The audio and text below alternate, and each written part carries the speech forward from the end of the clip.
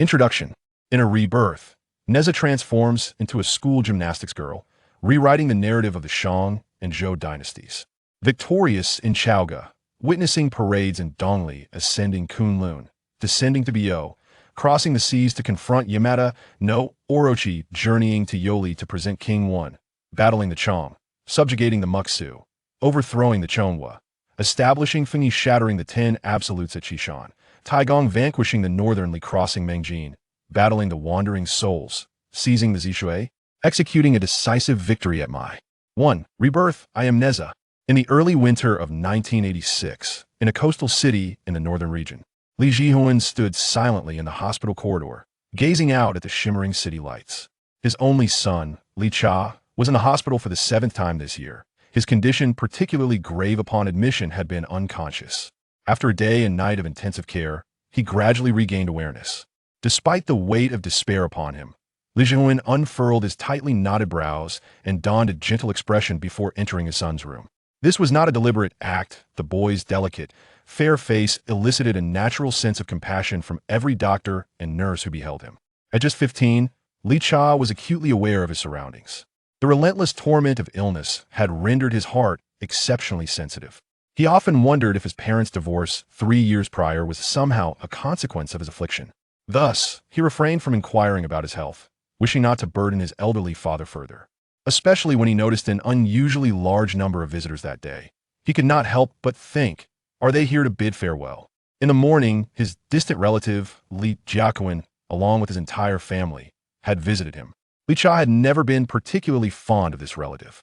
During his childhood, when they lived in the countryside, the Jiaquan family frequently visited, always leaving with a large bag of goods. His mother held them in low regard, and naturally, young Li Cha had mirrored her sentiments. Following the reforms, his uncle was first elected village chief, then ascended to positions within the township and county. Eventually, he ventured into business, transforming into a prosperous entrepreneur. Their families maintained contact, but the dynamic shifted from receiving gifts to offering them. As Li Cha matured, his perception of a Jiaquan family remained unchanged. He found his uncle shrewd and opportunistic, in stark contrast to his father's integrity and contentment and modesty.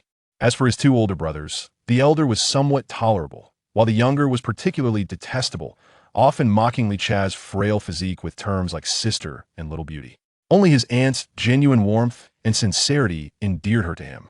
It was not until the end of his middle school years that his father revealed a long-hidden secret.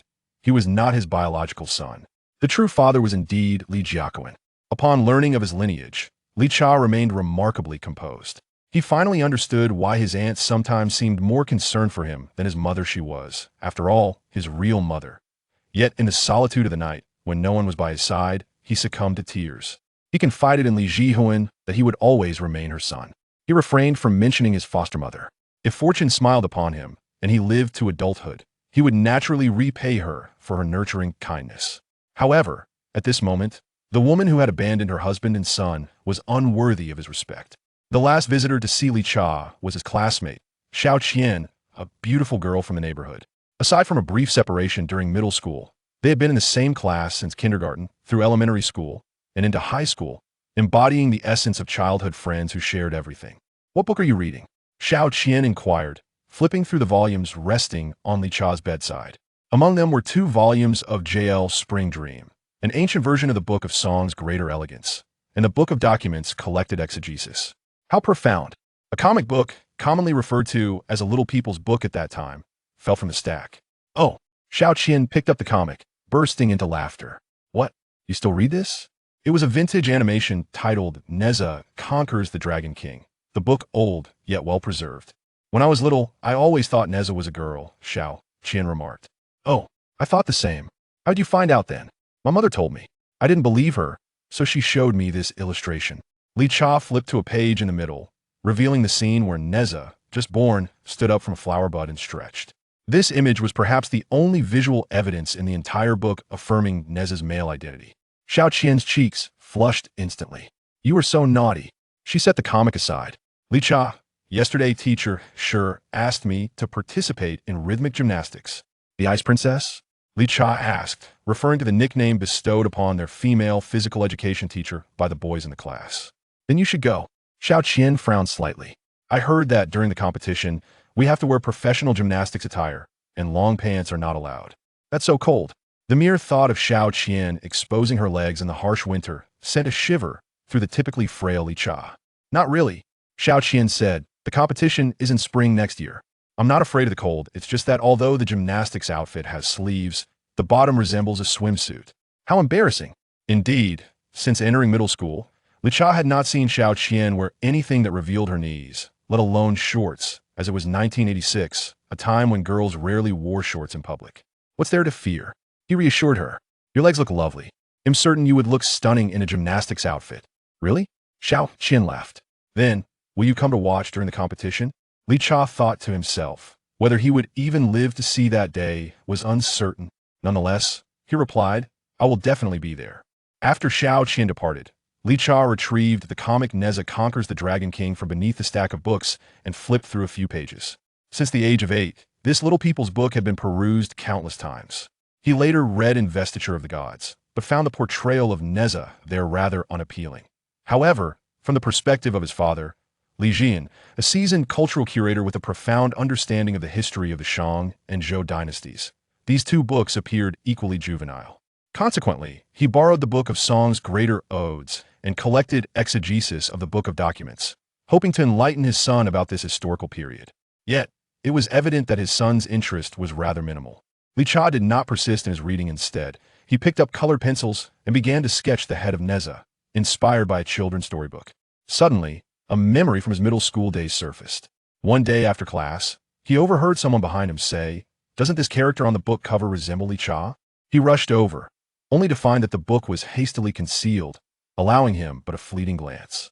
It appeared to depict several boys, laughing together, clad in matching long-sleeved athletic wear and shorts, barefoot. It felt rather peculiar. 2 days later, Li Cha finally seized an opportunity and managed to obtain that book, only to discover that the cover illustrated girls instead, dressed in gymnastics attire. The girl in the center, sporting a Nezha hairstyle, bore a striking resemblance to him. As he continued to draw, he inadvertently transformed Nezha's face into his own, adding beside him a figure resembling Xiao Qian. Rather than adorning Nezha in a lotus leaf skirt, he dressed him in a feminine gymnastics outfit, holding a golden hoop and draped in colorful ribbons. Li Cha's face flushed, not out of embarrassment, but due to an internal affliction. A sudden wave of painful suffocation overcame him, and he cast aside his drawing implement. Now, I will shift to the first-person perspective. I am Li Cha. I yearn for rebirth. Madam, the third young master has awakened. I open my eyes, feeling an overwhelming dizziness. Yet, something felt amiss. This was not a hospital room, but a quaint, antiquated chamber. Beside my bed stood not the familiar nurse, but two unfamiliar maidens clad in coarse garments. At the foot of the bed stood a lady in a satin robe, resembling my aunt from the countryside. Nezha, she approached my side, exclaiming, "You are finally awake." She called me Nezha? She addressed a nearby maiden, saying, "Pinger, quickly report to the master." Before long, a man in a green robe, whose visage bore a striking resemblance to my uncle, hurriedly entered, accompanied by a shorter man dressed in slightly inferior clothing. "Awake at last," he exclaimed. "Nezha, you are already 15. Why do you still act like a child? That useless A.O. Bing has hidden back in the guild pretending to be dead. And you, like a little girl, are making a scene. If you had any skill, you would skin that A.O. boy alive." I stared at them, bewildered. Am I not Li Cha? When did I become Nezha? I was no longer clad in the hospital gown from the intensive care unit, but adorned in a cool, smooth silk garment. Could this be a film shoot? I glanced around. There were no cameras in sight. "What troubles you, Nezha?" The lady seated beside me gently touched my head. "Do you not recognize your mother?"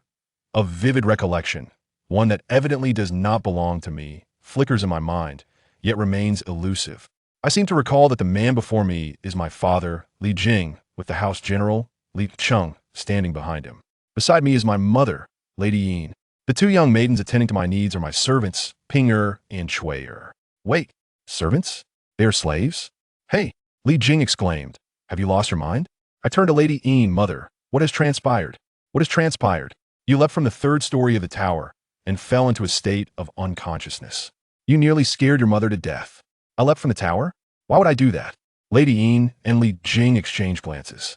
At that moment, the house general, Li Cheng, stepped forward. Young master, the other day at the academy, the son of the EC Dragon King, A.O. Guang, bullied a classmate.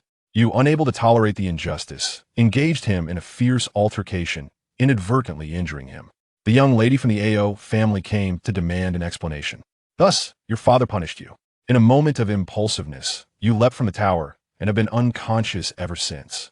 Do you not recall any of this? What a chaotic situation. At the academy, I was classmates with AO Bing. Wasn't Nezha supposed to have slain AO Bing at the age of 7?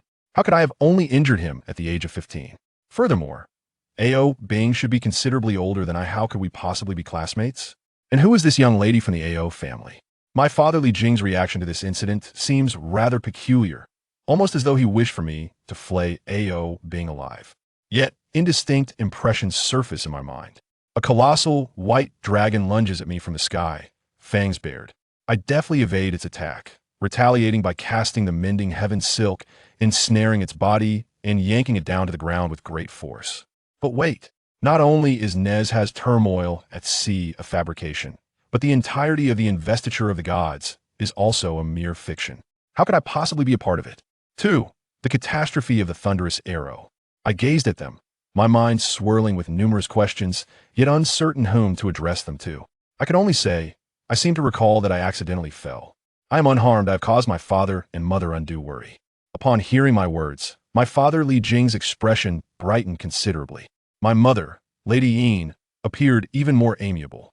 Ping Chui, she instructed, attend to the young master diligently. Father departed, accompanied by Li Cheng, leaving only Ping and Chui behind. Is there a mirror? I inquired. Indeed, young master. Ping promptly retrieved a mirror and handed it to me. As I took the mirror, I immediately noticed the 2 distinctive hair knots atop my head. My face bore some resemblance to Li Cha, but was also distinctly different. Is this a glass mirror?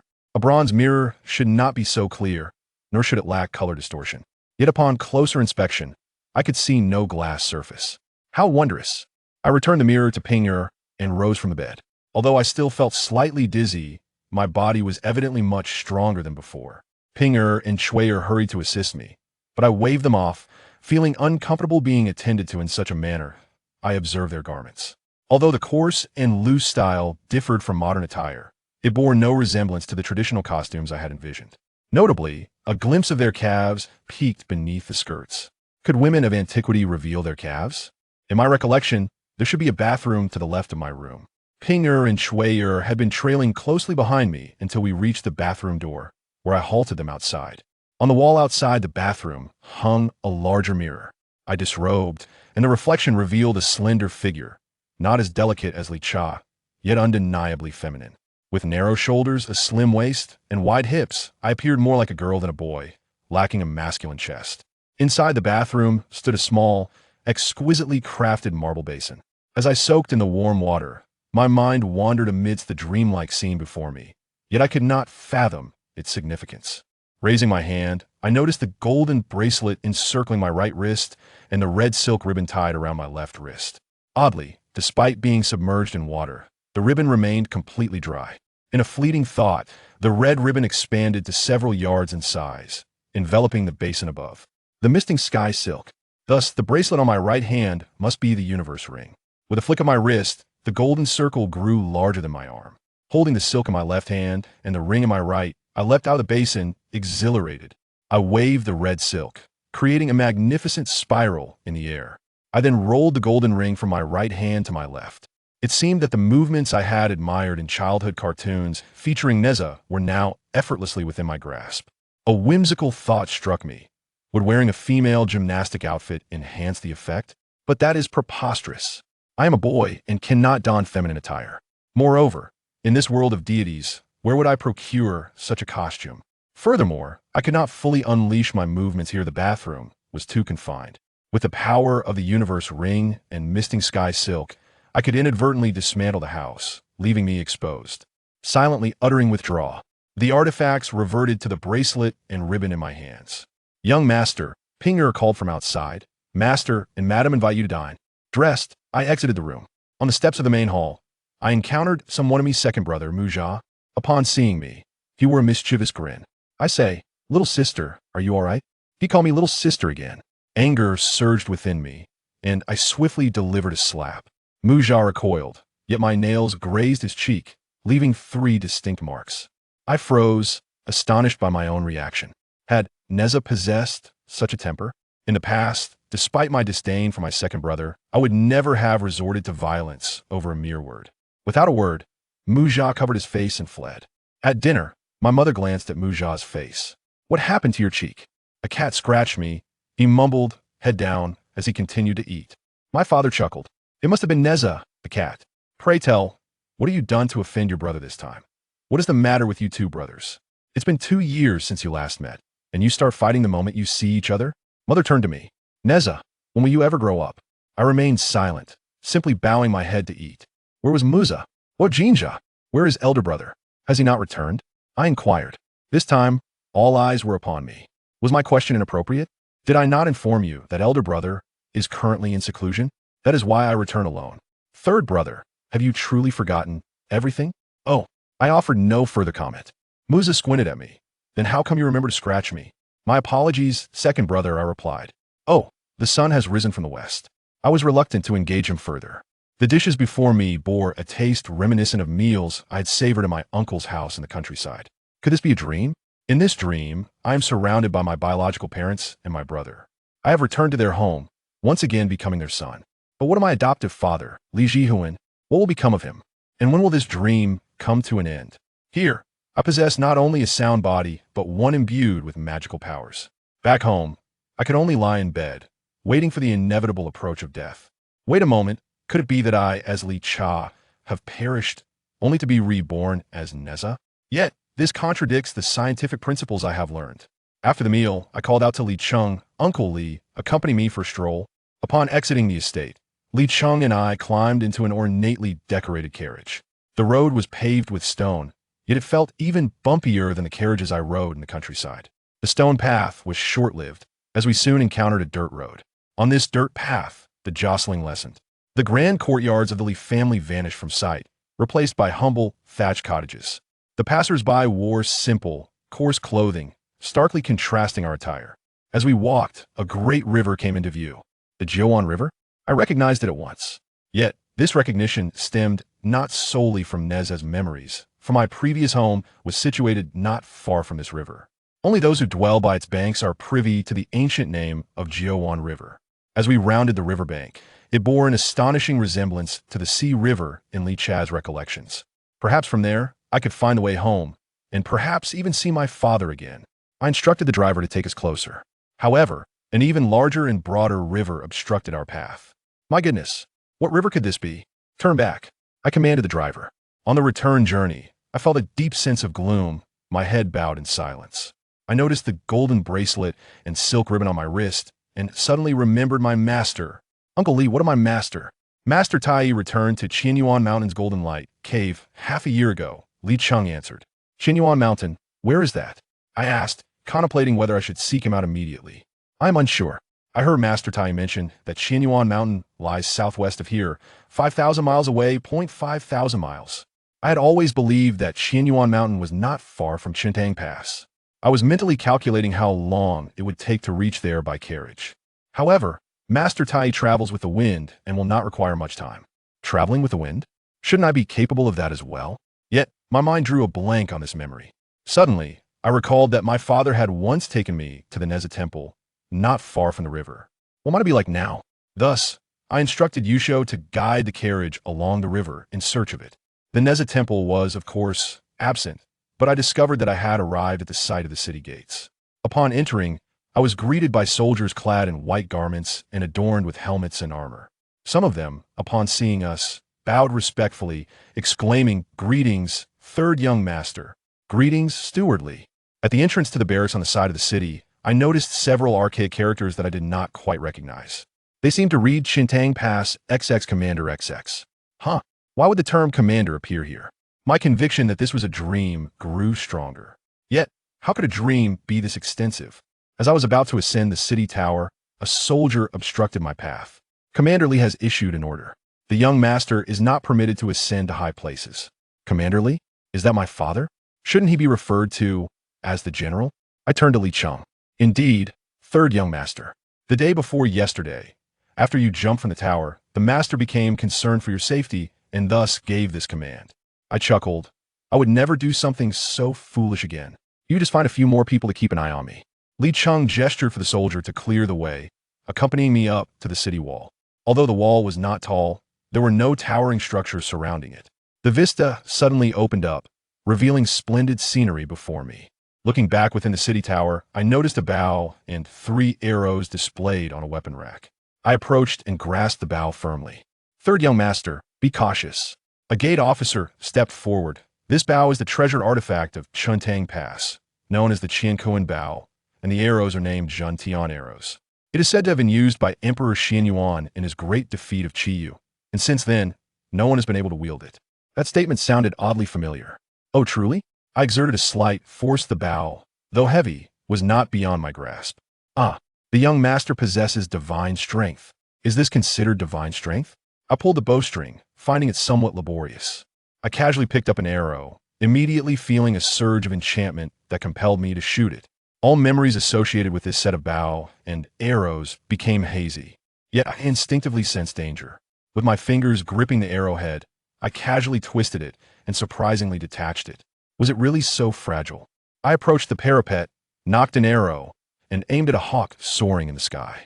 However, my arms lacked the strength. The bow was not fully drawn, and the arrow flew forth. I watched as the unheaded arrow soared past the hawk's talons, slowly descending toward a well-structured courtyard in the distance. It suddenly struck meditant Nezha, once used the Zhantian arrow to slay someone. I had already removed the arrowhead. I wouldn't actually cause harm, would I? As the arrow landed harmlessly, a figure dropped from a tree. Oh no, just what I feared has come to pass, that I instinctively sensed that escape was futile. It was time to confront the situation.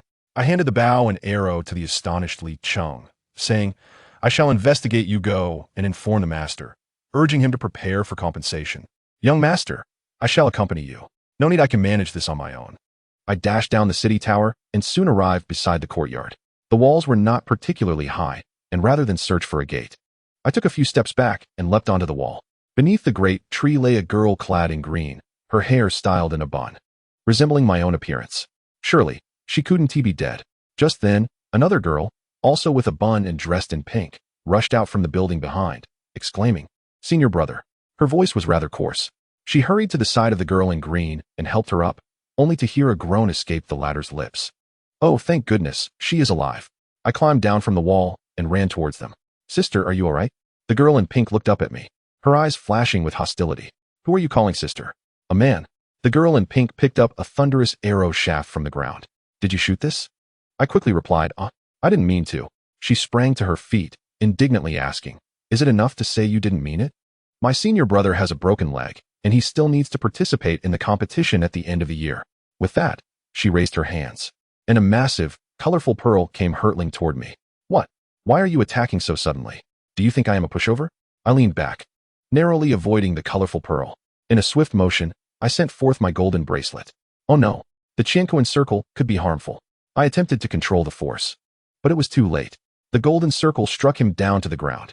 I tried to retrieve it, but the circle soared toward the building behind. A woman in a red robe appeared at the doorway and caught the golden circle in her hand. Ice Beauty Stone Teacher. I was astonished to see her here. I quickly tossed out a red ribbon, hoping to ensnare the golden circle, but she raised her hand, and the ribbon fell into her grasp. If you have any treasures, bring them forth. What treasures could I possibly possess? I needed to flee. Before I could completely turn, I saw a white handkerchief soar from her hand, expanding to a size of 10 feet above me, with a faint Taiji Bagua pattern visible upon it, descending upon me without warning. In an instant, I was enveloped, rendered immobile. When the white handkerchief finally withdrew, I found myself bound and suspended from the beams of the room. The stone teacher stood before me, now dressed in light-colored garments, toying with my golden bracelet and silk ribbon. This was odd. The stone teacher should not be here. Who exactly was she? I delved into the dual memories in my mind. At that time, Nezha had shot and killed the green cloud boy of the stone mother with the thunder arrow, and subsequently used the Qiankuan circle to break the neck of the colorful cloud boy. Thus, the figure before me must be the stone mother. Stone mother, please let me down, I called out. A smile flickered across her lips. Oh, Nezha, you still remember me? When I visited your academy, you never spoke to me. I thought you didn't recognize me. I recalled the two I had harmed. Stone teacher, I did not mean it. Are green cloud and colorful cloud all right? It is rare for you to show concern for them. Green Cloud has a fractured foot, while Colorful Cloud is better off, with just a dislocated shoulder, which I have already set. Then, dear teacher, could you please let me down? I can have my father provide money for Green Cloud's treatment. It won't delay his competition. Are you referring to the esteemed Li Chongwan? Shiji inquired. He has indeed sent someone here, yet he did not request my immediate release of you. Rather, he entrusted me with the task of ensuring your proper discipline. How unfortunate. Shiji, accompanied by a familiar voice, a girl clad in azure attire rushed in. Xiaoqian, upon raising her gaze and seeing me, she exclaimed, Nezha, what has happened to you? She turned to Shiji, asking, what trouble has Nezha stirred up this time? Today, your senior brother Biyou ventured into the trees to gather herbs. Consequently, this rascal shot him down from the city tower with an arrow, resulting in a broken foot. Then he proceeded to injure your senior brother Kai Yun. Xiaoqian looked at me, stamped her foot, and reproached softly, Nezha, why do you always cause trouble? Xiaoqian, Shiji interjected. Inform them that today's rhythmic class is suspended. Rhythmic class? Not only had Xiaoqian and teacher Shi appeared, but even such a modern term as rhythmic class had surfaced.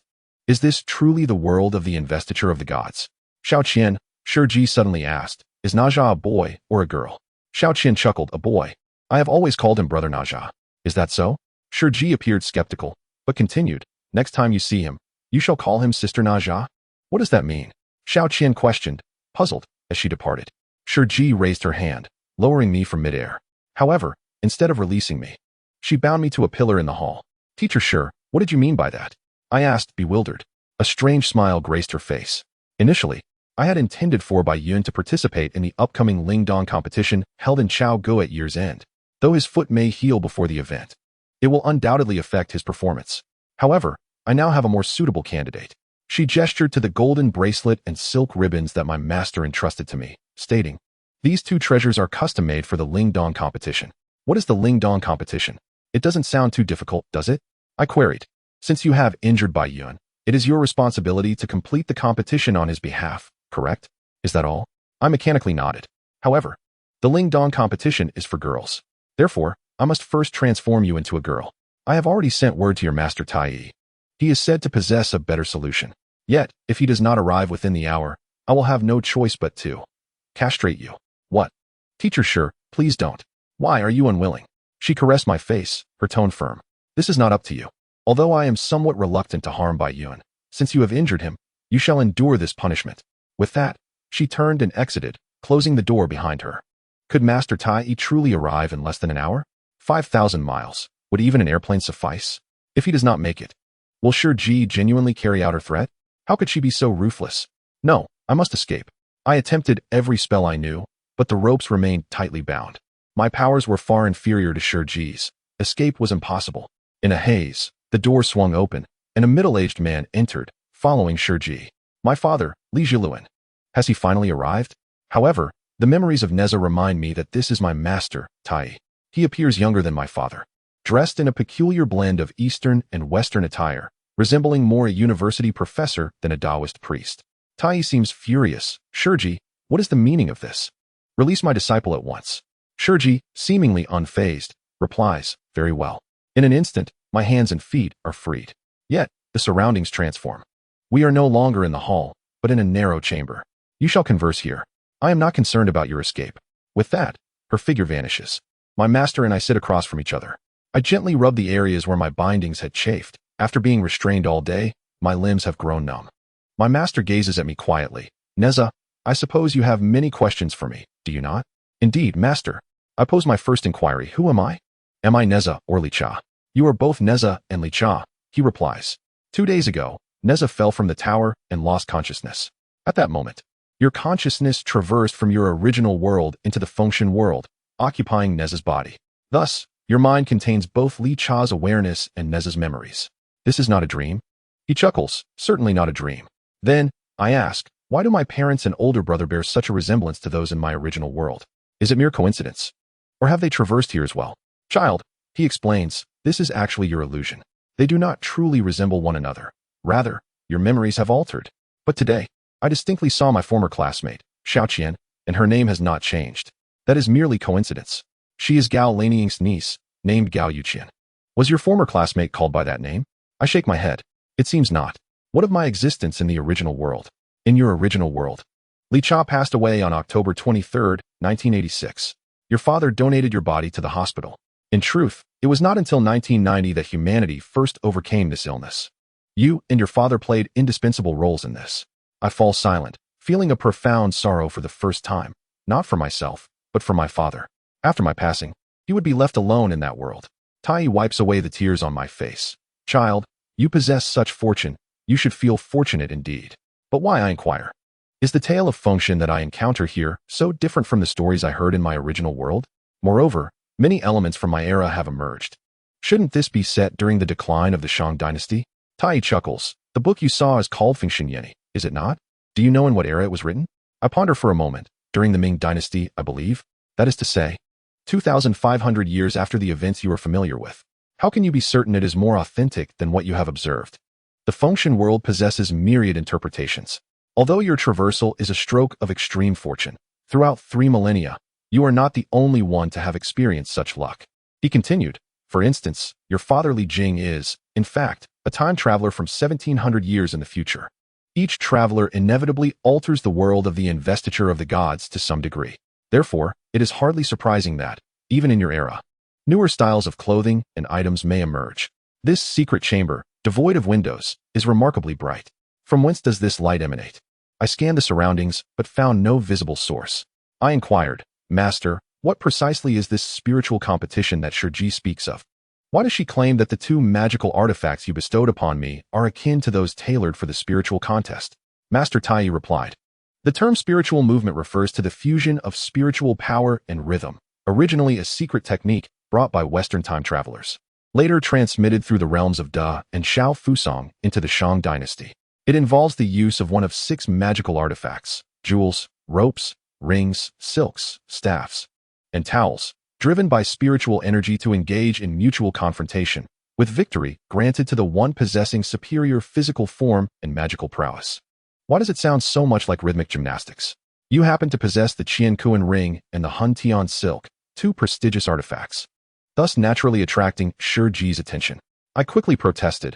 I have no desire to participate in any spiritual competition. Zhaoge threatened to castrate me. Master, you possess immense powers. Please take me away swiftly. Tai observed me silently. This place has been sealed by Zhaoge's enchantment. I do not have the ability to retrieve you. I grew anxious. Why not? Can it be that you cannot defeat her? What do you remember? He pressed. I timidly replied. You used the 9 Dragons' divine fire shield to burn Zhaoge to death. You recall events from your past life? Master Tai appeared quite astonished. At that time, Zhaoge pursued you to my golden light cave. In a moment of desperation, I indeed used the 9 Dragons' divine fire shield to incinerate her. However, you were already on your way back to Qintang Pass to rescue your parents. How could you possibly know of this? I gazed at him in a daze. He continued, to save your parents, you were forced to commit suicide in front of the Dragon Kings of the 4 seas. At that time, I foresaw your impending calamity. I intended to seize this opportunity to forge a new celestial body for you. Unfortunately, I miscalculated and did not personally intervene to guide you, resulting in your soul being scattered and your life lost. In desperation, I had to leverage the power of the Heavenly Emperor to forcibly alter the heavens, granting you rebirth. However, in this life, you did not slay the boy of azure clouds. Zhaoge and I have not reached an irreconcilable state. Both Zhaoge and I are disciples of the 3 Purities Academy. I belong to the Jade Void Inner Court, while she is of the Biyou Outer Court. Though she is in the Outer Court, her seniority is considerable, and even the instructors of the Biyou Inner Court must show her respect. In her youth, she also studied at the Fuxi Nuwa Academy, establishing a vast network of connections. I have known her for many years, and it is unlikely that we would fall out over such trivial matters. In my past life, killing Zhaoge was a matter of necessity. It was her negligence at my Golden Light Cave that allowed my ambush to succeed. In this life, you have not mastered the art of wind control, leaving you in her grasp. Within her domain, I lack the 9 Dragons' divine fire shield. In a one-on-one confrontation, I fear I am no match for her. Then, Master, are you truly willing to watch your disciple suffer? Tai squinted. It is not that I do not wish to save you, but I have foreseen your destiny. In this life, you are meant to embody a female form, hence this tribulation must occur. What does that mean? I stared at him, wide-eyed. At first, I believed him to be omniscient and omnipotent. It was only at this moment that I realized the unreliability of Master Tai. His image in my mind plummeted. What was this talk of divining destiny? In a past life, I had already lost a small fragment of my existence, and now, in this life, I was to sacrifice my very essence. In this lifetime, your innate spiritual power is but a fraction of what it was in your previous incarnation. Even with the Qian Kuan circle and the Hong Tian silk in hand, their powers could not be fully realized. Thus, in this life, you are incapable of vanquishing Li Jin and Ao Bing. As for the two disciples of Shiji, you can merely inflict upon them minor injuries. Is it not so, Master? I retorted, sensing his insinuation that I had caused insufficient trouble. I did defeat Ao Bing, after all. My choice not to kill him stemmed from my unwillingness, not from inability. Moreover, had I not twisted the arrowhead off, would Biyou not have been fatally struck? Oh, is that so? The master squinted his eyes. In your past life, you could shoot the thunderbolt arrow 1,000 miles and summon the winds, leading Shiji on a chase spanning 4,000 miles. In this life, you have only shot a few hundred paces, failing to learn the art of wind manipulation, and have been captured by Shiji on the spot. Is the disparity not glaringly evident? As for defeating Ao Bing, it was entirely due to the prowess of your magical artifacts. Had Ao Bing not been lax in his defenses, the outcome could have been quite different. From the master's words, I discerned a profound disdain. Tears welled in my eyes.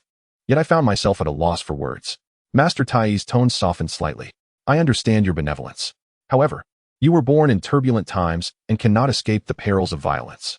Should you transform into a female form, there may lie an opportunity to attain celestial fortune. Your esteemed Uncle Zihong excels in shape-shifting techniques. I have specifically requested a transformation pill from him, which will allow you to assume a female form for a decade. And what happens after 10 years? I inquired. Should you have attained celestial fortune by then, you may revert to your male form, he replied. However, during this decade, you must not break your vows. Otherwise, not only will you be unable to return to your male body, but you will also forfeit your celestial opportunities. But what of my family and classmates? How will they perceive my transformation from male to female? I questioned. Everyone, including Shiji, will come to know that you were originally a female, merely disguised as a male for so long. Your parents and those who have seen you bathe will conceal your secret, he assured me.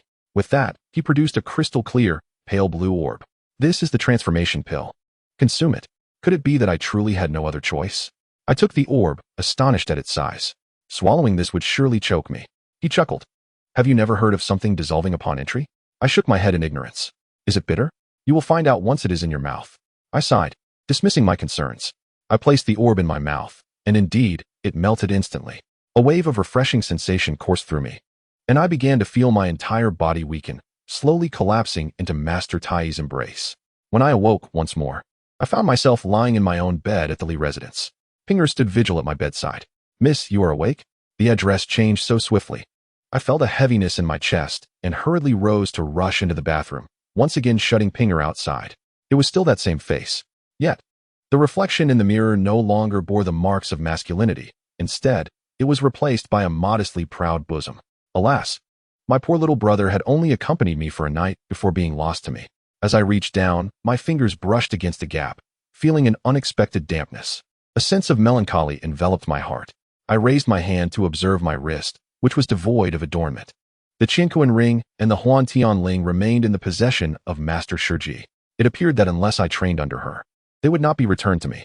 Lying in the pool, I attempted to reach for the soap 3 feet away, but only succeeded in sending it sliding to the ground. It was far less manageable than a magical artifact. Indeed, there seems to be truth to the notion that treasures possess a spirit, or perhaps my spiritual energy is simply inadequate. After my bath, instead of donning my original garments, I chose a white silk robe to pay my respects to my mother. Along the way, family members and servants greeted me with, "Good day, miss." Oh, I am now the sole young lady of the Li family, no longer one of the 3 young masters. Upon exiting my mother's chamber, I encountered my loquacious second brother, Muye. Having transformed into a girl, I decided to adopt a gentler demeanor. Thus, I performed a courteous bow, addressing him as second brother. He, however, seized me, cupping my face in his hands. "Ah, now you may call me sister," he exclaimed. Calling him brother was acceptable, but he must release his grip. No, brother has never touched a girl's face. He then proceeded to pinch my cheeks with increasing fervor. Anger surged within me as I swung my fist towards his head. "Go find someone else to bother." He immediately withdrew his hands, shielding his head. I grasped his clothing, preventing his escape, and then unleashed a flurry of blows. "Oh dear, the young lady is on a rampage," Muye lamented. A crowd of male and female servants gathered, none daring to intervene. merely observing the spectacle. Yet, the confines of my skirt made movement somewhat cumbersome. I missed my grasp, allowing him to flee once more. Straightening my wrinkled dress, I made my way to my father's chamber. Daughter pays her respects to father.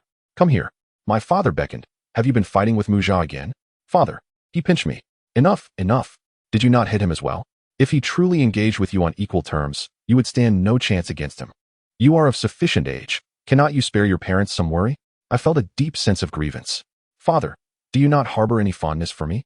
His expression turned to one of confusion. Why would you say such a thing? I heard it said that I was born a monster.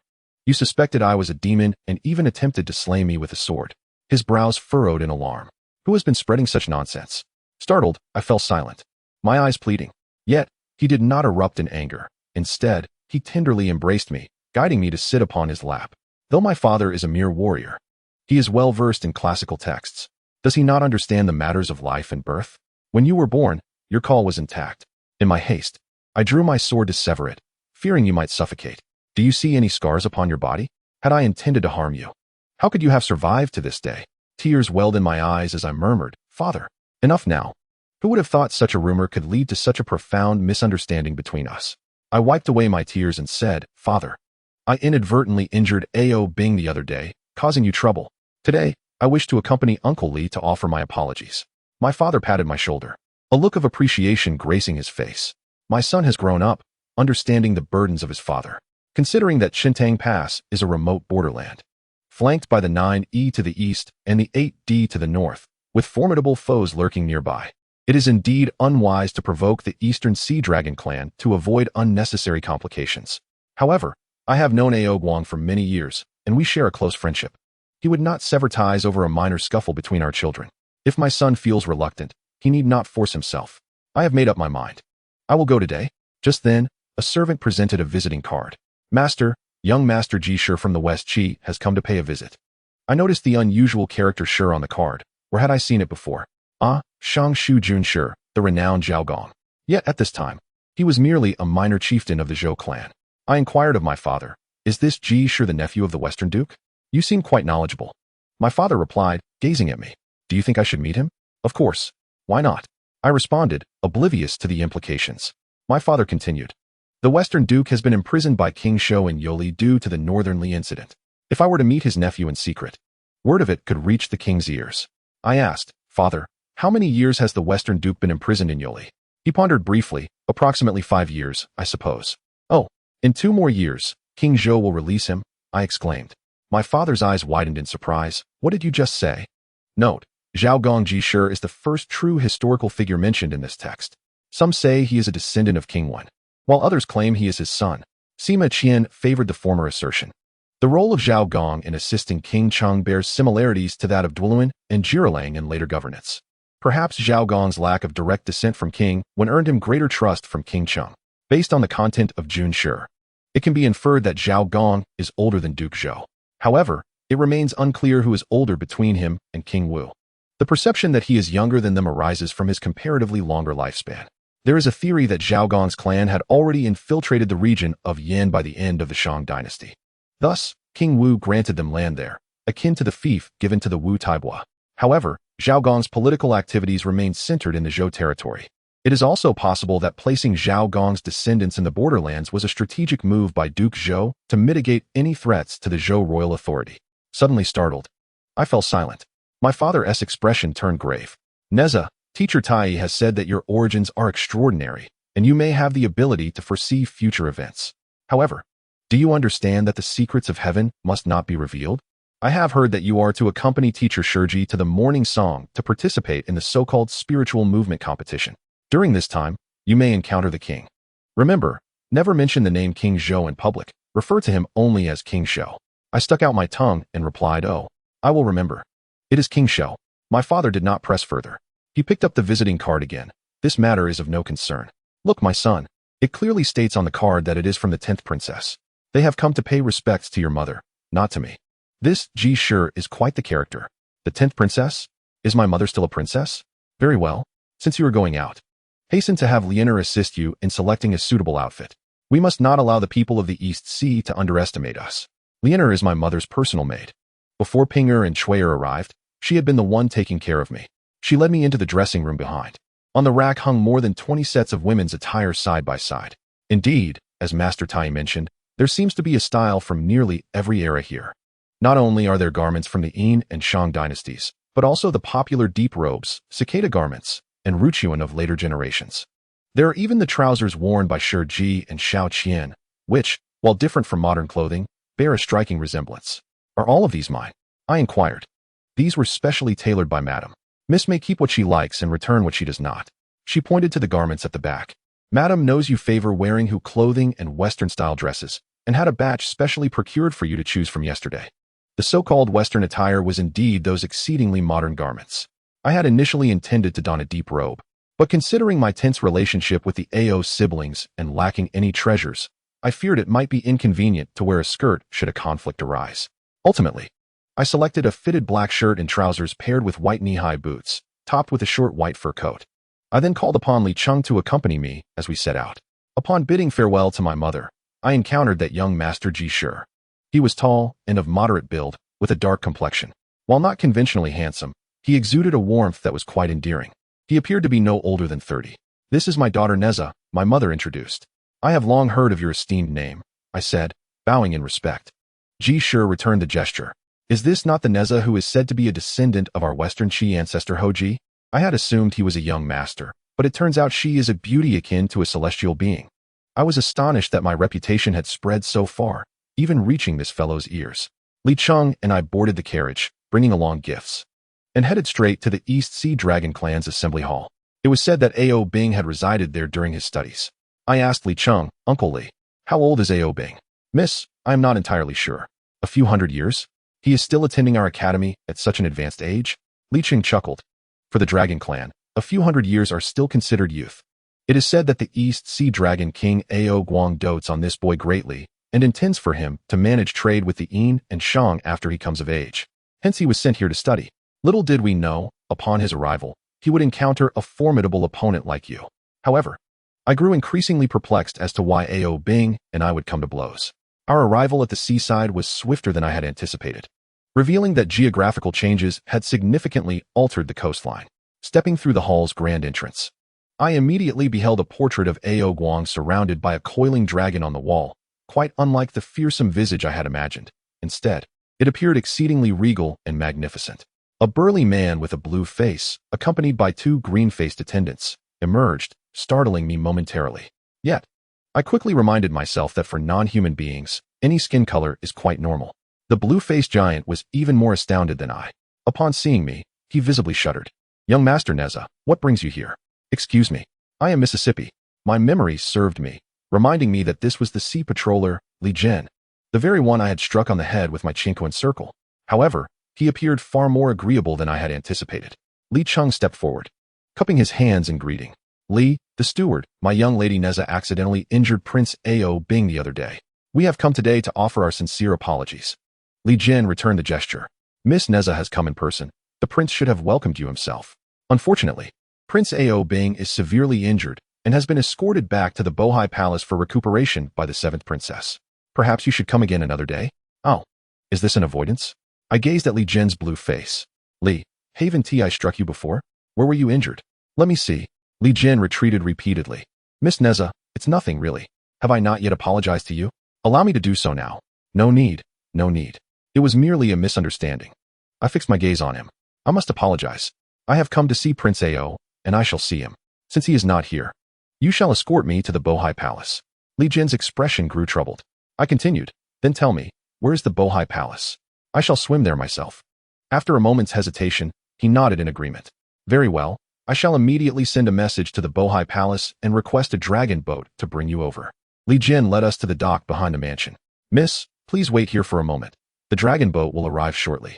I gazed around, admiring the shimmering waves and the tranquil breeze. It was indeed a splendid place for relaxation. I turned to Li Cheng. Uncle Li, we should come here to fish next time. Nearby, Li Jin and his entourage exchanged glances of surprise. Li Cheng lowered his voice. Miss, are you here to apologize? Just then, a ripple emerged from afar, and the water revealed a phantom that transformed into an entirely white vessel as it approached. Li Jin bowed deeply. Miss Nezha, please board the dragon boat. To my surprise, This dragon boat did not resemble the dragon shape I had envisioned or bear dragon patterns, but was rather elongated, featuring only a large dragon emblem. The interior of the dragon boat was spacious and comfortable. From within, the upper half of the boat appeared transparent, revealing the blue sky and white clouds, basked in sunlight. However, as the dragon boat set sail, it transformed entirely to white, contrasting with the view from the outside. I once again beheld that dragon emblem. Where have I seen this emblem before? In less than half an hour, the upper half of the dragon boat became transparent once more, revealing a grand palace ahead. Looking up, I noticed the shimmering waves between the blue sky and white clouds, occasionally interrupted by the passing water folk. Li Cheng and I disembarked from the dragon boat. Although it seemed as if we were surrounded by water, the sensation felt no different from that of solid ground, and breathing was remarkably easy. 2 lines of tall water soldiers flanked either side. A short and stout subordinate officer with a green face and bulging eyes approached and saluted. I am here on the orders of the steward of Bohai Palace to warmly welcome Miss Nezha. This must be what they call the shrimp soldiers and crab generals. A multitude of soldiers gathered, yet only a junior officer is dispatched. What does it signify to welcome a mere young girl with such pomp? Miss, please follow me. The officer led us into a side hall, where the young lady and the steward sat for a brief moment before the chief steward arrived. How is my uncle? I inquired immediately, as Ao Guang is closely associated with my father. Calling him uncle should not be seen as an attempt to ingratiate myself, right? The officer paused, taken aback by my wide-eyed stare, but quickly regained his composure. The lord is currently inspecting the East Sea and is not present at the Bohai Palace. Oh, and what of Ao Bing? The prince is recuperating in the rear hall. Then I shall go directly to see him, thus sparing the chief steward any trouble. Just as I was about to rise, a soft feminine voice wafted in from the doorway. Who is so eager to see my elder brother? Accompanying the voice was a girl clad in pink, appearing to be of similar stature and age to mine. Could this be the 7th princess spoken of by the Yaksha? However, I mused that since the dragon clan's lifespan far exceeds that of humans, this girl, though Ao Bing's sister, must be over a century old and cannot be of the same age as I. Upon seeing me, she burst into laughter. Nezha, how have you transformed into a girl? Who is this? I inquired of Li Cheng. Miss, this is Princess Ao Zheng, the dragon maiden. Ao Zheng, however, was displeased. Hey, Nezha, how could you not recognize me?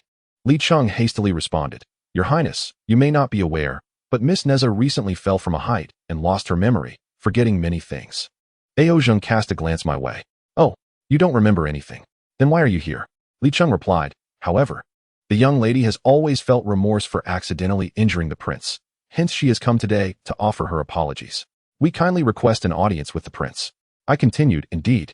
I have come to apologize to your brother. Surely, I must meet him. Fine. Go ahead and pretend. Ao Zheng retorted with vexation. She snatched the list of offerings from Li Cheng and glanced over it hastily. Is this all? Did you take these from our Dragon Clan's trade shop? How utterly insincere. What do you mean?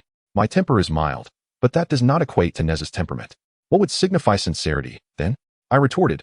Our human race is quite impoverished. We cannot compare to your Dragon Clan's wealth. Humph. The very kind I despise are those like you, who utilize our Dragon Clan's possessions, don our dragon insignia, and flaunt your poverty in our domain. Dragon insignia?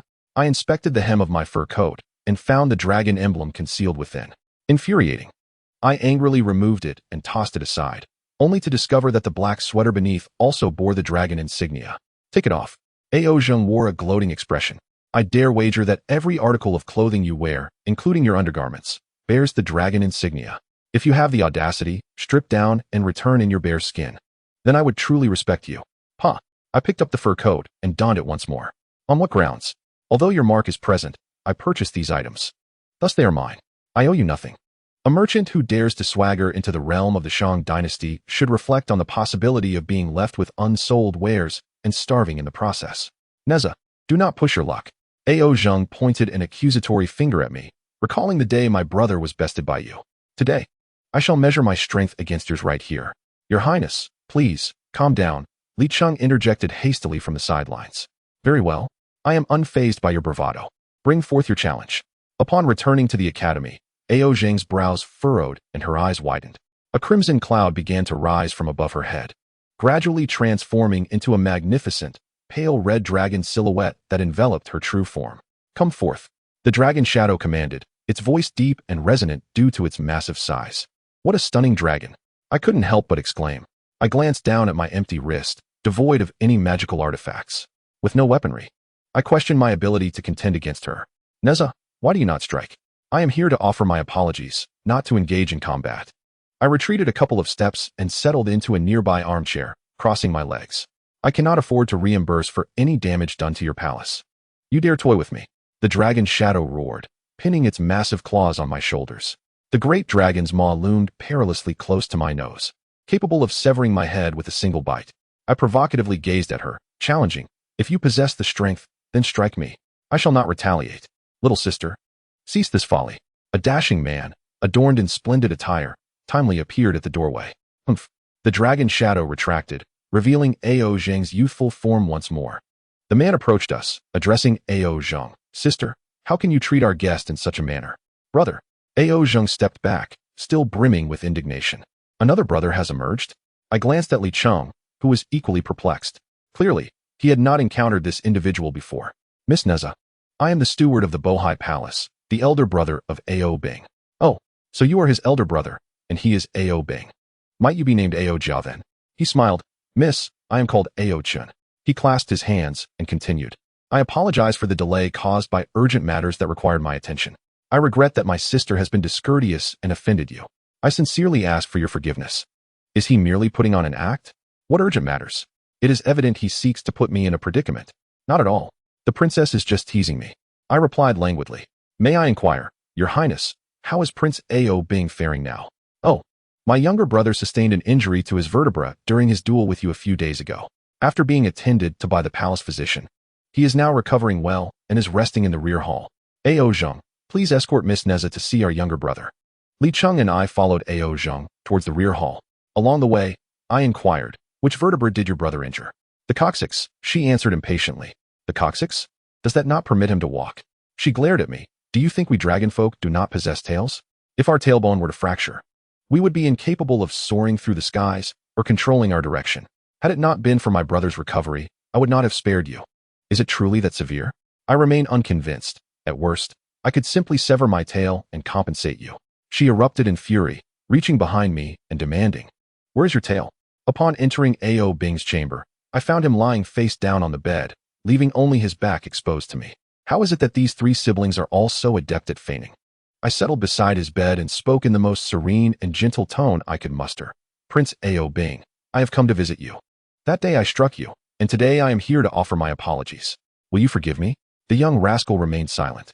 Prince, are you unable to speak? I inquired. Still, he uttered not a word. Truly persistent, I thought. Leaning closer, I implored, Prince, could you perhaps say something? He continued to play mute. I glanced at Ao Zhang, whose expression seemed to be struggling to suppress laughter. Hey, little white dragon, could you grant me a modicum of respect? Suddenly, Ao Bing flipped onto his side, startling me. What a handsome young man. It would indeed be a pity if he were to perish.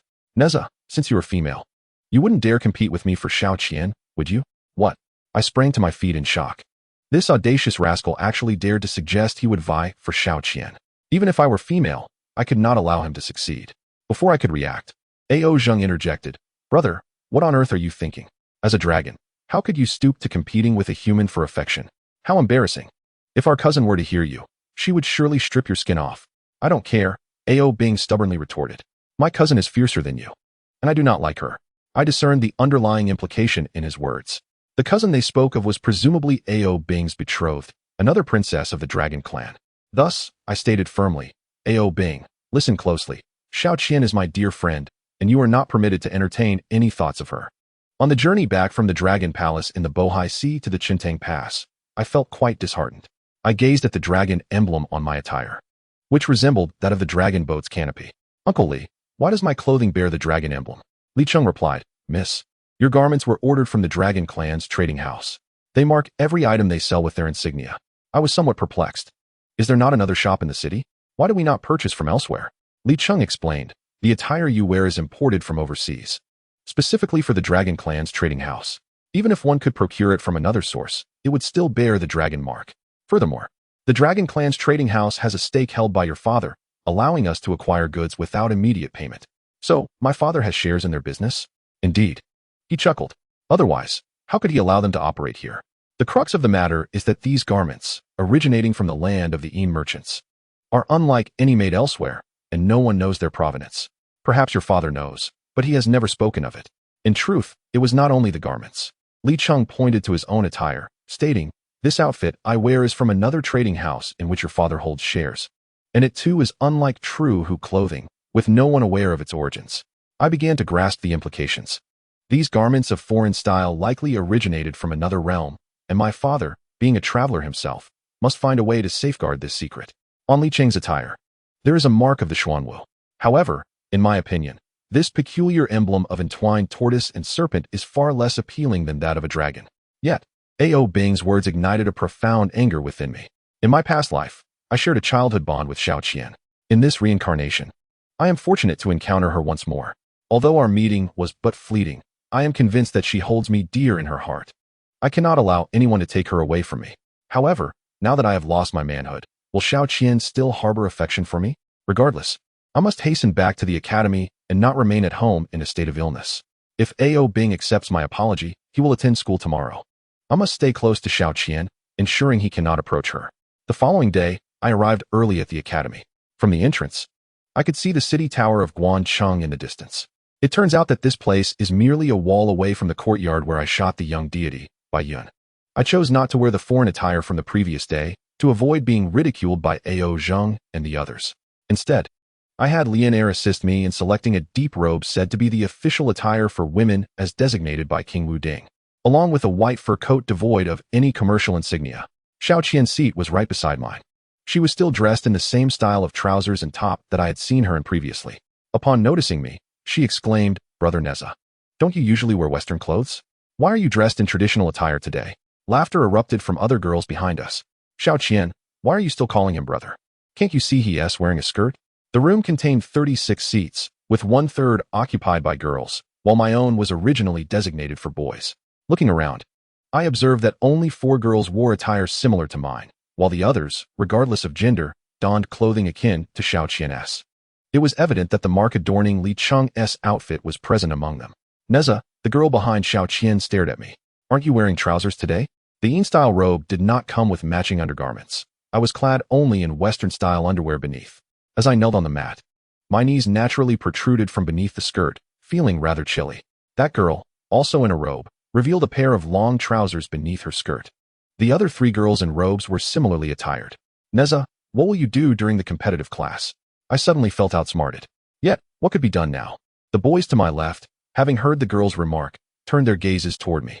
I immediately shot them a look, and they quickly lowered their heads. It seems that the original Nezha was also a dominant figure in the academy, someone whom no one dared to offend. I glanced toward the left rear. A.O. Bing's seat remained unoccupied. He had not yet arrived. "Teacher Yu has come." A dapper middle-aged man in a long robe entered the classroom. On the table before him lay the teaching materials, which were neither the paper books or bamboo slips familiar to later generations, nor the oracle bones or metal inscriptions I had imagined, but rather a thin jade tablet inscribed with many ancient characters unknown to me. "Today, we will continue our study of Xian Yao. Please everyone, take up the jade tablet." Teacher Yu began to recite, lifting the jade tablet with grace. The dragon banner unfurls tenfold. The great grain is entrusted. The nation's borders stretch 1,000 miles, where the people find their rest, encompassing the 4 seas. From the 4 seas they come. In harmony and peace, the river serves as their guide. Yin receives the mandate, and all is as it should be. Although I was not entirely familiar with the characters inscribed on the jade tablet, the text of Xian Niao was already imprinted in my memory. Following the teacher's lead, I managed to match the words with relative ease. As the recitation concluded, I looked up to find Teacher Yu standing before me. "Nezha, recite what you just learned." Laughter erupted from behind me, revealing that many were eager to witness my embarrassment. Relying on my memory, I stumbled through the recitation. While I managed to pronounce the words, the melody eluded me, swiftly fading away, much to the amusement of those around me. Blushing, I explained, "Teacher, I fell from the stairs a few days ago and have forgotten everything I learned before." Teacher Yu squinted, a smile spreading across his face. "Nezha, have you made great strides in your studies while donning women's attire? Have you been secretly diligent at home? Last time, you couldn't recite a single line. Was Nezha's previous performance truly so poor? Or was Li Cha exceptionally gifted?" Just then, a commotion arose at the entrance, where a group of elegantly dressed individuals appeared. Leading them were a pair of young men and women clad in exquisite traditional garments.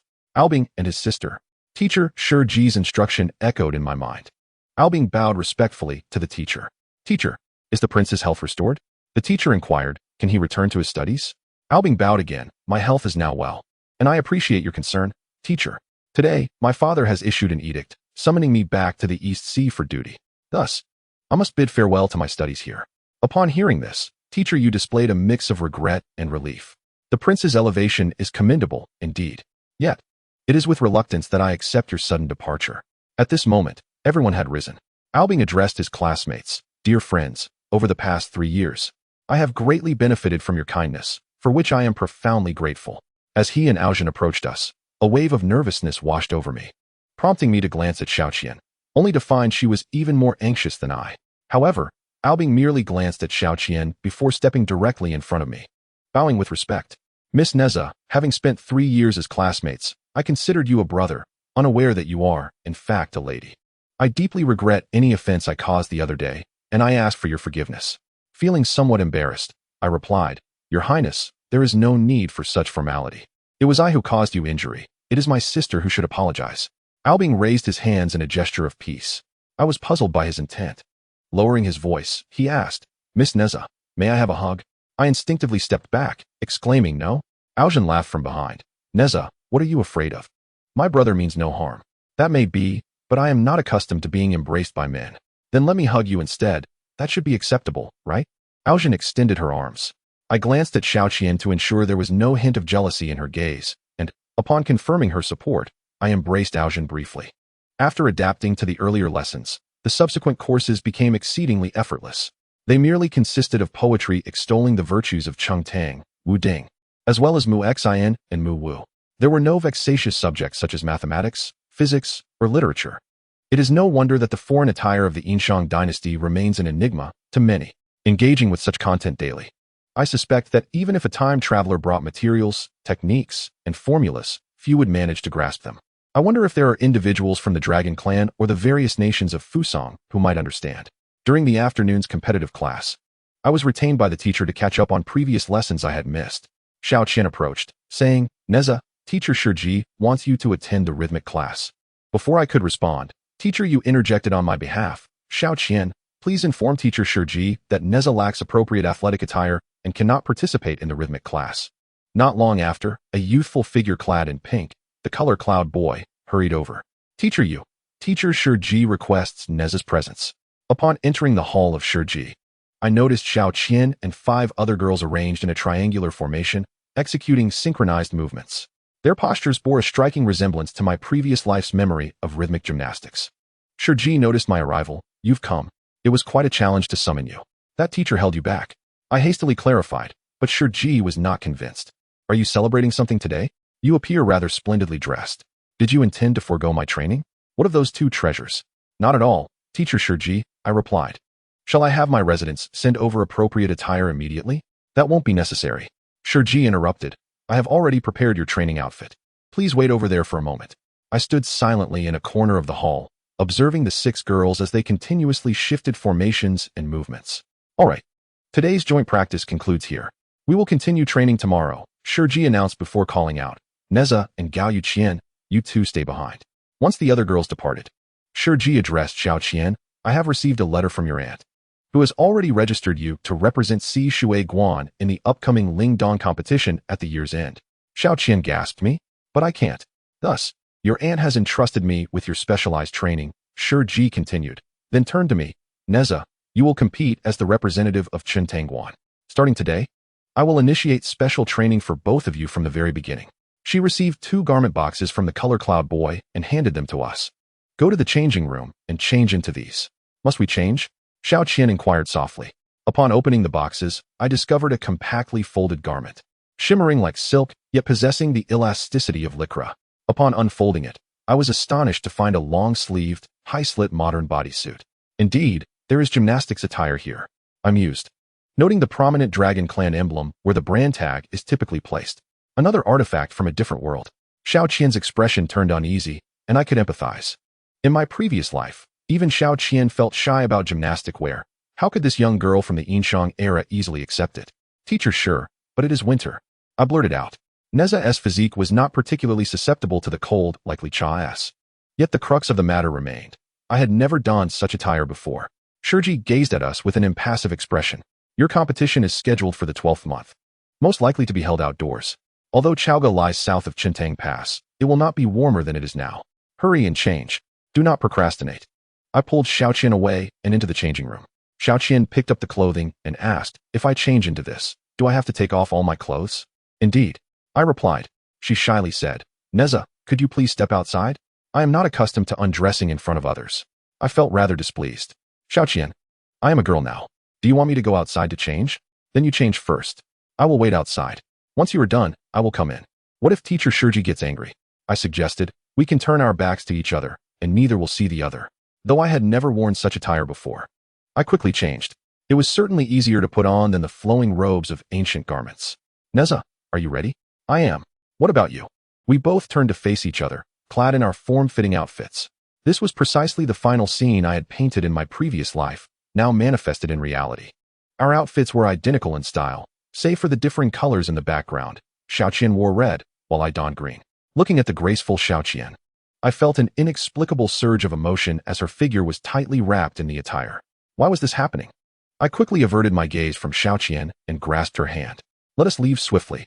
Upon seeing Shurji, I inquired, Teacher Shurji, may I have my magical artifact back? Shurji smiled. You have been thinking about this, haven't you? Of course, I will return it to you. With that, she casually tossed out a golden circle and a red ribbon. I caught the ring and let it roll along my arm, spinning several times upon my shoulder before leaping through the vortex formed by the red ribbon. Wonderful. Xiaoqian clapped her hands in delight. The smile on Shurji's face flickered and vanished, quickly replaced by her serious demeanor. Nezha, it is not yet time for your performance. First, put your magical artifact away. We need to start from the beginning. She instructed Xiaoqian and me to practice soft movements together. Xiaoqian, being a girl and a seasoned dancer, naturally possessed greater flexibility than I did. However, our movements were lacking. Especially during the leg-stretching exercises, our hands inevitably brushed against each other's thighs. Each time this occurred, I felt an increasing pressure within me, as if something were trying to burst forth. Oh dear, it itches. Xiaoqian exclaimed. Shurji halted us. This will not do. You must understand that the agility competition is not merely a contest of strength and magical prowess. Poise and performance carry significant weight. With your current performance, it will be challenging to pass the preliminary round. She called over the young attendant, Kaiyun. Come here, I will assist Xiaoqian. Kaiyun will assist Nezha. Xiaoqian knelt on the ground as Shurji bound her arms behind her back. Instantly, she displayed a pained expression as if subjected to punishment. Meanwhile, Kaiyun did the same to my arms behind my back. Why does it hurt so much? I only heard a few cracking sounds from my arm. And at that moment, I could no longer move. Be gentle, my arm is broken. I exclaimed. It's not broken. Why are you making such a fuss? Kaiyun scolded. After a series of actions, I felt as if my arm had been shattered into numerous pieces, ultimately becoming completely numb, rendering me oblivious to any pain. After finishing with my arm, he turned to my legs. Kaiyun instructed me to sit on the ground, elevating my feet, and then he placed a foot on my knee. I cried out in agony, tears streaming down my face. Was Kaiyun intent on breaking both my arms and legs today, seeking revenge for his senior, Biyou? How fortunate I had been to show him mercy and not cripple him in return. Shurji, I called out, my leg is about to break. I cannot participate in the competition. Shurji released Xiaoqian, approached my side, glanced between Kaiyun and me, and gently manipulated my numb foot. No problem, the pressure is just right. Continue. Kaiyun, emboldened, caused nearly every joint in my legs to crack. I gritted my teeth in frustration. In my past life, Nezha had snapped Kaiyun's neck, and Shurji had been killed by his master. With no one to treat him, Kaiyun would undoubtedly perish, perhaps even without anyone to collect his remains. It was a truly pitiful thought. Would Kaiyun, upon death, be reborn, retaining memories of his previous life? If so, he would not only seek revenge against Biyou, but the accumulation of new and old grievances would surely lead him to harbor a deep-seated hatred for me as well. The thought was terrifying. But what could I do now? I could only submit to his whims.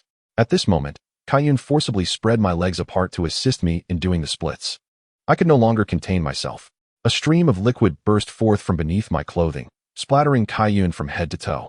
Oh, he exclaimed, jumping up. Nezha, what are you doing? I lay on the ground, unable to move, and weakly replied, I'm sorry, I couldn't hold it in. His voice trembled with emotion. Why didn't you find a place to take care of it yourself? You did that on purpose. He retorted, delivering 2 kicks to my backside. Do not strike. Shurji commanded. Kaiyun looked utterly aggrieved. Teacher, look at what she did to my clothes. Shurji approached. Kaiyun, you should hurry and wash up. The hem of my tight-fitting outfit was already soaked. Shurji looked at my legs, frowning. Xiaoqian, today's training is over.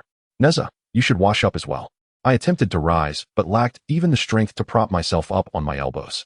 Xiaoqian hurried to my side, helping me sit up with great effort. Luer's secret Shurji looked at me. I will have a carriage sent from your residence to fetch you. Xiaoqian, go to the changing room and bring Nezha's clothes. Before long, the carriage from the residence arrived. It was Luer who came to retrieve me. Miss, what happened to you? She inquired. She is fine, Shurji replied, just a bit overexerted. Once home, let her soak in warm water, that will suffice. At that moment, Xiaoqian returned with my clothes and boots. Luer attempted to assist me in rising, but was unsuccessful. They should have sent someone stronger, Shurji muttered, then asked Luer, does your carriage have a canopy? Yes, Luer replied. Then let us not change clothes just yet. Shurji draped a fur coat around my shoulders and then lifted me effortlessly, carrying me directly to the carriage. Upon our return to the residence, the pain coursing through my body had somewhat subsided. With great difficulty, I managed to enter the bathing chamber, aided by Pinger and Shuier. They hurriedly peeled off my tight-fitting garments and assisted me into the pool.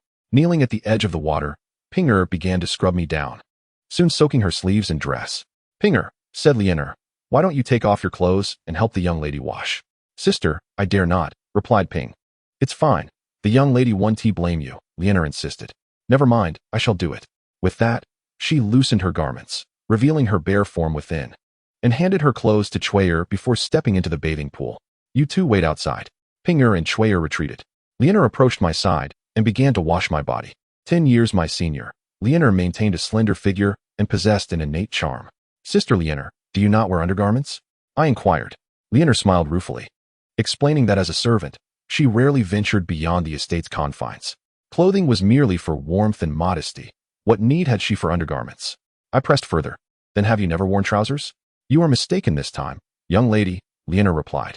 I know not where the trousers in the master's shop originate. Trousers are traditionally worn by the Hu people. Those of the Central Plains prefer tunics and skirts, merely donning leg coverings. As for me, being of the Guifang people, I rode horses from a young age and wore trousers until I was 7. My curiosity piqued. I asked, how did you come from Guifang to here? Lianer's smile faded, and she sighed softly. 18 years ago, Grand Preceptor Wenzhong led the northernly forces in alliance with the west to conquer Guifang. My father led our tribe into battle, resulting in utter annihilation. My father and brothers perished, and my mother and I were captured as slaves. En route to the northernly, my mother suffered abuse and died. The west took pity on my plight and brought me to Chang'e to present me to the lady's adoptive father, Prince Bygone. Just as the lady was returning to Chang'e to visit her kin, she saw my cleverness and felt compassion, naming me Lianer. I have been by her side ever since. Her words left me dizzy, laden with heavy information, not only the tragic fate of Lianer but also the lineage of her mother. If her mother was the adopted daughter of the renowned Prince Bygone, should I not refer to him as my maternal grandfather? And the infamous King Zhou, was he not my uncle? Sister Lianer, have you ever met my maternal grandparents? Lianer looked at me, young lady. Did you truly sustain an injury to your head a few days ago? How can you remember nothing? Your maternal grandfather was a cousin of Prince Bygone. The lady lost her parents before her marriage. How could I possibly have met them? Oh, I continued. Have you never considered returning to Guifang? She lowered her gaze. 10 years ago, when the 9th Marquis married off his daughter, the lady promised me my freedom. The master also sent someone to help me search for my family. But to no avail. My father was already at odds with the king of Guifang. After that battle, the tribe was in shambles, leaving me with no place to belong. Do you harbor any hatred towards them? I asked. Who? She countered. Wenzhong and Ji Chong. She sighed, recalling her mother's dying words to avenge the family's feud. Yet, as a mere woman devoid of spiritual power, how could I possibly contend with the formidable Wenzhong? Moreover, without the support of the West Bofu, I would not have survived to this day. As Lianer went to fetch the bath soap, I suddenly noticed several red marks on her back, extending from her scapula to her hips. Sister Lianer, what is this? I inquired, reaching out to touch them, but she instinctively recoiled. I swiftly embraced her waist, preventing her escape. Upon making contact with the marks on her back, she shivered involuntarily. It was evident that these were fresh whip marks, inflicted upon her bare skin. Yet, as my mother's personal maid, who could have commanded such a brutal punishment upon her? Could it be one of my parents? How could my seemingly benevolent parents treat their servants with such cruelty? My lady, do you truly not remember? Lianer said, tears welling in her eyes. You even pleaded for me at that time. Was it for my sake? I asked, bewildered. What wrong have I done?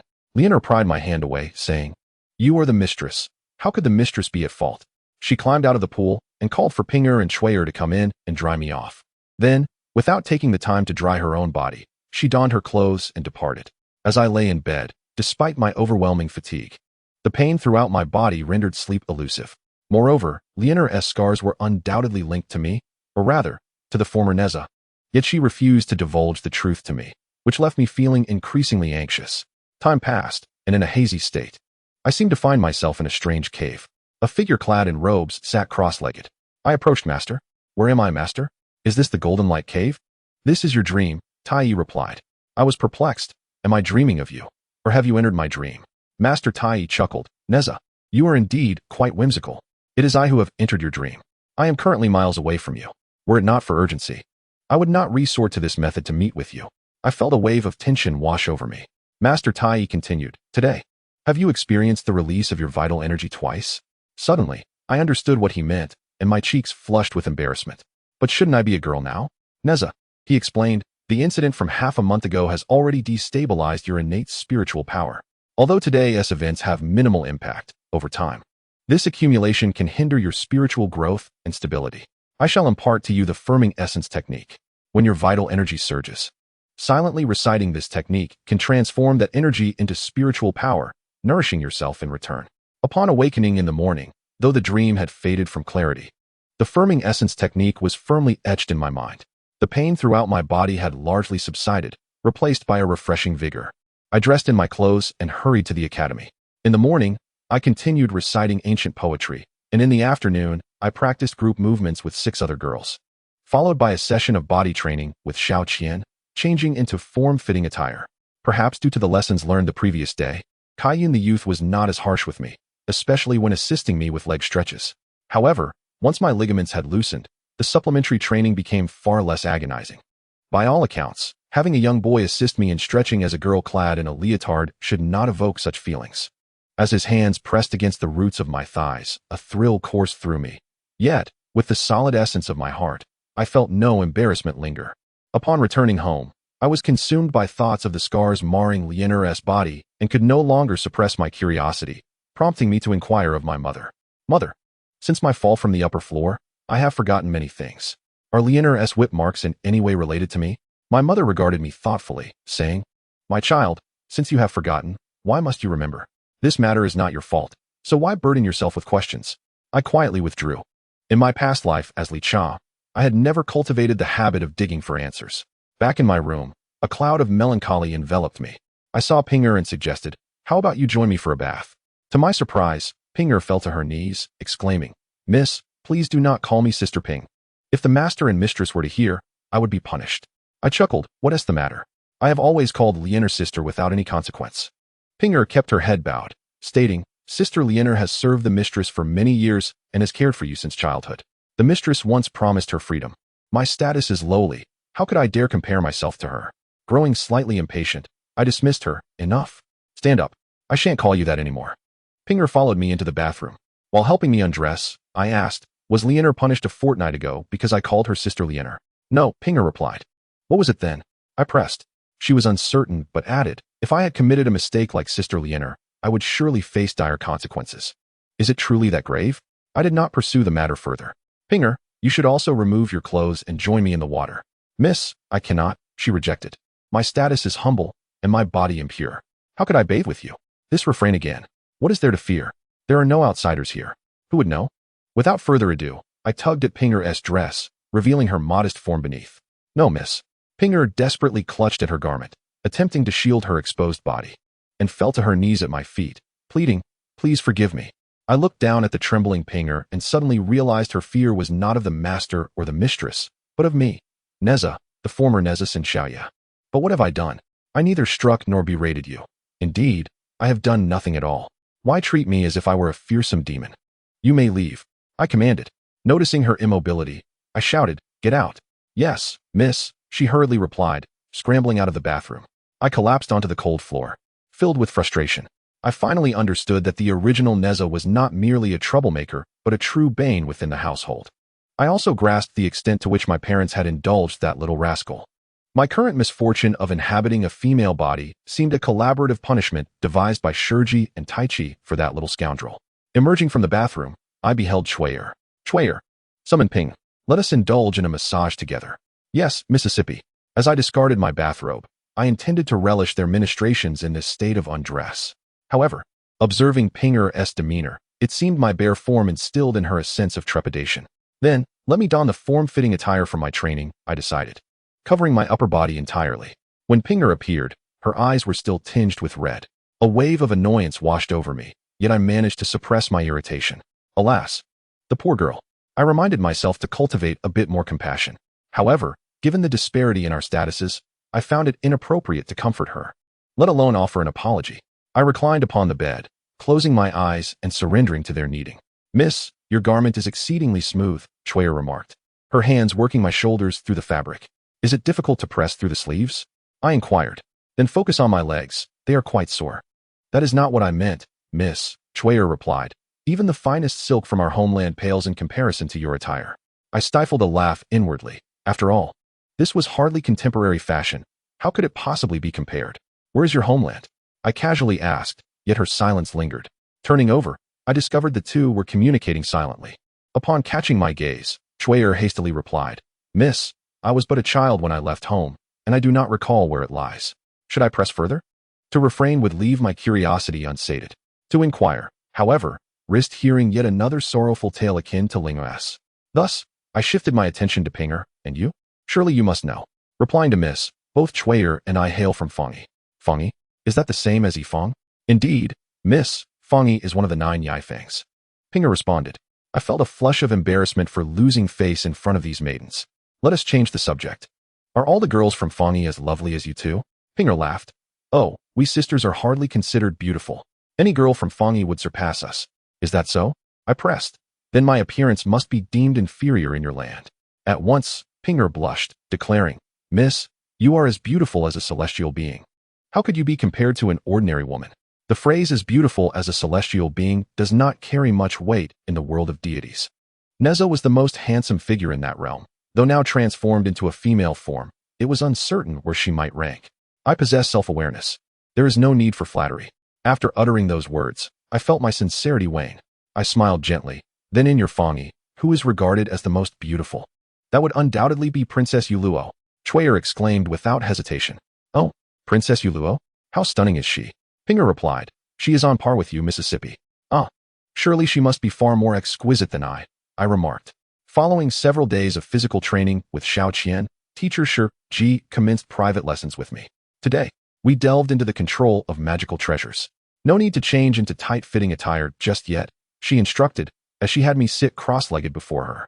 Nezha, has Master Tai ever discussed with you the levels of magical artifact control? I shook my head in confusion, unable to recall. Are you aware of what magical power is? And what spiritual energy signifies? After pondering, I concluded that magical power pertains to the ability to wield artifacts for offense or defense, while spiritual energy is, as Master Tai often remarks, a reflection of my innate deficiency in spiritual potency. Teacher Shurji chuckled. Your innate spiritual energy is lacking? The combined spiritual energies of Biyun, Kaiyun, along with Xiao Qian and those other girls, do not even equate to half of yours. Master Tai is quite greedy. She continued her explanation. What I initially intended to discuss was the magical power and spiritual energy inherent to the artifacts themselves, rather than that of the wielder. However, since you first considered the wielder, let us begin with that. Nezha, aside from the magical artifacts in your possession, the Qiankuan circle and the Hunyuan silk, have you attempted to manipulate any other objects? She turned her gaze towards the incense table a few feet away. Nezha, try to move anything upon that incense table. Such a distance. I exerted nearly all the magical power at my disposal, managing only to shift the incense burner slightly. Well done. Teacher Shurji gently beckoned with her finger, and the incense table moved 2 feet closer. Nezha, do you believe that my movement of the table utilized magical power or spiritual energy? Spiritual energy? It should be magical power. I am uncertain. Shurji smiled. Utilizing magical power is akin to your regular activities, running, jumping, or exercising, all of which consume your inherent strength. To perform such an action from a distance requires significantly more energy than simply walking over to move it. Clearly, the effort would be disproportionate. In contrast, Employing spiritual energy does not necessitate expending your strength to push it, but merely involves conveying information to it, allowing it to move of its own accord. How extraordinary! Thus, the control of magical artifacts does not rely on your magical power, but rather on your spiritual energy. Ultimately, it is the magical power of the artifact that manifests, not your own. The ability to manipulate the artifact arises from its inherent spiritual energy. The notion of all things possessing spirit holds true. Not only artifacts, but every blade of grass, every tree, a drop of water, and a grain of sand contains spiritual energy. However, their energy is feeble, and their magical power is limited. You are unable to manipulate them due to your insufficient spiritual awareness, which hinders your ability to perceive and activate their magical power. Your artifacts, possessing ample spiritual energy and resonating with your intent, can be easily controlled by you. Teacher, I inquired. Does this imply that the higher the spiritual energy of an artifact, the easier it is to control? It can be said thus, but it is not entirely accurate. Shurji replied. There exists a limitation in manipulating artifacts. One cannot control artifacts whose spiritual energy exceeds one's own. This is why I assert that your innate spiritual energy is not negligible. The fact that Master Tai entrusted you with 2 superior artifacts at your birth indicates that your innate spiritual energy is sufficient for their control. Spiritual energy encompasses several tiers. The spiritual energy of inferior artifacts can only be detected and passively controlled by those with superior spiritual energy. As spiritual energy develops to a higher degree, it will give rise to spiritual awareness, enabling artifacts to recognize their master. Unless forcibly seized by someone with far greater spiritual energy, such artifacts cannot be freely manipulated. What are the higher levels of spiritual power? I inquired. The higher levels of spiritual power give rise to spiritual intelligence. For humans, it enables the ability to sense and manipulate the subtle spiritual energies around them. For objects, it allows them to develop their own consciousness, thus no longer being subject to human control. Upon hearing this, the term becoming sentient suddenly crossed my mind, though I refrained from voicing it. Could it be that Teacher Shurji is merely a sentient stone that has transformed into a human? However, I dared not seek confirmation. For now, let us conclude our discussion on spiritual power. With a flick of her palm, Teacher Shurji conjured a colorful orb the size of a ball. This was a rudimentary, low-grade magical artifact. Apart from its ability to fly through the air, it possessed little offensive capability. Anyone capable of detecting its spiritual energy could manipulate it. As she spoke, the orb detached from her hand and soared towards me. Now, take a moment to feel it. I summoned my own spiritual energy to halt it a few feet in front of me, then maneuvered it to rotate and circle around me. It wasn't particularly difficult. However, the orb suddenly broke free from my grasp and returned to Shurji's hand. Now close your eyes and feel again. As darkness enveloped me, I extended my spiritual awareness. I first sensed the golden ring and red silk on my hand, then detected the distant orb.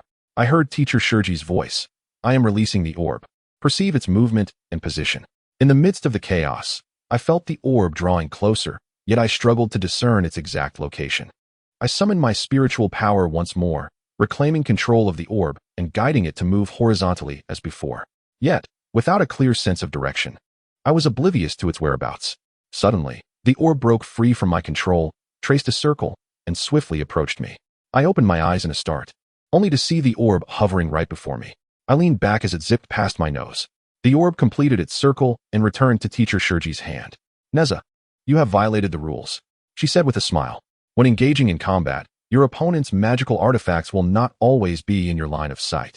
Thus, you must learn to use your spiritual awareness to ascertain the artifact's position and respond promptly to remain invincible. Understood, teacher, I replied. In the following 2 days of solitary instruction, I practiced my spiritual awareness with closed eyes. To prevent me from peeking, Shurji covered my eyes with a silk scarf. By the end of these 2 days, I could not only accurately sense the orb's position and direction, but I could also clearly perceive the silhouettes and artifacts of Shao Qian and Tongzi Kaiyun, who were practicing next door. However, I was unable to discern Teacher Shurji and her enigmatic 8 trigrams handkerchief. When our practice concluded, I asked Shurji, Teacher, why can I not sense your spiritual energy? She smiled. Spiritual energy can be concealed. I hurriedly asked, then, can you teach me? It is not impossible, she replied, but it requires a high level of spiritual power. Your Tai teacher can do so as well. Once you have sufficient spiritual energy, seek his guidance. The following day, after the recitation class, I was the first to arrive at Teacher Shurji's side. Teacher Shurji, are you still practicing the manipulation of the magical artifacts while seated today? She inquired with a smile. Are you feeling anxious? Oh, I see that it's time to coordinate with the movements, I responded. Oh, will you need to change into your fitted outfit soon? She teased, noting my fondness for that particular attire. Aren't you cold? Oh, it's manageable, I replied. Then you should change now. Shang insisted. Right now? I asked. Yes. It was meant for the group performance, she explained. Those outfits should be distributed now. As I was finishing changing in the dressing room, preparing to step out, I noticed 4 girls entering with their clothing. Nezha has already changed. One of them exclaimed. The styles of the fitted outfits worn by the 4 girls mirrored those of Xiao Qian and me, adorned with patterns in shades of green, yellow, blue, and purple. I realized that, along with our red and green, they formed the vibrant colors of a rainbow. Thus, the remaining color must surely be orange. Nezha, quickly tell us how to wear this outfit. One girl asked. I explained, put your feet through the neckline, then pull them out here. After that, slide your arms into the sleeves. Do you understand? Hey, Nezha, don't leave. A girl tugged at me, asking for assistance with her fitted outfit. Just then, Xiao Qian and the last girl entered. Teacher Shang called out, let Xiao Qian help you. I quickly made my escape, not wishing to linger and admire the view, lest I be compelled to recite the foundational incantation. Once we had changed, we lined up in front of teacher Shang.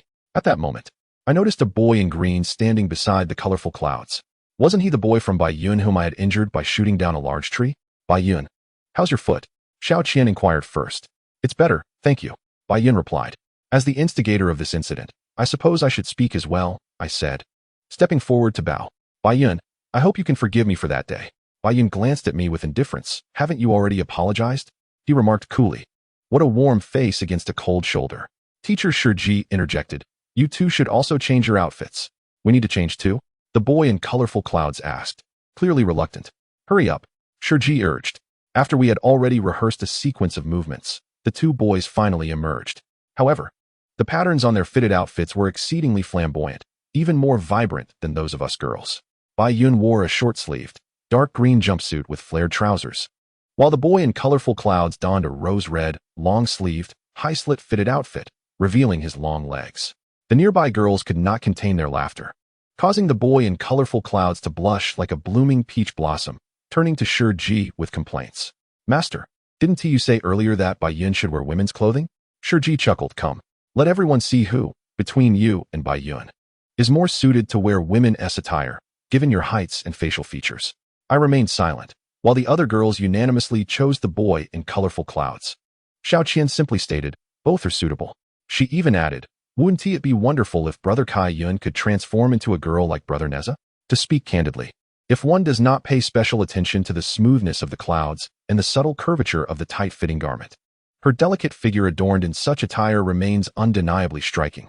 However, I find it somewhat perplexing, clad in such a snug outfit and surrounded by numerous bare-legged girls. How could she not feel a sense of confidence? Could it be that she, like me, is practicing the ancient technique of self-cultivation? Come forth. Let us witness the display of your synchronized performance. The azure and colorful clouds danced in unison, releasing a pair of orbs that mirrored the hues of their attire, swirling gracefully around their forms. At times, these spheres wove through the space between their limbs with elegance. Marvelous. Xiao Qian led the applause, prompting a chorus of clapping from the audience. Very well, it is your turn. Teacher Shang handed the 2 orbs to Xiao Qian and me respectively. Today, you shall incorporate control of the magical artifacts into your previous movements. Be cautious not to strike yourselves or your companions. While these objects are not lethal, being struck by them can be quite painful. After the rhythmic exercise concluded, Teacher Shang retained my attention once more. Nezha, stand in the center of the room. With a wave of her hand, 4 orbs of red, yellow, green, and blue emerged, approaching me from different directions. Now, inform me of the positions of each colored sphere. I understood. She intended to train my ability to track magical artifacts. Although I could not discern their colors within my spiritual awareness, I memorized their trajectories as they flew past my vision. The red orb was behind me to the left, the green above me, the yellow behind me to the right, and the blue below me to the right. Excellent. Shang maneuvered several orbs behind me. Now, describe their positions. I accurately recounted their locations. Splendid. The 4 orbs were retrieved by Shang, soaring to the corners of the room. With a wave of her hand, she once again blindfolded me with a silk scarf. Teacher, why the blindfold again? Now, repeat the rhythmic movements you just performed. The 4 orbs are positioned in the corners of the room. As long as you remain within their confines, You shall not encounter any trouble. In the enveloping darkness, I could only sense my own body, the two artifacts encircling my wrists, and the four auras at the corners of the room. The indistinct figures of Bai Yuan, Kai Yuan, and Xiao Qian, further away, were beyond my focus. Stepping, twirling, kicking, leaping like a deer, despite knowing there were no obstacles between the four orbs, I felt an overwhelming sense of anxiety. I almost stumbled upon landing, breaking into a cold sweat. There is no need for tension. Shiji's voice resonated from nearby. In such cold weather, how can you possibly sweat? In the direction of her voice, I sensed a human-like silhouette. Could it be that I was aware of Teacher Shiji? At the same time, amidst the four orbs, I seemed to perceive the outline of the room. However, as I executed the next somersault, I sensed something amiss. The distance between the four orbs appeared to have diminished significantly, and their formation was no longer square. One of them was hurtling directly towards me. What was Teacher Shiji doing? I hurriedly dodged. At that moment, the three colorful orbs soared towards my feet from different directions simultaneously. I leaped into the air, and in that fleeting moment, I discerned the swirling vortices created by the intersecting light spheres. However, before I could land steadily, the four orbs launched another assault upon me. I deftly rolled aside, but my left knee collided with an unseen object, causing my body to lose its balance and crash heavily to the ground. The orbs did not relent. After circling back in the air, they returned to attack once more. I hastily rose and leapt again. This time, I avoided any collisions. Yet I failed to evade the final orb, which struck my shoulder with a resounding thud, knocking me back down. The force of the impact was substantial and warm, leaving a searing pain where it had struck. Shiji confiscated my scarf. As I turned to sit up, I noticed a large scrape on my left knee and several bruises peppering my leg. Rolling up my sleeves revealed a wound on my left elbow as well. Pulling aside my collar, I discovered a swollen area on my shoulder. Shiji approached and crouched beside me, observing the tears welling in my eyes. Nezha, she admonished. When engaging in combat, if you sustain serious injuries, you may still have time to weep. But if your life is lost, you won't even have the chance to cry. After treating my wounds, Shiji resumed my training. This time, my right knee and elbow also bled. I couldn't help but ponder the stark contrast between my frail body, which could easily be bruised by a mere wall, and the distant notion of steel-like resilience. Not to mention the idea of being impervious to blades and bullets. How could I possibly attain a celestial fate? Upon returning home that day, I hastily washed up and retired to bed, my body a canvas of injuries. As the night deepened and darkness enveloped my surroundings, I expanded my spiritual awareness. To my astonishment, I not only perceived my own body and magical artifacts, but also glimpsed the ethereal energies contained within the surrounding objects and even the air itself. Alas, I lacked the ability to manipulate them. It seemed that my time with Shiji had accelerated my spiritual growth remarkably. I found myself questioning what Master Tai had imparted to me over the preceding 15 years. Perhaps he had indeed taught me these things, only for me to forget them? Upon waking the next morning, I discovered that all my injuries had vanished, restored to their pristine state. I was uncertain whether this was due to Shiji's medicinal herbs or my own innate powers. At the academy, Teacher Yu suddenly changed the textbooks, replacing the jade tablets with bamboo slips, and the content diverged significantly from previous lessons. The new material extolled a figure named Father Ding. I pondered for a long while, yet could not recall who this Father Ding was. I discreetly inquired of Xiao Qian, "Who is Father Ding?" "You don't even know Father Ding?" Xiao Qian whispered. "He is the grandfather of the newly appointed Lord of Guzhou." "The Lord of Guzhou? Isn't he the one who benefited after Bo Yi and Shu Qi fled? Why are we extolling his grandfather? What are you two discussing?" Teacher Yu interjected, lowering the bamboo slips to gaze at us. I quickly averted my eyes. The teacher disregarded us and addressed the class. "This poem depicts Lord Father Ding, the grandfather of the current Lord of Guzhou, Yiping. Upon his return from the grand city of Shang, in 3 days, the Lord of Guzhou will travel to Zhaoge for an audience, likely passing through Sishui Pass. He may visit the academy for an inspection. Tomorrow is a holiday. Everyone must memorize this poem." As we awaited the arrival of Lord Guzhou, we endeavored to avoid any blunders that might bring shame upon Master Guanyin. In the afternoon, some of the boys practiced archery while others, along with a portion of the girls, engaged in musical rehearsals. We, however, continued with our rhythmic training. Having changed into our attire, we found ourselves waiting for Teacher Shiji, who had yet to arrive. Naturally, we congregated and began discussing the imminent visit of Lord Guzhou and his legendary brothers. It is said that young Master Shuqing was quite handsome in his youth. Have you seen him? I have not. Someone has. During the reign of the old Guzhou, the brothers Yaping and Shuqing visited our Sishui Pass. My father recounted that young Master Shuqing even held Nezha in his arms. You can ask Nezha yourself. 6 pairs of eyes turned towards me, leaving me bewildered. Oh well, let us not ask her any more questions. Xiaoqian came to my rescue, gesturing towards my head, indicating her recent injury might have dulled her memory. 7 years prior, Lord Gozu brought Princess Motalin here for an inspection. Surely, you must remember how you made the princess weep? What? That happened too? Gather round. Teacher Shurji had arrived. Everyone promptly stood at attention. What were you discussing so passionately? She inquired. Teacher, a girl replied. Mixu mentioned that Lord Gozu would be visiting soon. Are we to perform? Lord Gozu, indeed. Let him come. Shurji responded with evident disdain. Though Qintang Pass lies within the territory of Gozu, it is directly governed by the Great Shang. Hence, Lord Gozu is merely a distinguished guest here. We shall extend our hospitality as best as we can, but do as Mixu instructs. Just do not disrupt our training regimen. This day's training proved to be even more rigorous than the last. Fortunately, I neither suffered a hit from kaiju nor sustained any injuries. During a brief respite, I spoke with Shurji about the legend of Biyou and Shuqing relinquishing their throne. Shurji regarded the tale with skepticism. Child, do you truly believe such stories? The Gozu kingdom spans vast territories, constantly besieged by the likes of Guifang, Xinyu, and Shanjiu. They are formidable foes. As the northern bastion of the Great Shang, standing for over 6 centuries, its ruler must be a person of great cunning and strength. If Shuqing were indeed as naive and simple as the legend suggests, then Yahweh must have been blind to pass the throne to him.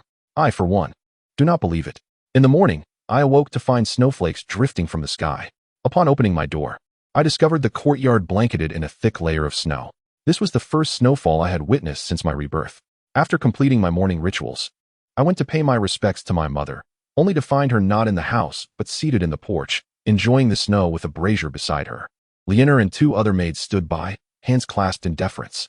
Upon seeing me, my mother called, "My child, come sit with me." Oh, I moved to sit beside her, casually grabbing some dried fruits from the plate and popping them into my mouth. You, eating without gaining weight. My mother remarked. Your father will join us shortly after he finishes his duties. I've heard that Lord Gozu is coming. Shouldn't he father be making preparations? Word travels fast, doesn't he it? My mother chuckled. While Lord Gozu's visit is indeed significant, your father has already made arrangements. Specific matters are best handled by his subordinates. Why should your father be troubled? I sensed an unusual spiritual energy nearby and expanded my awareness to investigate. I discovered a not insignificant force of spirit behind my mother. Turning my gaze, I found it was Lianer. Does Lianer possess a magical artifact? Can she manipulate such treasures? Shortly thereafter, my father arrived. Taking a seat on the opposite side of the table, I immediately felt the rich spiritual energy emanating from him and several magical artifacts, prompting me to retract my awareness. It seems that despite my father's formidable power, he evidently lacks the ability to conceal his spiritual energy like Master Shurji. My mother teased lightly. Though my lord is often engrossed in his duties, it is indeed rare for us to gather as a family. It is a pleasure to see the lady in such fine spirits. How could I possibly refrain from attending? My father glanced at me and said, Nezha, today you are free. Your classmate, Xiaoqian, resides alone in the academy, which must be rather lonely. Why not invite her to join us? Yes, of course. I will go right away, I exclaimed with enthusiasm. Your father will naturally send someone to fetch her. You may wait here, my mother instructed. Alas, poor Xiaoqian lost her parents at a young age. Lan Ying is often away at war, unable to attend to her. Leaving her to fend for herself here is indeed pitiable, she sighed. Initially, I intended to bring her to live with us, but Lan Ying was adamant against it. That is understandable, my father replied. General Lan Ying is proud and resolute. Her husband, Zhang Zhou, has had many disagreements with your adoptive father. She likely does not wish to owe us anything, and such a reaction is to be expected. I listened quietly, feeling as though the girls around me were all burdened by misfortune. I, however, regarded myself as the most fortunate one. Yet, Xiaoqian is not one to wallow in self-pity. The somewhat oppressive atmosphere dissipated swiftly with her arrival. Xiaoqian smiled and curtsied, saying, Greetings, Princess of the 10 Counties. Greetings, Lord Guanyin. No need for such formalities. Miss Yuqian, my mother replied. I share a sisterly bond with your aunt. You are Nezha's close friend and a frequent guest in our home. Address us as uncle and aunt in everyday matters. Come, sit with us. My father casually inquired about our studies. Xiaoqian couldn't help but praise my recent rapid progress in class. We then discussed the upcoming visit from Lord Guju. I heard that during Princess Mo Tailing's last visit, Nezha made her cry. Is that true? My mother chuckled, Indeed, that did occur. Princess Mo-tailing has never been easy to deal with, unlike our gentle Xiaoqian. Initially, she and Nezha got along quite well, but somehow, amidst their play, they ended up fighting. I had no recollection of this incident. Surely Lianer must know. I glanced at her, only to find her brow furrowed, appearing somewhat distressed. Is she unwell? I wished to inquire, but recalling the punishment Lianer faced, I refrained from stirring up trouble. My mother continued, in the end, your uncle, without discerning the situation. Did your uncle strike Nezha? Xiaoqian asked. Humph. He simply bound Nezha and presented him before Princess Mo-tailing, stating she could do as she pleased, my mother said, her tone still laden with discontent. He was but an 8-year-old child. Your uncle handed a thick vine to Mo-tailing, but her small hands could barely grasp it. Xiaoqian exclaimed, her eyes wide with exaggerated surprise. Uncle, you are truly ruthless. Father cast a glance at mother, remarking that nothing much had happened in the end. After all, Nezha had not lost a single hair. At that time, Lord Gaiju was right beside us. I directly presented Nezha to him. It was the best choice. Such a prominent figure should not stoop to the level of an 8-year-old child. Did Nezha cry? Xiaoqian inquired. I hope Miss Yu Qian does not find it amusing. But your Nezha's sister possesses an extraordinary talent in this regard. As soon as the vine was placed into the princess's hands, she wailed and fainted from the shock, leaving the princess still unsatisfied to this day. Father glanced at me, adding that this time Princess Mo-tailing would also be joining us. Let's see how you manage then. How old is the princess? I asked. Perhaps a year older than you, mother replied. Older than me? I responded, surprised, thinking she was younger. All right, father interjected. How is your preparation with teacher Shiji for that spirited competition? Since your mother is here, why don't you show us? Of course, I replied, but the space in this corridor is insufficient, and I need to change my clothes first. I looked at Xiaoqian. Would you like to join me? Xiaoqian shook her head. I didn't bring my leotard. You go ahead. Forget it, Nezha, mother said. It's snowing so heavily. It's all right. Such beautiful scenery deserves to be adorned by lovely figures. Nezha, Xiaoqian teased, you are quite shameless. I returned to my room to change into my leotard and soft-soled boots, then donned a short white fur coat before running back to the main room. Mother, having never seen me dressed this way before, appeared quite astonished by my bare legs. Nezha, why are you dressed like this? I handed my coat to Pinger behind me. I need to wear this for the competition, but it's cold outside, and the snow is so heavy. It's fine. Once I start moving, I won't feel cold. I noticed freshly baked pastries on the table. Dear parents, may I have a taste? What a greedy little cat. Father chuckled. Go ahead. It will help build up some energy. I grabbed a piece of pastry and popped it into my mouth before rising. As I passed by Lianer, I intended to discreetly investigate the location of her magical artifact, only to discover that the aura of her spiritual power was surprisingly emanating from her abdomen. My probing inadvertently caught Father's attention. He turned to us, and a powerful mental pressure bore down upon me. I hurriedly leaped into the courtyard, dancing gracefully in the snow. The snow had accumulated to more than half a foot. After a few rolls, my clothes and legs were covered in remnants of snow. I summoned golden circles and red ribbons. Having studied under teacher Shiji for some time, my control over spiritual energy had become more adept and my movements more ethereal. Soon, applause erupted around me. As a brief performance concluded, I turned back only to witness a commotion at the entrance. Mother had risen from her seat and was speaking with 2 maidservants by the door. Father pressed his hands against the table, bowing his head in silence. Xiaoqian gazed at them with a look of bewilderment. Lianer had vanished without a trace. What has happened? I inquired, but no one acknowledged me. Only Ping, who had accompanied me, picked up my fur coat and hurried over to drape it over my shoulders. What is going on? I asked again. Miss, please do not ask. Pinger replied, equally perplexed. She grasped my arm and led me toward a side corridor. By the time we circled back to the banquet, Mother had already departed. Father was speaking to Xiaoqian, stating, Miss Yu Qian, I have some official matters to attend to. My apologies. He then turned to me. Nezha, accompany Xiaoqian for a while. With that, he rose and left. Xiaoqian and I returned to my room. What just transpired? I questioned her. Xiaoqian looked at me, pausing to ponder. I do not know. It seems that Madame's personal maid, Lianer, has caused quite a stir. Lianer? A sense of foreboding washed over me. I feared I could not escape the consequences of this matter. Xiaoqian soon took her leave, but before departing, she said to me, Nezha, you once mentioned that Lianer raised you when you were young. You must help her. I went in search of Mother.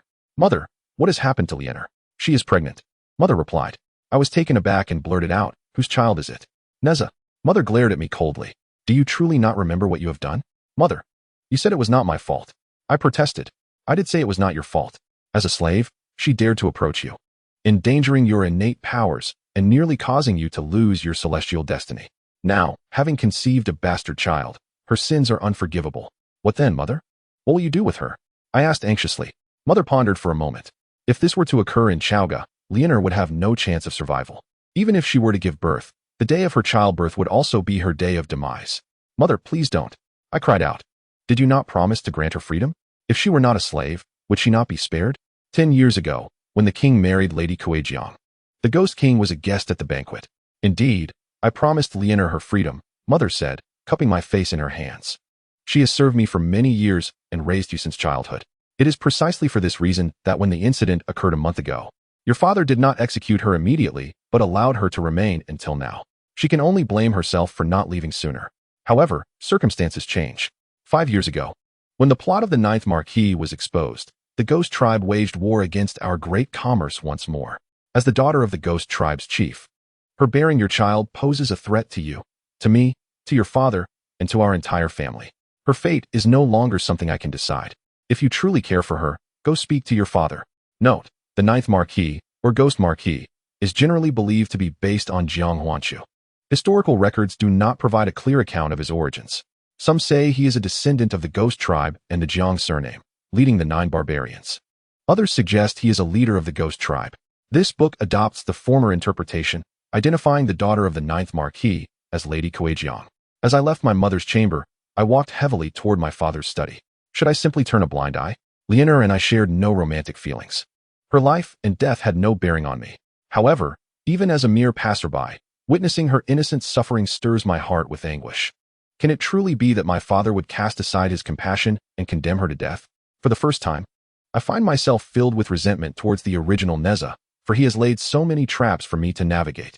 Entering my father's chamber, I fell to my knees with a thud. My father lifted his gaze from the table, asking, "What troubles you, my son?"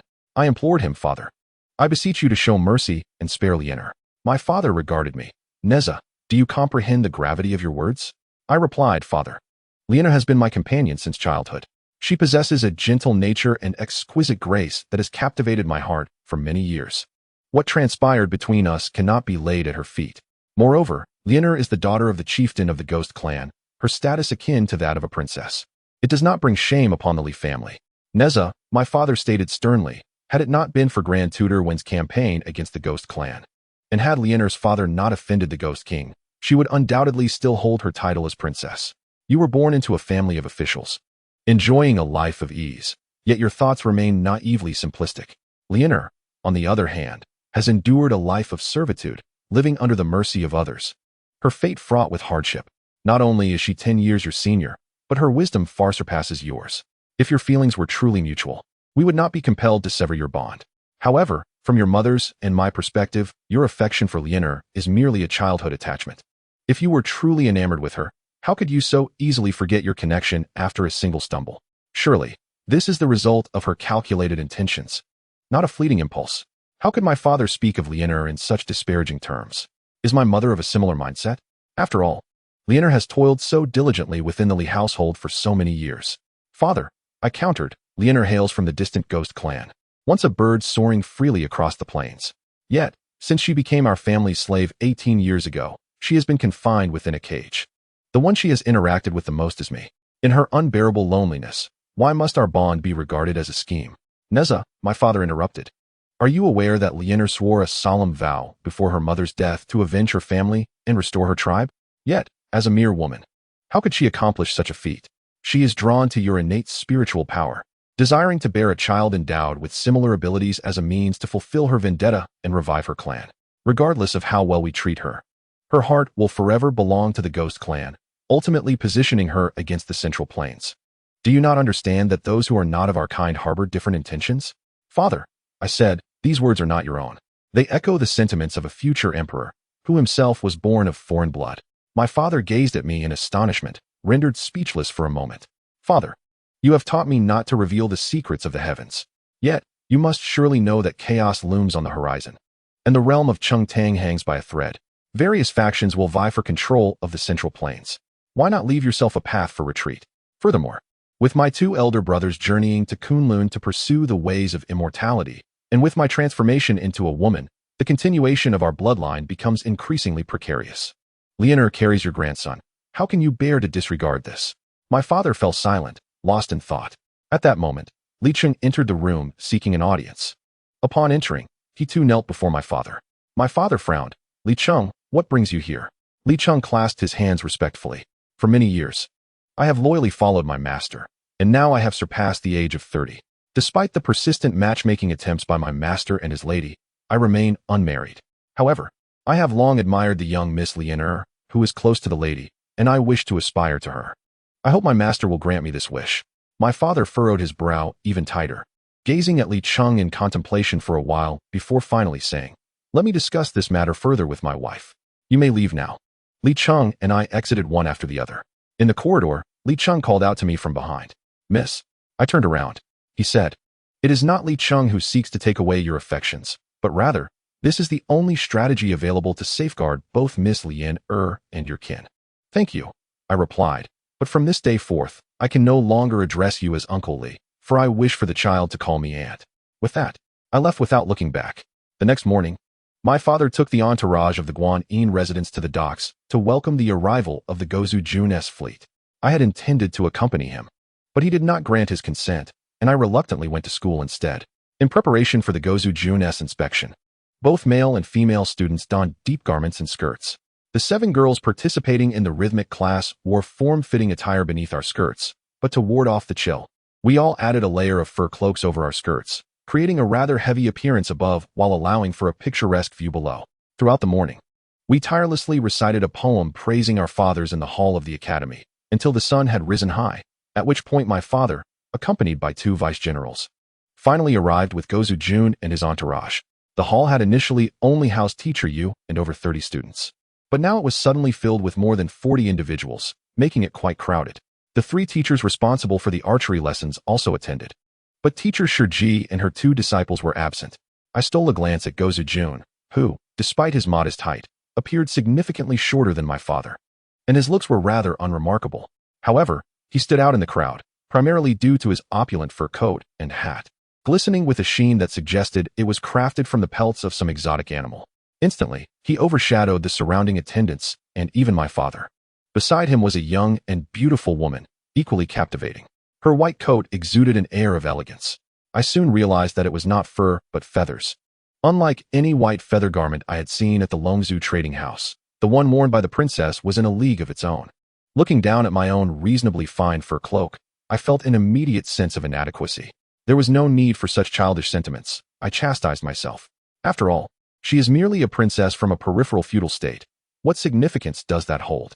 Your Excellency, please. Princess, please. General Li, please. Teacher Yu, please. Once the guests were seated, we began to chant loudly. Teacher Yu's flattery was perfectly timed. Upon hearing the song that honored his grandfather, Gozu Jun broke into a broad smile. His attendants quickly joined in, echoing the praises, while even my father and the vice-generals feigned enthusiasm, their mouths moving in sync. Though I could not discern whether they were truly knowledgeable of the song. Only Princess Mo Tailing appeared distracted, her gaze wandering aimlessly. Subsequently, 3 men and 6 women performed ancient melodies, followed by our rhythmic display. Instead of going to Teacher Shiji, we performed on the snowy playground. I fared relatively well in my form-fitting attire, but the 5 girls lacking spiritual energy, including Xiaoqian, were shivering uncontrollably. Nevertheless, thanks to our proficient movements and my adept conducting, the performance was remarkably flawless despite Teacher Shiji's absence.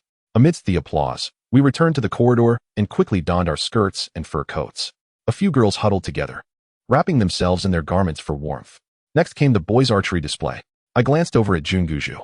Princess Mo Tailing seemed indifferent to our performance, yet she fixated on the boys, as if searching for something. After a considerable wait, she finally inquired of her father, Commander Li, "Where is Nezha?" It turned out that the person she had been searching for was me. "Nezha," my father called, "come here." I stepped forward, and Mo Tailing's gaze bore into me, filling me with trepidation. Wasn't Nezha a boy? Why had I transformed into a girl? My father hastily bent forward and explained, "Ah, Princess, you may not be aware, but my daughter Nezha has always enjoyed wielding weapons and playing with boys. Thus, she has always dressed as a boy. It is only recently that she has resumed her female attire, much to your amusement." "I don't believe it," Mo Tailing exclaimed, seizing my garment and publicly loosening the waistband of my skirt, exposing the fitted attire beneath. Upon confirming my true identity as a girl, her expression shifted from clouds to rain. Nezha, you deceiver. You promised to marry me when you grew up. What now? I was instantly petrified. Some classmates could no longer contain their laughter. Curse that Nezha, and that detestable motailing for making me a spectacle before so many. Princess, please forgive my stammering. I was merely jesting. Do not take it to heart. I implored. Nezha, my father admonished from the side, kneel. But the ground was snow-covered. My knees were exposed. Yet, I dutifully knelt before motailing. My father continued his reprimand. The princess is of noble lineage. She should wed a royal. How dare you, an ordinary girl, speak so presumptuously? This statement felt rather off. An ordinary girl? I am, after all, the daughter of the Grand Duke of the Shang Dynasty. My father turned to Teacher Yu, asking, Teacher, do you have a stick? Teacher Yu shook his head. Commander, within the academy, we only have a ruler, no punitive rods. Commander Li, spare me this nonsense. Motailing shouted. Are you intending to thrust a switch into my hands? You very well know I wouldn't strike her. Do you think I'm an 8-year-old child? Liner, Jun Guju finally interjected. Do not speak to Commander Li in such a manner. Evidently, he too was a father indulgent of his daughter. My father, fully immersed in the scene, brandished the ruler. Princess, you need not intervene this time. If it pleases you, I can promptly administer punishment, ensuring she remains bedridden for a month. Enough, enough. Motailing, seemingly annoyed, replied. Spare her. If you incapacitate her, who will play with me? Thank you, Princess. I quickly rose and retreated to the corridor, rubbing my frostbitten knees, which had turned a shade of blue in the snow. As soon as the inspection concluded, I found myself devoid of freedom. Princess Motailing abruptly pulled me into her carriage, following the procession of Lord Guju back to the encampment. Rather than taking residence in the Grand Guan-Yi Manor, Lord Guju chose to lodge in the Dragon Clan Pavilion by the dock. Although my family's estate is the most opulent in Guan City, it likely appeared rather modest to a lord governing vast lands. On the journey, the princess refrained from displaying her usual temper and instead gently lifted my skirt to caress my frostbitten knees. Are you all right? Will it be all right? She inquired with genuine concern. I'll be fine. A soak in the pool will do the trick. Is that so? Her excitement was palpable. Since you are a girl, would you accompany me for a bath today? She added. Nezha, why do you feel so different from when we were children? Your temperament has changed. Is it merely because you are dressed as a girl now? I was about to distance myself from the former Nezha, so I replied, to be honest, Your Highness, I accidentally fell from the tower this year and suffered a head injury, leaving me in a coma for 3 days. When I awoke, I remembered almost nothing. Not even my parents. How frightening. Motailing exclaimed, visibly taken aback. After many days of recovery, I managed to recall some memories. Yet there are certain things I simply cannot remember. Others say I seem like a different person now. Surely, you haven't forgotten me? While I couldn't admit to having no recollection of her, I responded, how could I forget you, Princess? However, some details have indeed slipped my mind. Please do not press me. Very well, I won't press you. She then began recounting the events from our last meeting, asking me after each tale. Do you remember this? I nodded vacantly at each story, as if I recalled them. It seems you haven't forgotten anything, she declared. Yet, throughout her narration, she never mentioned the incident of my having made her cry. Naturally, she remained silent on that matter, and there was no need for me to inquire. I gazed at her exquisite feathered garment. Princess, your attire is truly beautiful. Was it custom-made? She instantly beamed with pride. It is a tribute from the Bird E tribe to my father. You cannot purchase it in the Dragon Clan's marketplace. If you like it, I could gift it to you. How generous. However, I am not yet so greedy. This white fur coat I wear is already quite luxurious for me. A gentleman does not take what others cherish, I replied. Moreover, if you gift me your garment, what will you wear? I could wear yours. Let's swap. Such spontaneity was charming. For a moment, I felt tempted, yet swiftly suppressed my desires. Your Highness, though this garment may be humble, it was bestowed upon me by a dear friend and carries many memories of Nezha that I have lost. It would be unwise to part with it. This statement was, of course, a fabrication, but not entirely baseless. I often found it difficult to let go of the thought of Lianer, who had helped me try on clothes and was still in confinement. If you truly do not wish to part with it, then so be it. Motailing responded. By the way, Nezha, when you said a gentleman does not take what others cherish, were you insinuating something about me? I have no intention of taking your clothes. I chuckled. My sister was being overly sensitive. Just a moment ago, when my younger sister remarked that a gentleman does not take away another's beloved, my sister did not suggest swapping clothes with me. I certainly did not predict her eloquence. Oh well, she pouted, recalling how, in our childhood, when she could not best me in argument, she would resort to physical means. Now, I find myself at a loss even in verbal exchanges with her. Let it be. Next time when the birds present their tribute, I shall ensure they select a fine piece to send to you. Really? I must thank you in advance, dear princess. This princess is rather charming indeed. As we approached the residence, I peered out of the vehicle and noticed an ornate rooftop that had seemingly appeared out of nowhere atop the Dragon Clan pavilion. I knew the pavilion, although lavishly decorated within, boasted a rather unassuming exterior and a modest courtyard. That new structure appeared quite out of place with the overall aesthetic of the pavilion. When did that building come into existence? I inquired. It was not present during my last visit. Mo Thailand burst into laughter. Nezha, take a good look. That is not a house. It is our floating palace, docked at the pier, and not part of the Dragon Clan pavilion at all. Upon closer inspection, she was indeed correct. She looked at my embarrassment with great satisfaction. The convoy entered the Dragon Clan pavilion, as there was no dragon prince present at that moment. Chief Li Jin accompanied Lord Guzhu and my father into the main hall, as they had pressing matters to discuss. Mo Thailand then urged me to join her in exploring their floating palace. We ascended to the deck, traversing staircases and passing through numerous halls. Wow, it is magnificent. I could not help but exclaim.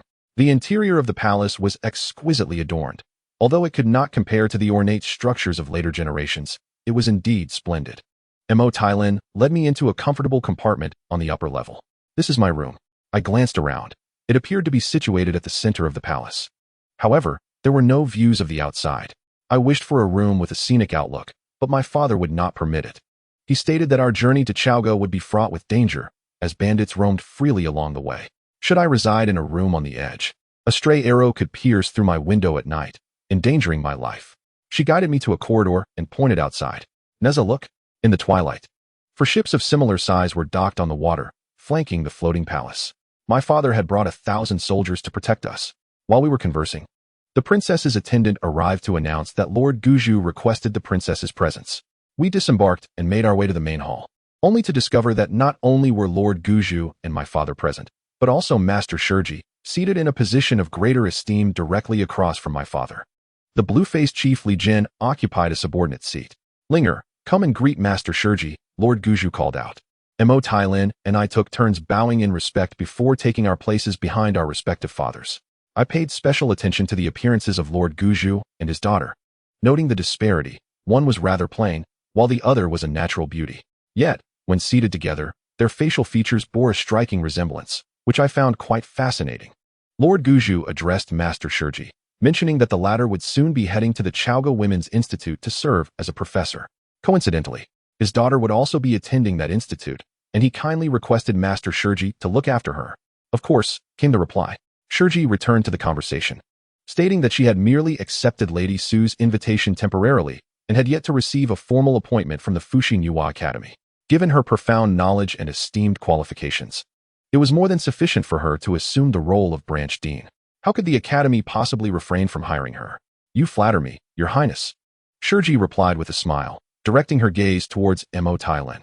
The princess possessed a special quota for admission to the Fusang Yuhua Academy, unlike my students here who had to compete for their spots through rigorous contests. Such indifferent remarks left Mo Thailand feeling somewhat embarrassed.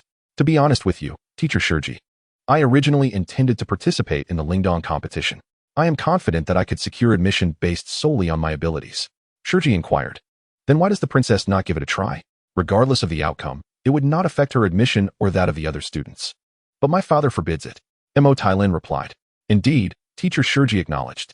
Lord Guzhu interjected. I mainly worry that Princess Ailing participating in the Lingdong competition under her title might appear too ostentatious. Since she has already secured her admission, why take unnecessary risks? Shurji chuckled. You have overthought it, my lord. Many daughters of nobility and even royalty under the rule of Dai Shang have registered for this competition. It is rumored that at least 1 princess, 3 county princesses, and 7 general daughters are participating.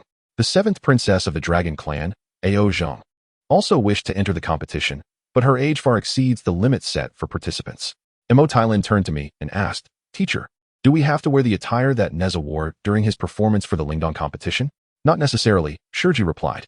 This style was merely chosen to honor the tradition of the Lingdong project since its introduction from the East. Moreover, it is the clothing worn during group rhythmic performances. Solo events will require a different outfit.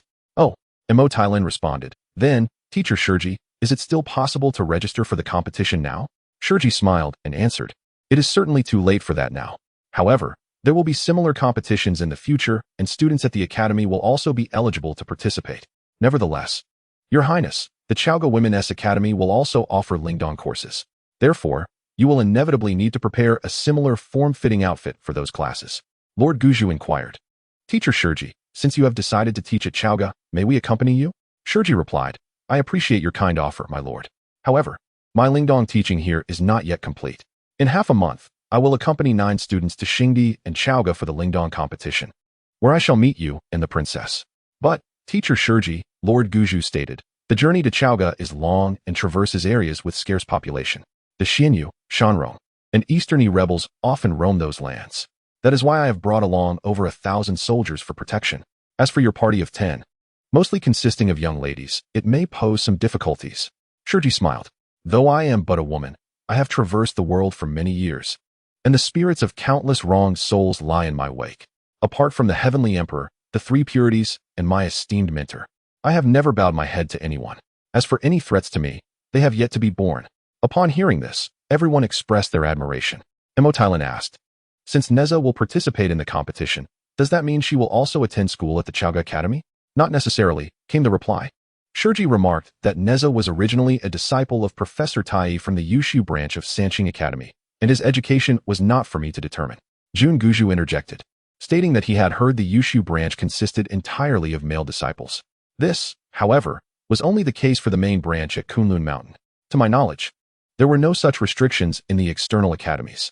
For instance, Princess Yin Jiao was a disciple of the esteemed Professor Guanqing from the external academy, and she could also attend the Biyou branch of Sanqing Academy, which had a considerable number of female disciples. Mo Tailing glanced at me, her expression revealing disappointment. Then, can Nezha accompany me to Zhaoge first? Shurji smiled and shook her head, declaring that was not permissible. Nezha was her trump card, and the outcome of the upcoming Lingdong competition relied heavily on her. At most, she could only stay here with the princess for one night. By dawn, she must return to complete her training with me. Mo Tailing appeared extremely disheartened, yet I felt a sense of relief. That evening, Mo Tailing invited me to bathe together. Thankfully, I had gradually become accustomed to my feminine form, and witnessing the princess's delicate physique no longer led my thoughts astray. 6 maidservants were strategically positioned around the pool, adorned in only sheer, diaphanous garments. I mused to myself whether I should have Pinger and Chuier dress similarly upon my return. Then I dismissed the thought. Pinger was already terrified of me. There was no need to torment them further. Mo Tailing approached to inspect my knees, where the bruises had long since faded. You healed remarkably quickly, she exclaimed, grasping my hand. She recalled that during my last visit, I had claimed to be unfamiliar with the use of 2 magical artifacts. Surely you must have learned by now. Did I truly say that? I questioned, incredulous. The Nezha of my previous life had borne 3 lives by the age of 7. I can use them, though I still lack proficiency. Then show me, she urged. I surveyed our surroundings, deeming the location unsuitable. These artifacts were formidable. I raised my left hand, reminding her that the golden ring had nearly crushed Chief Steward Li Gon's skull last year. Then I lifted my right hand, recalling how the red silk had injured Prince Ao Bing's vertebrae this year. A misstep could lead to harm, not just to the princess but also to her maidservants. Or worse, damage the venue itself. Such outcomes would undoubtedly be undesirable. Humph. Mo Tailing pouted. You always keep me in suspense. I chuckled. Do not be upset, dear sister. Allow me to become more adept. When we reach Zhaoge, you must come to support me. Very well. We shall meet again. I noticed the colorful ribbon entwined around her wrist. Is that your magical artifact? How does one use it? Mo Tailing moved to the opposite side of the pool. Would you like to see? A sly smile crept across her lips. Instantly alert, I dispersed my spiritual awareness. I sensed a surge of spiritual energy as the colorful ribbon flew from her hand, elongating into several feet, swiftly coiling toward me. I immediately countered the ribbon's encroachment with my own magical powers, while simultaneously disrupting her control with spiritual force. Sensing my resistance, Mo Tailing intensified her magical and spiritual pressure. The colorful ribbon traced an erratic trajectory in the air, soaring above my head and heading straight for one of the maidservants behind me. Oh no, Mo Tailing gasped. The maid was taken by surprise as the colorful ropes ensnared her tightly. She faltered and fell into the water. Without a moment's hesitation, I leaped from the water, catching her before she submerged and landed us both safely on the bank. Mo Tailing also sprang from the pool, retracting the ropes. I was utterly startled. She crouched beside the maid. Huaner, are you all right? Clearly, Huaner was quite shaken, lost in her thoughts for a considerable time. Mo Tailin turned to me and queried, why didn't you allow me to bind her? With your formidable powers, nothing would have gone amiss if I had done so. They lack magical abilities. How could they endure this? Oh no, my temper flared again. I extended my hands forward. Then bind me once more, if you dare. Binding is no issue. I fear nothing from you. The colorful ropes swiftly ensnared my arms. Mo Tailin then delivered a swift kick to my abdomen, sending me back into the water. She and her maid departed, leaving me alone in the water for quite some time until she returned, fully dressed. Why aren't you coming out? She asked. I felt a mixture of annoyance and amusement. You're still binding me. How am I to exit? Can't you free yourself? I practically must let you vent your frustrations. All right. She retracted the ropes and began inspecting my arms. Are you all right? Huaner has marks of blood on her legs. What is the matter? It's not my first time being bound. That evening, I accompanied her in playing the lute and chess. Fortunately, I possessed some knowledge of both, albeit lacking mastery, ensuring I was always inferior to her, perfectly catering to her little vanity. Thankfully, the princess had arranged for me to have a separate chamber, sparing me from sharing her bed. Otherwise, I couldn't fathom how I would endure the night. The next day, I returned to the academy. The morning recitations reverted to their original content, continuing to extol the greatness of King Wen. During the break, we ascended the tower to witness the departure of Lord Guju's fleet. Four warships surrounded a magnificent pleasure boat. What a grand sight! Upon returning to the classroom, Teacher Yu announced, due to the participation of Nezha and 6 other students in the spirit dance competition, this academic year's courses will conclude early, allowing ample time for their preparations. Nezha and Yu Qian have secured admission to the Fusang Yuhua Academy. Following the competition, they will remain with teacher Shiji at the Zhaoge Women's branch for their studies. The arrangements for the remaining students will depend on their competition results. The journey to Zhaoge is long, fraught with dangers from bandits. You girls must stay vigilant, never straying from teacher Shiji's side to ensure your safety. Very well then. Now, let us bid farewell. No sooner had the words left her lips than cries erupted from the vicinity. I turned to see Xiao Qian, her face awash with tears. The other girls were also sobbing profusely, and even some boys had begun to weep. All right. Teacher, you comforted. They are advancing to a higher institution. We should be happy for them. Let us all wish them a bright future. As we approached teacher Shiji, we continued discussing Lord Guju's warships and the perils of the journey. Teacher Shiji, someone inquired, why aren't we traveling with Lord Guju? What benefits do we gain by accompanying him? Shiji retorted, do we expect his 1,000 soldiers to protect us? The Guju kingdom has ruled the north for over 6 centuries, engaging in countless wars with the Rongdi people. The number of casualties and captives is unfathomable. The Rongdi have long harbored a deep-seated hatred for the ruler of Guju.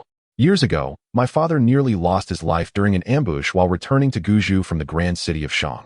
Now, as the ruler of Guju embarks on a pilgrimage, if he were to travel incognito, concealed among his warships, perhaps he might remain safer. Yet, he insists on making such a grand display. That opulent vessel gliding upon the river is nothing less than a living target, is it not? If the ruler and his daughter wish to arrive safely, they must rely on divine providence. Is Princess Motailing in danger then? I inquired. Shiji pinched my chin. What? Are you concerned for your little sweetheart? Aside from Xiaoqian, the other girls laughed. My face flushed instantly. Who is her little sweetheart? Shiji remarked. The ruler of Guju will undoubtedly face disturbances on this journey. If Motailing remains hidden within the cabin, she may avoid significant danger, though some fright is likely unavoidable. But, teacher, Xiaoqian asked, if the ruler's fleet of 1,000 faces peril, then we, with only 10, are in even greater jeopardy. Shiji chuckled. Xiaoqian, the ruler commands a fleet of 1,000. The enemy will dispatch a force of 1,000 to confront him. Our smaller numbers make us a less conspicuous target. Even if we attract the enemy's attention, the number of adversaries we face will be significantly reduced, making it easier for us to escape. Moreover, with a teacher by your side, what do you have to fear? However, you are all daughters of generals, having spent years stationed on the frontier. I trust you have learned some swordsmanship since childhood. After class, I shall arrange for a teacher to provide you with practical training for self-defense. Though I can protect you for a time on this journey, I cannot safeguard you for a lifetime. During the subsequent group training, both Xiaoqian and I increased our control over the colorful orbs to 2 each. Later, I even managed to command 3. According to the competition's requirements, the number of magical artifacts in group events must be no less than half the number of participants. However, it is not necessary for all team members to wield them. The 5 of them lacked the spiritual energy to manipulate magical artifacts, relying solely on Xiaoqian and me. Yet for me, managing multiple orbs does not present significantly greater difficulty than controlling just one. After the group training, they, including Xiaoqian, went to practice swordsmanship, while I remained behind to continue my training. Do I not need to practice swordsmanship? I asked. The magical artifacts in your hands are formidable weapons. Is not wielding a sword far less effective? Teacher, I have never used them to kill anyone. Shurji laughed. You have used these 2 items to severely injure both the Yaksha and the Dragon Child. If they were mere mortals, how could they possibly survive? Then, teacher, what shall we learn today? In the Agile project, we typically begin with the orb, as it is relatively easier to control. However, the rope is the most commonly used magical artifact in the celestial realm. As she spoke, a vibrant rope appeared in her hand as if by magic. You have already mastered the control of the ring, ribbon, and orb. Although you will not be using the other 3 in this competition, it is essential to learn them. Today, we shall focus on the rope. After sending off the ruler of Guju, the marriage between Lianer and Li Cheng has also been brought to the forefront. My mother summoned me and said, when Lianer's child is born, you may take him as your adopted son. However, you must never divulge to him that you are his biological father. May I see her? I inquired. Go ahead. My mother replied. Tomorrow. She and Li Cheng will move out of the residence and will not return easily. Speak all your words today. Entering Lianer's room, we exchanged silent glances. After several days of confinement, her visage appeared rather haggard. That night, I did not leave her chamber. Instead, I held her close as we slept. I caressed her abdomen. Though it was not yet outwardly visible, I could distinctly sense the vitality of the embryo within her. I am sorry, sister, I murmured. I cannot remain by your side or that of the child. Tears welled in her eyes as she reached towards the place where I had once held something. It seemed I ought to apologize for the loss that befell the little master. I was rendered speechless, uncertain if that was indeed the reason. Sister, I know you harbor deep-seated grievances. Whose life do you seek? I shall avenge you. I vowed. Within 10 years, I shall take their lives. There is no need to wait for the child to grow. I do not desire vengeance. She exclaimed. I am too lonely and merely wish for a relative to accompany me. Moreover, Wen Zhong, Jili, Yu Qing, and others are either of high rank or exceptionally brave. How could you possibly take their lives? Besides, Shibwa has treated me kindly. How could I repay kindness with enmity? Shibwa is certainly not a target of mine. That would be against the will of heaven. Furthermore, he is advanced in years and cannot have many left. As for the Grandmaster Wen Zhong and his disciples, they shall meet their fate within 10 years, whether by my hand or another's. I did not attend Lianer's wedding. Firstly, I had no desire to cause trouble for Li Cheng. And secondly, my debts to Lianer stemmed from my past as Nezha. In my current state, I felt no sense of obligation towards her. Having mastered the rope, I began learning the manipulation of the short staff. I was astonished to find that the pair of short staffs presented by my teacher, Shurji, bore an uncanny resemblance to modern gymnastics apparatus. I increasingly believed that the originators of this discipline were individuals who had traversed time, and that there were likely more than one. Teacher, has anyone ever utilized such a magical tool in real combat? Indeed, they have, she replied. If used as a weapon, it is perhaps the most lethal among the 6 types of magical treasures. Suddenly, without warning, she struck my knee with the staff's end. The pain dropped me to the ground. Why didn't you evade? Teacher, your movements are so swift. How could I possibly dodge? Get up, Shurji admonished. Remember, among your opponents, there may be those who wield staffs. Failure to evade could lead to broken bones. After 2 days of training with the short staff, I assumed that my teacher would then instruct me in her specialty, the silk. However, she did not teach me that nor any combat techniques. Instead, she confiscated my magical tools and had me don a complete set of protective gear. From today onward, we shall intensify your evasive training. Do not attempt to use magical or spiritual energy to contend with me. Subsequently, she commenced a relentless barrage against me with 5 different magical artifacts. Instinctively, I summoned my own magical and spiritual energy, only to discover it was utterly ineffective. In the face of her formidable control, I could not alter the trajectory of her treasures in the slightest. Throughout the day, I was struck no fewer than 100 times. Despite donning thick protective gear, I emerged with numerous bruises. My spirits were quite dampened, yet upon seeing little Qian, equally covered in bruises and wearing a sorrowful expression, I found solace in the balance of our shared plight. This continued for several days. Eventually, I became adept at evading most of Master Shurji's attacks. Consequently, she instructed me to remove my protective gear and arranged a sparring session between Qian and myself. Given the disparity in our spiritual powers, She assumed an offensive role while I took a defensive stance. I could easily evade or block her multicolored orb's assaults, but I still lacked the ability to wrest the artifact from her grasp. During that day's training, Master Shurji presented us with 2 exquisite costume boxes. "Master, what is this?" Qian inquired. "These are your outfits for the individual competition." Upon opening the boxes, we discovered 2 sets of silk garments with overlapping fronts. They were not of the contemporary style of tops and bottoms, but resembled the traditional martial attire of a later era. Qian's was green, while mine was a delicate lotus pink. "Why martial attire? Are we not wearing form-fitting garments anymore?" I questioned. Shurji replied, "The organizers have altered the schedule. The performance location has been moved to the Sand Dune Palace, while the sparring events will still take place in Zhaoge. There will be many nobles attending, particularly older patrons. Furthermore, male competitors will participate in the selection rounds, making form-fitting outfits somewhat inappropriate. I prefer this," Qian declared. After Qian departed, Shurji magically produced an even more exquisite costume box. "This is for you as well." I accepted the box and asked, "Does Qian not have one?" "This is not prepared for her. Besides, it would be fortunate if she even makes it to the semifinals, let alone participates in many matches." Upon opening the box, I beheld a thin, rose-red garment adorned with an almost imperceptible pattern. It reminded me of Nezha's classic appearance during the sea turmoil. "Is this a belly wrap? Oh dear. I do not wish to wear this." However, upon lifting it, I found it was a sleeveless bodysuit reminiscent of a swimsuit. Above the high-cut leg openings was a symbol I had never encountered before. "Master, must we also compete in swimming?" "What swimming? This is your competition attire. And the white beneath is not tights, is it?" Upon inspection, it proved not to be. Instead, it was a high-collared, long-sleeved bodysuit. Additionally, there was a pair of white knee-high soft boots and a white belt. "No pants. Try it on," Master Shurji urged. I cradled the garments as I entered the changing room. I first donned the rose-red bodysuit, followed by the white top and long boots. However, the outcome appeared less than satisfactory. The bodysuit revealed only a hint of pointed triangular briefs, and I was unsure where to fasten the belt. I emerged from the changing room, seeking Shurji. "Master Shurji, is this how I wear it?" I asked. "Oh dear, you silly child.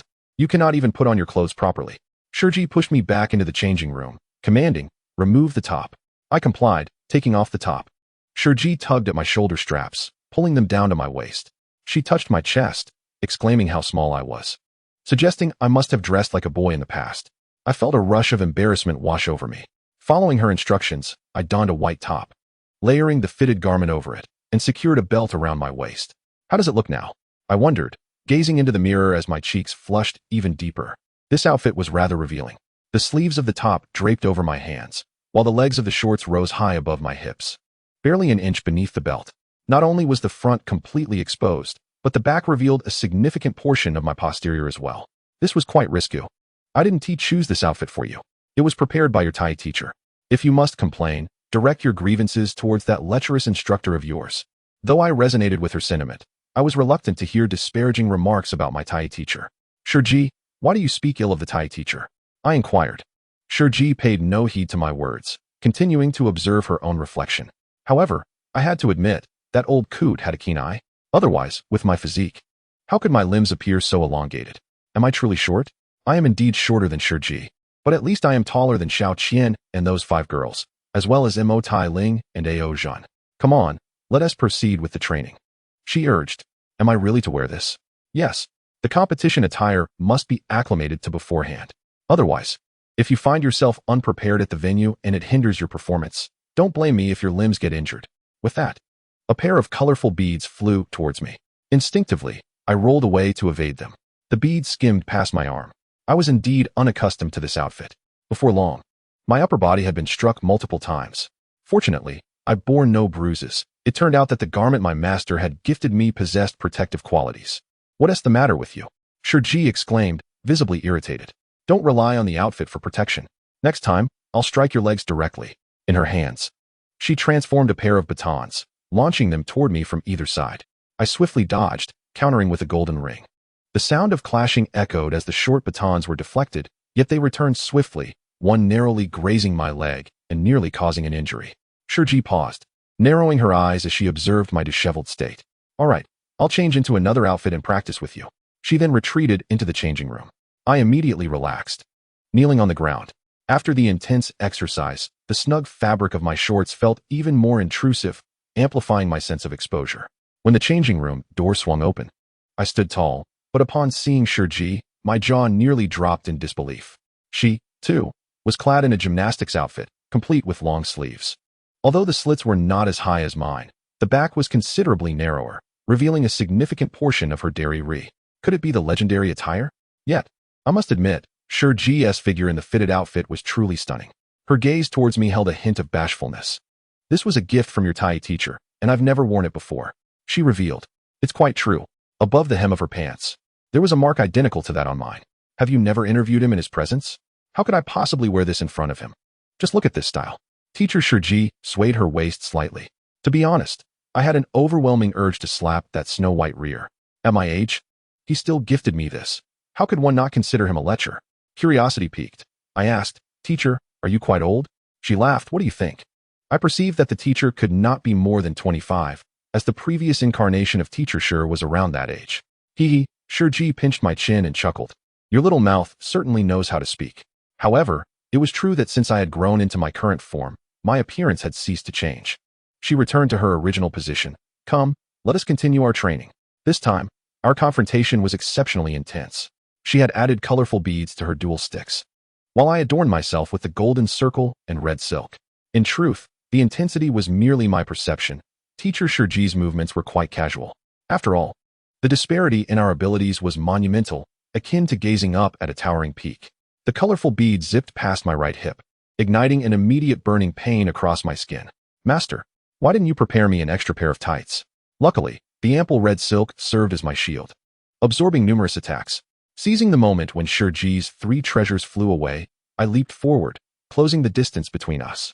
Amidst the fluttering red silk, I hurled the golden circle. Suddenly, I sensed a powerful spiritual force interfering, compelling me to exert all my strength to control the golden circle as it continued its assault. The sound of a metallic clash resonated, a resounding clang. The red silk fell, and Shiji retreated several paces away. The beads and sticks ceased their advance, vanishing into Shiji's grasp. I retracted the golden circle and red silk, observing Shiji standing there with a crimson mark on her upper right leg. Had I injured Teacher Shiji? This was utterly unexpected. I rushed over. Teacher Shiji, do not approach, she called out.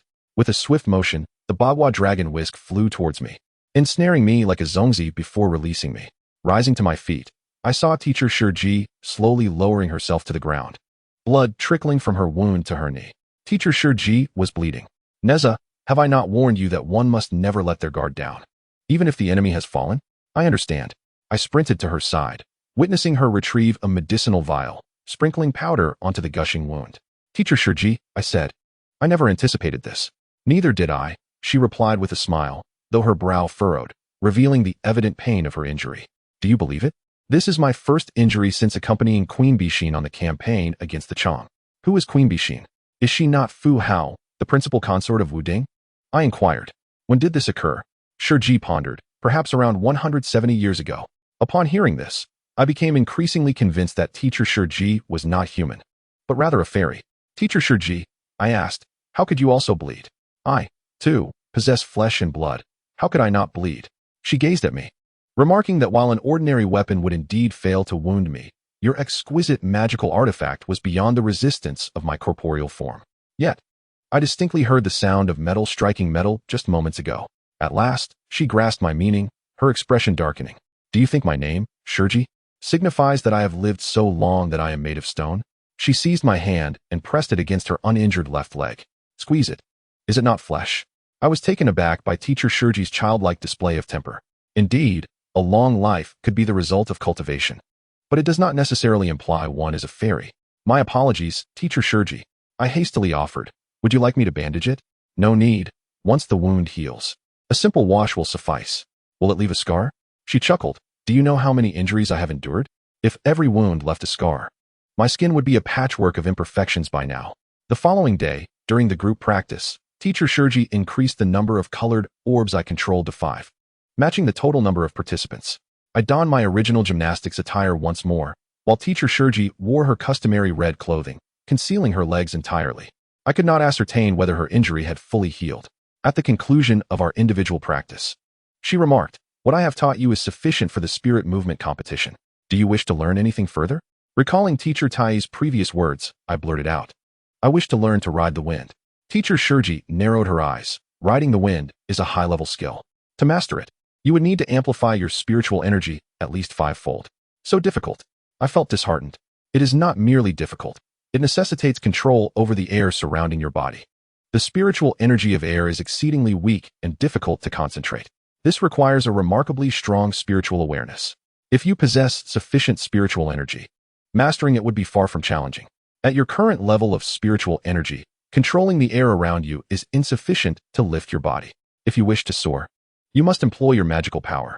I have previously informed you that utilizing magical power consumes energy at a rate 1,000 times greater than spiritual energy. If you were to fly several miles continuously, your energy would be utterly depleted. Do you still wish to learn?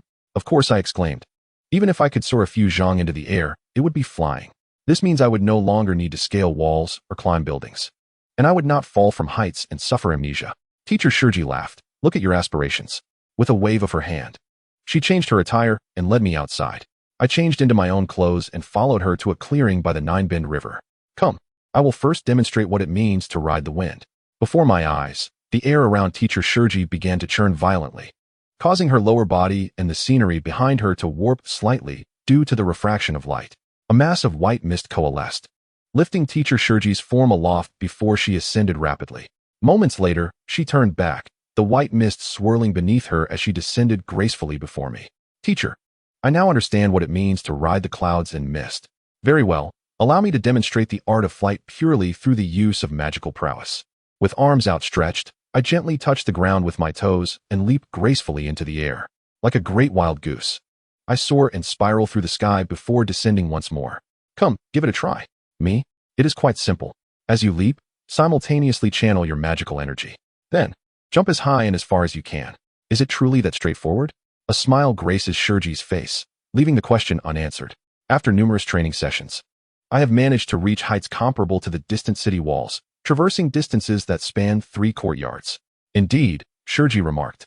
Exert yourself further and see if you can soar over the Nine-Bend River. I gazed at the river, its surface adorned with floating ice. Surely, it is wider than 3 courtyards. What is the matter? Afraid of falling into the water?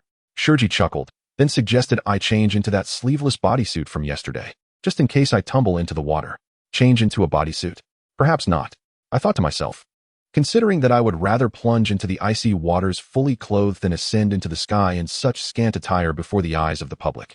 I leapt into the air, the surface of the Nine-Bend River rushing beneath me. Just as I cleared the opposite bank by less than a yard, I landed softly. Upon my return, I noticed Shurji was no longer by the riverbank, so I flew directly into her courtyard. Excellent. Shurji stood on the steps, her eyes twinkling with delight. Tomorrow, we shall leap across the Yellow River. Leap across the Yellow River? It seems that Shurji is determined to immerse me in water. The following day, after our indoor practice, I chose not to don trousers, but instead slipped on a white fur coat over my gymnastics outfit. Accompanying Shurji to the ancient banks of the Yellow River, a distance of 3 miles, I removed the coat and boots, donning only my gymnastics attire, and leapt barefoot into the air. I did not manage to reach the opposite bank. However, I did not fall into the water either, but rather landed upon a piece of floating ice in the river's center. On my return, I touched down in the water, about 3 yards from the shore. The river was frigid, yet fortunately, this section was a sandy beach where the water barely reached the middle of my thighs, leaving even my bodysuit dry. I dashed out of the water, hurriedly put on my coat and boots. Alas, I am freezing. Teacher, I shall not practice any longer. On our way back, I inquired of Shurji. Teacher, when you travel, do you fly using magical powers or ride the wind? Neither, she replied. I summon the Qingluan. Most immortals prefer to summon flying artifacts or steeds. Few resort to flying through magical energy or riding the wind. Does that mean my master is impoverished? Otherwise, why would he be so insistent on my ability to ride the wind? Shurji chuckled heartily. If your master were poor, then there would be no wealthy individuals in the world. He possesses an abundance of various magical artifacts. He simply refrains from bestowing too many upon you at once. In truth, while you are flying, both your Qinkuan circle and the Huantian silk can be utilized to aid your ascent. Though they are not flying artifacts, they can undoubtedly double your flight distance. Oh, why did you not mention this sooner? I nearly fell into the icy waters and became a drenched chicken. 3 days later, we concluded our training and prepared to embark on our journey to Xingyi. Teacher, are we truly going by land? A girl inquired. aware of the dangers that traversing the land might entail. We shall take the water route, Shichi replied. But if we travel by water, Xiaoqian asked, we will be going upstream. Won't it take many days? Will we make it in time? Shichi smiled. Do you not trust even me, your teacher? Go home and enjoy a reunion dinner with your families, then have a good night's sleep. We shall set off from here early tomorrow morning. That night, I did not sleep alone. Instead, I stayed in my parents' room, curled up beside my mother, feeling her warmth. My mind was a whirlwind, making it difficult to drift into slumber. Logically speaking, to them, I was merely a substitute for their child who had lost consciousness. Moreover, I had only been in this world for 2 months, and it was hardly reasonable to feel such deep affection for them. I should not be so attached. In my previous life, many years ago, I had also slept on a large kong in a rural home with my aunt's family. Would she think of me after my death? Would she grieve for me? The next day, we did not go to the harbor where the Guzhujun fleet was docked. Instead, we gathered by the banks of the Jiuan River behind the academy. An unassuming, earthy yellow boat rested at the shore, except for Xiaoqian, who stayed at the academy. The other 6 students were accompanied by both their parents. Despite the bittersweet nature of parting, the girls were not in tears. Rather, they were filled with excitement. A father approached Shichi, asking, Teacher Shichi, is there truly no need for my men to escort you? No need, Shichi smiled. The larger the group, the bigger the target. Gentlemen, ladies, with me here, I assure you they shall return unscathed. Everyone clasped their hands in gratitude, proclaiming, with Teacher Shichi here, we have nothing to worry about. Teacher. A girl pointed at the small boat. Are we to take that vessel? It doesn't seem very swift. The father gazed at the boat, his face reflecting surprise. Teacher Shichi, could it be that this is a yellow river dragon boat? Have you managed to procure even this? Shichi chuckled, indeed. Wouldn't you say my connection with the Yellow River Dragon King is quite commendable? I scrutinized the small boat, noting its differences from the East China Sea dragon boats. Shichi approached and pinched my chin. You've ridden on the East China Sea dragon boat, haven't you? The Yellow River Dragons cannot compare to their East China Sea counterparts. The Yellow River Dragon boat is of a lower grade, though it may not be a supreme treasure. It is still a fine artifact. Then, a girl asked, without sails, does it rely on rowing? Rowing it? We wouldn't make it by the end of the year. Shichi replied, come on, everyone, let us board.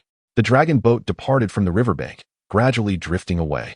After flowing downstream into the Yellow River estuary, it turned upstream amidst floating ice, navigating towards the upper reaches of the Yellow River. Soon, the fortress of Qintang Pass, the villages outside the fortress, and all else associated with Qintang Pass gradually faded from view. We sat at the bow of the boat, gazing at the monotonous, untamed mountains and boundless wilderness on either side, occasionally catching sight of a dilapidated fishing vessel, which gradually diminished our enthusiasm for the scenery. Everyone, retreat to the cabin. Shurji called out. If we remain out here, we shall become easy targets for bandits. This Yellow River Dragon boat appeared unremarkable from the outside, yet within, it offered a comfortable haven, albeit with small windows. Teacher Shurji arranged for the 7 of us to occupy the spacious rear cabin, while the 2 boys, Biyun and Kaiyun, settled into the smaller mid-cabin. She stationed herself in the front cabin, with entrances to the lower cabin at both ends. Shurji cautioned the girls, if we encounter an attack, Xiaoqian and the 5 of you must swiftly descend to the lower cabin.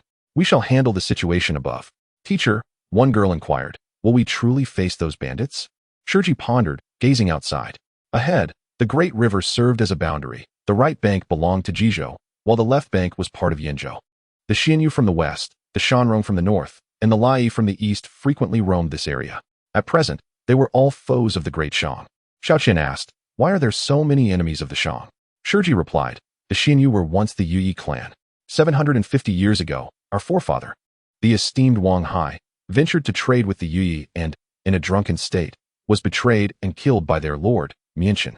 4 years later, our ancestor avenged his father by slaying Mianqian and annihilating the Yuyi clan. The remnants fled back to the banks of the Yishui River, renaming themselves Xianyu. Thus, it can be said that Xianyu bears a deep-seated enmity towards our great Shang. The Shanrong originally resided in the north, allied with the Guzhu clan. When the great Shang was first established, Guzhu allied with us to conquer the north, thereby turning against the Shanrong. The Lai, descended from the Shinnong clan, originally inhabited the Machio region, neighboring the ancestors of our great Shang. However, upon our establishment, they were compelled to migrate eastward, leaving their ancestral homeland. At this moment, another girl interjected, Teacher, if we consider this, it seems we should not label them as bandits. Rather, it is our great Shang that has consistently bullied them. Shiji regarded us thoughtfully, stating, "In this world, there is rarely a clear distinction between right and wrong. As citizens of the Great Shang, you must naturally advocate for your state. Remember, on the battlefield, your adversaries will not show mercy simply because you empathize with them. If captured, you too would become a slave." Silence enveloped us. Shiji turned her gaze out the window, letting out a soft sigh. Who could have foreseen that less than 7 years prior, we had coexisted peacefully with them? It was the death of Lady Wei Jiang that altered everything. A girl then asked, "I have heard that Lady Wei Jiang's demise is related to Lady Daji. Is that true?" Shiji looked at her with skepticism. Lady Wei Jiang perished due to the exposure of her father, Zhaoge's treasonous plot. Feeling unworthy to face King Shou, she fell to her death. Furthermore, at that time, it was Lady Huang Ying who interrogated Wei Jiang on behalf of King Shou, not Lady Suji. After a brief pause, she continued, "It is likely that shortly after Lady Wei Jiang's death, Lady Suji was crowned as empress, which led to such rumors circulating." In a moment of mischief, I remarked, "Some say Lady Daji is a fox spirit." Shiji smiled, though a hint of displeasure flickered across her brow. "Nezha, Prince Shou is your uncle, and Suji is, by all accounts, your aunt. Surely, you should refrain from speaking ill of her behind her back, especially in Jizhou, the domain of the esteemed Su Ho." I was taken aback. My curiosity got the better of me. At that moment, Xiao Qian interjected, "I have heard that the Dongli Tushan clan, the Pure Fox clan, and the Lady Daji, all of the Su clan, regard the nine-tailed fox as their totem. Is that true?" "Not quite," replied Shiji, shaking her head. "The totem of the Pure Fox clan is indeed the nine-tailed fox, but the Tushan clan's totem is a mountain, while the Su clan's totem is grass. You shall see for yourselves when you arrive in Qingyi. The nine-tailed fox is, in fact, an ancient spirit beast summoned in reverence. Since Biyou encountered the nine-tailed fox and what a member of the Tushan clan, and Ho-Yi took a bride from the Pure Fox clan, the art of summoning the nine-tailed fox gradually spread from Dongli to the Central Plains. Yet, throughout the millennia, few women have mastered this technique. Lady Daji is, for the past century, the sole student of the Fuxi and Nuwa Academy to possess this skill." "Teacher Shiji," a girl inquired, "are you well acquainted with Lady Daji?" Shiji smiled, "Of course. She is my junior at the Fuxi and Nuwa Academy. How could I not know her?" "Then, Teacher Shiji," I asked, "what exactly transpired regarding the conspiracy of the Ninth Marquis?" Shiji's smile faded as she explained, "The conspiracy of the Ninth Marquis was, in truth, reported by the esteemed officials Fei Zhong and Fei Lian. The Ninth Marquis, being the foremost among the three dukes, has long overseen the affairs of Dongyi and the Northern Di, maintaining close relations with the Gui, Jiang surnamed Lai, Fengyi, and the Ying surnamed Sui clans. Following the Dongli alliance, these factions rebelled in unison, and the Ninth Marquis could not evade responsibility. You mentioned earlier that Lady Huang Ying pressured Kuai Jiang," Shiji continued.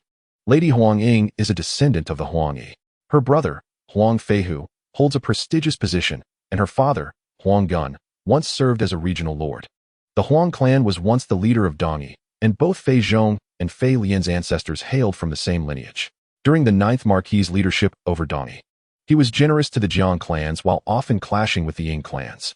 Although the Huang family did not partake in the denunciation, they emerged as the principal beneficiaries. I have had little personal interaction with Lady Huang Ying, hence I refrain from judging her character. After the demise of the former queen, the position of the Central Palace has remained vacant for many years. Lady Huang Ying, originally the head of the harem, has yet to be formally recognized. Although Lady Daji enjoys the favor of Prince Shou, her father, Su Ho, also once rebelled. When Prince Shou summoned the Marquis of Xing and the Marquis of Li to quell the unrest, Lady Daji was still in her chamber and, upon hearing the news, rushed to the front lines to plead for forgiveness on behalf of her clan, ultimately securing the survival of the Su tribe. Thus, at that time, Suji, despite her position of guilt, posed no threat to Lady Huang Ying. However, after Kuai Jiang entered the palace, Prince Shou's affections for her surpassed those for Daji, and soon rumors circulated that he intended to elevate her to queen. Even the most magnanimous of hearts would find it difficult to escape the pangs of jealousy. Even without malicious intent, there lurked a motive to see her downfall. Shiji sighed softly, remarking, "Had Lady Kuai Jiang displayed the same forbearance as Suji, perhaps Prince Shou, moved by his past sentiments, might have spared the Ninth Marquis. Yet, her fiery temperament could not endure the pressure from Lady Huang Ying, leading her to take her own life. Ultimately, this compelled Prince Shou to decree the execution of the Ninth Marquis." Xiao Qian inquired, "Is it not said that Lady Daji is in a state of disgrace? How then could she ascend to the position of queen? The former queen had left no heirs." While Lady Huangying had given birth to a prince many years ago, only for the child to tragically pass away shortly after birth. Since then, no royal bloodline had been produced. Although the king had other children, they were all born of concubines. At the time of the Nine Marquis uprising, Lady Daji was already with child and subsequently gave birth to Prince Shang. In light of maternal privilege, it was only natural for her to become queen. Would this not infuriate Lady Huangying? Shiji chuckled, noting that despite Lady Daji's position in the inner palace, she held Lady Huangying in great esteem and always referred to her as sister. After all, Lady Huangying hailed from an esteemed family and was not someone ignorant of propriety. Thus, they coexisted peacefully. I asked, was there truly a conspiracy by the Nine Marquis? Shiji regarded me thoughtfully, stating that when the Nine Marquis was captured, no one doubted his guilt. Having been in power for many years, he had made numerous enemies. Once he fell from grace, aside from the Earl of Yi's assistance in his defense, the court and the populace alike clamored for his punishment. However, it was soon revealed that the Earl of Yi had conspired with the Nine Marquis, leading to their mutual disgrace. Subsequently, the Marquis of Qing and several other lords and officials were also implicated and executed. In a fleeting moment, fear gripped the entire court. It was not until a year later, when the Northernly incident occurred and the Duke of Qi was imprisoned, that the situation began to settle. Teacher, what transpired during the Northernly incident? I inquired. Sherbo Ji Chong had long resided in the Western Chong and harbored treasonous ambitions. His father, Ji Li, had often overstepped his bounds during his lifetime. 6 years prior, Ji Chong had leveraged a campaign against the Gui Fong to return home while quelling the Northern Li. The Marquis of Li fled to Zhaoge. At that time, King Shou was preoccupied with the rebellion of the Eastern Yi and could not attend to the matter. It was only after Ziyili's admonitions that Wen Zhong devised a plan to ensnare Ji Chong and Youli. Given that the king executed so many marquises, why did he not eliminate Shibo? Did King Shou not wish to do so? Shiji replied. However, Ji Chong, as the regional lord, had governed the Western Chong for over 40 years and possessed extensive connections within the court and the populace.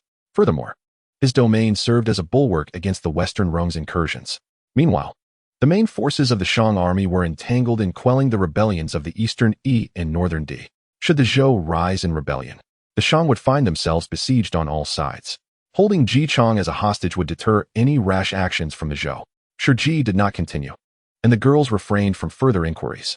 Everything Shiji articulated diverged significantly from my previous understanding. Nonetheless, it was evident that the history of the Shang dynasty had been pinned by the Zhou, inevitably leading to its denigration. Given Shiji's century-long ties with the Yin Shang royal family, her allegiance to them was understandable. Yet, what was the true nature of these events? Nezha, come to the front cabin.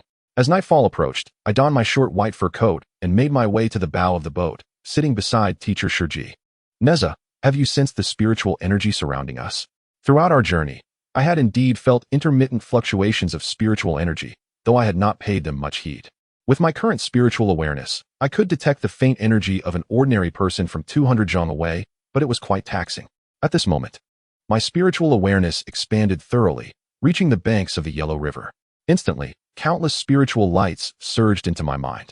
Apart from my fellow travelers and the vessel itself, a significant portion of the light emanated from beneath the water. Spiritual fish? I wondered. Not all are spiritual fish, Shiji clarified. Most are merely ordinary fish. It is essential to recognize that the spiritual essence of most animals surpasses that of humans. I attempted to exert control over a small fish, possessing considerable spiritual power, and it indeed swam towards me, albeit with evident reluctance. The moment I relaxed my grip, it swiftly darted away. This prompted a sudden question in my mind. Teacher, is it possible to control a person through spiritual power? She regarded me thoughtfully and replied, it is not an easy task. Inanimate objects lack autonomous consciousness before attaining sentience, while humans possess intellect even prior to this stage, making them far less susceptible to control. At that moment, a luminous orb approached from the depths of the water. What could this be? As it drew nearer, I discerned a long, elegant figure. How beautiful it was, a dragon. It seemed to be a prince of sorts. Note: the following annotations relate to various interpretations and contradictions regarding the relationships between the Xianyu and Yuyi clans, the Shansong and Guzhou tribes, as well as the origins of the Lai. This book adopts but one perspective. The notion of Daji as a nine-tailed fox spirit emerged relatively late in folklore. Although Huang Ying and the Huang clan are fictional characters in the investiture of the gods, the Huang clan held a significant position among the Dongli tribes during the Shang dynasty, with notable officials enjoying ancestral worship in the court. This narrative positions them as a tribe, attributing their lineage to Huang Ying. Moreover, upon examining the segment in the Investiture of the Gods where Huang Fei interrogates Empress Jiang, one cannot help but find it perplexing. After personally supervising the gouging of Empress Jiang's eyes and branding her hands, she still managed to shift the blame onto Daji, which is utterly astonishing. The historical records remain silent regarding the parentage of Wu Gong. There is ongoing debate about whether he is the same as Lu Fu or Lu Zisheng, and whether he is indeed the son of King Zhou. What a formidable and captivating figure. As I ventured to explore, I was warned by Shiji that such widespread probing would deplete my energy significantly.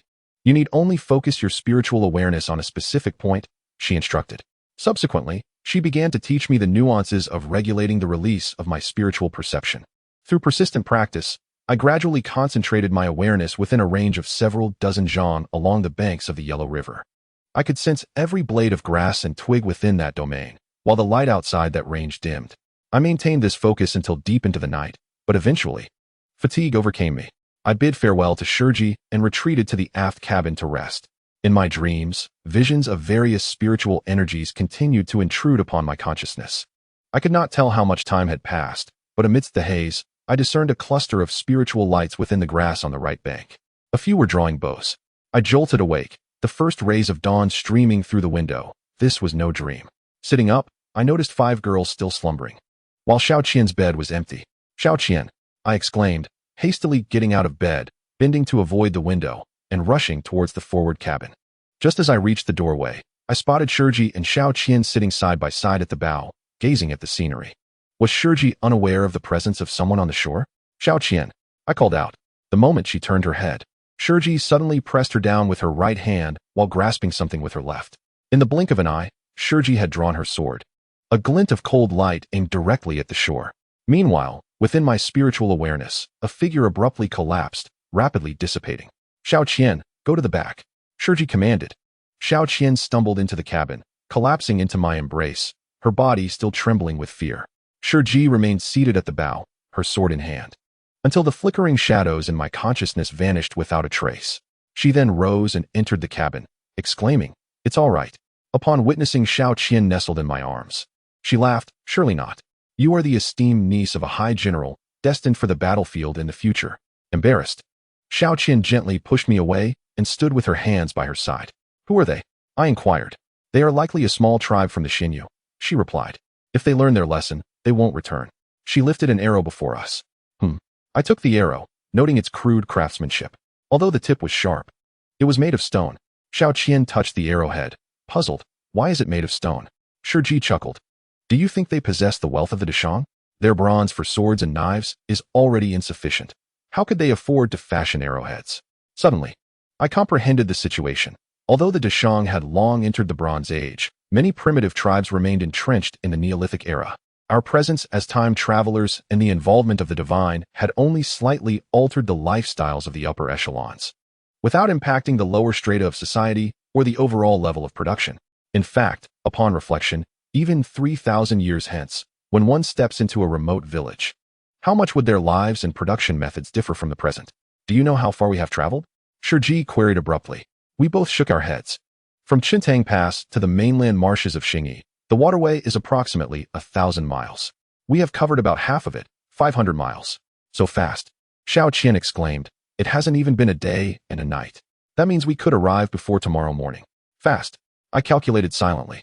With an average speed of about 7 knots, it was hardly faster than a bicycle. To me, it felt like a tortoise's pace. In fact, last night, we had already traversed the most perilous stretch of river. I had learned that when Lord Guju arrived here the day before, he was ambushed by a large force of the Shanrong. The battle was exceptionally fierce, utilizing the superiority of his fine bows and the defensive advantage of his warships. Lord Guju repelled the Shanrong assault, annihilating 1,000 enemies, but suffered heavy losses himself. Half of his soldiers were either dead or wounded, 2 of his warships ran aground, and the other 3 sustained varying degrees of damage. Xiao Qian asked, "What about the prince and princess?" "They are unharmed. However, it is said that a Shanrong warrior managed to charge to the door of Princess Imo Tailing's cabin, where he was bound by the princess with a colorful rope and subsequently slain by Lord Guju himself. The princess is quite formidable," Xiao Qian remarked. "Teacher," I inquired, 2 warships ran aground, yet we did not see them on our way here. We passed by at dawn while you were all fast asleep. With no Shanrong attack, I deemed it unnecessary to awaken you. Moreover, both warships and the soldiers' bodies had already sunk beneath the water, leaving little trace on the surface. From this point to the mainland marshes is a region frequented by the Xinyu and Lai, remaining relatively dangerous. Xiao Qian, please discuss with them whether they should retreat to the lower cabin for safety. If they remain in the main cabin, they must avoid the windows. Yes, teacher. Xiao Qian responded, retreating at once. Shiji beckoned to me. Nezha, come. Following Shiji, I arrived at the front cabin where Biyou and Kai Yun were already waiting. Shiji took a seat and declared, due to the severe damage sustained by our vessel, Lord Guju's fleet is currently progressing at an exceedingly slow pace. Barely 200 miles ahead of us. At a normal speed, we should catch up in approximately 5 hours. However, if we travel at full speed, we could reach them in just 2 hours. The Shanrong have suffered heavy losses and have already retreated from Guju's territory, so they are unlikely to attack again. There has historically been little animosity between the Xinyu, Lei, and Lord Guju. We might as well pursue them, joining forces with Lord Guju for mutual protection. What do you think? We shall follow the teacher's command. Biyun and Kai Yun responded in unison. Shiji frowned. Once again, that sentiment. Nezha, what say you? I concur with the teacher's opinion. Let us hasten our pursuit. Shiji nodded, a satisfied smile gracing her face. Yet, did this response hold any distinction? Shiji maneuvered the dragon boat to accelerate, and I felt the vessel sway, as though it had been lightened. The sound of rushing water resonated from the hull, finally imparting a sense reminiscent of a yacht.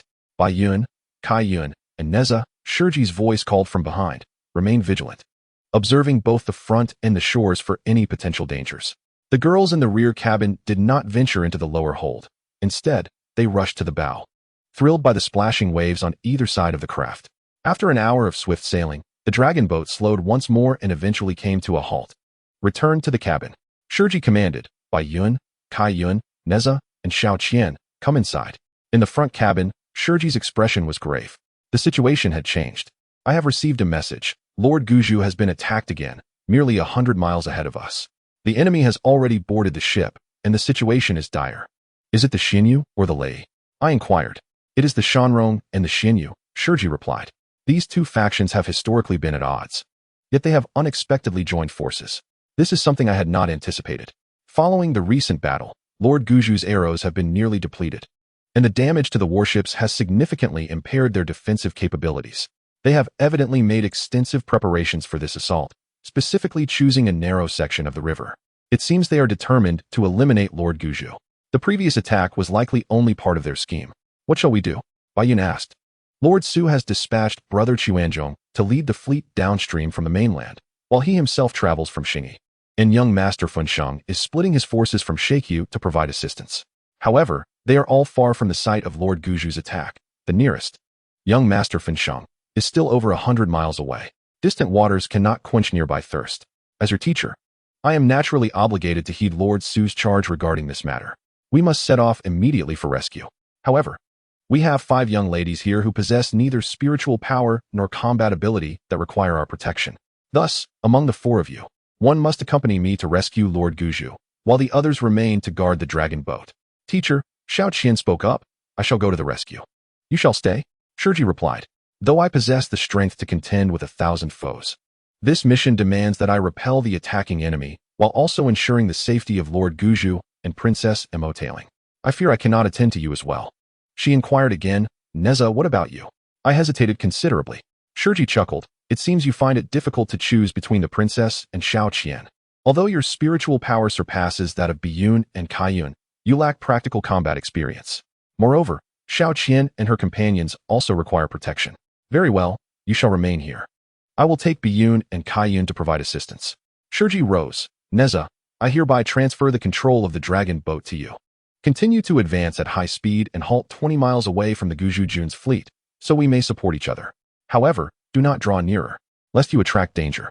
Master, I asked, how can I ascertain the distance to the Guju Jun's fleet? Shiji produced a delicate jade slip. This jade slip will indicate the distance between us. In case of emergencies, you may use it to communicate with me. Shiji summoned everyone, instructing them to keep their swords at the ready and heighten their vigilance from that moment on. Nezha, from now on, the lives of all the sisters are entrusted to you.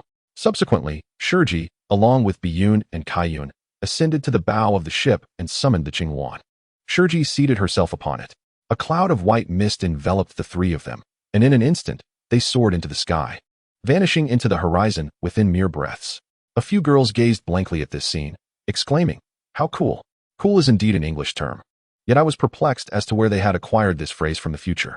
Perhaps one among them, or even all, were time travelers as well. However, I had no time to ponder this, as an overwhelming sense of pressure weighed heavily upon my chest. A flicker of resentment towards Master Shiji arose within me. She had promised to ensure the safety of the girls, yet this responsibility now rested squarely on my shoulders, a daunting burden. Yet, there lay the uncertain fate of Princess Motalin. Though we had only met once, her charming visage lingered vividly in my mind. I could only hope that she remained unharmed. I instructed Xiao Qian and the others to return to the aft cabin, avoiding the window positions, and to concentrate near the entrance of the lower cabin. Then, I maneuvered the dragon boat to resume our journey, all the while surveying the situation along the banks. The dragon boat gradually navigated into a mountainous region, embraced by peaks on all sides. Perhaps due to the winding nature of the river, as we journeyed southward, the floating ice became increasingly prevalent, with many areas merging into solid sheets. Occasionally, abandoned vessels could be seen trapped amongst the ice, rendered immobile. As I gazed at the gently flowing surface ahead, my anxiety intensified. After a considerable time had passed, the jade slip indicated that Shiji was now 40 miles away. Xiao Qian and the others could no longer remain in the aft cabin and gathered once more in the bow, each clutching a short sword. We continued our advance. The sun had risen high in the sky, and the river twisted and turned, its width narrowing. The surface ice had formed a continuous sheet, leaving only the center of the river exposed to flowing water. In many places, only a large vessel could pass through, necessitating a reduction in our speed. Along the way, 2 vessels were halted in the middle of the river. We narrowly squeezed between the ships and the ice, the hulls nearly colliding. I used my spiritual sense to probe inside, only to find it utterly deserted. After another half hour, the jade slip indicated we were now close to 20 miles away. My consciousness had been scattered across the dense forests flanking the riverbank, yet I had failed to discern even a single silhouette. An inexplicable feeling washed over me. I ascended to the bow of the boat and surveyed my surroundings. Subsequently, I summoned my mystical powers and leaped into the air, soaring over Tianzhong High, hoping to glimpse the situation 20 li ahead. However, instead of the anticipated view, I was met with a sight that filled me with dread. In the hollow of the right bank, a throng of soldiers lay concealed, none of whom were merchants. My descent from the sky took only a few breaths. Yet within that brief interval, several soldiers emerged from the hollow and rushed to the water's edge. My leap had inadvertently startled them, prompting an early response. As I landed on the bow, the entire vessel trembled violently under the force of my descent, creaking ominously. I dashed into the cabin, shouting at the girls who had just fallen in the tumult, "Get to the lower hold." No sooner had I spoken than arrows began to rain down upon the dragon boat from every direction. In a hurried motion, I unfurled the mystic silk, instantly cloaking all the windows of the rear cabin. The arrows that pierced through created numerous dents in the crimson fabric. Xiao Qian was the last to enter the hold. "Nezha, be careful," I warned. "I know," I replied, tossing her a jade slip. I communicated with my master, "We must retreat." In the narrow waterway, I was unable to turn the boat around and could only maneuver the dragon boat in reverse. However, its backward speed was significantly slower than its forward pace. As I watched dozens of soldiers rush onto the ice, I sprinted to the bow, commanding the mystic silk to encircle us, shielding us from the arrow storm. While I hurled the universe ring at the foremost assailants, knocking down a dozen or so, the golden ring flew through the air, scattering blood and flesh. It was my first encounter with the might of the universe ring among mortals. Yet, I had no time to ponder, for more soldiers surged onto the ice, causing it to creak ominously under their weight. I directed the universe ring to strike the ice, creating a flurry of shards. However, the ice merely cracked, refusing to shatter. Battling as I retreated, I had already fallen back several li in the span of a quarter of an hour. Those struck by the universe ring lay sprawled in 2 rows on the ice, blood seeping into the water, tinting the river a faint crimson. In a daze, I noticed an obstruction at the stern of the boat. Turning to look, I discovered a pleasure boat, previously empty, now positioned across our path, manned by warriors wielding swords and knives. I accelerated abruptly, ramming the dragon boat into the center of the pleasure vessel, cleaving it in 2. The occupants tumbled into the frigid water. Yet, 2 individuals seized the opportunity to leap onto my boat. I soared to the top of the vessel, casting the mystic silk to ensnare them before casting them back into the water. In that fleeting moment of vulnerability, over a dozen arrows struck me, sending sharp pains coursing through my body. I retreated into the cabin. A few stone-tipped arrows had fallen from me. While they pierced my clothing, they bore no blood. However, the arrows still lodged in my body were surely not as forgiving. I dashed through the cabin, finding Xiaoqian and the others brandishing swords at the entrance of the lower hold. "Nezha, are you hurt?" "I shall not turn back," I said, guarding the entrance. "If anyone enters, we shall strike them down." I hurried to the rear cabin door. Ahead loomed another vessel, positioned perpendicular to my path. Without hesitation, I charged forth, colliding with a resounding crash. The boat split in two, yet my dragon boat came to an abrupt halt. For behind that vessel lay a second, and then a third. 3 or 4 adversaries had already leaped onto my boat. I unleashed my Qinquan circle, sending them plunging into the water. Immediately, I maneuvered the dragon boat to cease its retreat, turning it to advance and swiftly increasing the distance between us and the vessels. However, the waterway was narrow, and foes were already swarming atop the ice, the nearest of them barely 10 paces from the hull. What to do?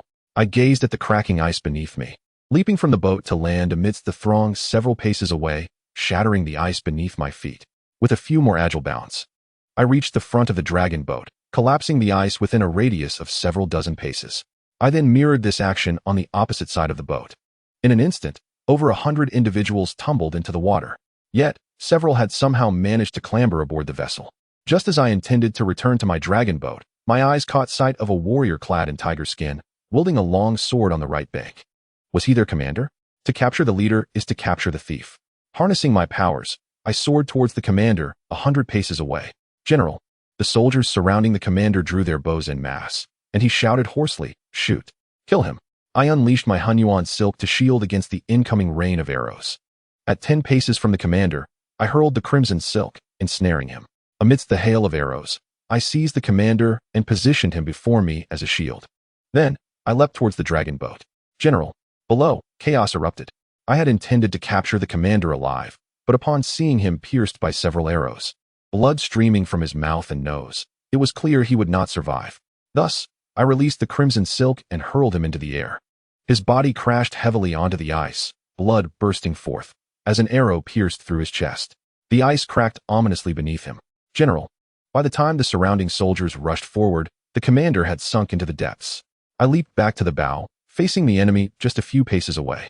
At that moment, I resembled a porcupine, arrows lodged in my chest, back, and limbs, many areas devoid of sensation. I was uncertain of the severity of my injuries, a palpable sense of mortality shrouding my heart. The enemy had ceased their barrage, and the surviving soldiers in the water began to retreat, scrambling onto the ice. Suddenly, a cacophony of battle cries erupted from the left bank. The enemy soldiers paled at the sound, hastily retreating towards the right bank. A banner adorned with the Sioux grass totem emerged from the woods. A group of merchant soldiers surged onto the ice, led by a young commander clad in white. Faced with the well-armed merchant forces, the enemy, now leaderless, lost all will to fight and quickly descended into disarray. I felt my legs weaken, struggling to maintain my footing, and turned to brace myself against the cabin door. In a sudden glance, I noticed at the bottom of the cabin door 3 young girls standing resolutely, swords in hand, their bodies smeared with blood. Beneath their feet lay the sprawled corpses of numerous foes and shattered weapons. It appeared that although they lacked combat experience, they had gained the upper hand with the high-quality short swords provided by Shurji. "Nezha, they exclaimed, their eyes wide as they gazed at me, resembling a prickly hedgehog. I lowered my gaze to my body and noticed that most of the arrow shafts were hanging downwards, indicating that the arrows had not penetrated deeply. I grasped the shaft of an arrow lodged in my left arm and pulled it out, eliciting a sharp scream from the girl opposite me. To my relief, the arrowhead was devoid of blood. Subsequently, I extracted all the arrows from my limbs and chest, including several with bronze tips, none of which bore traces of blood. There were a few arrows lodged in my back that I couldn't reach, so I decided to remove my tattered shirt entirely. Indeed, those arrows had merely pierced through the fabric. Lowering my gaze, I observed the extensive bruising covering my body, particularly severe where the bronze arrows had struck. Yet not a single wound had broken the skin. It seemed that my current magical prowess was sufficient to withstand the assault of ordinary arrows. My time spent under the tutelage of Master Shurji had not been in vain. Seeing that I was not grievously injured, the 3 girls dropped their short swords and collapsed onto the ground. "Are you hurt?" I inquired. The girls did not respond, but it was evident that they bore injuries as well. Suddenly, a thought struck me. Xiaoqian, what has happened to her? She was in the rear cabin, and it seemed she and Yinzi had sustained severe wounds. What? My head buzzed in alarm. Just then, a clear male voice rang out from outside the cabin. Miss Nezha, I am Su Ho, the son of the Marquis, sent by Master Shurji to offer assistance. May I have a moment of your time? Young Master Su. Upon hearing his name, the girl's eyes sparkled with interest. They had heard tales of Su's striking handsomeness. Such infatuation. I had no interest in Su's looks. My sole concern was the condition of Xiaoqian. Besides, I was currently in a state of undress. How could I possibly face anyone? Wait, I am not properly attired. I shouted, then turned to the girls. Greet young Master Su for me. I must find Xiaoqian. Hey, Nezha. One girl called out. How can we possibly meet him in our current state? We can't keep him waiting. I replied, it's better than being completely bare. This is a battlefield. We cannot afford to be overly concerned. I donned my tattered clothing and hurried to the rear cabin, where I found Xiaoqian and Yinzi collapsed on their bunks. Another girl sat beside Xiaoqian, holding her hand. The number of enemy corpses on the floor was even greater than in the front cabin. I rushed to Xiaoqian's side and gasped at the sight before me. An arrow was embedded straight into her left chest. Her face was ashen, her eyes flickering as they met mine, yet she could not utter a word. The girl beside her trembled and moved aside. I leaned over Xiaoqian, peering through her torn clothing to see the arrowhead. It had not fully penetrated her body, which suggested that her internal organs might remain unharmed. Fetch some white cloth. I commanded the girl. Gently, I unfastened Xiaoqian's top and slowly lifted it. The arrowhead was indeed pulled upward by the fabric, revealing a half-inch of blood-stained cloth beneath. A gaping wound continued to ooze blood. Regrettably, I was utterly ignorant of how to treat such an injury, and the current conditions were far from conducive to effective first aid. Thus, I could only bind Xiaoqian's wound with the white cloth. Gradually, her complexion began to return to normal, suggesting that her pallor had merely been a result of shock. She grasped my hand and exclaimed, I heard you were struck by numerous arrows. It terrified me.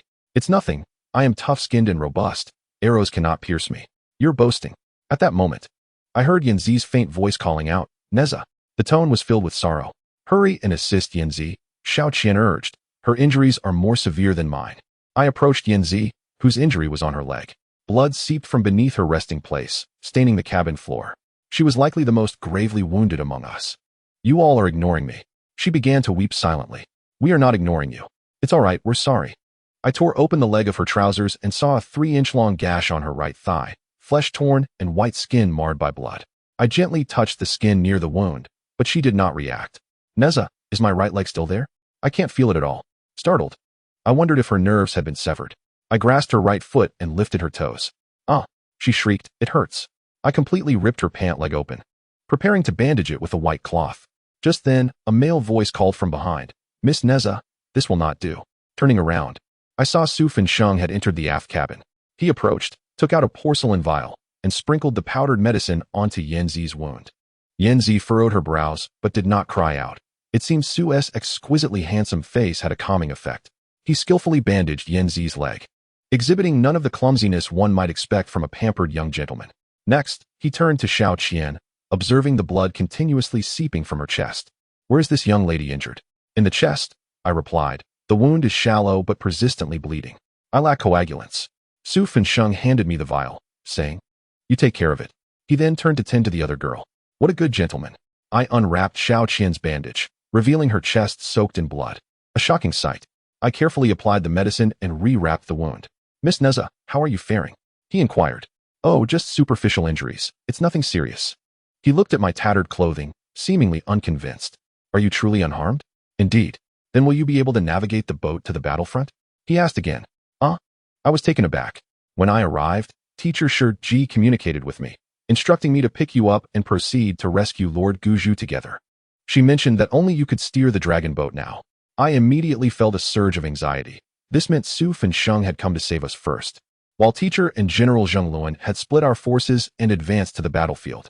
Do not worry about the young ladies, he assured. Zhonglun. He must be a junior disciple of my father. Images of the temple gate's guardian deities flashed in my mind. What will happen to them? They are all injured. Su Fengyi replied, I will send a guard to escort them along the official road to the Sand Dune Palace. Very well. I will accompany you. The dragon boat was docked closest to the ice surface near the left bank. 6 young ladies embarked upon 2 carriages, laden with all our belongings.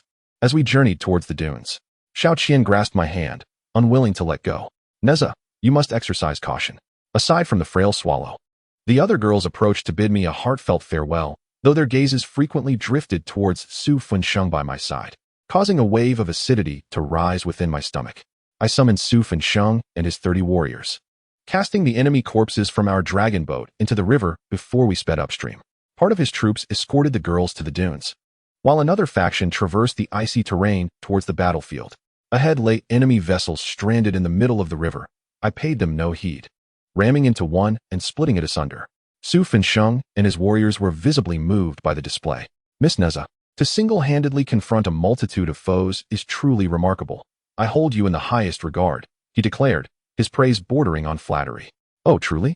I chuckled, eager to return the compliment, but at a loss for words. Master Su, I inquired, is Madame Su Ji your elder sister? He nodded. Indeed, she is my elder sister. Quan Zhong and Quan Xiao are both my brothers. Yet your name differs from theirs? I asked. He smiled. They are not my father's biological sons. They were adopted by him and bestowed with names. Ah, I see. Hence, despite being the youngest, you are the heir. In a mere quarter hour, we traversed the 20-odd li of waterway.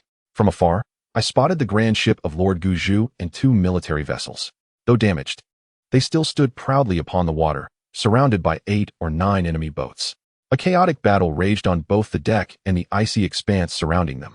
I steered the dragon boat alongside the grand vessel and leapt aboard, charging through the familiar route to Princess Mo Tai Ling's chamber. However, the princess was not present. I dashed down the corridor to the upper deck, first encountering the bloodied Kai Yuntong Zi wielding a short sword. Following that, I saw Lord Guzhu and Princess Mo Tai Ling, closely guarded by a throng of soldiers. Nezha, Princess Mo Tai Ling called my name. Kai Yun, noticing the gaping wounds on my body, exclaimed, Nezha, what has happened to you? Instead of replying, I asked, where is the teacher? Below. Peering over the side of the ship, I beheld Shiji, brandishing the blood-stained Tai sword, standing upon a floating ice slab. Surrounding her were the lifeless bodies of fallen enemies. The few remaining stood at a distance, unwilling to approach her. Astonishingly, Shiji's blue garments remained immaculate, untouched by blood, a sight that incited envy. Miss Nezha, I spotted Su Fensheng rushing up the gangway. Where are the prince and princess? Master Su, they are right here, I replied. As Princess Mo Tai Ling glimpsed Su Fensheng, she exclaimed, Master Su? Pushing through her guards, she rushed forward. Suddenly, I sensed a looming danger in my consciousness, a sharp arrow hurtling towards us from afar. Princess, be careful. Su Fensheng lunged forward. But he was still too distant from Princess Mo Tai Ling. I leapt through the air, covering several paces, and landed forcefully on Mo Tai Ling, pinning her to the ground beneath me. An arrow whizzed past my head, embedding itself in the door frame and severing the hairpin that held my bun in place, causing half of it to fall loose. I turned to see the archer, a woman standing far on the riverbank, radiating a distinct aura of spiritual energy. My anger surged. Despite enduring numerous arrows, none had incited such fury within me, though the red hairpin held little monetary value. It had been personally selected by my mother and affixed to my hair just yesterday. Fueled by passion, I yanked the arrow from the door frame and leapt out of the boat. Nezha, where are you going? Kaiyan queried. To capture that woman. I replied. Be careful. She may shoot you. In midair, I discerned the features of the girl. She appeared to be of a similar age to me, with long, cascading hair and a delicate visage. She wore a silk top, a tiger-striped miniskirt, and leopard print boots. Though not particularly tall, she revealed a pair of elegantly long legs. Her bow remained aimed at me, yet she did not release the arrow. As I descended onto the icy surface, the girl mounted her horse and vanished into the crowd. But her spiritual energy remained within my perceptual range. I plunged into the enemy ranks, tracking her ethereal presence, as my Chinkuan circle felled adversaries left and right. Protect the princess, someone shouted. It turned out the girl was also a princess. As her silhouette receded, I sprang into action. She had already galloped over 100 paces away, trailed only by a handful of followers. I maneuvered past the obstructing crowd, casting my Chinkuan circle to topple the few who lingered behind. I continued pursuing the girl's spiritual shadow, gradually widening the distance between myself and the enemy forces. Doubt began to creep in. What should I do with such a graceful girl? Should I kill her or capture her? Is it truly worth her life or freedom for a mere hairpin? No, I mustn't entertain such thoughts. She is the enemy, having nearly shot Princess Mo Tai Ling, and her kin have harmed Xiao Qian and Yanzi. I leapt again, The girl turned in her saddle and knocked another arrow. The moment she released it, I hurled the golden circle and raised the Hunyuan silk before me. The arrow, infused with spiritual energy, was not something I could withstand head-on. The arrow grazed my left shoulder, and the immense force sent a jolt of pain coursing through my arm, rendering it numb. I grasped the arrow shaft. At that moment, the golden circle struck the horse's leg. The steed neighed in protest, throwing the girl from its back. She landed heavily, barely managing to sit up as I approached. Upon seeing me draw near, she swiftly positioned her dagger across her throat. "Don't come any closer." I fixed my gaze upon her and did not halt my advance. At that moment, the Qinquan circle had not returned to my hand, but lay several feet behind her. The girl closed her eyes, and with a swift motion, she drew the dagger against her neck. Clang! The Qinquan circle soared up, catching the tip of the blade. I rushed forward, seizing her wrist and applying pressure. The dagger slipped from her grasp, embedding itself in the ground.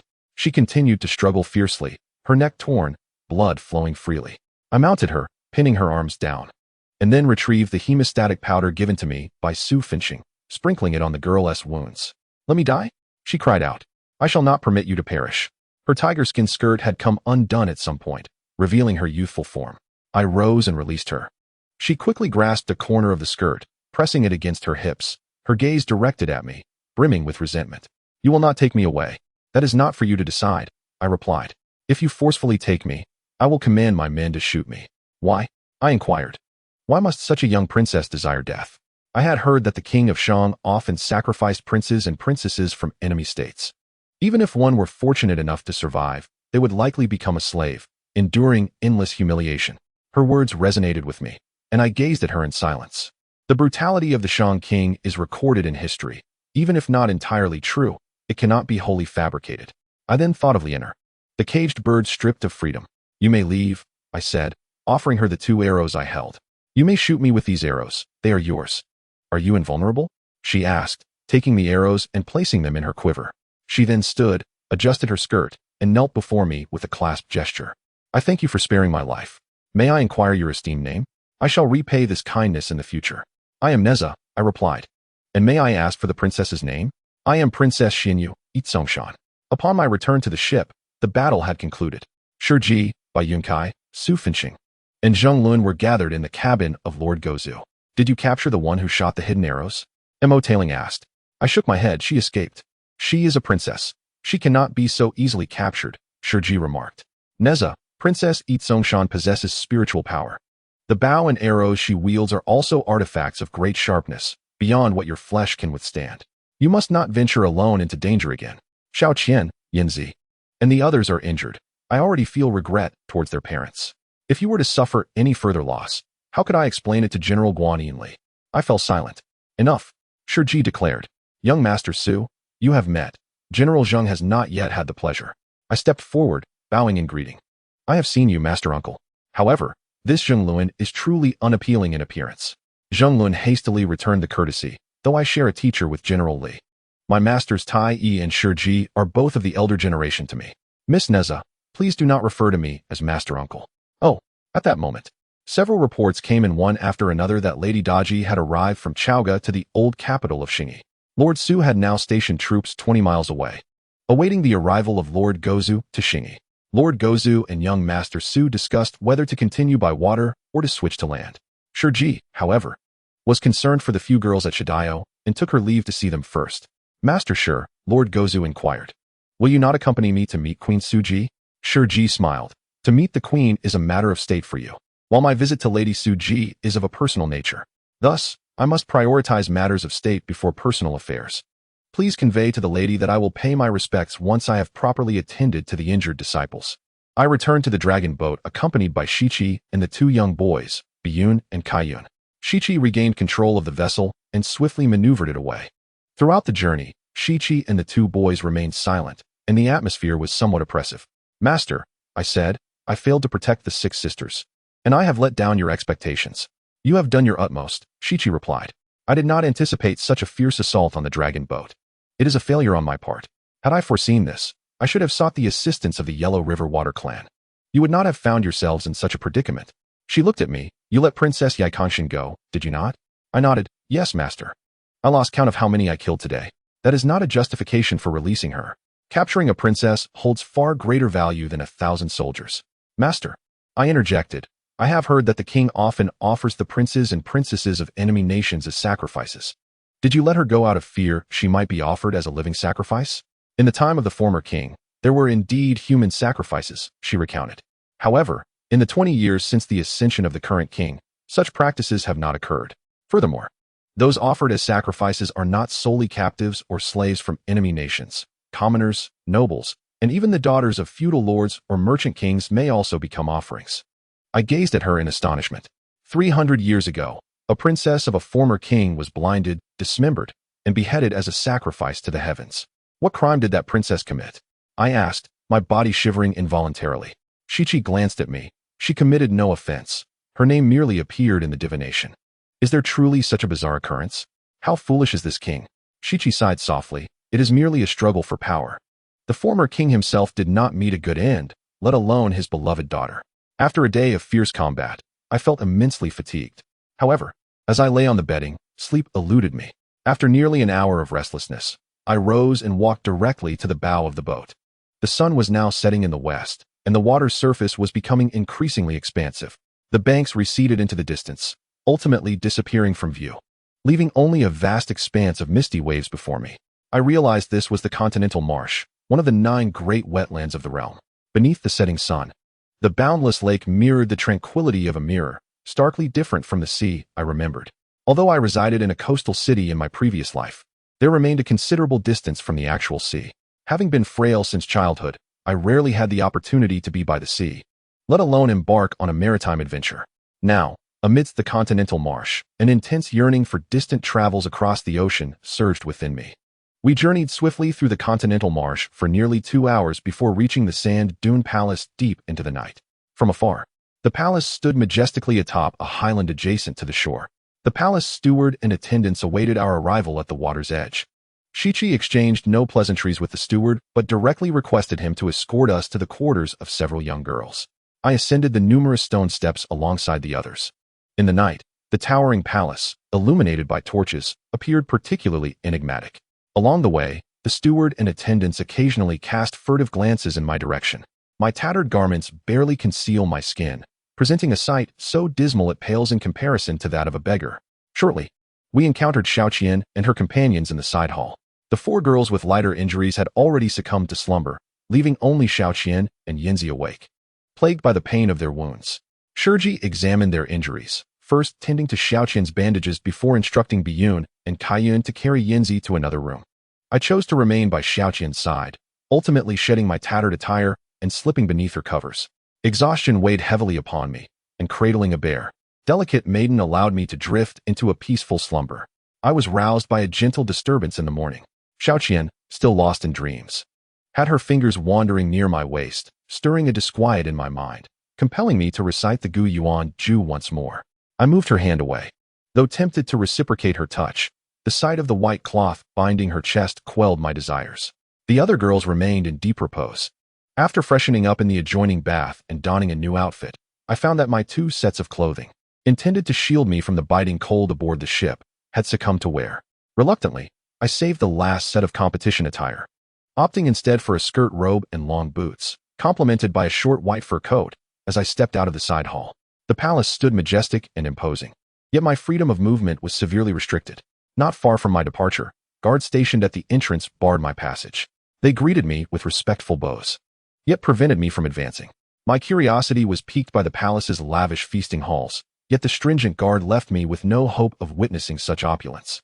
I considered soaring into the air for a better view, but feared alarming the palace guards and exposing myself.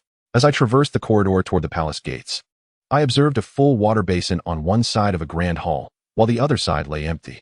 Gazing further, I discerned that the basin was not isolated but flowed outward toward the expanse of the palace grounds. Between the 2 grand halls, the boundless marshland spread before me. I spotted a steward of the palace and inquired about the significance of these water basins. He gestured toward the marshland, explaining that during the rainy season, the entire sand dune transforms into an island amid the marsh, with river waters flooding the palace entrance and filling these basins to the brim. The king and his consort could then embark on pleasure boats to traverse between the palace and the outside world. I marveled at the extravagant whims of King Zhou and Daji. Upon returning to my quarters, I found Shurji standing before the grand hall. I promptly bowed in greeting. Nezha, are your injuries healing well? They have nearly recovered, master, I replied. Then follow me. I accompanied Shurji into the chamber, where she beckoned me to sit, and casually lifted the hem of my skirt. Show me your legs. The marks left by the stone arrows from yesterday had faded, leaving only a few bruises from the bronze arrows. 2 of the other competing teams had already arrived at the sand dune and were settled in the inn, while 3 others reached Xingyi. Now I pondered whether you would indeed be able to compete in gymnastics attire the day after tomorrow. She appeared somewhat disheartened. Your condition is the most favorable among them. Several of them bear injuries on their legs to varying degrees. A few have wounds on their calves, which can be concealed with leg sleeves. However, Yanzi's injury is more severe. I just stitched up her wound last night, and by the time of the competition, it will undoubtedly remain unhealed. Will the scars on our legs affect the scoring? I inquired. It's hard to say, replied Shurji. Injuries on the legs will certainly detract from aesthetics, yet the judges might grant some sympathy points. These concerns seemed trivial. The crucial issue was that Yanzi struggled to walk. How could she possibly compete? Is it possible to find someone to substitute for Yanzi? I asked. Shurji looked at me, questioning who could take her place. Upon returning to the side hall, all 10 of us had gathered. Ladies, Shurji began. When we departed from Chintang Pass, I promised your parents that I would ensure your safety. Alas, due to my oversight in the journey to rescue Guzhu, you now find yourselves in this predicament, each bearing injuries. This is my fault. Originally, I had planned to escort you back to Chintang Pass after the sand dune competition. Now, having suffered losses, I must offer some recompense.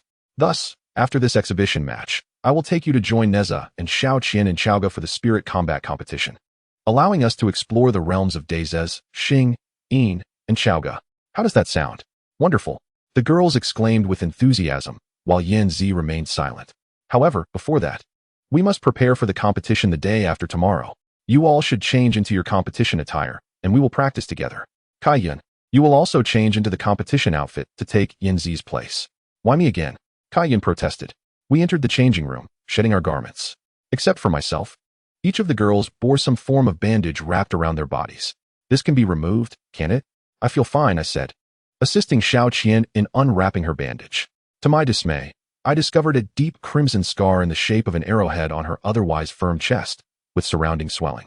Her arms and calves bore varying degrees of scars as well. Glancing at the other girls, it was evident that none were without their marks of injury. Truly, my own wounds were the slightest among us. As a note, Su Funsheng and De Ji are the only 2 figures recorded in history during the late Shang dynasty. However, no historical evidence substantiates their blood relationship.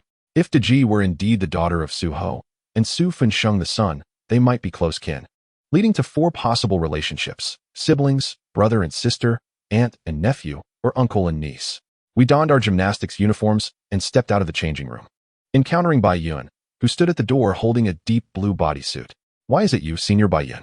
He sighed with a wry smile. Kai-Yun is unwilling. We arranged ourselves in the hall, and shortly thereafter, Biyun joined us, clad in a long-sleeved, high-cut bodysuit. I noticed that aside from his slightly taller stature, Biyun suited women's attire far better than Kai-Yun. Despite our injuries, we had practiced diligently for quite some time. Except for Xiao Qian, whose movements were somewhat compromised due to chest pain, the overall performance was commendable. However, Teacher Shurji gazed at the varying shades of scars on the thighs of at least 3 girls, her brows perpetually furrowed. As we practiced, Yanzi, who had been silently observing, suddenly burst into tears. We all paused to look at her. Shurji approached and asked, Yanzi, what troubles you? Teacher, I have been practicing alongside everyone for so long, yet I cannot perform on stage, Yanzi lamented. Shurji smiled. Yanzi, do you wish to take the stage? But my legs. You can give it a try? See if you can manage the movements. If you succeed, you may perform. Really? All right.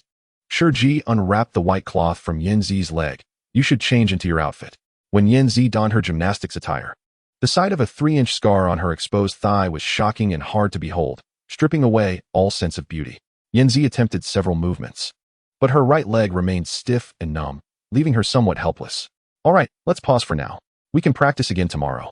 After changing back into her skirt, I inquired of Shurji, Teacher, didn't you mention you were going to Xingyi to pay a visit to the queen? Indeed, I should make that trip. I ought to buy each of you 2 sets of clothing. It is rather inconvenient to be perpetually clad in skirts. Thus, this afternoon, we shall take a dragon boat to Xingyi together. The other girls were elated upon hearing this, while only Yanzi appeared disheartened. However, come afternoon, our plans fell through. The palace supervisor brought news that Lady Su Ji had learned of teacher Shi Ji's presence and had unexpectedly altered her itinerary. Now heading to Shachio this afternoon. Lady Ji is coming? This news immediately stirred a small commotion among the girls. Regarding the renowned queen, there was a mixture of eager anticipation and trepidation. Teacher, a girl suddenly asked, with Lady Ji's arrival, what should we wear? Her question momentarily left Shi Ji at a loss. The original garments were stained with blood, and now we were all dressed in skirts. This attire, typically reserved for festivals at Sishui Pass, felt utterly mundane here. Moreover, my rather expensive skirt appeared shabby compared to the palace maidens, many of whom were daughters of deputy generals or ordinary military officials, their backgrounds far more affluent than mine, leaving me feeling utterly ashamed. Shi Ji furrowed her brow. I had planned to visit Lady Su Ji and Xing Yi this afternoon and take the opportunity to buy you some clothes. However, there is no time for that now. Here's what we will do. You all change into your gymnastics outfits. When the queen arrives, just say you have all been practicing. Nezha, accompany me to welcome the queen. Shall I wear this outfit? I inquired. No, you two must wear your gymnastics attire. Shi Ji replied. You want me to greet the Ji in this revealing gymnastics outfit in the dead of winter? Is that sensible? Put on your short coat over it, Shi Ji instructed. Oh, very well. That short white fur coat barely reached the upper part of my thighs, leaving a significant portion exposed. Walking through the corridor, I attracted even more attention than I had the previous night in my tattered garments. Half an hour later, a magnificent pleasure boat, more resplendent than that of Lord Gozu, slowly docked at the palace pier under the escort of 4 military vessels. The cabin door swung open, and out stepped 2 rows of guards, followed by the distinguished young master Su Finching, who assisted a tall woman clad in white to disembark. This must be Daji. Her visage was more exquisite than that of her brother, yet describing her as ethereal would be a disservice. She lacked the beguiling allure portrayed in later tales. Every movement she made was marked by an elegance that was striking. As soon as her feet touched the dock, Daji released her brother's hand and the accompanying maid, striding confidently towards us. Her attire, immediately recognizable as costly, exuded a simplicity rather than ostentation, appearing remarkably refined. While it perfectly accentuated her flawless figure, it was devoid of any hint of seduction. Shi Ji bowed respectfully, proclaiming, "Greetings, Lady Su Ji." "Oh dear," Daji exclaimed, quickly lifting Shi Ji's arm. "Sister Shi Ji, I have brazenly called you my senior. Such deference is hardly fitting for me." Turning her gaze towards me, she remarked, "This young lady must be Nezha, who valiantly battled the coalition at Xinyu Mountain yesterday." I bowed and said, "I pay my respects to Lady Su Ji." "No need for such formality," Daji replied. "You are the daughter of the 10th county princess, thus my niece. Simply call me Aunt." "Then, I pay my respects, Aunt." Daji laughed. "What a delightful child you are." We ascended the platform alongside Daji. As she lifted her long skirt, her white boots and slender legs emerged gracefully from the split in her garment. It was clear that her attire was not immodest, but rather artfully revealing. Upon reaching the midpoint of the steps, Daji suddenly halted, turning to examine my exposed legs. "Nezha, your legs. It is merely an arrow wound," Su Finching interjected. Miss Nezha engaged in fierce combat against hundreds of foes yesterday and suffered numerous arrow strikes. Thankfully, her magical protection mitigated the severity of her injuries. Shi Ji added, "However, the other girls I instructed were not as fortunate. Each bears wounds. One girl, in particular, has a severe leg injury. I fear we may not be able to participate in the competition the day after tomorrow." "That simply cannot be," Daji exclaimed. "I am counting on you all to claim the championship." As she continued to ascend, she instructed a nearby female official, "Have Shi Ji's disciples come to my chamber shortly." "You should return now," Shi Ji advised me. "Tell Yanzi and Biyun to change into their garments." I began to comprehend Shi Ji's intention behind my exposed legs. It was to reveal the bruises to Daji. But what significance would that hold? Not long after returning to the side hall, a lady-in-waiting from Daji arrived to escort our group of 9 into the inner palace. As we traversed through no fewer than a dozen courtyards and corridors, Yanzi, exhausted, could go no further, prompting the 3 of us to carry her. By the time we reached Daji's chamber, we were all slightly breathless. Daji sat regally at the main seat, her skirt spreading elegantly like a lotus blossom, revealing her smooth, bare thighs. It was astonishing how such an originally modest garment could appear so captivating. Was this peculiar to the world of Fengshen, or had history always portrayed it thus? However, I swiftly dismissed the latter notion. Through the split at the top, I could faintly discern her white triangular panties. How could such things exist in the annals of genuine history? She gazed at the boy in the azure clouds, cradling a swallow, This girl is called Swallow, is she not? Bring her before me. The azure clouds laid Swallow gently at Daji's knees. Do not be anxious, just lie down. Daji tenderly caressed the wound on Swallow's leg and teasingly remarked to Shurji, Sister, you have truly posed a dilemma for your younger sister. With her fingernail, she delicately pried open the sutured wound, saying, Swallow, no matter what appears before you, do not be frightened. If you are afraid, simply close your eyes. Subsequently, Daji gently closed her own eyes and began to channel her energy. A mist of white vapor ascended from her form, gradually morphing into a shadow that was twice her size, its back resembling a peacock's tail fanning out with 9 long appendages. The 9-tailed spirit fox. She was summoning the 9-tailed spirit fox. Daji knelt gracefully, pressing her right hand upon Swallow's wound. Enveloping her hand was the front paw of the ethereal fox. In an instant, the wound on Swallow's leg had healed, leaving only a faint scar. The spirit fox's apparition began to fade. Daji exhaled a sigh of relief. Everyone else, please come forward. Swallow rose to make room. Xiaoqian stepped forward, pulling her fitted garment down to expose her left shoulder and chest, allowing the spirit fox to mend the arrow wound upon her bosom. Following her, the other 4 girls approached in succession. Next were Biyun and Kaiyun, both bearing varying degrees of bruises on their arms and legs. As the spirit fox's shadow neared dissolution, Nezha, Daji called my name. Come here. While the fox's power is still potent, I approached and sat before Daji with my legs outstretched. Daji pressed her hand upon several of my bruises, and her touch felt wonderfully warm. When her hand withdrew, the bruises had vanished. By the time I stood and stepped back, the spirit fox had completely disappeared. A look of fatigue crossed Daji's face. She smiled at Shurji. Sister, my journey has been arduous these past few days, and I am rather unwell. This is all I can manage. Shurji replied, We are truly grateful to you, junior sister. Now, let us express our thanks to the queen. After we collectively voiced our gratitude, Daji remarked, The spirit fox's healing merely alleviates the external appearance and relieves pain. It is merely a superficial remedy. Therefore, after the competition, you must all, especially Swallow, take time to rest and recuperate. At that moment, Shurji interjected, Today, the queen has made an exception to heal you, waiving the usual formalities. Remember, in the presence of the queen, you must never sit as you did today. Such an act is a grave disrespect and could lead to execution. We began to secretly stick out our tongues. Daji chuckled, Sister, do not frighten these children. However, if the king were present, especially with old ministers in attendance, it would indeed be inappropriate to act recklessly. Upon hearing that we were in need of clothing, Daji ordered the treasury to be opened and generously bestowed upon each of us a set of deep robes. Furthermore, learning that we were accustomed to wearing Hu clothing, she granted us each a set of trousers as well. I examined the merchant's mark on the garments and found it identical to the one I had previously worn, albeit of far superior quality. Could it be that my father had specially contributed these to the palace? We returned to the side hall.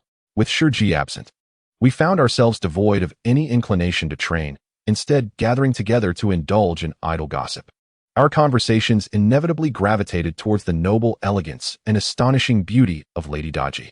The 23rd exhibition match allowed us, through Daji's special permission, to expand our activities significantly.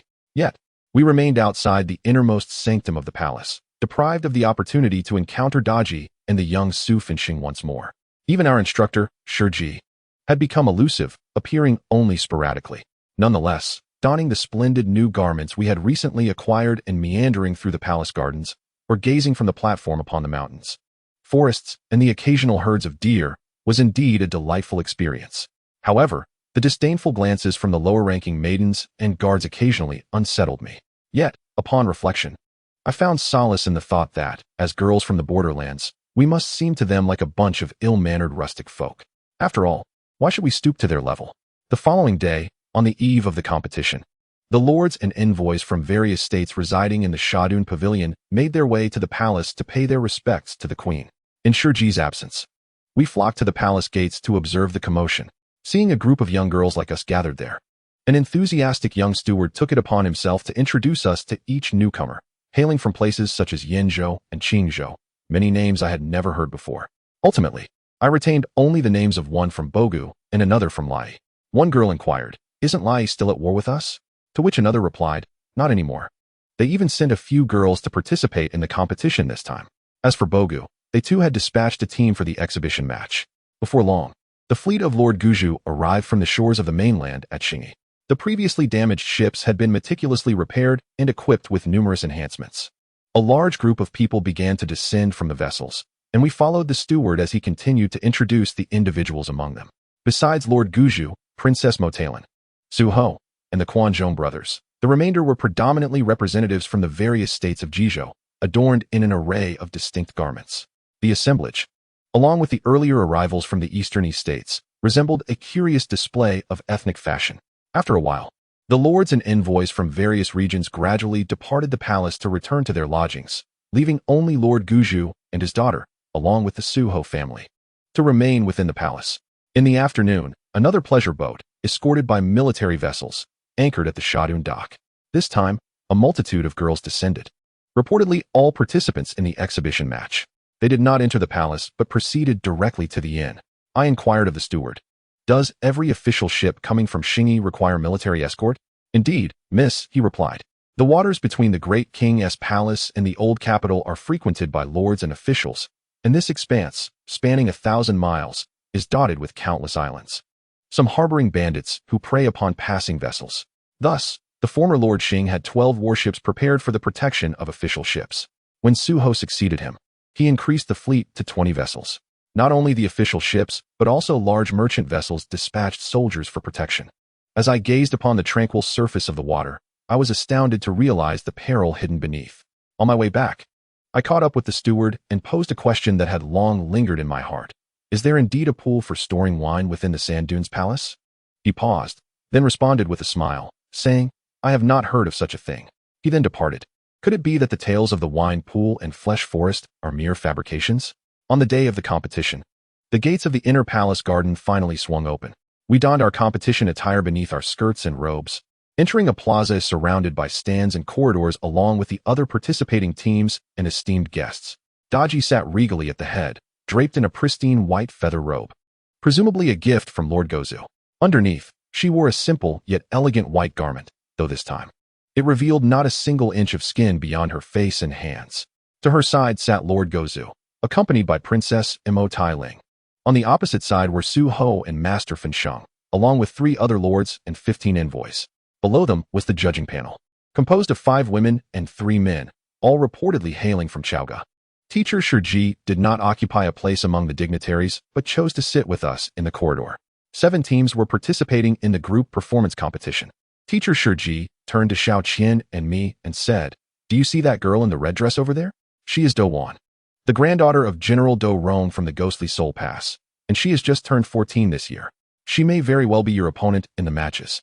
As she spoke, we noticed a young woman beside Do Wan offering a respectful smile and gesture to Shiji. Shiji returned the courtesy. "Teacher, who is that?" Xiao Qian inquired. "Is she Do Wan's instructor?" "Indeed," Shiji replied. "She hails from the Biyou Outer Academy on Jinao Island in the East China Sea, known as Zhu Pei'er. She can be considered a fellow disciple of mine." "Oh, what about the others?" Shiji interrupted us. "You need not concern yourselves with them. Your primary competitors will not be present in today's contest."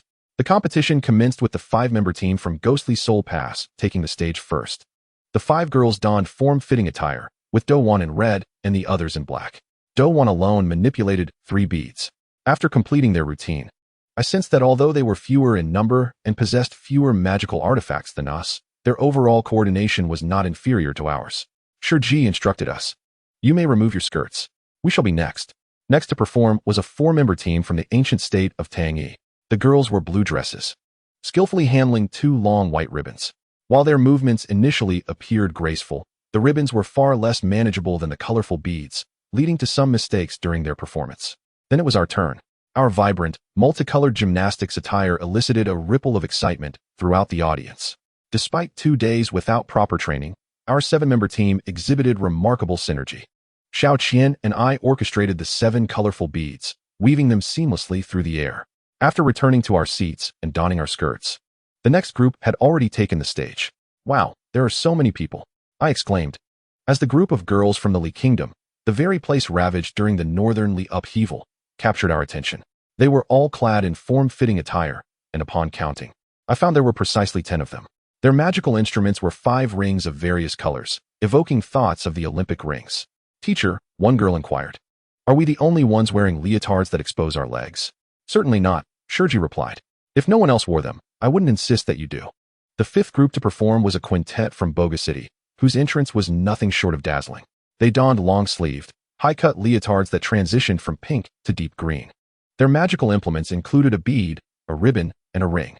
Despite having fewer magical items than we did, their performance was equally captivating. Does Boga City lack a coach? Xiaoqian observed that the audience was now devoid of spectators after their team performed. Shiji responded, look at the Lai team beside you. They share the same coach as Boga City. The Lai girls were changing into deep blue leotards trimmed with gold. Behind them sat a woman in green attire, her hair styled in a way that seemed vaguely familiar. Next to take the stage was Lai, with 3 of the 6 girls holding colorful rings and the other 3 clutching colorful beads. 3 balls and 3 rings? I couldn't help but recall this event from my past life. The key was that each of the 6 girls possessed a magical item, and their coordination surpassed our level. Some girls among us began to feel anxious. However, Shiji remained unperturbed. Just do your best. Why worry about rankings? She remarked. Have you seen their coach? Shiji continued. She is not an Easterny woman, but hails from Fusang. In the art of dynamic performance, she is likely more authentic than I. The final team came from Ji, near Tongyi, said to be the domain of Prince Jizi. They were also a quartet, dressed similarly to the team from Tongyi, and their magical item was 3 beads. I noticed that the 3 teams wearing long-sleeved, high-cut leotards, including ours, Bogu, and Lai, all originated from the Bohai Bay. It wasn't that we were more liberated than those from the mainland. Living by the sea made it easier to procure outfits from the East Sea Dragon Clan's trading house. The group performances concluded, and the judges were tallying the final scores. Although Shiji encouraged us not to worry, we felt a wave of tension. However, I began to comprehend the source of Shiji's confidence. Our performance order had been meticulously arranged to give us an advantage in scoring. Although we were confident in our ability to win, we could not dismiss the possibility of underhanded dealings. After deliberation, the judges presented the results to Daji. Holding a jade slip, Daji announced, Yuhan Pass and Boga City are tied for 3rd place. Lai takes 2nd, and we are 1st. Exuberance enveloped our side, while Yuhan Pass maintained a neutral expression. The girls from Lai and Boga City appeared visibly disheartened. However, the woman from Fusang displayed commendable grace. Approaching Shiji to offer her congratulations and speaking a torrent of words we scarcely understood. As the crowd dispersed, Shiji held me back. Once most had left, she led me to Daji, who stood at the entrance. Nezha, Daji inquired softly, I have heard you possess the ability of foresight? I was taken aback and hastily denied. What? No way. How did you come to know about the plans for the wine pool in the Sand Dune Palace? It has yet to commence construction. Thus, I began to speak recklessly, my queen, it is as such. I seem to have forgotten who mentioned that within the Grand Palace, there exists a lavish feast of wine and meat. I had thought it was here. Daji chuckled, your information is quite commendable. Indeed. There is a small wine pool within the Deer Terrace Palace gardens. As for the meat forest, it is merely a playful term.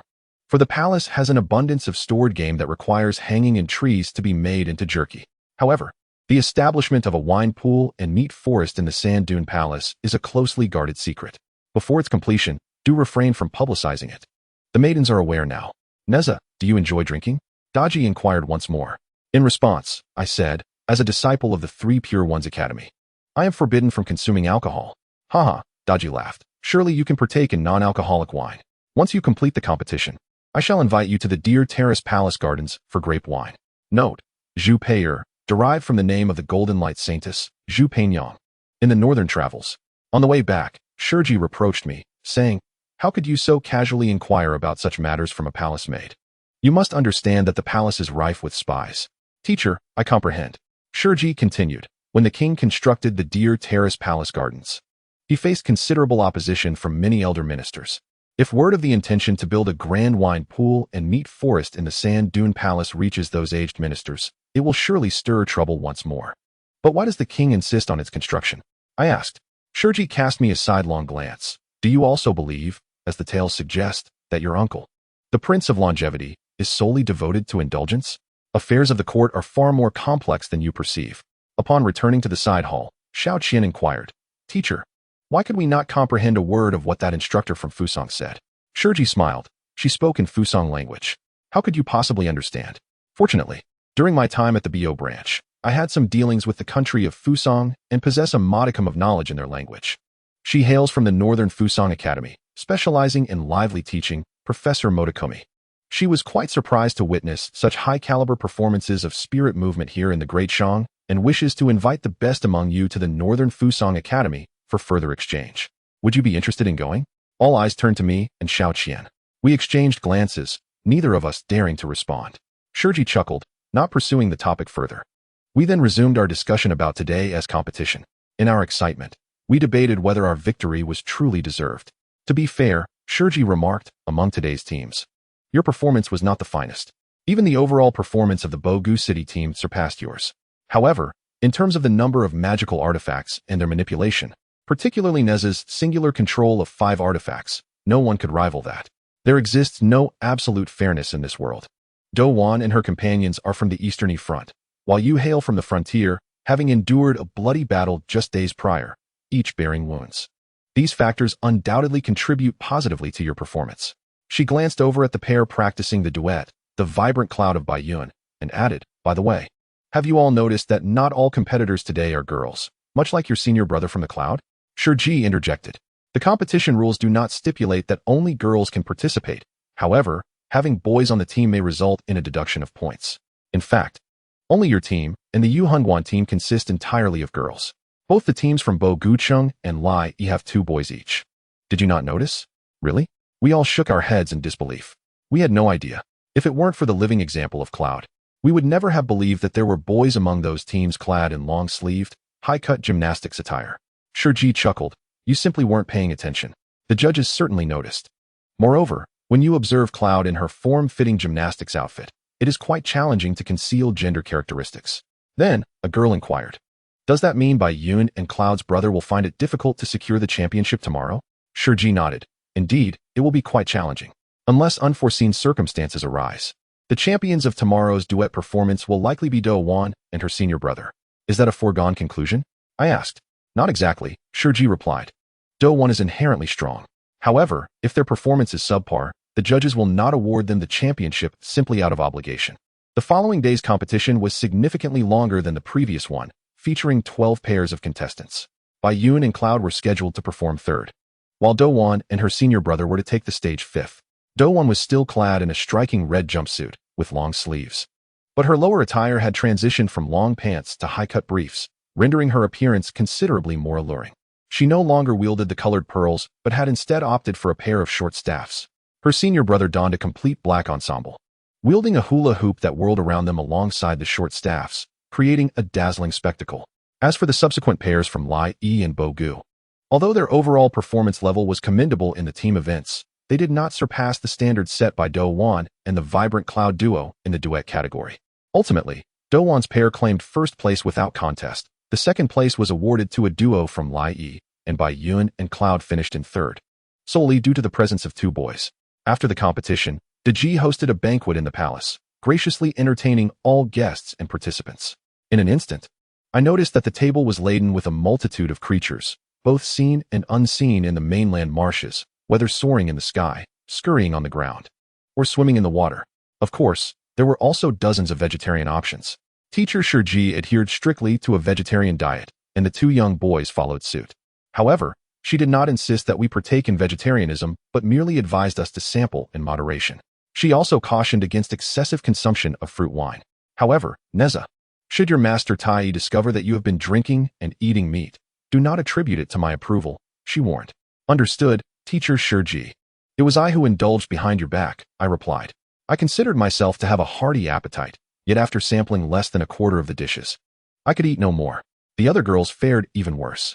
After the banquet, Deji ascended her pleasure boat and returned to Zhaoge.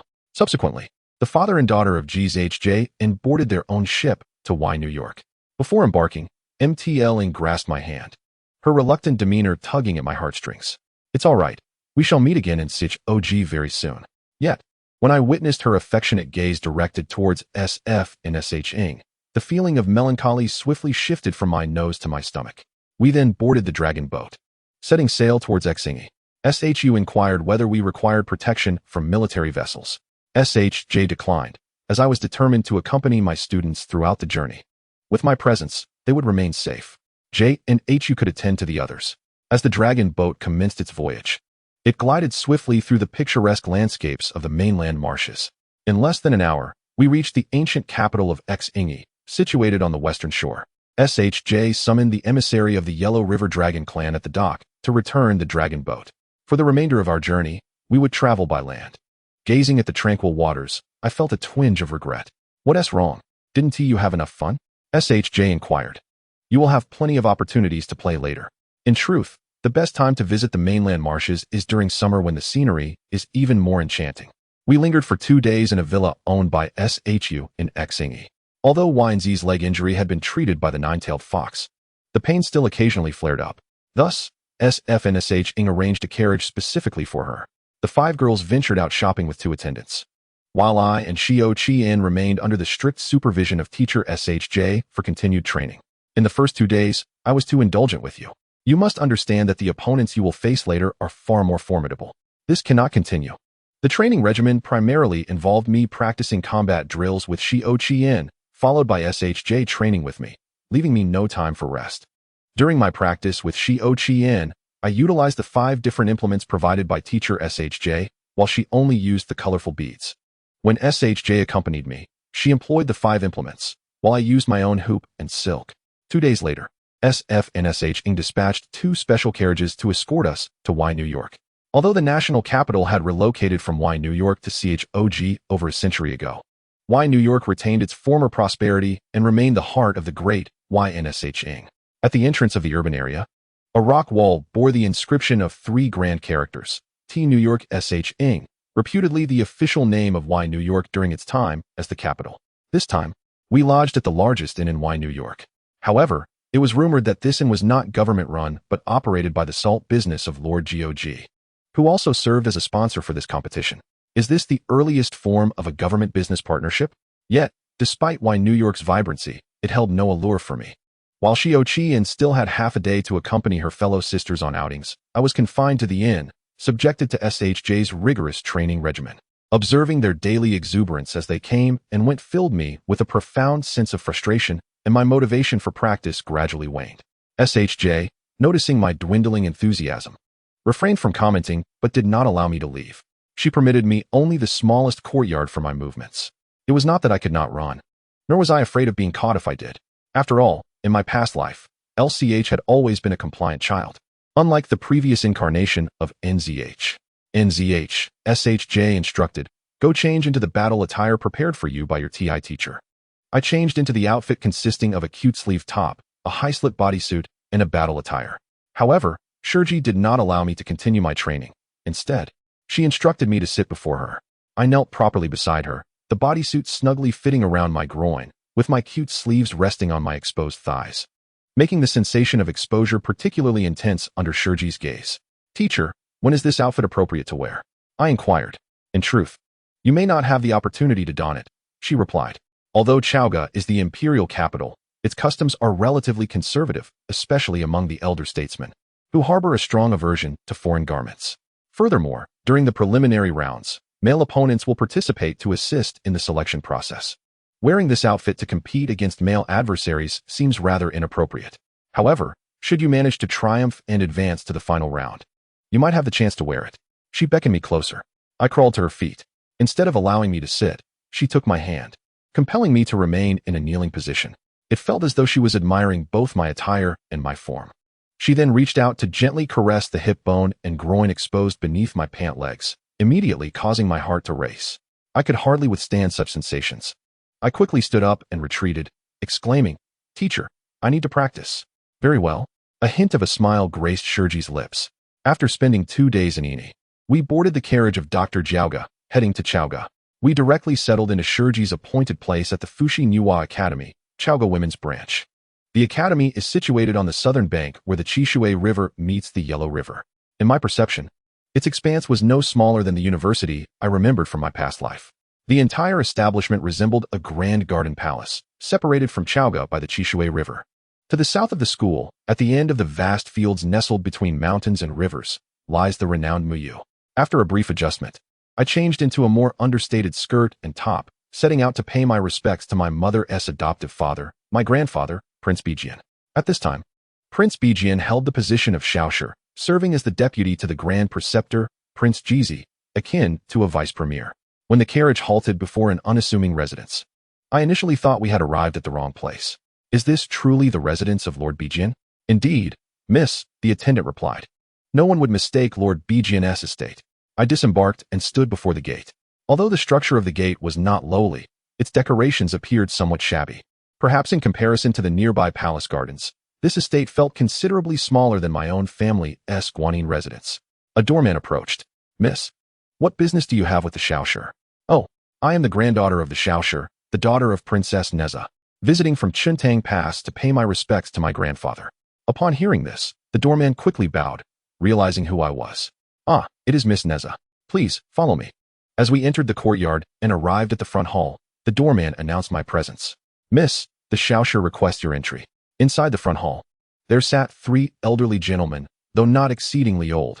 The one in the center appeared the eldest, while the one on the left was younger. Which of them is my grandfather? However, from their expressions and attire, I quickly discerned who the main figures were.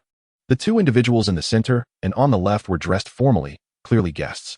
In contrast, the one on the right was clad casually, evidently in home attire. Undoubtedly the host. Thus, I bowed respectfully, as Nezha had met her grandfather before. Baigan rose from his seat, amiably beckoning me closer to introduce the guests present. This is Lord Jizi, and this is Lord Weizi. These were indeed the 3 Ren of Yin. I thought to myself how fortunate I was to have arrived in Zhaoge and immediately encountered 3 princes. I hurriedly paid my respects, and the princes responded with warm smiles. They had pressing matters to discuss, so Baigan instructed a maid to take me to meet the lady of the house. Following the maid to the rear courtyard, I surveyed my surroundings, sensing a change from my initial impression. Although the courtyard was simple and serene, everything was orderly, imparting a sense of warmth.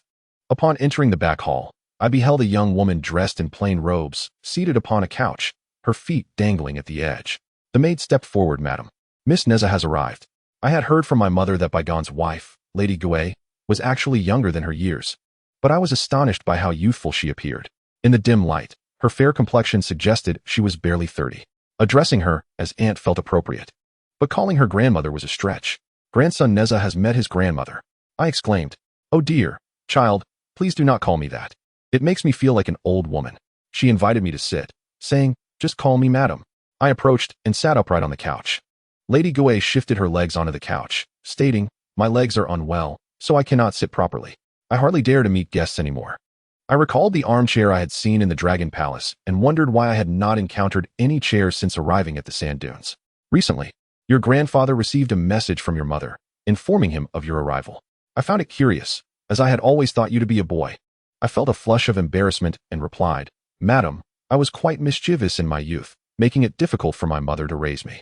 Hence, she dressed me as a boy. Please excuse the laughter. Lady Gui chuckled, taking my hand. What a well-mannered girl you are. How can your mother still consider you mischievous? Her expectations are too high. Just then, the maid reported, young Master Gui Han has arrived and is waiting at the door. Lady Gui responded, let him in. Miss Nezha is no outsider. Before long, a plainly dressed young man entered and approached the couch, bowing to Lady Gui. Nephew Gui Han pays his respects to his aunt. This young man appeared noticeably older than Lady Gui, yet he addressed her as aunt, which immediately put my mind at ease. No need for formalities. Lady Gui said, this is the granddaughter of our lord, Miss Nezha, daughter of the 10th princess. Before he could bow, I knelt and offered my respects. Uncle, I wish you well. Gui Han hastily returned the gesture. No, please don't. Lady Gui invited Gui Han to take a seat, scrutinizing him from head to toe. How have you been these past few years in Shichi? Your clothing seems rather worn. Not too bad, Gui Han replied. The Western Prince values my pottery skills and has appointed me as the head of pottery, now overseeing all pottery production in Shichi. As one assumes the noble role of Tao Zhang, it is expected that some remuneration accompanies the position. How could one lead such a frugal existence? The lady inquired, expressing her surprise at the apparent poverty of our esteemed master. Perhaps it would be prudent to return to the grand city of Dishang, allowing our master to advocate for your appointment to a minor official post. Aunt, Gui, he replied, it is not that the Duke of the West treats me poorly. Although Shichi boasts of vast territory, its land is barren, suffering from drought 9 years out of 10. Thus, the Duke established a policy of light taxation early on, as the government's revenue is limited and must also guard against the incursions of the Chong tribe. Even the prince's daily needs are severely restricted. While Shichi may be impoverished, the art of pottery is vital to the livelihood of the people. Moreover, the Duke and the Prince have shown me great kindness. How could I possibly leave? Ah, who would have thought this gentleman is akin to an ancient lay phone? Just then, Baigan entered the inner hall. Guei, he has arrived. It has been many years since I last saw you. Guei, he bowed respectfully, addressing her uncle.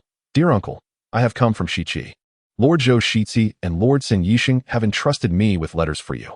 After handing over the 2 missives, Baigan accepted them without opening them immediately. He asked Guei to converse with the lady while he took me aside to the front hall. He first inquired about my parents and the recent happenings along the borders, then asked about my participation in the competition. This event was strongly advocated by Lady Su Ji.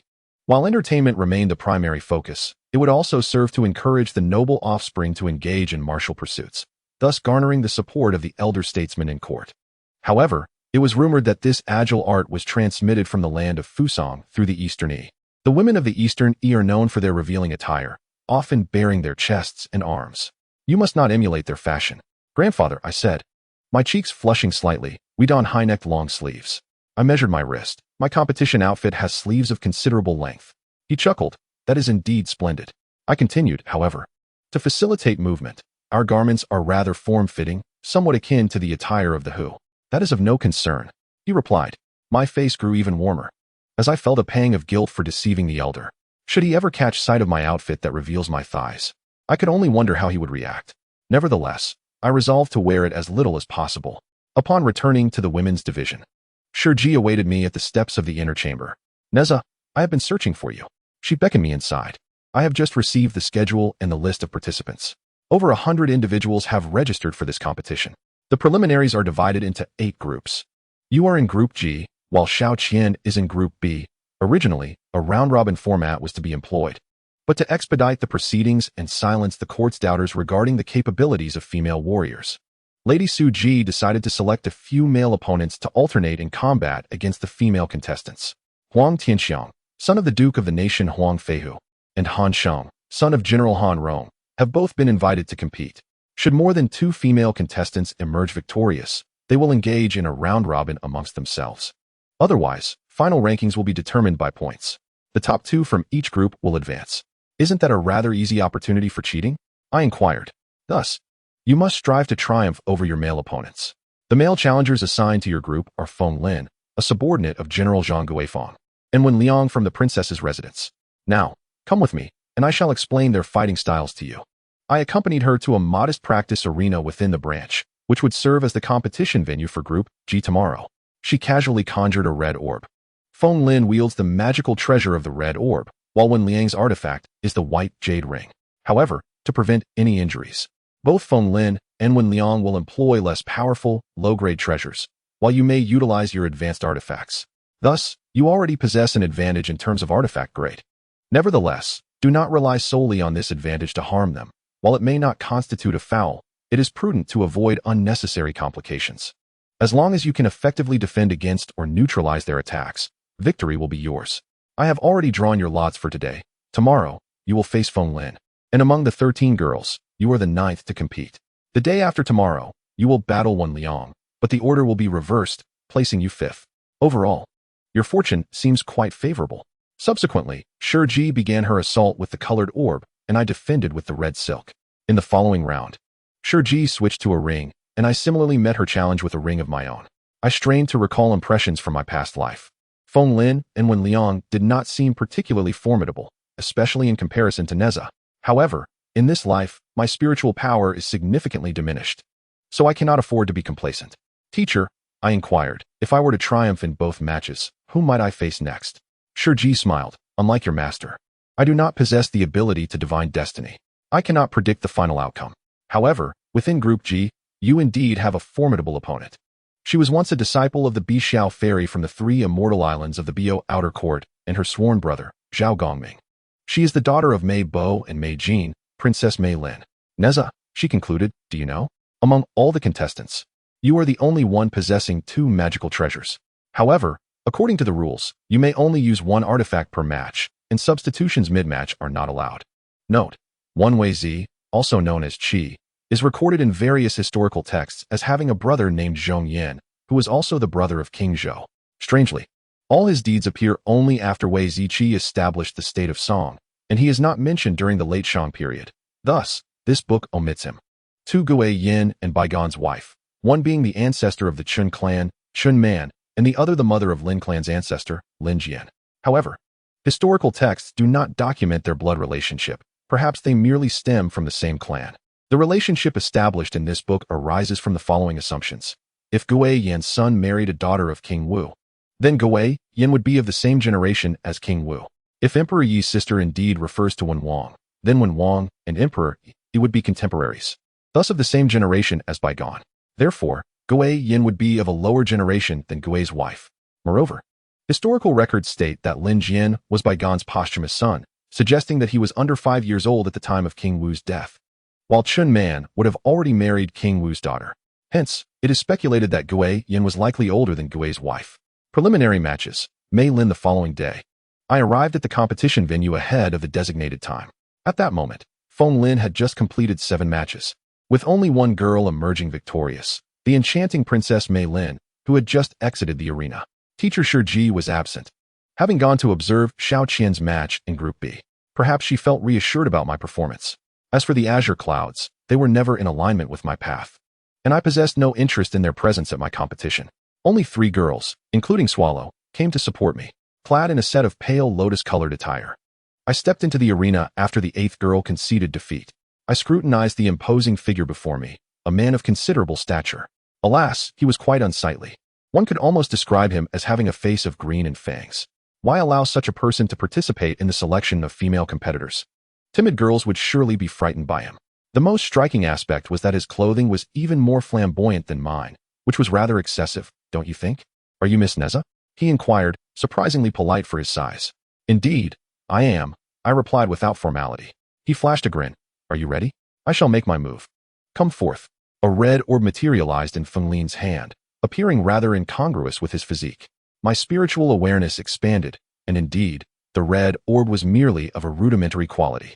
With my current magical prowess, even if it struck me, it would inflict no harm. However, I could not allow him to hit me, for that would signify my defeat. I deftly dodged, simultaneously releasing the red silk. The orb curved in the air, pursuing me. I once again evaded, allowing the red silk to encircle the orb. The silk tightened under the orb's immense force. This formation was unideal. Thus, I relinquished the silk, allowing the orb to burst forth. In the course of several exchanges, I successfully evaded numerous attacks from the orb. I realized that I was now quite close to Feng Lin, who had barely shifted from his spot since the beginning. I recalled Shiji's final admonition from yesterday, to refrain from excessive displays during the preliminaries and conclude the battle swiftly. Seizing the opportunity while Feng Lin's red orb was momentarily distant, I deftly tossed the red silk at his feet and swiftly maneuvered behind him. As he turned to follow my movement, I commanded the silk to entangle one of his legs and yanked it back, causing him to stumble. He regained his footing, but at that moment, I harnessed my spiritual energy to alter the orb's trajectory, causing it to collide with him. Feng Lin was momentarily stunned, reaching out to catch the orb. I retracted the red silk. He raised his hand. Miss Nezha, you have emerged victorious. I bowed in gratitude. Thank you for your leniency, General. He chuckled, little girl. You are quite clever. The day's competition concluded, with only Mei Lin and I emerging victorious from Group G. Over in Group B, Xiao Qian also triumphed. That evening, Shiji accompanied me in practicing several rounds before swiftly heading over to Xiao Qian's side. It was said that Xiao Qian's aunt, Gao Lanying, was currently in Zhaoge specifically to attend her competition, which left me feeling rather despondent. The following day, I was the 5th to compete. The 4 girls before me had all met defeat. This gentleman, whose name suggested gentleness, turned out to be another with a fearsome visage. Fortunately, his features were relatively symmetrical, and with his mouth closed, he was not particularly intimidating. He wielded not the white jade ring of his own magical artifact, but rather a rattan hoop. Are you ready? He inquired. Wait a moment. I replied, unable to suppress a smile at the sight of such a large man handling a rattan hoop. In my mind, I couldn't help but wonder what he would look like dressed in a woman's form-fitting attire. Alas, why ponder such trivialities? I raised my left hand, returning the Chinkoan circle to match the size of the rattan ring. Come forth, General One. The rattan ring in when Liang's hand soared forth, encircling my head. As I watched the rattan ring rapidly constrict, I hastily withdrew the golden circle, propping up the rattan ring from within. Then, with a sudden leap, I sprang out of the circle. What a close call. The rattan ring once again pursued me, and as I leaped, I repeatedly deflected it with the golden circle. Continuing in this manner was unsustainable. Ultimately, I maneuvered the golden circle to ensnare the rattan ring, then tightened it fiercely, compressing the rattan ring into a figure-8 shape, which flew back into my grasp. When Liang's eyes widened in disbelief, I released the golden circle, and the rattan ring reverted to its original form. I tossed the rattan ring back into Wen Liang's hands, and he hurriedly began to inspect whether it was still usable. Nezha, you have triumphed. As I exited, Princess Meilin arrived, and we exchanged a knowing smile as we passed. I turned to gaze at her retreating figure, clad in a set of pink attire with her hair elegantly styled in a cloud-like bun, appearing ethereal. I had heard that the princess bore a striking resemblance to her father, who must have been quite handsome. Yet, recalling the memories of my past life, whether through novels or historical accounts, Meibo's fate was tragically dismal, and I couldn't help but feel a pang of sorrow. Do I have the power to alter this fate? The day's competition concluded with only Meilin and me emerging victorious. Thus, tomorrow we would determine the first and second positions of our group. Although Xiaoqian did not win, she still ranked among the top 2 in Group B and secured her advancement. Shiji summoned us together. Nezha, Xiaoqian, you have both advanced, becoming part of the top 16. Tomorrow, you will engage in the final preliminary match to ascertain your group standings and your opponents for the semifinals. Among the top 16, aside from Do Wan and Meilin, who you have encountered, there are several formidable contenders. One is General Hong Jin's younger sister, Hong Xian, who has also trained under the Bixiao Ferry. There is also Lord Qin Wantian from Golden Ao Island, Princess Chanyu from the Deng Kingdom, who is a disciple of the 4 saints of 9 Dragons Island, and Princess Yin Jiao, the beloved daughter of King Shou, who studies under Professor Guang Cheng of the Yusu branch. Yin Jiao, isn't she the crown prince? I exclaimed inadvertently. Shiji looked at me in astonishment, her jaw nearly dropping. Indeed, Yin Jiao, like the former you, often dresses as a man. However, even as a male, she would not be eligible for the position of crown prince. Both she and her brother Yin Hong are of illegitimate birth. The rightful heir is Zi Sheng. I recalled Shiji's words. Daji became queen precisely because she bore Zi Sheng. The following day, we transitioned to the larger number 2 training grounds for the competition. With a significantly greater audience turnout, Xiaoqian was set to compete in the even grander number 1 training grounds. Before our match commenced, Xiaoqian's competition had just concluded, where she secured 2nd place in Group B. Meilin had changed into a vibrant orange outfit, her hair neatly tied up, exuding a refreshing aura. In contrast, I remained in my original lotus-hued attire, appearing considerably less impressive. I had not prepared additional garments beyond the set given to me by Master Tai, which I did not intend to wear. Meilin's magical artifact was a rope known as the Binding Dragon Cord, while I opted for the Merging Heaven Silk. I have always felt that the mysterious sky ribbon surpasses the delicate binding rope in terms of volume, length, and overall performance. However, once engaged in combat, I quickly realized this was far from the truth. Within just 2 exchanges, my crimson ribbon was ensnared by Meilin's rope. After some effort to extricate myself, I found myself ensnared once more in the subsequent round. While Meilin wielded her binding rope with effortless grace, my lengthy crimson ribbon often faltered, unable to cover all angles.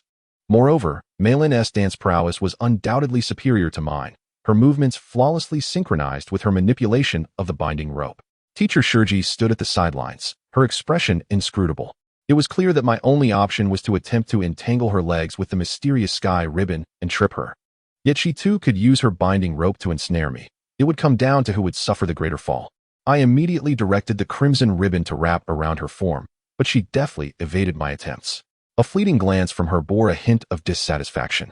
Yet she continued to focus solely on countering my crimson ribbon without resorting to ensnaring me. Thus, after several rounds, the outcome became unmistakably clear. I was defeated. As the match concluded, Meilin retracted her rope and acknowledged me with a nod, her eyes devoid of any lingering displeasure. I returned the gesture, my countenance likely reflecting my discontent. After the preliminary rounds, all participants gathered in the first training ground, where the organizers and primary sponsor, Lord Zhaoge, announced the names and rankings of those advancing. 16 girls lined up, with me standing in the 3rd position from the right. I glanced to my left, searching for the formidable competitors mentioned by Teacher Shiji. The first place in Group A was Yin Jiao, 18 years old, wielding the dual treasure rod. In Group D, the top contender was Hong Xian, 15 years old, with the capturing immortal rope. Group E's champion was Deng Chanyu, 17 years old, employing the 5 radiant orbs. Group F South first place went to Do Wan, 14 years old, with the carefree rod. and beside me stood the first place of Group G, Meilin, 16 years old, brandishing the binding rope. Since today, as competition featured only girls, several had changed into short skirts, yet none of the aforementioned competitors wore such attire. I noticed a tall, graceful girl in a yellow outfit beside Xiao Qian. According to the rules, I was to face her in the first match of the semifinals. She was Yi Jiang, 17 years old, wielding the 7 colored orbs. Yi Jiang. Could she possibly be the future queen of martial arts, the mother of the reigning king? It was astonishing to see her here. During dinner, I remained despondent. Teacher Shurji offered consolation, emphasizing that simply advancing from the group stage was commendable.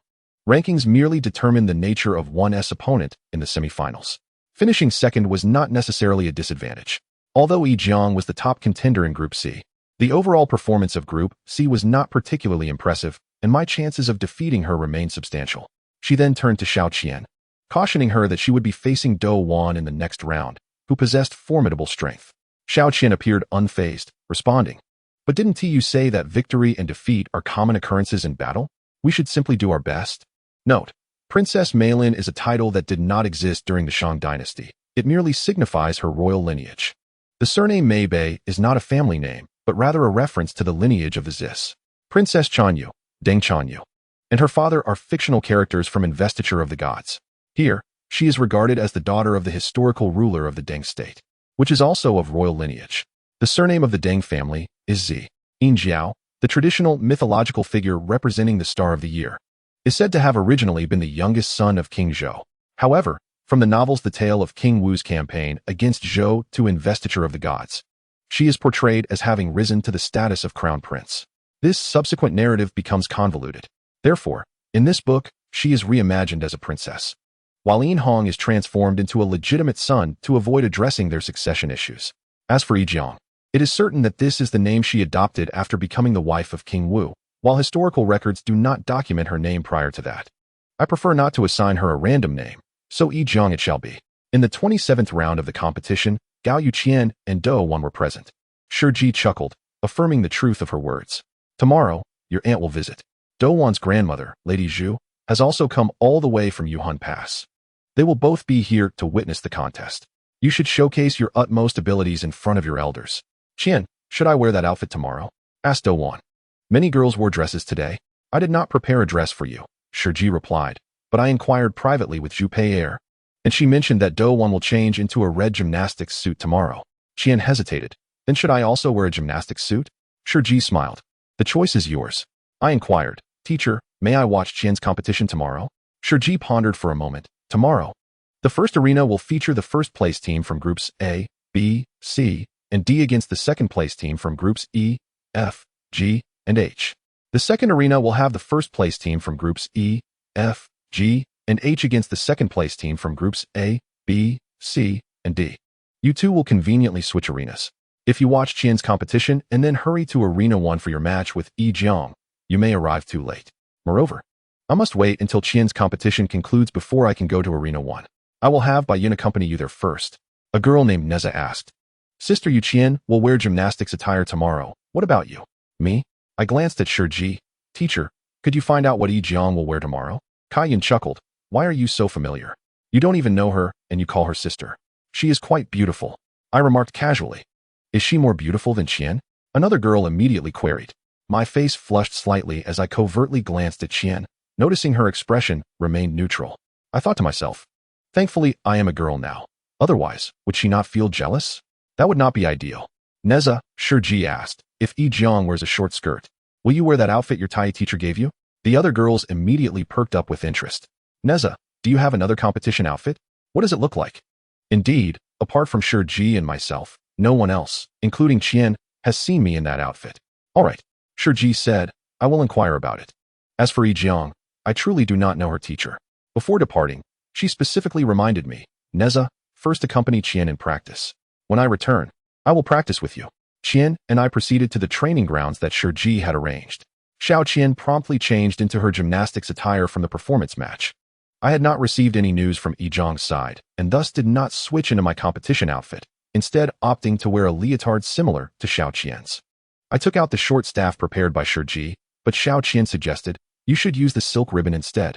My chances of defeating Do Wan tomorrow are slim. It would be better if I trained with you." While I may not match the prowess of that Jiang, I can at least simulate some aspects.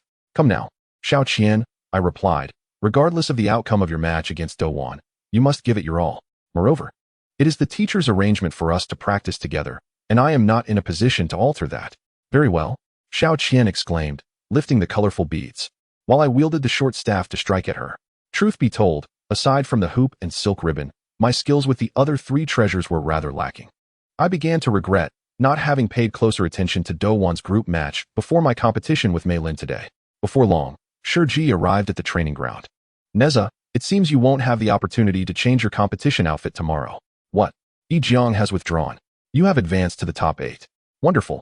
Xiao Qian and several other girls joyfully leaped upon hearing the news. However, I could not help but feel a twinge of regret at Yi Jiang's withdrawal. What's wrong, Nezha? Are you not pleased to win without a contest? Shiji retorted.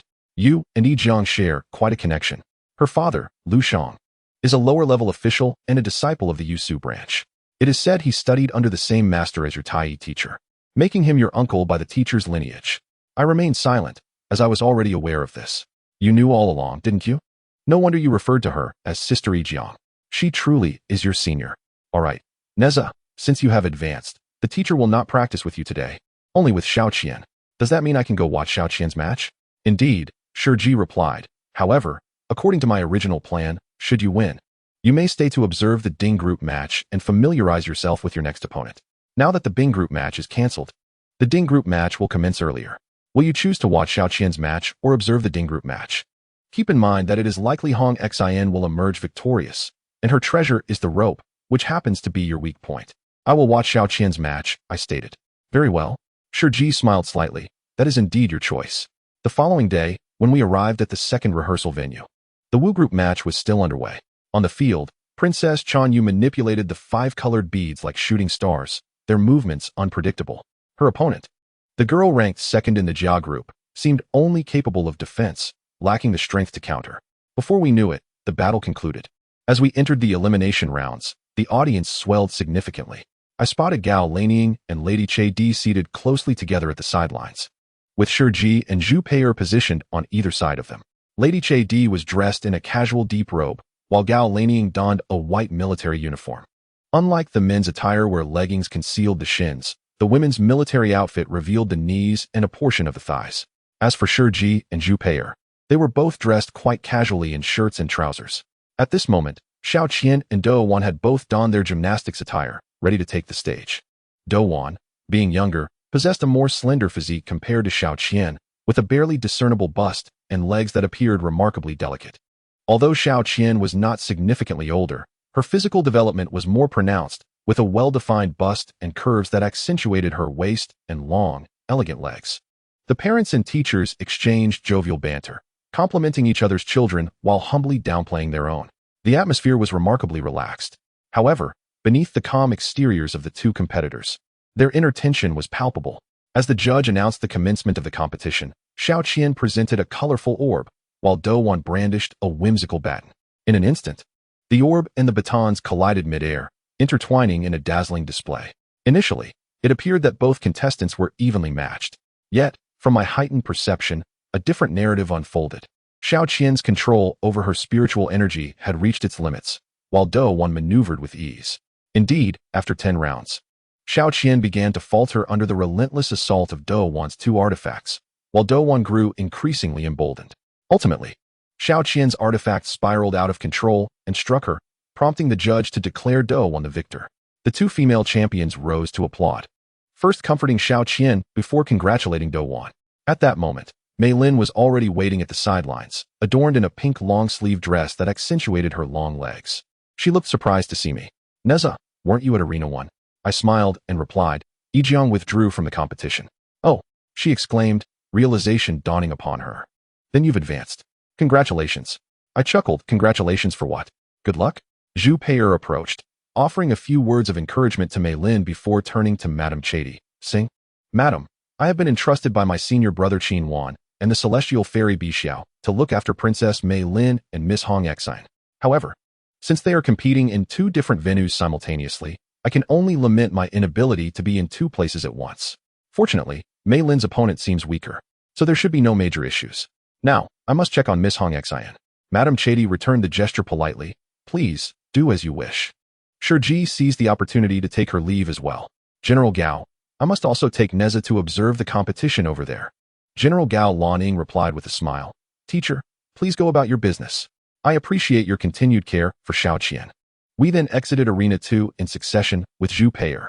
Shiji grasped my arm, and in an instant, we soared into the air, arriving outside Arena 1 within a few breaths. Teacher, I inquired, will General Gao be displeased if we simply leave? There's no time to worry about that. She retorted. Whether she is pleased or not is irrelevant. Considering Xiaoqian's foundation and strength, reaching this stage is already commendable. From here on, it all depends on you. On the arena, Hong Xian was clad in a purple form-fitting outfit. Her movements and techniques bore some resemblance to Mei Lin's, suggesting they had indeed trained under the same master. However, her execution appeared somewhat awkward, lacking the finesse that characterized Mei Lin's performance. Perhaps, this would present an opportunity for me. The girl who battled against her, ranked second in her group, donned a light blue short-sleeved dress. Her attire was more alluring than Hong Xian's, and her beauty surpassed hers by a few degrees, yet her spiritual prowess was not on the same level. Within 10 rounds, she was decisively defeated. Thus, the competitions within the women's division had come to a close. The next round of the quarterfinals would be held at the Lu Tai Palace Gardens. After this day's matches, aside from Yi Jiang's withdrawal, which allowed me, the second in Group G, to take her place as the first in Group C, all other matches were unequivocally won by the respective first-place competitors from each group. This left me feeling somewhat unjustly positioned. I began to harbor a quiet resentment towards Yi Jiang. Was she perhaps taking advantage of the situation? That night, a rare snowfall graced the outside world. Teacher Shiji led me to the training grounds, continuing my specialized instruction. She began to simulate the last encounter where Mei Lin ensnared me with her mystical ropes, compelling me to practice swift escapes. Teacher, could we perhaps forgo the ropes? I inquired. Wouldn't TA ring suffice? Shiji paused, approaching me, and asked, do you understand why among the 5 instruments, ropes have become your nemesis? I shook my head, oblivious. When the concept of spiritual agility was introduced to the central planes, my mentor had researched the elemental affinities of these 5 magical artifacts. Eventually, I uncovered their intricacies. Each artifact emphasized one of the 5 elements. The ring represents metal, the staff symbolizes wood, the rope embodies water, the beads signify fire, and the rope corresponds to earth. The rope against the ribbon, akin to earth conquering water, naturally exhibits a restraining relationship. Conversely, the rope against the ring, like earth nurturing metal, still exerts suppression over you. Furthermore, your Qianquan ring possesses a formidable malevolence, should you wield it in an attack. I fear you may lose control and inadvertently harm your opponent. Employing the red ribbon for counterattacks is comparatively safer. Our training persisted until the depths of night, culminating when Shiji and the ropes could no longer ensnare me with ease, allowing me to adeptly manipulate the red ribbon. The following morning, as dawn broke, I, accompanied by teacher Shiji and a group of 10 including Xiao Qian, traveled in several carriages across the Qishui Bridge into the city of Zhaoge. After a night of snowfall, the air turned bitterly cold, since there were no designated changing rooms for competitors within the Lu Tai Palace Gardens. I donned the lilac competition attire in my division's residence and draped a white fur short coat over it. Despite the thick blanket of snow covering the ground, I observed some scantily clad men and women laboring barefoot in the snow. Their status as either slaves or common folk remained unknown to me. In truth, had I worn that revealing competition outfit today, it could also be considered scantily clad. However, since my opponent Hong Xian had never bared her legs throughout the competition, why should I? Upon entering Zhaoge City, the opulent Lu Tai Palace Gardens became visible from a distance, starkly contrasting the surrounding humble straw houses. Unlike the Sand Dune Palace, which was constructed on natural high ground, the Lu Tai was entirely man-made, undoubtedly requiring the labor of thousands for its creation. We entered through a side door adjacent to the performance arena. The scale of the performance arena surpasses that of the Dune Palace and the women's division, adorned with opulent decorations. However, ensconced within this grand space, under the imposing presence of monumental palace structures, one cannot help but feel a sense of oppression. The 8 of us contestants are gathered together, still clad in our variously hued and styled fur garments, having just entered from the outside. Yet, upon closer inspection, only Princess Jiao, Do Wan, and the girl who ranked first in Group X reveal their legs beneath their fur coats. The rest of us have opted for trousers today. The stands are already filled with spectators. The event is hosted by Lady Yu Qing, a senior female official and disciple of Daji. She is adorned with golden accessories and wears a sleeveless gown of pale yellow, complemented by a translucent cicada robe that reveals her elegant arms, making her remarkably enchanting. Rather than introducing each contestant individually, she first presents the esteemed guests seated in the stands. I immediately notice my grandfather, the esteemed Bygone, seated at the head table. Beside him is the dignified elder, Minister Shang Zhou of Rites and Music, followed by Dr. Zhaoge, who presided over the preliminary rounds just days prior. On the opposite side sits Lord Guzhu Jun Yaping along with several other distinguished guests. Emotai Ling, as per usual, occupies a seat behind Lord Guzhu. And beside her, closer to the center of the head table, is a boy of similar age, Jiao Princess's younger brother and the illegitimate son of King Zhou, Yin Hong. Between Bygone and Yin Hong, there are many vacant seats, reportedly reserved for nobles, forbidden to others. At the edge of the head table is a man of even greater stature than Feng Lin, the burly captain of the royal guard, Eli, who will preside as the chief judge for the remaining 3 rounds of the competition. Strangely, as I gaze upon this imposing figure clad in a white tunic, tiger skin skirt, and leopard print boots, I am reminded of another diminutive silhouette, the Princess of Xianyu, Yi Songshan, who likewise donned a white top, tiger skin skirt, and leopard print boots.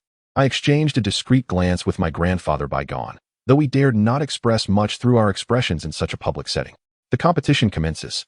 Yin Jiao sheds her outer coat to reveal a sleek silver bodysuit underneath. Instead of a short skirt, she wears what will surely be fashionable even 3 millennia hence, a pair of trendy shorts. Her feet are adorned with silver knee-high boots, and her weapon is a dual-colored stick, representing both male and female. Her opponent, the girl who ranked first in Group B, sports a blue, short-sleeved bodysuit trimmed with gold, along with wrist guards and trousers that showcase her graceful arms. Her weapon is a blue silk ribbon. This marks the first time I have seen someone wielding the same type of treasure as I. The dual sticks intertwine with the fluttering blue silk, resembling a light vessel navigating through the waves. I extend my spiritual awareness, enveloping the ethereal energies of both competitors, and immediately predict the outcome of the match. The disparity in their spiritual power is vast, placing them in entirely different realms. I pay no heed to whether my probing is noticed, as many within this arena engage in similar investigations. Furthermore, at this moment, they scarcely possess the energy to concern themselves with such matters. The result of the match is all but certain. In less than 7 exchanges, Yin Jiao's female stick sweeps past her opponent's left arm. The girl let out a startled cry, losing control of her magical artifact, the blue ribbon, which fell to the ground. The judge announced Yin Jiao as the victor. Rather than reclaiming the blue ribbon, the girl pressed her right hand against the injury on her left arm. Soon, blood began to flow profusely between her fingers. The injury was surprisingly severe. Yin Jiao, however, remained indifferent, offering neither an apology nor a word of comfort.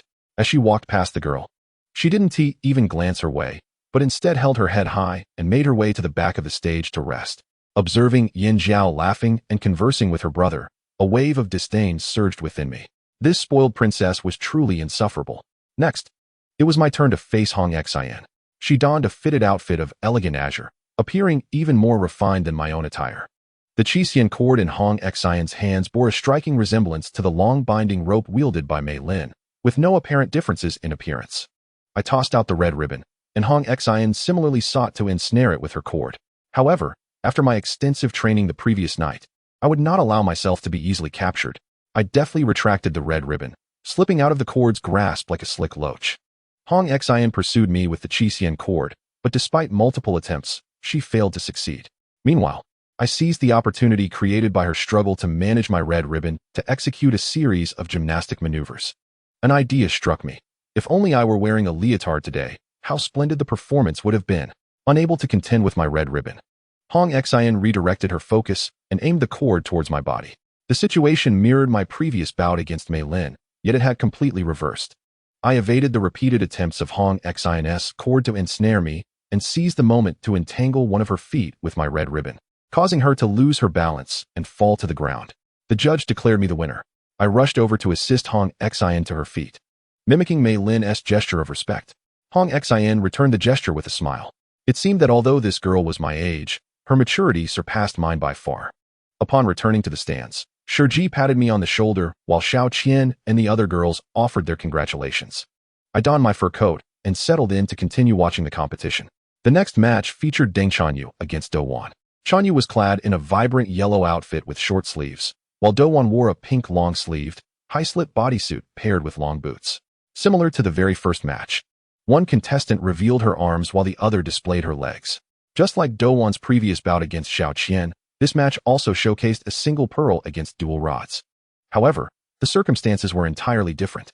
Chong Yu's manipulation of the 5 radiant pearls was nothing short of mesmerizing, swirling around Do Won's body in graceful spirals. This left Do Won's carefree rods scrambling to keep up with the dazzling pearls, rendering any advantage of wielding an additional artifact moot. I discreetly glanced over at the stands where Lady Che Di and Zhu Pei'er sat, both wearing expressions of distress. It was no small feat for Zhu Pei'er, who had to care for Do Won, Hong Xian, and Mei Lin all at once. After comforting Hong Xian, she now needed to prepare to console Do Won. Teacher, I inquired of Shiji, why have I not seen Princess Chong Yu's teacher and family? And what of Miss Hong Xian? I have yet to see hers as well. Shiji, gaze upon me. How fortunate you are to have crossed paths with me, as I embark on my appointment at the women's division, accompanying you along the way. Princess Chong Yu has sought the tutelage of several instructors, yet none have imparted to her the art of agility. Given that Dinghua and the 3 mountain pass guard the southwestern frontier of the great merchants, neither Lord Deng nor General Hong Jin can afford to divert their attention to their competitions.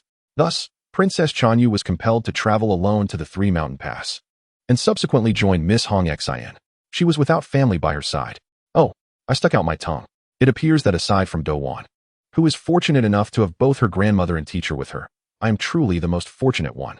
On the field, Do Won has already made numerous missteps, ultimately leading to her defeat. After all, Do Won is still quite young. She disregarded Princess Chong Yu's greeting and ran to the stands, where she collapsed in Lady Che Di's embrace and began to weep. The final match was between Mei Lin and the girl ranked first in the Xian group. Mei Lin wore a shirt and trousers, while the girl donned a short skirt and held a tricolor hoop. The outcome of the contest was hardly in doubt. In less than 15 rounds, Mei Lin emerged victorious. That evening, Shiji and I made our way to the training grounds, preparing for the next round against Yin Jiao. Nezha, will you wear this tomorrow? She inquired. I recalled the presiding figures on the dais and their elderly companions. Of course. After all, Princess Jiao is wearing shorts. Are you certain you do not wish to don the outfit gifted by Master Tai? She asked. Oh, I remain undecided, although both ensembles reveal the legs. My competition attire is far more revealing than Yin Jiao's. Indeed, Shiji remarked, after today's matches, that esteemed elder, Lord Shang Zhou, specifically commended you and Hong Xian, stating that only you two maintain decorum in your attire. I trust your grandfather and those old ministers share the same sentiment. Alas, those old men. Nevertheless, you should wear that outfit beneath this one tomorrow, Shiji advised. As you witnessed today, Yin Jiao is quite fierce. Half of her opponents bore injuries. That outfit will at least provide you with an additional layer of protection. However, do ensure that her staff does not strike your thigh. Teacher, I inquired. Which artifact should I utilize tomorrow? The Qianquan circle, Shiji replied. The circle belongs to the metal element, while the staff is of wood. Thus, your artifact will effectively counter her. But teacher, did you not mention that my Qianquan circle carries a heavy malevolent aura? If she strikes me with the yin-yang staff, may I retaliate with the golden circle? Absolutely not. Shiji exclaimed. If the princess injures you, no one will inquire further. However, should you harm the princess, you shall face dire consequences. What then shall I do? I asked. Simply defend myself and endure her blows. Shiji's lips curled into a slight smile. Merely defending is still a strategy to defeat her. With a wave of her hand, she cast a barrier around us, and in an instant, we found ourselves in a closed white space. The training ground vanished from sight. I shall instruct you on what to do. On this day, there were only 2 matches. The first was my bout against Yin Jiao, and the second featured Deng Chanyu facing Mei Lin. Yet, the audience continued to swell, with more court officials arriving to take their seats at the dais. Among them is the esteemed Prince of Neutrinos, the formidable Duke Huang Feihu, who is the uncle of Yin Jiao. Although Yin Jiao and her brother are of illegitimate birth, they lost their mother at a young age and have been cared for by Madame Huang Ying, hence they affectionately refer to Huang Feihu as their uncle. There is also Lord Mei Jin, the nobleman of the southeast, who is indeed a remarkably handsome man. Additionally, there is the esteemed Lord Lei Kai, as well as General Fai Lian, the father of the infamous General Yi Lai. Princess Mo Tailing and Yin Hong are still seated side by side behind Jun Gozu, engaged in lively conversation and laughter. They must be of similar age. I glance at the other 3 competitors, Yin Jiao, Chong Yu, and Mei Lin. To my surprise, Beneath their furs, they reveal their legs, while I am the only one wearing long trousers, causing me to feel a sudden warmth in my concealed legs. I am tempted to remove the outer layer immediately, but upon seeing the venerable Bygone and the other esteemed officials on the podium, I abandoned that thought. I must first concentrate on dealing with the mischievous princess, Jiao. Jiao sheds her outer fur to reveal a fitted silver outfit beneath, though its design differs from yesterday's. With a high collar and angled shorts, her long legs appear even more elegant. She fixates on my unchanged lotus-colored attire, bursting into laughter. Nezha, is that all you have to wear? Isn't your father wealthy? Why do you dress so poorly? How insufferable she is. I remain silent and release the Qianquan circle from my wrist. She smiles slightly, producing a pair of dual rods. Nezha, be careful. My aim can be rather unpredictable. The dual rods arc gracefully through the air towards me. I raise the golden circle, and with two crisp clinks, the rods are deflected. However, in the blink of an eye, they come at me again from two different directions. I enlarge the golden circle and once more deflect the rods away. Jiao's attacks are not only fierce, but also exceedingly swift. Several times, her rods narrowly miss me. Thankfully, I have another set of competition attire beneath, sparing me from injury. That was close. Soon, after several exchanges, I notice Jiao's breath becoming uneven and her demeanor restless. Meanwhile, I have adapted to her rhythm of attack, even predicting her next moves. I begin to deflect her rods further and further away, making her control increasingly burdensome. This strategy was devised by Shiji yesterday. Although teacher Shiji is not seated in the stands, she remains at the edge of the arena behind me, arms crossed, providing me with a sense of reassurance. Seizing the opportunity while Jiao's short rod is momentarily away from me, I complete several sets of acrobatic maneuvers. Observing this, Jiao also begins her performance. With her height and long legs, her dance skills far surpass mine, and her attire is more fashionable than mine. If judged solely on movement, I am no match for her. As she divides her focus, I utilize the golden circle to send her dual rods flying in opposite directions, directly out of the arena. Realizing this, Jiao abruptly halts her half-completed move, attempting to regain control of the rods. However, she only manages to grasp one of the rods, while the other has already soared out of bounds. Jiao hastily advanced a few steps while deftly maneuvering the staff in the air. Yet, just as her hand was within 2 feet of the short staff, it inexplicably changed direction. She leaped, grasping the staff with determination, but lost her balance and fell heavily to the ground outside the arena. A gasp of astonishment rippled through the audience. The referee rushed onto the field to check on Jiao, while the chief referee, Eli, also rose to his feet. As Jiao scrambled to her feet, she immediately pointed her staff at me, accusing, "You cheated." Cheated? In what way have I cheated? I turned to glance at the figure of Shiji behind me. She shrugged her shoulders, a faint smile gracing her lips. "Why did you interfere with my control?" Jiao shouted. I remained still, unperturbed. Eli approached the edge of the arena and exchanged a few words with the officiating referee. At that moment, Huang Feihu stood up and descended from the podium. Eli stated, "The rules do not prohibit contestants from manipulating each other's magical artifacts. Hence, in this match, Nezha is the victor." "Why?" Jiao cried out. "This is unfair." Huang Feihu approached the edge and attempted to comfort her. Shiji and I returned to the stands. Despite my victory, I felt no joy within. Reflecting upon the short staff's bizarre maneuvering in the air, I realized it was not my doing. So, who was responsible? It must be Shiji. Jiao's accusations were not unfounded. Yet, I felt no remorse. I held a profound dislike for this princess, even without Shiji's covert assistance. I did not believe I would have lost to her. I chose not to dwell on these thoughts, instead quietly observing the ensuing match. The next bout featured Deng Chanyu against Mei Lin, 2 princesses. Chanyu donned an orange dress and skirt, while Mei Lin wore a pink ensemble. Both sported short boots, exuding youthful vibrancy. They exchanged pleasantries, and their magical artifacts, the 5 glorious jewels and the binding dragon rope, intertwined. However, neither artifact could effectively counter the other, nor provide substantial defense. For a time, both were fully engaged in evading each other's attacks, unable to showcase their own abilities. The 2 graceful figures and their artifacts danced together in a captivating yet intense confrontation. In terms of skill, they were evenly matched, unable to secure a clear victory. Nevertheless, the jewel gradually gained the upper hand thanks to its synergy with the rope. After 30 exchanges, Mei Lin's footwork began to falter, and she was struck on the shoulder by the jewel. Ultimately, the referee declared Deng Chanyu the winner. "Your master Tai is coming to watch your match tomorrow," Shiji announced. "Oh," I replied, "if I lose today, will he still come?" Shiji chuckled. Of course. Even if you lose today, you must compete tomorrow for the third and fourth places. What's so significant about third or fourth place? I inquired. As we left the Lutai Palace, Shiji remarked, I should prepare more competition outfits for you. Today, Princess Jiao had quite a laugh at your expense. Shall we go buy a new outfit now? No need, teacher. I replied, tomorrow I will wear the outfit Master Tai gave me. Shiji smiled. Is it to impress Master Tai? Aren't you worried about what your grandfather will say? Not at all, I answered. If they can show their legs, why can't I? Upon returning to the training grounds of the women's division, Shiji immediately set up a protective barrier. She instructed me to change into the strikingly high-slit competition attire, while she donned the body-hugging gymnastics suit previously gifted to her by Master Tai. I approached her, leaning in to inspect her right leg. What are you looking at? She inquired. Did I not mention that I wouldn't bear any scars? Holding a colorful bead, she declared, at this moment, I am Deng Chanyu. The bead represents fire, while the silken ribbon symbolizes water. Your mixed celestial ribbon can effectively counter her 5 luminous beads. Whether this counteraction proves successful depends on your performance. The following morning, I donned my competition outfit and a short white fur coat, joining Shiji in a carriage.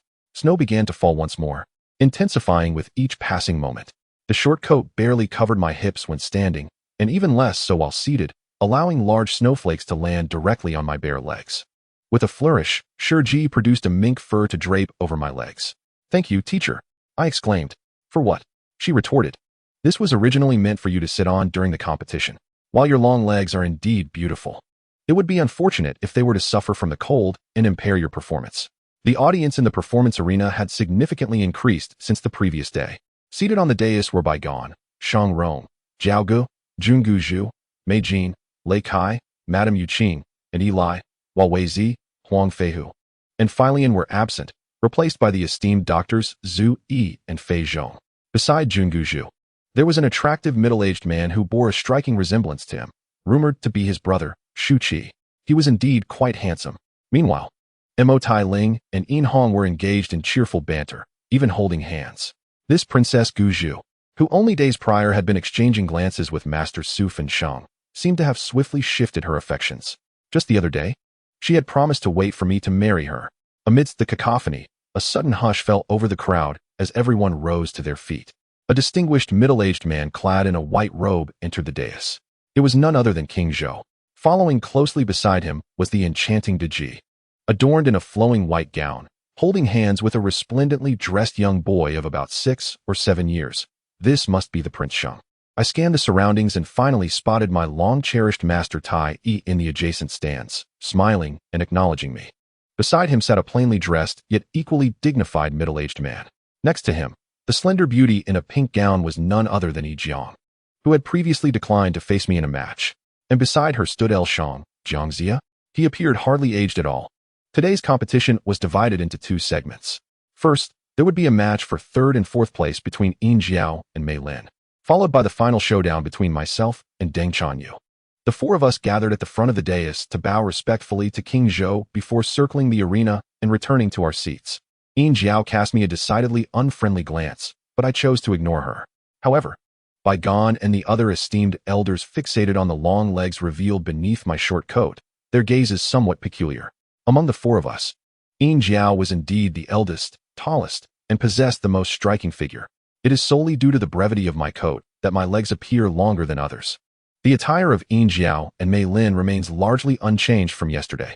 After exchanging pleasantries, they swiftly engaged in combat. The dual rods and the binding dragon rope soon became intricately intertwined. From my perspective, Mei Lin demonstrated superior control over her magical artifacts and a more fluid coordination of her movements compared to Yin Jiao. However, Yin Jiao possessed a stronger offensive capability, with her rods being of wood and her ropes of earth. The dual rods could effectively counter the binding dragon rope. In a solo performance, Mei Lin would undoubtedly emerge victorious, yet the current battle situation was decidedly unfavorable for her. During the 30-second finals, I heard Bai Yun Tongzi call out, "Nezha, come here for a moment. The teacher is looking for you." It was then that I noticed Shiji was absent without my awareness. Glancing towards the spectator stands, I discovered that Master Tai Yi's seat was also vacant. Following Bai Yun Tongzi to the edge of the performance arena, I found that both Master Tai Yi and Shiji were present there. "Nezha," Shiji said to me, "I am currently discussing your future with Master Tai Yi. Our opinions differ somewhat, and we wish to hear your thoughts. Oh, Shiji continued. I hope that after the competition, you can continue your studies at the Fushi Niwa Academy's female division and remain my student. That may not be appropriate, Master Tai interjected. 15 years ago, I took Nezha as my disciple. She should first attend the Sanqing Academy. Even if she ultimately stays in the female division, she must first obtain enrollment at the Yushu division, remaining here as a disciple of Yushu. Shiji smiled. I too value Nezha's capabilities and hope she can return here as a teacher in the future. It is not a matter of necessity to keep her close. I have heard that the Yushu Inner Academy has never admitted female disciples before. I sincerely hope that Dean Yuqing can set a precedent this time by admitting her into the Yushu Inner Academy, for the status of inner disciples is significantly higher than that of outer disciples. Otherwise, let her first obtain enrollment here, as this is the first academy dedicated to female disciples. Master Tai replied, I shall strive to advocate for her. Shiji remarked, actually, she could first attend the Biyou division, where there are more female disciples. That is acceptable, Master Tai said, turning to me. Nezha, what is your opinion? I looked at them and shrugged. Haven't you both already discussed this? I will defer to the teacher's arrangements. You child. They both exclaimed in unison. At that moment, a commotion arose from within the arena. What has happened? Shiji inquired. We returned to the arena, where the competition had been halted. I beheld Yin Jiao standing quietly to one side, while Mei Lin lay on the ground. Mei Bo and Eli surrounded her. Mei Bo shouted towards Yin Jiao, Princess. How could you do this? Yin Jiao stood there silently, her expression one of innocence.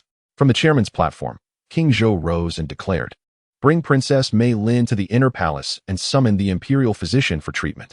Take the princess back to the western palace for reflection.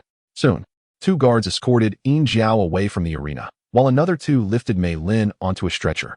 Mei Jin and Eli followed them down from the arena. As I approached, I saw Mei Lin's face streaked with tears, biting her finger, her expression one of profound anguish. Her right calf was smeared with blood, bent at a peculiar angle, with both the tibia and fibula completely fractured. Such brutality. Mei Bo approached the king of Zhou, bowing respectfully. Your Majesty, my daughter has been motherless since childhood, relying solely on me. In light of this unfortunate incident, I fear she will be left without companionship. I beseech your Majesty to grant her permission to withdraw. The king waved his hand dismissively. You may go. The clamor gradually subsided, and silence enveloped the crowd. The announcer declared the finals to commence, inviting Princess Deng Chanyu and Miss Nezha to the stage.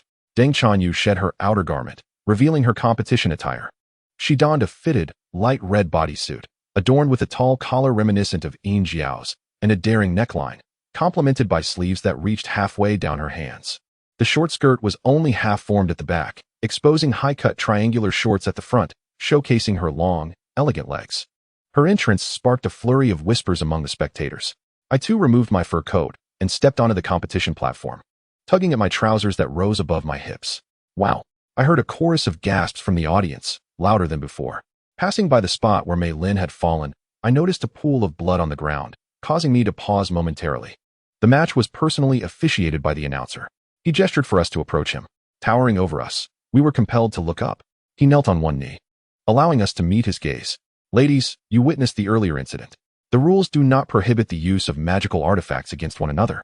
Thus, injuries in battle are inevitable. However, we hope not to see a repeat of the injury inflicted by Princess Jiao upon Princess Mei. Understood, General. I promptly affirmed. I understand. Deng Chanyu echoed in agreement. The announcer retreated to the sidelines. Deng Chanyu and I exchanged nods, then simultaneously unleashed our magical treasures. The 5 glimmering orbs and the heavenly silk. The orbs, shimmering with multicolored brilliance, soared through the spiraling red silk towards me. I arched backward to evade, executing a backflip in the process. A wave of heat rushed past me.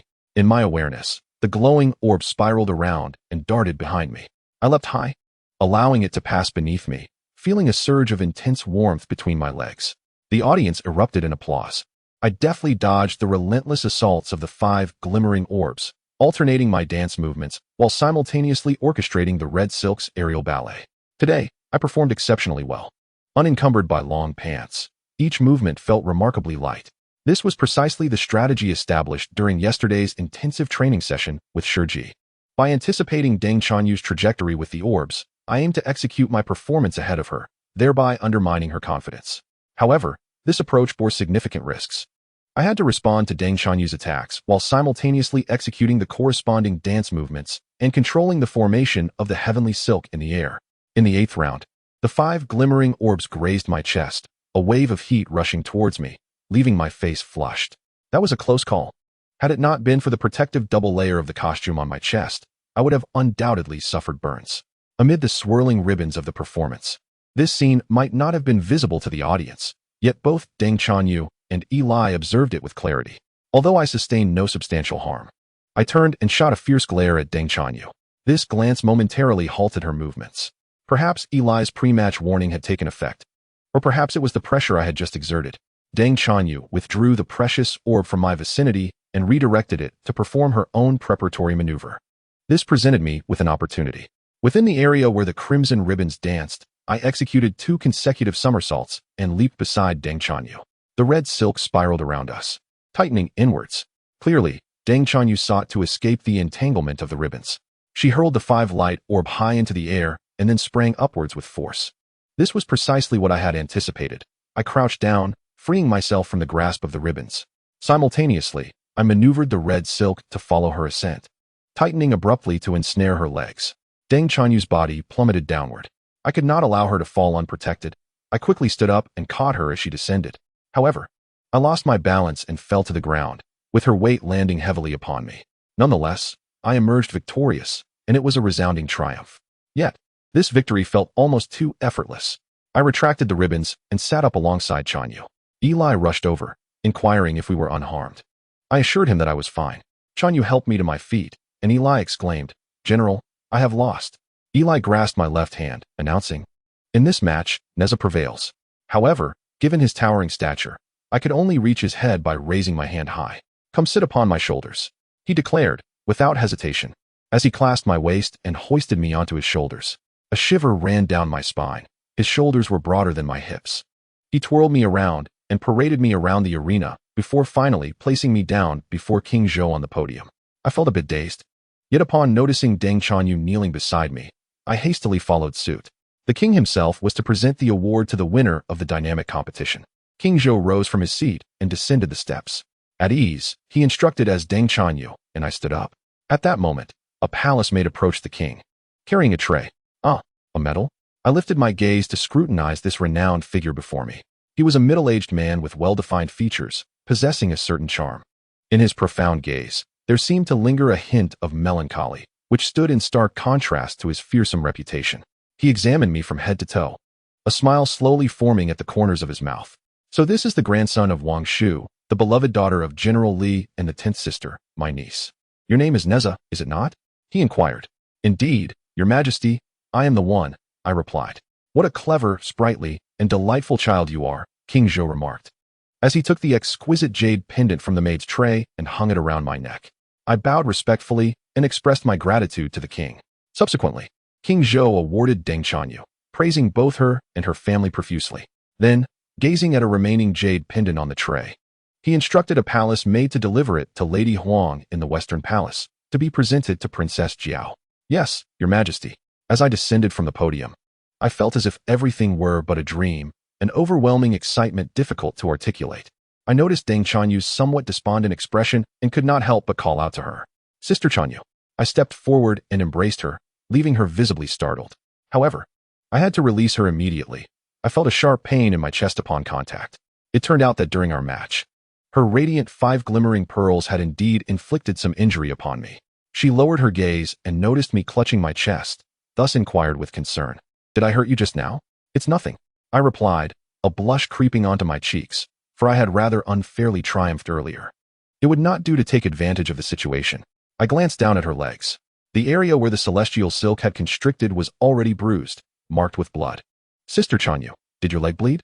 "It's of no consequence," she laughed. "I certainly did give you quite a blow." It seemed she did not regard this championship with much seriousness, nor did I. Upon returning to the viewing platform and donning a fur coat, Shiji informed me, "Your master Tai is waiting for you at the entrance. He has reserved the latter part of today for you. However, remember to return to the academy tonight. You must not miss tomorrow's Lu Tai banquet." As I approached the entrance, I spotted my master Tai waiting there. "Master, why did you only come to watch my match today? What if I didn't make it to the finals?" "Oh," he asked, "Child, do you care about this competition?" "Not really," I replied. "It was Shiji who insisted I compete." "Exactly. I came specifically to see you, not merely to witness the competition. Departing from the Lu Tai Palace, Master Tai led me to a 4-person carriage, where I saw Jiang Shang and his daughter seated inside. Master Tai introduced them. This is your Sishui Ziya, and this is Jiang. I bowed respectfully. Greetings, Sishui Ziya. Greetings, Sister Jiang. Jiang Shang nodded in acknowledgement, while Jiang smiled brightly and rose to pull me into the carriage. Hello, Sister Nezha. I sat beside Jiang, while Tai and Jiang Shang occupied the opposite seats. I inquired of Jiang, Sister, why did you withdraw from the competition 3 days ago? Jiang chuckled. What difference does it make whether I participate or not against the future champion? Her gentle hand rested on my icy leg. Sister Nezha, aren't you cold dressed so lightly? Oh, it's all right, I replied dismissively. At that moment, Jiang Shang interjected. Your sister Nezha possesses remarkable spiritual power, so naturally. She is not afraid of the cold. You, lacking such high spiritual energy, should not emulate her. Father, Jiang retorted playfully, with both you and mother watching. I could never imitate her, even in the summer. Jiang Shang disregarded her playful banter and asked Tai, are you visiting my official residence, or would you prefer to sit at my humble abode? After all, my official residence is hardly superior to my previous butcher shop. As you wish, came the reply. Tai suggested, why not visit your home? It has been several years since I last saw your little ones. As he spoke, he suddenly conjured a large gift bag and handed it to me. Inside were several small presents intended for the younger brothers of Sister Jiang when we arrive at Master Zhang's house. This one is for young Master LG, and these are for the 2nd, 3rd, 4th, and 5th young masters. As I gazed at the sizable gift bag, I couldn't help but acknowledge that Jiang Ziya was not, as depicted in Investiture of the Gods, an old bachelor without offspring. Otherwise, how could he have produced the likes of King Cheng of Zhou and Duke Huan of Qi? I was astonished to discover he had so many children. The gifts for Sister Jiang, Master, and the lady were to be prepared by me. But you are still a child. You need only prepare gifts for those younger than you, he remarked. I turned to Jiang Shang and suddenly thought to inquire, Master, how old are you really? He squinted and did not provide a direct answer, instead saying, take a guess. I was at a loss. I always thought you were an old man with a white beard. He chuckled, indeed. In fact, I was already 72 years old when I descended the mountain. Is that true? I asked. I thought you looked more like 40. Jiang Shang and Tai laughed, leaving it ambiguous. I then turned to Sister Jiang. Sister Jiang, does Master really have such an age? She smiled. I don't know. Ever since I can remember, he has always looked like this, and he still does. At that moment, Jiang Shang asked, and what about your teacher Tai? How old do you think he is? I glanced at the teacher across from me. He looks younger than you. At most, 40. The two laughed again. You little rascal. Then how old is he actually? Jiang Shang looked at Tai, and the words that came out mirrored those of his daughter. I don't know. When I ascended the mountain 50 years ago, he looked just like this. And he remains unchanged. Tai squinted at me. You see, Nezha, this is the benefit of cultivating immortality. One can achieve eternal youth. Really? I gazed at them, feeling as though these two elderly gentlemen were playing tricks on me. After crossing the Chishui Bridge and exiting the city of Zhaoge, the roadside no longer displayed the high walls and grand estates of the city, but rather low thatched houses.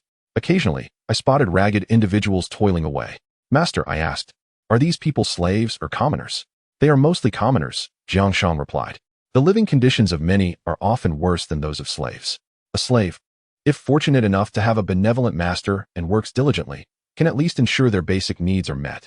In truth, when your master was not in this minor official position, his situation was not much better than theirs.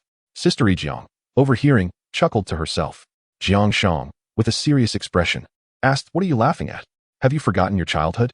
Your mother and I used to rise early and toil late, slaughtering cattle and sheep, selling wine and meat, all while covered in the stench of blood and meat. Yet we still struggled to provide for you, leaving you without even a skirt to wear. We were too afraid to let you go outside. Sister Jiang continued to laugh, as if the tale did not pertain to her, but to others. During the conversation, he could not help but cast a glance at my bare legs.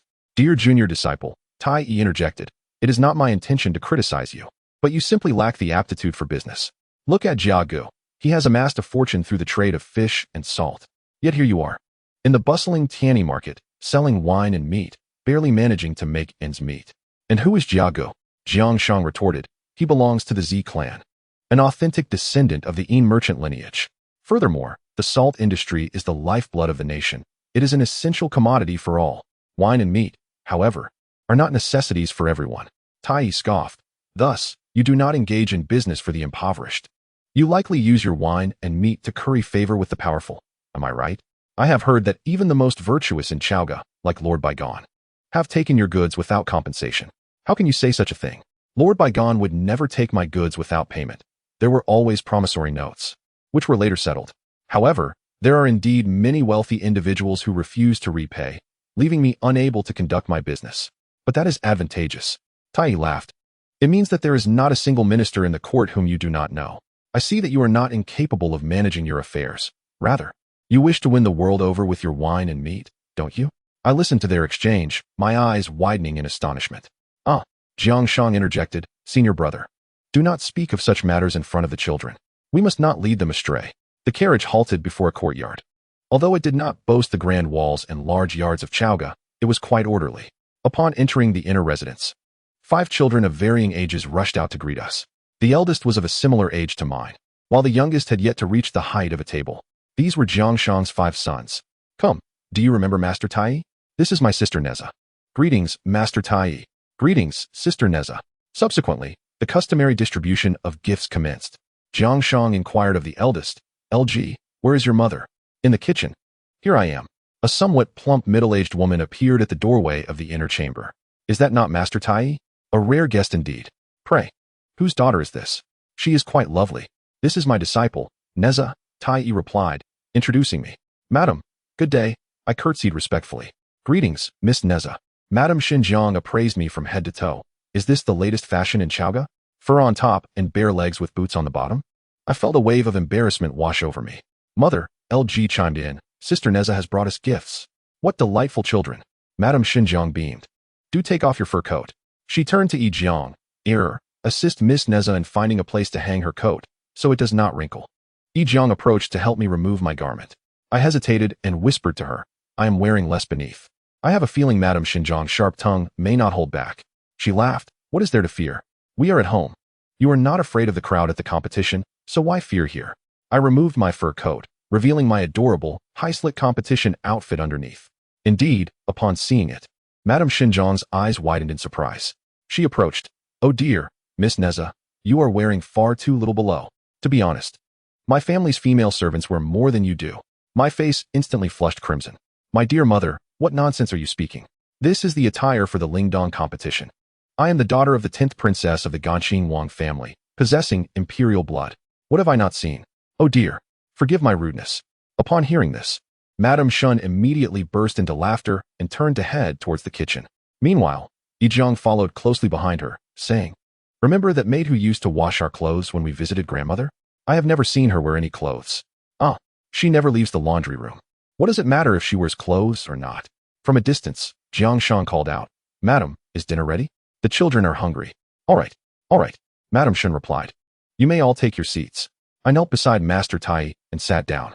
The tightness of my bodice constricted around my hips, while my delicate sleeves rested upon my closely together legs. The sensation of exposure grew increasingly intense. I felt the gazes of men and women, young and old, intentionally or unintentionally sweeping over my bare legs. I silently vowed that after today, I would never wear this outfit again. Madam Shin and Yi Jiang were busy serving dishes. I inquired of my master, do you not have any servants at home? At that moment, Madam Shun interjected, with such a trifling official as my master, where would he afford a servant? Yi and I are his servants. Jiang Shang smiled awkwardly, despite his eloquence outside. He was momentarily at a loss for words in the face of Madam Shun's complaints. Madam Shun turned to Tai. Oh, Tai, when I married my husband, he was utterly destitute. My father was persuaded by his words to allow our union. Although my husband has learned many skills under your master, after descending the mountain, his knowledge proved utterly useless. He is faring worse than my unreliable cousin. I discreetly asked Master Tai, Master, who is that unreliable cousin Madam Shin mentioned? Oh, he is also a disciple of Yushu, a junior of your master, Shingongbao. Shingongbao? Is he the brother-in-law of Jiang Ziya? Note, Xinjiang refers to the Shun family of the Jiang surname, distantly related to Jiang Ziya, thus permissible for marriage. Shingongbao is a fictional character from Investiture of the Gods, established in this work as a member of the Shin family. Madame Shun gazed at her husband, continuing her playful banter. My dear, you boasted when he was young that by the time she turned 10, we would have 100 slaves to ensure she lived like a princess. Now that he is of marriageable age, she still has to toil like a girl from a poor family. Where's the princess life you promised her? Jiang Shang remained silent, perhaps long accustomed to Madame Shin's teasing. Madam, I could not help but interject, though Yi Jiang may not currently live as a princess. It does not mean she will not in the future. She could marry a prince and eventually enjoy the life of a queen. Upon hearing this, all eyes turned towards me. Madame Shin smiled. Miss Nezha certainly knows how to jest. Given our family's circumstances, it is unlikely that a prince would come to marry her, let alone for her to ascend as queen. Yi Jiang's fourth brother inquired, Sister Nezha, which prince would come to wed you? I glanced at Tai and Jiang Shang, aware that the secrets of fate are not to be revealed. I had already divulged too much. In any case, a prince would undoubtedly come to seek her hand. Moreover, my master could very well become a chancellor. Lady Shin chuckled. Then let us hope for the auspicious words of Miss Nezha. May I still have the fortune to enjoy being the chancellor's wife. After dinner, Madame Shin beckoned several children to leave, leaving only Yi Jiang to accompany us. Jiang Shang gazed at me with utmost seriousness. Do you truly believe Yi will become a queen? Under their scrutinizing stares, I felt a twinge of guilt. I merely spoke in jest. Why so serious? Jiang Shang retorted. Isn't master able to divine the future? Tai is also skilled in prognostication. Surely he could calculate it. Jiang Shang replied. Destiny cannot be casually foretold. I never consult divination for myself or my family. Tai added. Unless absolutely necessary, I too refrain from deciphering fate. I looked at the two of them and finally understood. Among the four of us, only I, as a time traveler, grasped the course of history. Master Tai does not possess foreknowledge of everything. His insights are derived from careful analysis. Then, Master, if I may divert the conversation, could you perform a divination for me? Let us see what fortune lies ahead. Very well, Jiang Shang responded, producing 3 jade coins. Brother, I must charge for my divinations. Just add it to your tab. He placed the coins in a bamboo tube, shook it a few times, then dramatically examined the result for an extended period. Young lady, you are soon to embark on a journey. That is rather obvious, Tai interjected. In a few days, I shall take her to Kunlun Mountain for the Branch Academy's annual meeting. Are you not also attending? You did not inform me that she would accompany you.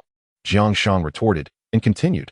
Moreover, the divination suggests that Miss Nezha's journey is not directed westward, but rather eastward. Master Tai frowned. It seems it will be quite challenging for Nezha to remain at the Yushu branch.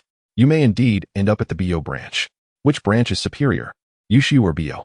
I inquired. That is hardly a question. Undoubtedly, Yushu is the better choice, Tai replied.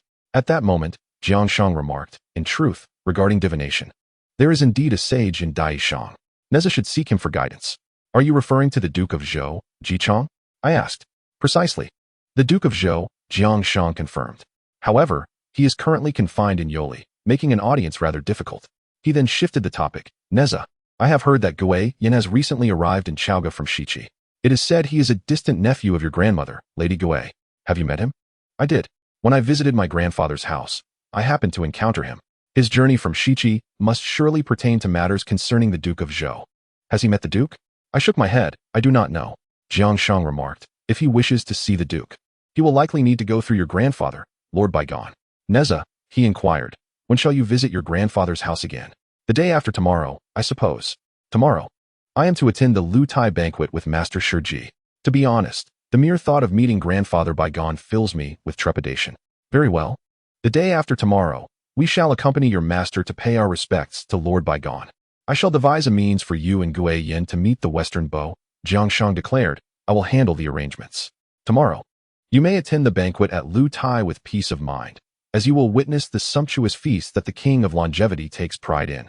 That evening, Master Tai escorted me to the entrance of the women's division before turning to leave. Master, I called after him. Will you not go to see Master Shiji? No, I shall not. Apart from matters concerning you, we have little to discuss. Master, do you harbor feelings for Master Shiji? Tai Yi's eyes widened in disbelief. What did you say? I was taken aback. Then why did you gift her such a form-fitting garment in the past? She divulged even that to you? I had presumed she had discarded it. Not only did she tell me, but she even wore it in front of me. The corners of Master Tai Yi's mouth twitched, revealing a hint of emotion. Alas, you should return now. My relationship with Master Shiji is not as you imagine. With that, he vanished from my sight. Beneath the silvery moonlight, I trudged through the thick layer of snow towards my residence. My legs, frozen from a day spent outdoors, now felt somewhat numb. Every sensation was so vivid. The moon above remained the same, thus the earth beneath my feet must also be unchanged. Yet, it was no longer the world I once knew. Within the hall, Shiji was still gathered with 2 boys and 6 girls. Upon seeing me, Shiji exclaimed, "You've returned. Come here." "Teacher," I greeted with a bow. "I must find some trousers first. My legs are completely numb from the cold." "Oh, really?" Shiji did not let me leave, but instead pulled me into her embrace. "Let me see." She touched my thigh and exclaimed, "Oh my, it's like a popsicle." She swiftly grabbed a blanket from the banquet table and draped it over my lower half. Yet her fingers, beneath the blanket, traced along my pant leg from my pubis to my iliac crest. "You truly feel nothing there?" How could I not feel anything? In front of so many people, Master Shiji was being excessively bold. "Teacher." I grasped her hand. "That tickles." Shiji seemed unprepared for my intense reaction and immediately withdrew her hand. Her face flushed. "What's wrong?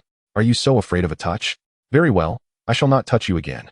At that moment, the girl sitting opposite, Xiao Qian, spoke up. "Nezha, I have tremendous news. You missed it all while you were away." "What news?" I inquired. "Firstly, the teacher has been appointed as the head of the Fushin Yuan Academy's Zhaoge Women's Division." "Is that true?" I glanced at Shiji, who smiled and nodded. "Secondly, the teacher has decided to expand the admission criteria of the women's division to include the top 3 in the group performance competition. Therefore, the 6 of us have all been accepted and can remain in Zhaoge." "What about me?" I asked. "You, of course, have no issues at all. Shiji remarked that your academic advisor is holding your enrollment in abeyance. Once you accompany Master Tai to Kunlun Mountain, your registration will be completed, ensuring it does not interfere with your academic standing there. In truth, it is your leadership that brought home 2 championships in the Lingdong competition, along with the fervent recommendations from Madame Su and her 3 sisters, that ultimately persuaded the Academy's council to appoint me as the dean. Therefore, all the joyous happenings of today are owed to you." I hastily expressed my humility, attributing it to the teacher's astute guidance. It is no wonder she exerts herself tirelessly in training me, even resorting to cunning measures to ensure my victory. Observing her current exuberance, one would hardly believe she is a seasoned individual with countless years behind her. "Teacher," I said, "you have traversed the world for so many years. What have you not witnessed? Do you truly place such significance on this position of dean?" Shiji sighed softly. "In my early years, I frequented royal courts, held the position of national advisor 6 times, and commanded armies of millions. The role of a mere dean of a small branch, consisting of barely 100 individuals, hardly merits my concern. Yet, the Fushin Yuan Academy is indeed the place where I impart knowledge. In this present age, paternal authority reigns supreme while maternal influence wanes. Women have increasingly become subservient to men. During the reign of Queen Bixin, moved by this reality, she envisioned the establishment of a women's academy. However, her untimely demise left this venture unfulfilled. Fortunately, with Madame Su's resurgence of this initiative, bolstered by the substantial support of the Fushin Yuan Academy and the unwavering backing from Prince Shou, the women's branch was finally established 7 years ago. Yet, since its inception, the administration has never been properly organized, and the position of dean has remained unfilled. Today, being favored by all parties, I have been entrusted with the role of the first dean. How could I possibly neglect my duties?" The girls present nodded in agreement with Shiji's words. However, as someone who had only been a girl for 2 months, I did not feel the weight of it as they did. As night fell, I lay in bed with Xiao Qian, our legs intertwined beneath the covers. "Nezha, why are your legs so cold?" she inquired. "I've been freezing in the snow all day," I replied. "Warm them up for me." "You really are a bully," she teased, her hand gliding from my knee to my hip. "You don't like being touched here, do you?" "I just don't like being touched by Teacher Shiji." "You can touch me," I said. I felt a slight scar on her chest. "Xiao Qian, has your arrow wound healed?" "Yes, it's all better now." She reached out to touch my chest. "I heard you were injured by Dang Chanyu's 5 Glories Pearl during the day. Is it here?" "It hurt a bit at the time, but it's fine now." Xiao Qian embraced me. "I heard you're going to Kunlun Mountain to join the Yushu sect and visit the Biyou Palace. Will you return?" "Of course I will return. I just don't know how long it will take." "Xiao Qian," I ventured, "will you wait for me?" "I will definitely wait for you. Promise me you won't get married or find a boyfriend, okay?" She laughed. "Nezha, you're not a boy. Why wouldn't you let me find a boyfriend?" "Xiao Qian," I said earnestly, "perhaps I could become a boy." At that moment, her hand was wandering through the folds. "Then you could just wear boys' clothes like you used to, right? In this place, the lowland must rise to become a mountain. How do you know it cannot?" "Very well. Regardless, I must study for 2 years at the Women's Academy. During these 2 years, I vow not to marry or seek a boyfriend." Clearly, she did not take my words seriously. In the early morning at the Lu Tai Palace, after completing my morning rituals, I inquired of Shiji, "Teacher, are we all attending?" "No, it shall only be the 2 of us," Shiji replied. You are the champion of the spirit movement competition, and I am your coach. Now, I also bear the title of Dean of the Women's Academy. Who will be present at the banquet? I asked. This is a gathering specifically held in the inner palace for noble ladies. Many of the lords and ministers from the court, including the 3 dukes and 9 ministers, often bring their wives and daughters. However, your grandfather, Lord Bygone, shall not attend due to Lady Gui's illness.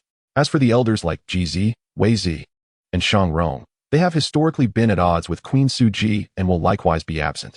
Oh, that is good, I thought. Then, teacher, what shall we wear to the court banquet? Should I don the deep gown gifted by Queen Suji at the Sand Dune Palace? Shiji chuckled, not that attire. There is a specific ceremonial dress for court banquets. I have already arranged for it yesterday, and it will be delivered shortly. Indeed, after breakfast, 2 elegantly adorned carriages halted outside our residence. 2 palace attendants emerged from one of the carriages and delivered 2 large boxes of garments. Following Shiji, I entered the changing room. Upon opening the boxes, I discovered that the garments within were unlike any formal attire I had envisioned. The splendid outerwear was crafted from either genuine silk or light gauze, subtly revealing the hues of the undergarments. With a style that was remarkably avant-garde, neither traditional deep gowns nor Western garments. Come, hurry and put it on, Shiji urged as I hesitated. Without delay, she had already removed her clothing. It was the first time I beheld her curvaceous form in its entirety, causing my cheeks to flush and my heart to race. I quickly averted my gaze and focused on undressing myself. However, by the time Shiji had donned her undergarments, I had only just finished undressing. She then seized my hand, her gaze fixated upon my body. Come, little one, do not rush. Let me admire you. What is this behavior from teacher Shiji? I had not even considered looking at her. Why was she gazing at me? Furthermore, what is there to admire about my slender form? Shiji's attire was a pale lavender, while mine was white. Once we had donned our ceremonial garments, we approached the mirror. In the bright light, the silken sleeves appeared quite lovely, yet the gauzy skirt was particularly translucent, allowing a clear view of the skin on my legs. Is court attire always like this? I inquired. I have heard that Prince Shou is quite lecherous. Shiji scoffed at this. Men are all lecherous. She pinched my chin and remarked, even you, little girl, seem rather lecherous, She continued, even if Prince Shou is indeed lecherous, what does it have to do with you and me? You are his niece. He would not entertain any improper thoughts about you. As for me, the first time I saw him, he was just a bare-bottomed child. He should be grateful I am not too old for him. Is it not said that he fancies even the goddess Nuwa and the celestial maiden of the 9 heavens? However, the teacher appears remarkably youthful. The king may well covet your beauty. Shiji smiled, remarking that many have sought to pursue me, yet I regard them with indifference, especially this mere mortal. We boarded the carriage of the Lu Tai Palace, crossing the Chishui River, and entered the city of Zhaoge. Along the way, I inquired of Shiji, teacher, do the ladies attending the banquet typically wear such sheer garments? Not at all, she replied. Those of advanced age or less favorable figures naturally refrain from such attire. However, given our splendid figures, why should we conceal ourselves? Unlike yesterday, today our carriage entered the palace grounds through the grand entrance on the opposite side of Lu Tai. As we traversed the long corridor leading to the upper levels of the palace, a breathtaking view unfolded before us, a vibrant tapestry of pavilions and blossoming flowers, strikingly different from the ambience of the performance area. What struck me as particularly peculiar was the immediate warmth that enveloped us upon entering the core of the palace. As if kissed by a gentle spring breeze, despite the biting cold of winter, our thin garments felt surprisingly comfortable. As we approached the inner hall of the palace, numerous courtiers had already arrived with their ladies. From a distance, only a handful appeared somewhat familiar, while most were strangers to me. I stood at the entrance alongside Shiji, feeling rather lost. Just then, a palace official adorned in a blue gauzy gown and elaborate headdress, with striking eye makeup, approached us. Senior, you have arrived, she exclaimed. Junior sister, Shiji said, grasping her hand and turning to introduce her to me. This is Lady Shimei. Could this be the renowned Lady Shimei, who has the power to summon the 9-headed phoenix? I bowed in respect, acknowledging her presence. Lady Shimei pulled me closer, exclaiming, is this the esteemed Miss Nezha? Indeed, you are youthful and radiant, exuding remarkable vigor. Her attire was similar to mine, though the deeper hues rendered her skirt more transparent, revealing her long legs through the slits. Come, let me introduce you to the guests, she said, guiding us into the throng. Among them were the Fei Zhong couple, the Zhaoge couple, the Lei Kai couple along with their daughter, and the Fei Lian couple with their daughter-in-law. General Eli, tasked with guarding the palace, was absent. Yet Lady Fei Lian appeared even younger than Lady Eli. I also spotted the Huang Feihu couple, with Lady Jia, a member of the Yinshang clan. Renowned for her breathtaking beauty. Today, she certainly embodied an extraordinary grace. To my surprise, Deng Chanyu stood alongside the Huang Feihu couple. Upon inquiry, I learned that her aunt was a sister to Lady Huang, which is why she accompanied them. I was somewhat familiar with these individuals, yet the names of many others eluded me entirely. Regardless, I bowed respectfully with each step, quickly earning a reputation as the most well-mannered girl present. "Where's the queen?" Shiji inquired. Lady Shimei replied, "Sister Daji was meant to greet you personally. However, due to the various palace protocols, she cannot extend her welcome in person." "I am aware of that," Shiji responded. "Let us proceed to meet the queen now." Lady Shimei smiled. "Sister Daji suggests that you first meet Lady Huangying." Haha. Shiji laughed. "The queen is indeed thoughtful." She turned to me. "Shall we go?" We traversed 2 courtyards and a corridor to arrive at the Western Palace, where Lady Huangying resided. Here, we not only encountered the esteemed Lady Huang, but also beheld the Princess Jiao, who had been punished by King Zhou and was now confined in contemplation beside her. I had anticipated that Lady Huang would don a more conservative attire. Yet to my surprise, her garments were even more translucent than ours. The yellow gauze she wore revealed the contours of her undergarments distinctly. Though she had reached the age of 40, her figure appeared remarkably fit through the sheer fabric. In contrast, Daji's physique seemed considerably more delicate. As for Princess Yinjiao, she had not changed into ceremonial attire, likely due to her inability to attend the banquet, still clad in a silver ensemble of long sleeves and shorts. We paid our respects to Lady Huang and Princess Yinjiao. Lady Huang returned the gesture, while Princess Yinjiao remained rather aloof. "What brings you here?" she inquired. "Jiaoer." Lady Huang chided gently. "Do not be so unwelcoming. Our visitors are guests." Pouting, Yinjiao retorted, "Nezha cheated to win against me. I do not welcome her." Lady Huang smiled faintly and said, "Jiaoer, why speak thus? You were quite fierce in your approach. Would you have Nezha linger like Princess Mei Lin, only to have her legs broken by you?" "Mother, that was an accident." Yinjiao protested with a hint of petulance. "But Nezha's disarming of your staff could also be deemed an accident." "Mother, why do you side with her?" Yinjiao's vexation grew. "At that distance, I cannot believe she possesses the capability to control my staff. It must be that old witch aiding her in secret. So she noticed it? And what of it?" I cast a furtive glance at Master Shiji, who remained impassive, as if Yinjiao's words did not pertain to her at all. "Jiaoer." Lady Huang's smile faded instantly. "How can you speak of Master Shiji in such a manner?" "It is the truth," Yinjiao countered. "Father said she fought alongside my great-grandmother in 7 lifetimes. If she appears so youthful now, what else could she be but an old crone?" "Yinjiao," Lady Huang admonished sternly, "you must not speak in such a way. If your father were to learn of this, you cannot fathom the punishment he might bestow upon you. Apologize to Master Shiji at once." Yinjiao bowed her head in silence.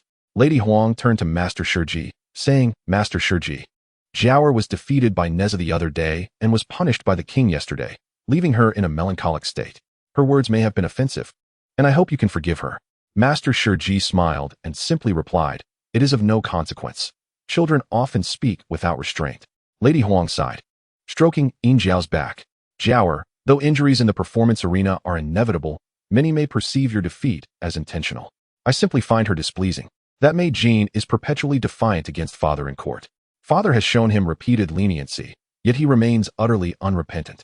Moreover, he meddles incessantly in matters concerning my uncle in the southeast." "Be silent," Lady Huang exclaimed sharply. "Whom have you heard this from?" "Mei Bo is a significant minister in the court.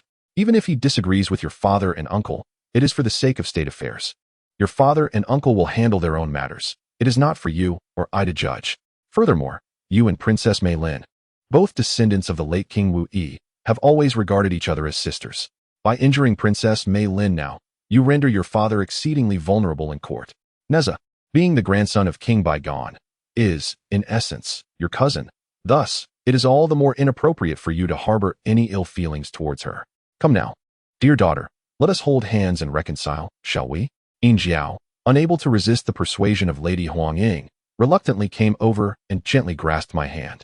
After exchanging a few pleasantries with Lady Huangying, we departed from the Western Palace and made our way to Daji's chamber.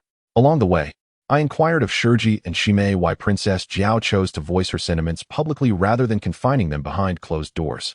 The two merely smiled in silence. In contrast to the atmosphere of the Western Palace, Daji's presence felt considerably more relaxed. She beckoned Shiji to sit and gestured for Shime and me to join as well. Daji, adorned in her flowing white garments, exuded an air of elegance. Although her attire accentuated her long legs, it appeared far more refined than the sheer and revealing garments of Lady Huangying. Sister, I am genuinely delighted that you have accepted the position of head of the Women's Academy. My heartfelt congratulations to you. From now on, I may seek your guidance at any time, I expressed. Sister, you flatter me, Shiji replied. Should you require anything, I shall be at your service. Daji then inquired about matters concerning the academy before rising. The banquet is about to commence. Let us proceed to the rear garden to meet the king.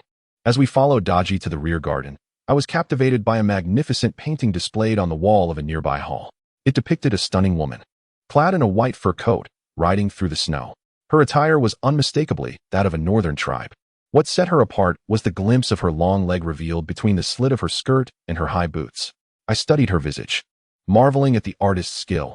Her beauty eclipsed any I had encountered in this realm, including that of Queen Daji, Lady Huangying, and other noble women, who all seemed to pale in comparison. Daji turned and approached me from behind, saying, "That is Lady Kuei-jiang." She gestured towards a tall building outside. "Do you see that edifice?" Lady Kuei-jiang met her tragic end there. On that day, the king was inconsolable, cradling her lifeless body, almost wishing to join her in death. Despite our earnest entreaties, Lady Huangying and I could do little to assuage his grief.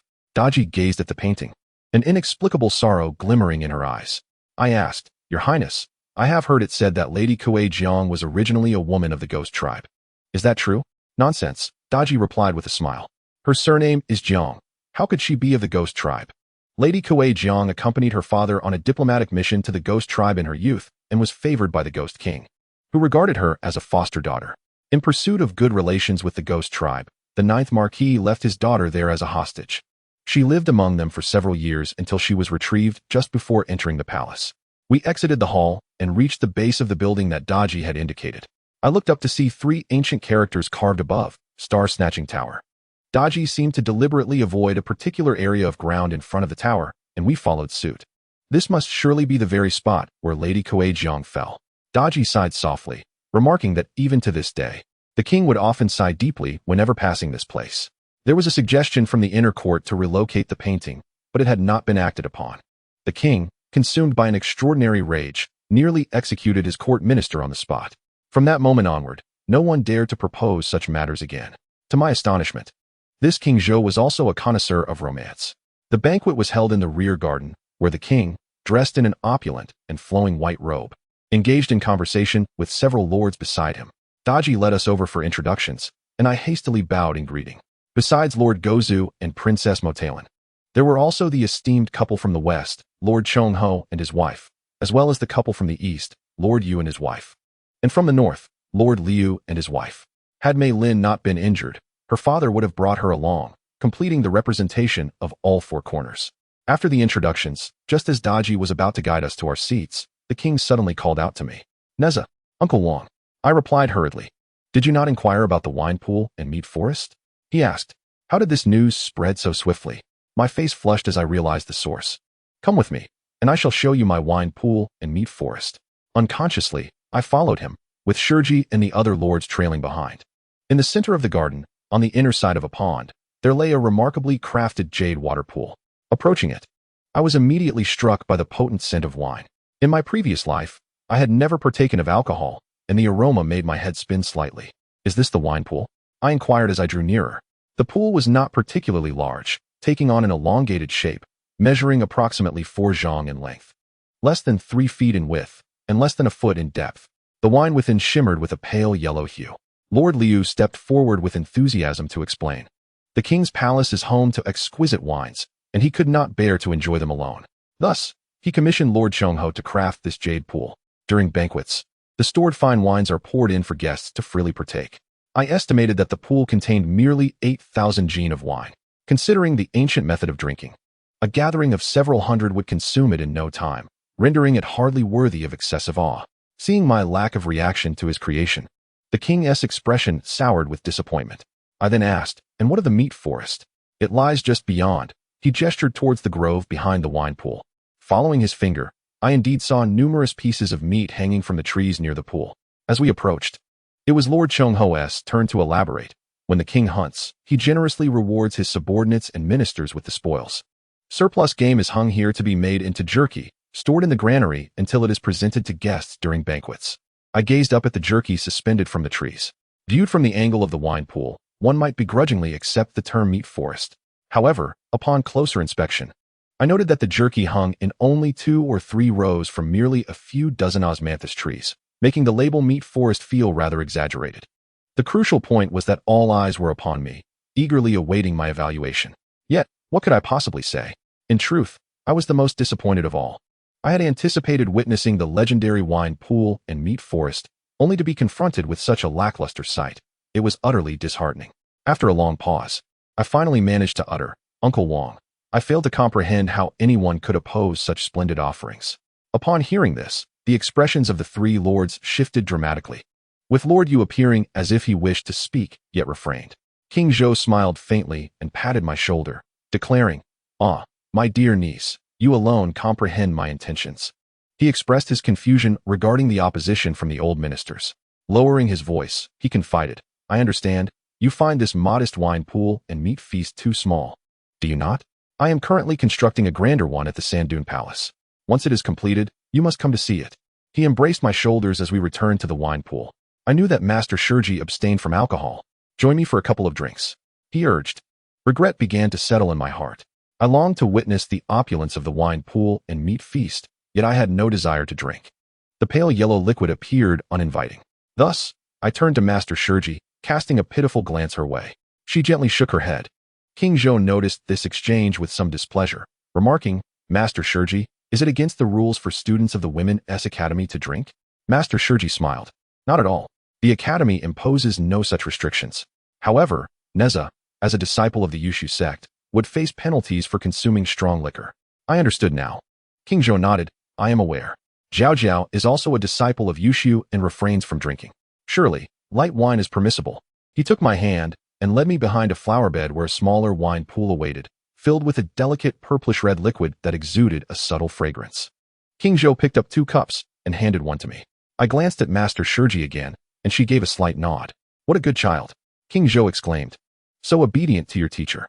Without further hesitation, I poured a cup and took a sip. "Sweet." King Zhou and the lords surrounding us watched with amused expressions. "Is it to your liking?" he inquired. "Have some more." I filled my cup again and drank it all in one go. "Then, does that mean you cannot eat meat?" King Zhou asked. "There are various fruits and royal pastries from the tributes over there for you to enjoy." I replied, "I do eat meat, but I do not consume dried meat." Indeed, I had eaten quite a lot that day. As I returned in a carriage with Master Shurji, my stomach felt overly full. She teased me along the way, saying that at this rate, I would undoubtedly become a little plump within 3 years. That night, as per our tradition, I embraced Xiao Qian as we slept. It was a pact between us that we would share a bed each night until my departure from Zhaoge. The following morning, I sought leave from Master Shurji, arranging to meet with Master Tai to visit Uncle Baigon. Upon arrival at Baigon's residence, we found Jiang Shang and his daughter had already arrived, accompanied by Gui Yan. Alongside them was a distinguished gentleman in his 30s, introduced as Lu Ding, Jiang Shang's nephew. "Nezha," Jiang Shang asked, squinting at me, "have you seen the wine pool and meat feast? What did you think?" "Not much," I blurted out. "Such a large thing?" Baigon's eyes widened in astonishment at my response, and I immediately fell silent, relieved that my modest attire had not offended him directly. "Alas," he sighed, lamenting the extravagant expenditure on the Jade Water Basin, which had surely drained a significant portion of the treasury. Not to mention the considerable amount of grain required to fill that pool with wine. "My dear child, you have been raised with a silver spoon in your mouth, oblivious to the hardships endured by the common folk." I felt a flush of embarrassment, yet internally, I resisted. The one born with a silver spoon was the original Nezha, not me. In my previous life, I had been subjected to countless lessons on hardship, and though my family was never affluent, we were never in dire straits. At that moment, Jiang Shang intervened, attempting to mediate the situation. The youth indeed possessed their own perspective. It would be unjust to hold them entirely accountable. Moreover, I firmly believe that with the young lady's intelligence and as she gains experience, her understanding of matters will surely mature. He then turned to Baigon. "My lord, is the proposal I just presented feasible?" Baigon pondered for a moment. "The Western Duke has been imprisoned in Youli for over 5 years. During this time, the Eastern Northern D, and Southern barbarians have continued to wreak havoc. The Shang dynasty is indeed besieged on all sides. If the Western Duke could return to his homeland, safeguarding the West, while simultaneously curbing the Northern D and Southern barbarians' advance, then the minister's suggestion is indeed a win-win strategy. Youli is a crucial stronghold, accessible only to a select few. You six can masquerade as my guards and accompany me to inspect Youli. I must ask for the indulgence of Master Tai and Dr. Jiang. Master Tai replied with a bow. What are you saying, my lord? I was just hoping to seize this opportunity to meet the renowned Western Duke. I am exceedingly grateful for your provision of this chance. We followed Guyan into the inner quarters to pay our respects to Madame Guyan. We then donned 6 sets of white military uniforms procured by Baigon's aides.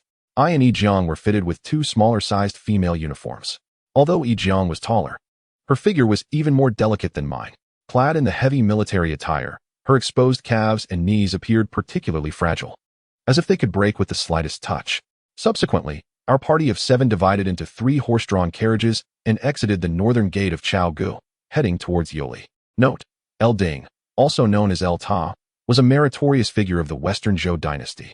The El clan is said to be related to the Jiang clan, with some accounts suggesting he was a descendant of Jiang Shang, while others claim he was the leader of the El tribe. This text adopts the latter interpretation, designating him as a nephew of Jiang Shang. In Youli, Guyan and El Ding accompanied Baigon in his official carriage, while Jiang Shang and his daughter occupied the second carriage behind them. Master Tai and I shared the last carriage. Throughout the journey, I gazed silently at the snow-covered ground. What troubles you, Nezha? Master Tai inquired with concern. Did your grandfather upset you? No, Master, I replied. As a time traveler, I truly did not care much for Baigon's words. I realized that at this moment, I was witnessing a significant historical event that would not be recorded in the annals of history. On a winter day in 1056 BC, Jiang Shang and El Ding, introduced by Guyan, met the Western Duke Ji Chong for the first time and began strategizing to overthrow the Shang dynasty. Ironically, it was Baigon, the most loyal minister of the Shang, who facilitated their opportunity. Poor Baigon, he remained blissfully unaware of the unfolding scheme. Master, I posed a rather absurd question. Is destiny immutable? Do you refer to individual fate or the fate of the world?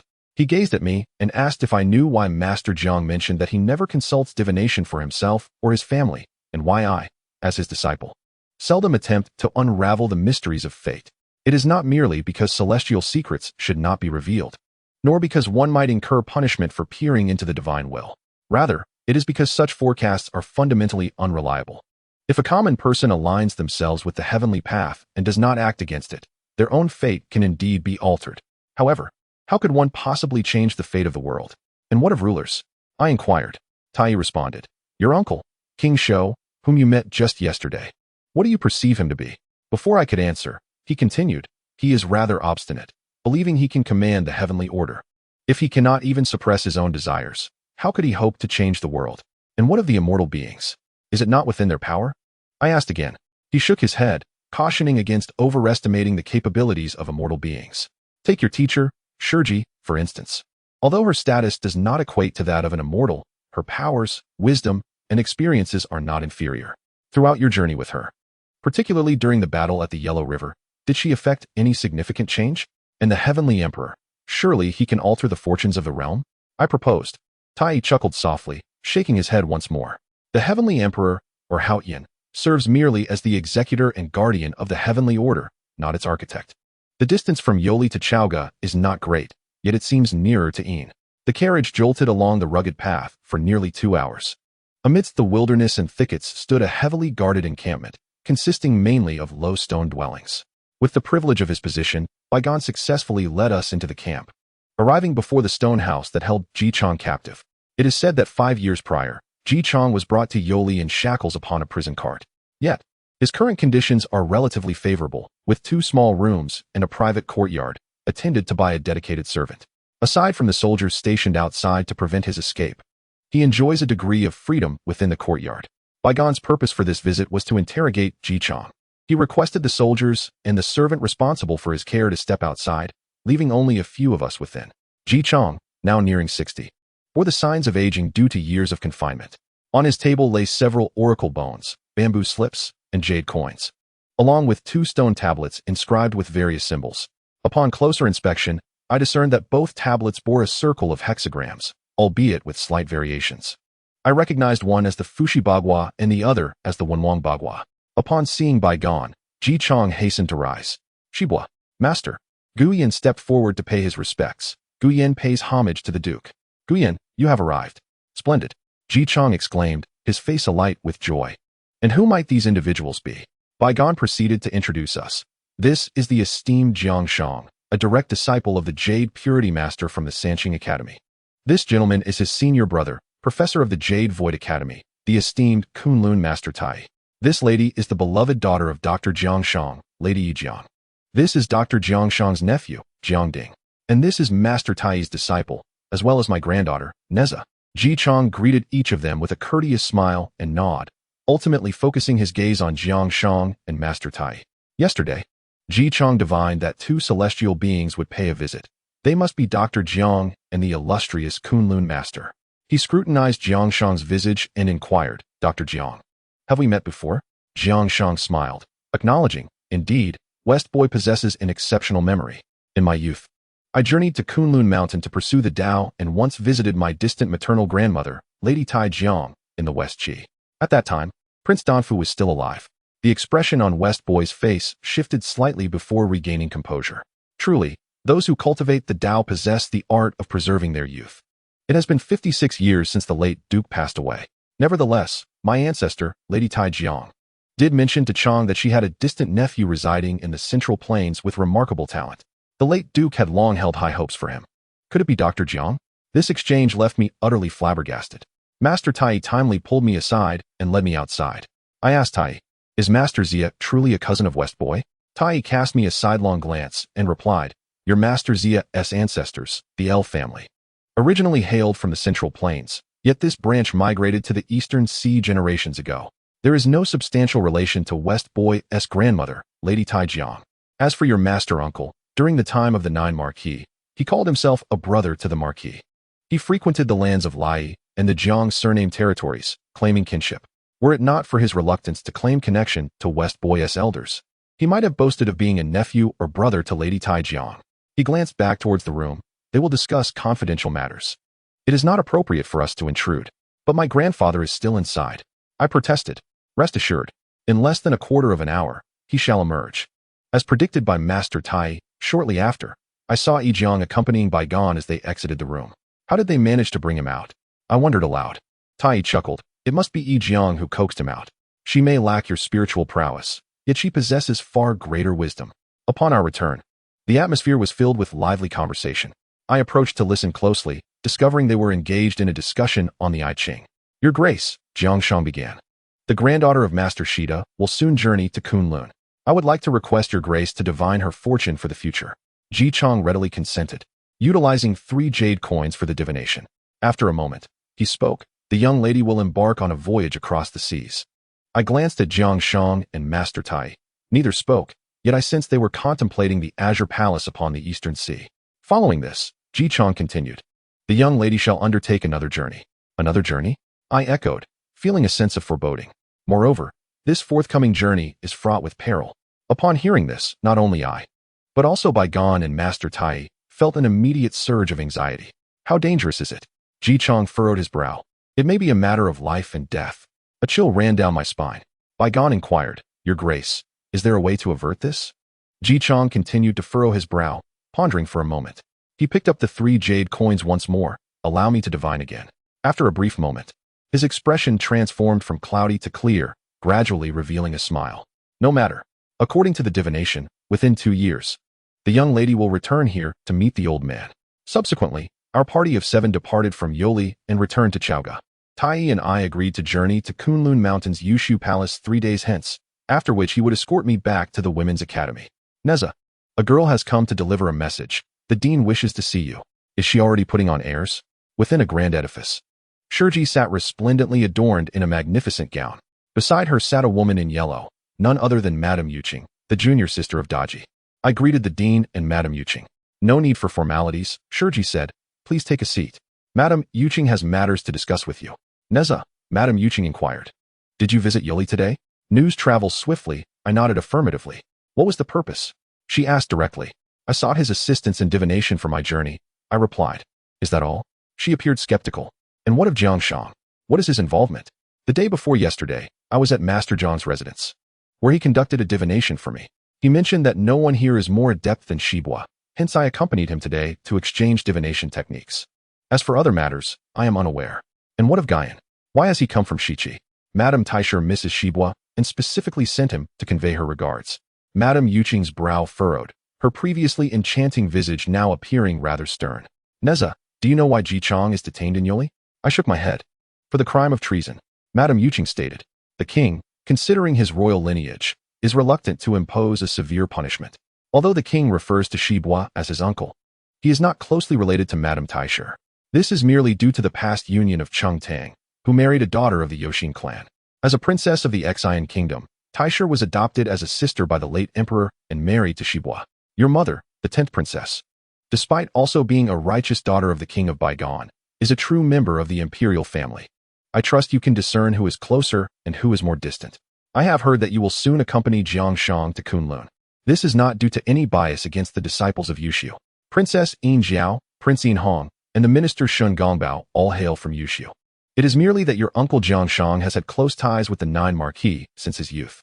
It is said that during his visit to the East Sea to pay respects, he often mingled among the rebellious Eastern Yi and associated with Wen Huan, the son of the Nine Marquis, who concealed himself there. Ji Chong is known for his resilience and ambition. What intentions does Jiang Shang have in collusion with him?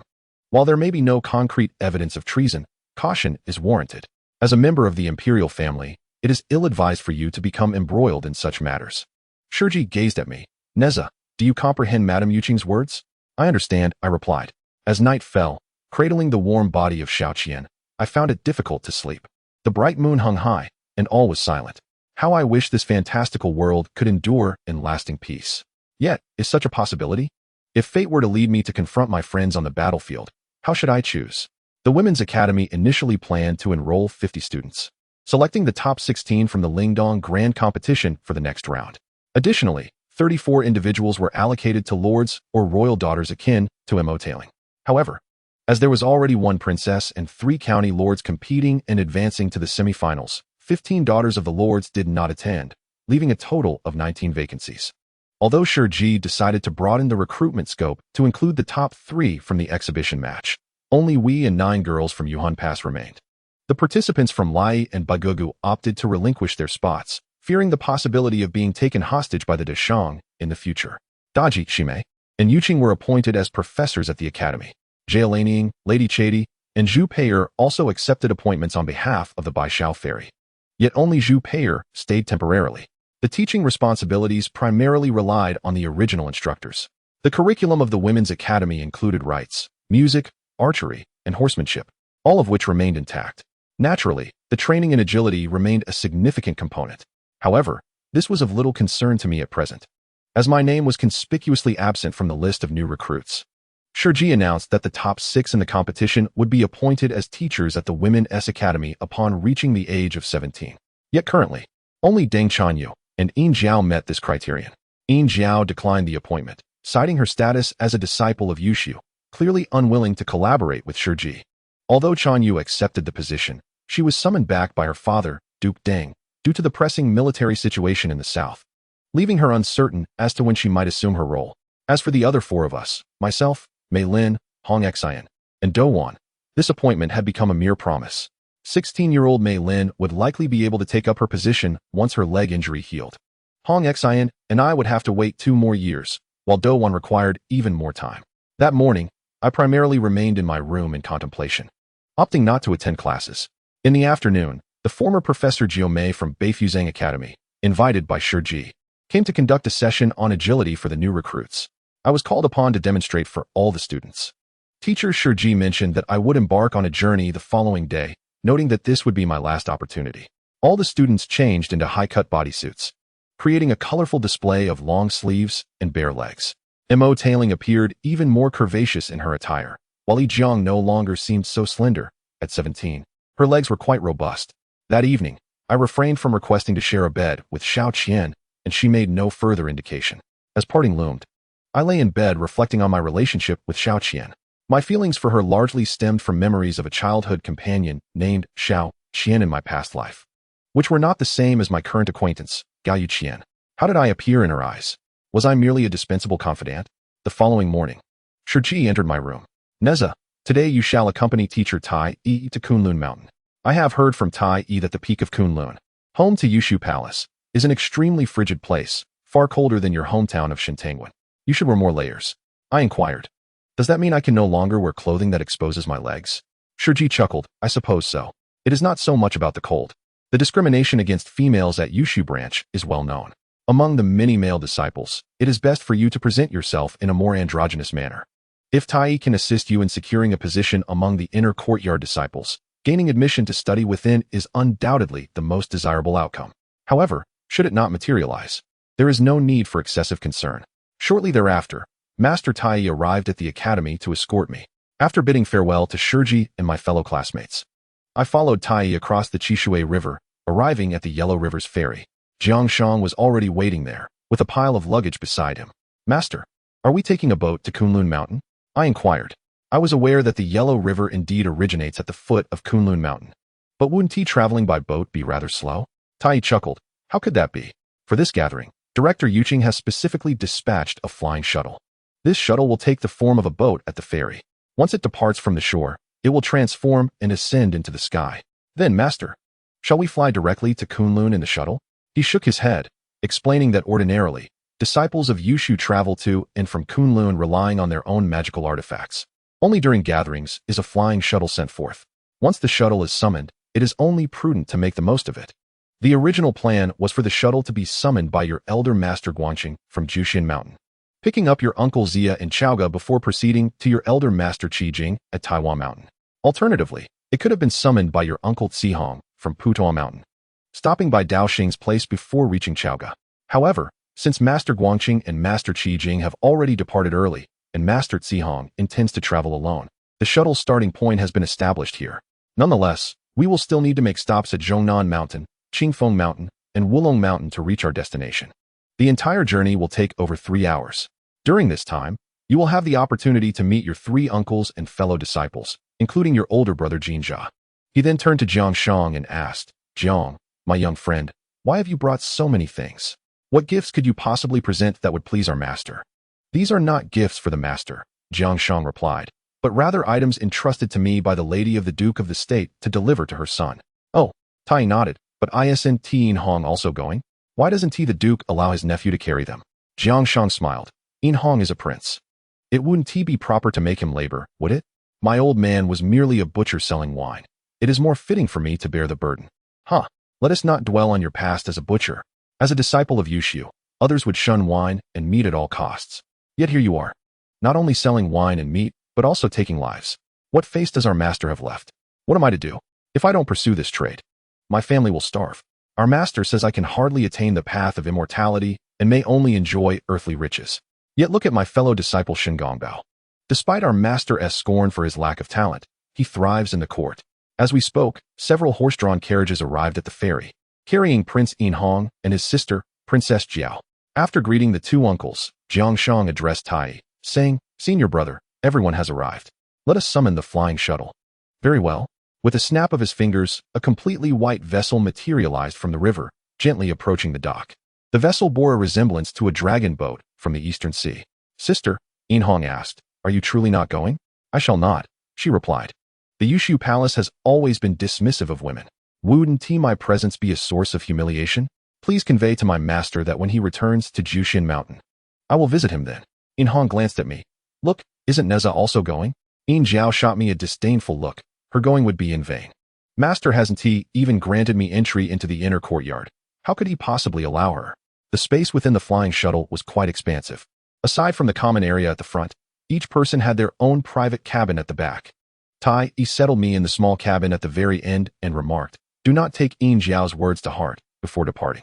The cabin walls were a soft, milky white, and I could vaguely perceive the scenery outside the shuttle. Moments later, the shuttle began to exhale clouds and mist, ascending into the sky.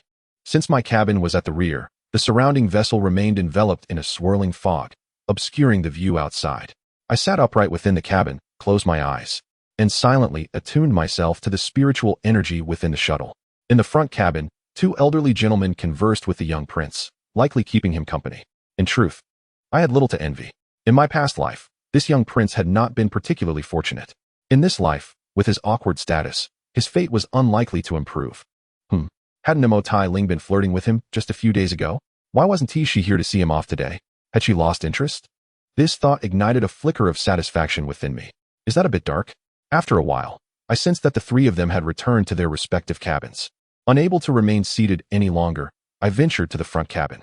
To my surprise, the fog outside the front cabin was not as dense, allowing me to see clearly through the cabin walls. Below me, a winding river flowed across the ochre earth, interspersed with patches of deep green amidst the myriad of ravines. In the distance, a range of towering mountains loomed. Having never flown in an airplane in my past life, I wondered if this was similar to that sensation. An hour later, the shuttle had soared over Mount Taiwa, arriving at the entrance of Yuzhu Cave on the Zhongnan Mountains. An ethereal-looking master led a boy who appeared younger than me onto the shuttle. The boy had a pale complexion, but was not unappealing.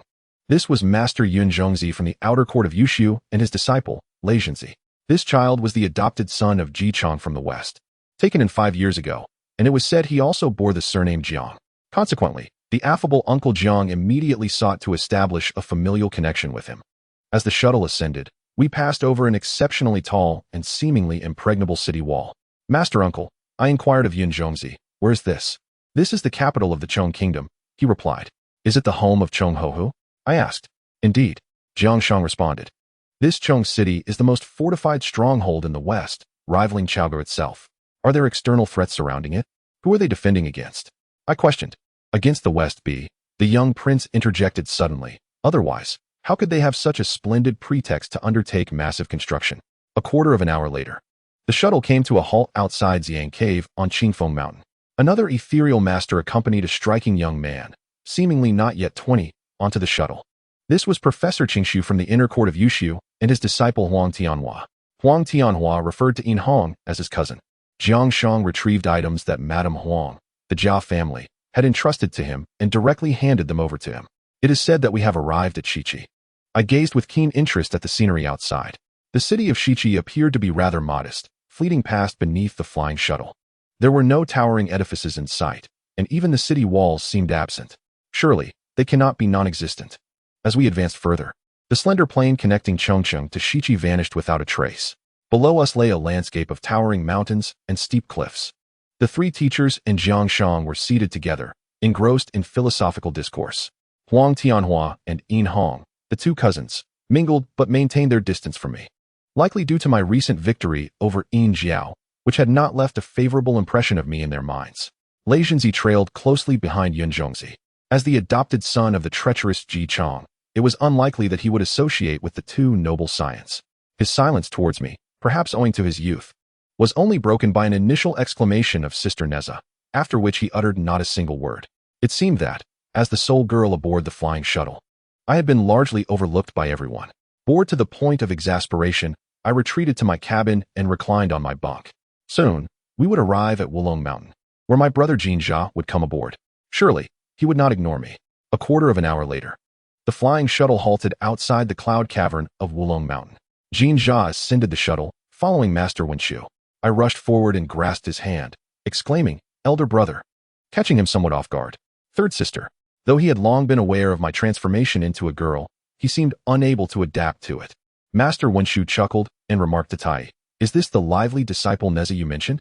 Master Wenshu, with his curly short hair and fair complexion, possessed a distinctly Aryan visage. His speech laced with a thick Indian accent. Even my elder brother seemed to carry that same flavor in his voice. I quickly bowed in greeting to Master Wenshu. He returned the gesture with a smile, before turning to Tai. "Brother Lingbao is currently at Kongtong Mountain. He has sent me a message and wishes to board the flying shuttle to Yushu Palace. Could you possibly alter the shuttle's course to pick him up?" "Of course. That is no issue," Tai replied. "Why doesn't T. Lingbao simply send me a message directly?" I inquired of Jiang Ziya. "Is Kongtong Mountain far from here?" "Not too far," Jiang Ziya replied softly, "approximately 200 miles to the northeast. However, Master Lingbao does enjoy making a show of things. When the master asked him to come, he refused point blank, insisting that the shuttle must go to fetch him." Despite Jiang Ziya's hushed tone, Master Wenshu caught his words and immediately cast a disapproving glance at him, prompting Jiang Ziya to fall silent. Tai continued, "However, our journey to Kongtong Mountain will necessitate a change in our original itinerary. We shall no longer pass through the Starry Sea. but instead take the route along the West Sea and Kunlun River. I had long heard tales of the Starry Sea, the mystical source of the Yellow River, and I couldn't help but feel a twinge of disappointment at the thought of not passing through it. What mischief was this Master Lingbao up to? Another quarter of an hour later, the flying shuttle came to a stop outside the Yuanyang Cave of Kontong Mountain. Professor Lingbao boarded the shuttle alone, truly demonstrating a rather grand demeanor. Aside from exchanging polite greetings with his fellow disciples, he completely disregarded our salutations, including those from the young prince. Subsequently, he retreated into his chamber, closing the door behind him. My frustration grew. Having arrived at this juncture, why did he not simply soar to Kunlun himself? Thus, I inquired of Master Tai, "Master, how far are we from Kunlun Mountain?" He chuckled, "Are you anxious? We are yet not halfway there. It will take us another 2 hours. What?" I gasped in astonishment. By this time, our flying shuttle already housed 4 esteemed professors from the Inner Academy, Tai, Lingbao, Wenshu, and Qingxiu, alongside the Outer Academy professor, Yan Zizi. In total, there were 6 direct disciples of the Jade Clear Academy's head. I noticed that these 6 seldom congregated, and the dynamics among them were quite intricate. Well, never mind them. Time was still plentiful. After exchanging a few pleasantries with Jinjia, I sent him off to attend to the younger brother, Li Zinzi, and returned to my chamber for a much-needed slumber. Upon awakening, I groggily made my way to the front cabin, only to behold a vast expanse of azure waters below. Is there an ocean here? No, the distant horizon revealed land. It was merely a large lake. At that moment, Master Tai arrived in the front cabin, prompting me to ask, "Master, where are we?" "We are at the West Sea." "Quite grand compared to the continent marsh you traversed earlier, isn't it?" "The West Sea is a lake." I pondered silently. Not only is the West Sea a lake, but the North Sea is also a lake, albeit larger. The North Sea? I recalled the tales of Su Wu tending sheep in the North Sea. Is it that North Sea? Then, the Dragon King of the West Sea and the 4 saints of 9 Dragon Island reside within it. The disparity in status between the Dragon Kings of the West Sea and East Sea is indeed striking, somewhat appending my previous notions. However, I would harbor no dissatisfaction if granted residence in such a vast lake. Thinking of Master Wenshu's Aryan visage, I asked Tai, "Master, is Uncle Wenshu from Tianzhu? Was he originally a disciple of the Jade Void sect?" "Not at all," Tai replied. "The head of the Jade Clear Academy once had 8 direct disciples appointed as professors in the Jade Void Inner Academy: Wang Chengzi, Chijingzi, Huanglong, myself, Lingbao, Yuding, Daoxing, and Qingxiu, with Guang Chengzi as the leading seat. 200 years ago, Professor Randing from the Great Thunder Sound Academy at the foot of Mount Sumeru came to our academy with 4 professors, who were then appointed as vice presidents. The 4 professors were also invited as guest professors in the Inner Academy: Jiu Lu Sun, Wenshu, Pu Xian, and Xihong. The flying shuttle continued its journey, gradually veering southward. The mountain terrain beneath us grew increasingly steep, in stark contrast to the previous landscape, with snow blanketing the slopes. After nearly an hour, the shuttle glided into a narrow valley, where a rushing torrent glimmered silver as it wound its way down. Master Tai informed me, "This is the Kunlun River." As we advanced in the shuttle, it seemed the river valley was perpetually ascending. In the distance, I beheld 2 towering snow-capped mountains standing side by side on the left bank of the river. "Do you see?" Tai pointed to the snow-capped peaks. "The one ahead, with a cloudless summit, is called Yuzhu Peak. The one behind, with a cloudy top, is Yushu Peak." These 2 towering peaks, despite their immense size, appear deceptively close. Yet they are, in truth, separated by a great distance. As our shuttle soared past Yushu Peak still lay far ahead. However, the vast clouds above loomed closer, shrouded in mist, while below, a pristine blanket of snow enveloped the land. The heavens and earth seemed to merge into one. Amidst this breathtaking panorama, only the silvery chain of the Kunlun River continued to rise, as if striving to ascend beyond the valley embraced by the mountains and reach the sky. The shuttle plunged into the swirling mists, obscuring all visibility. After a quarter of an hour, a glimmer of light pierced through, and suddenly, clarity emerged as we broke free from the cloud cover. In the midst of the sea of clouds stood a celestial mountain, its pavilions and towers scattered amongst the rocks and verdant trees. Was this the summit of Yushu Peak? But where was the snow-capped mountain? The shuttle came to rest on a platform, and we descended alongside our teachers. For my companions and me, this was our inaugural visit to the Yushu Palace. As we gazed outward, our eyes were met with a lush expanse of greenery, the spring breeze caressing our faces, making it hard to believe we were in a place perpetually shrouded in snow, evoking a sense of traversing through realms. Turning back, I searched for the summit of Yushu Peak, which I had expected to tower above Yushu Peak, but it was nowhere in sight. On the opposite side, presumably in the direction upstream of the Kunlun River, an enchanting scene unfolded. In the distance, a tranquil lake emerged amidst the clouds, its waters cascading down towards the depths below. I tugged at Tai's sleeve and inquired, "Master, what place is that?" "That is the Yaoqi. The water flows from the Kunlun River," he replied. "How beautiful!" I exclaimed. Teacher Shurji had mentioned that the Yushu Palace was situated in an extremely frigid land, advising me to wear more clothing. I shared this with Tai, who chuckled in response. Shurji's words were not without merit. Had we not arrived by shuttle but traversed the clouds using our own magical artifacts, we would truly have felt the biting cold. Oh, a group of disciples from Yushu greeted us upon our arrival. Among them was a remarkably handsome young man named Xiao Zhan, who, despite his youthful appearance, referred to Tai as senior brother, placing him in our teacher's uncle generation. We ascended the steps, passing through corridors and halls, and discovered a vast platform nestled between the two peaks. Hundreds of disciples engaged in various activities, some sparring, others practicing alone, and some in quiet contemplation. Yet, the space felt anything but crowded. Rather, it exuded a sense of openness. Looking up towards the higher platform above, I noticed it was enveloped in mist, which scattered the sunlight into soft, rainbow hues. "Nezha," Tai said, "let us first meet Guang Qingzi, the head professor of the inner courtyard, and see if he can facilitate your enrollment." We meandered through winding paths until we arrived at an imposing cave, where we encountered a middle-aged man with a long beard. This was Guang Qingzi, the esteemed head professor of the Yushu inner courtyard and the mentor of Yin Jiao. Tai clasped his hands in greeting. "Brother, it is good to see you." Guang Qingzi returned the gesture. I stepped forward, bowed slightly, and introduced myself. "Greetings, Uncle Master." "There's no need for formalities," Guang Qingzi said, appraising me with keen interest. "So, this is the Nezha you mentioned?" "Indeed. Did you not promise to bring her and assist with her admission to the inner courtyard?" Tai replied. "However, brother," Guang Qingzi remarked, "you previously informed me that she was a boy. You know that the Yushu inner courtyard does not accept female disciples. Originally, Nezha was a boy. 2 months ago, he mistakenly consumed the transformation pill from Zihong, which resulted in his metamorphosis into a female form. He is not truly a girl." Upon hearing this, Guang Qingzi chuckled and remarked, "If that is the case, why not request another transformation pill from Zihong to revert him back?" "Are you jesting?"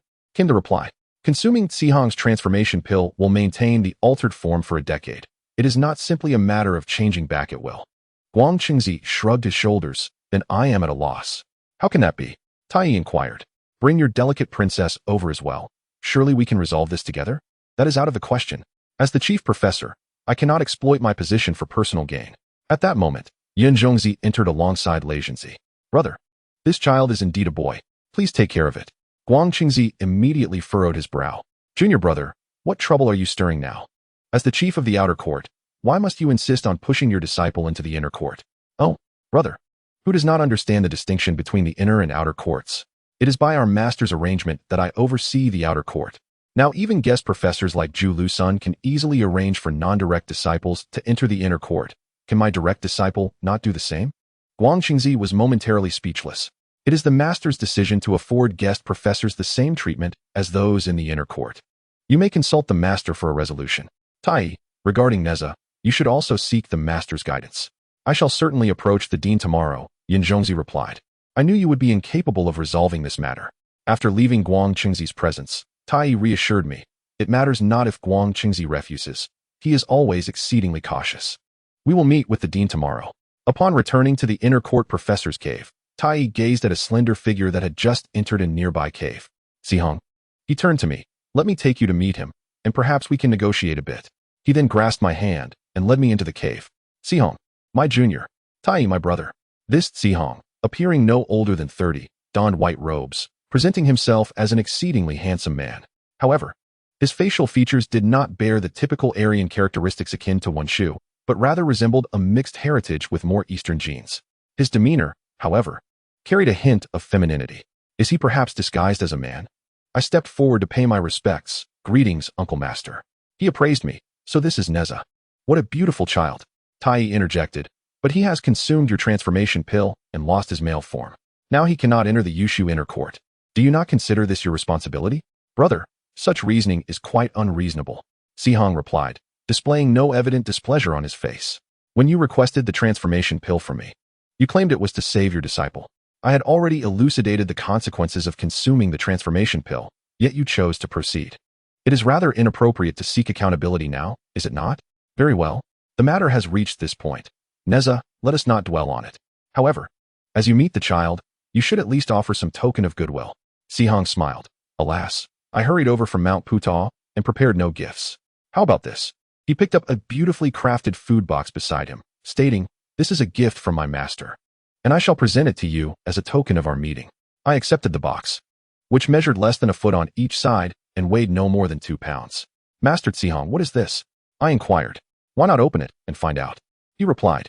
As I untied the ribbon and lifted the lid, I discovered a large, blush-hued peach nestled within the tray. "Peach of immortality?" Tai exclaimed in astonishment. "You dare to pass this along so casually?" Sihong chuckled. "What is the harm? Every time I visit Sishui Palace, my master gifts me one. Whether I consume one more or one less makes no difference." "Nezha," Tai remarked, "today you are fortunate indeed. This is a celestial peach from the Yaoqi. Does that mean eating just one of these peaches can grant immortality?" I asked. Sihong laughed. "It's not quite so exaggerated. It depends on your foundation. Generally, it will double your lifespan and spiritual power. As for longevity, I had little concept of it. I had only lived 15 years in my past life and had spent less than 3 months in the Fengshan world. I was not particularly concerned about how long I might live. However, the prospect of enhancing my spiritual power intrigued me. Given my limited foundation, wouldn't it be a waste to consume this? I pondered. Not at all. The weaker you are, the more essential such an enhancement becomes. It would be best if you consumed it now. The director won't mind who I gift it to, but it would be unwise for others to witness. Thus, under their watchful gazes, I began to devour the enormous peach. Its sweetness and juiciness were delightful, and I ate hurriedly. By the time I finished, I felt utterly stuffed. Sihong chuckled. This child's eating manner is simply adorable. He collected the pit I had left behind. I must return this to my master. "Master uncle," I inquired, "is the director going to plant it?" Sihong shook his head with a smile. "The director must return every pit of the peaches from Yaoqi. Every pit must go back to Yaoqi. Not only can such celestial peaches not thrive outside Yaoqi, but if the golden mother of Yaoqi discovers any attempts to cultivate them, you can forget about ever tasting them again." Upon exiting Sihong's cave, I asked Tai, "Master, is Sihong master uncle from Tianzhu? Doesn't he look like one?" Tai led me into his own cave. "Your master uncle Sihong's situation differs from that of Master Wenshu and the others. He was originally a disciple of the Yushu sect. 250 years ago, he was sent by his master to study at the Great Thunder Sound Academy on Mount Sumeru. He became a disciple of the director of the Receiving Institute and attained the true law of transformation. After returning to Yushu with Master Randing, he was appointed as a guest professor alongside Zhu Lushun and others."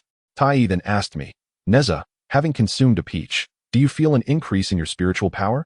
"I believe I do," I replied.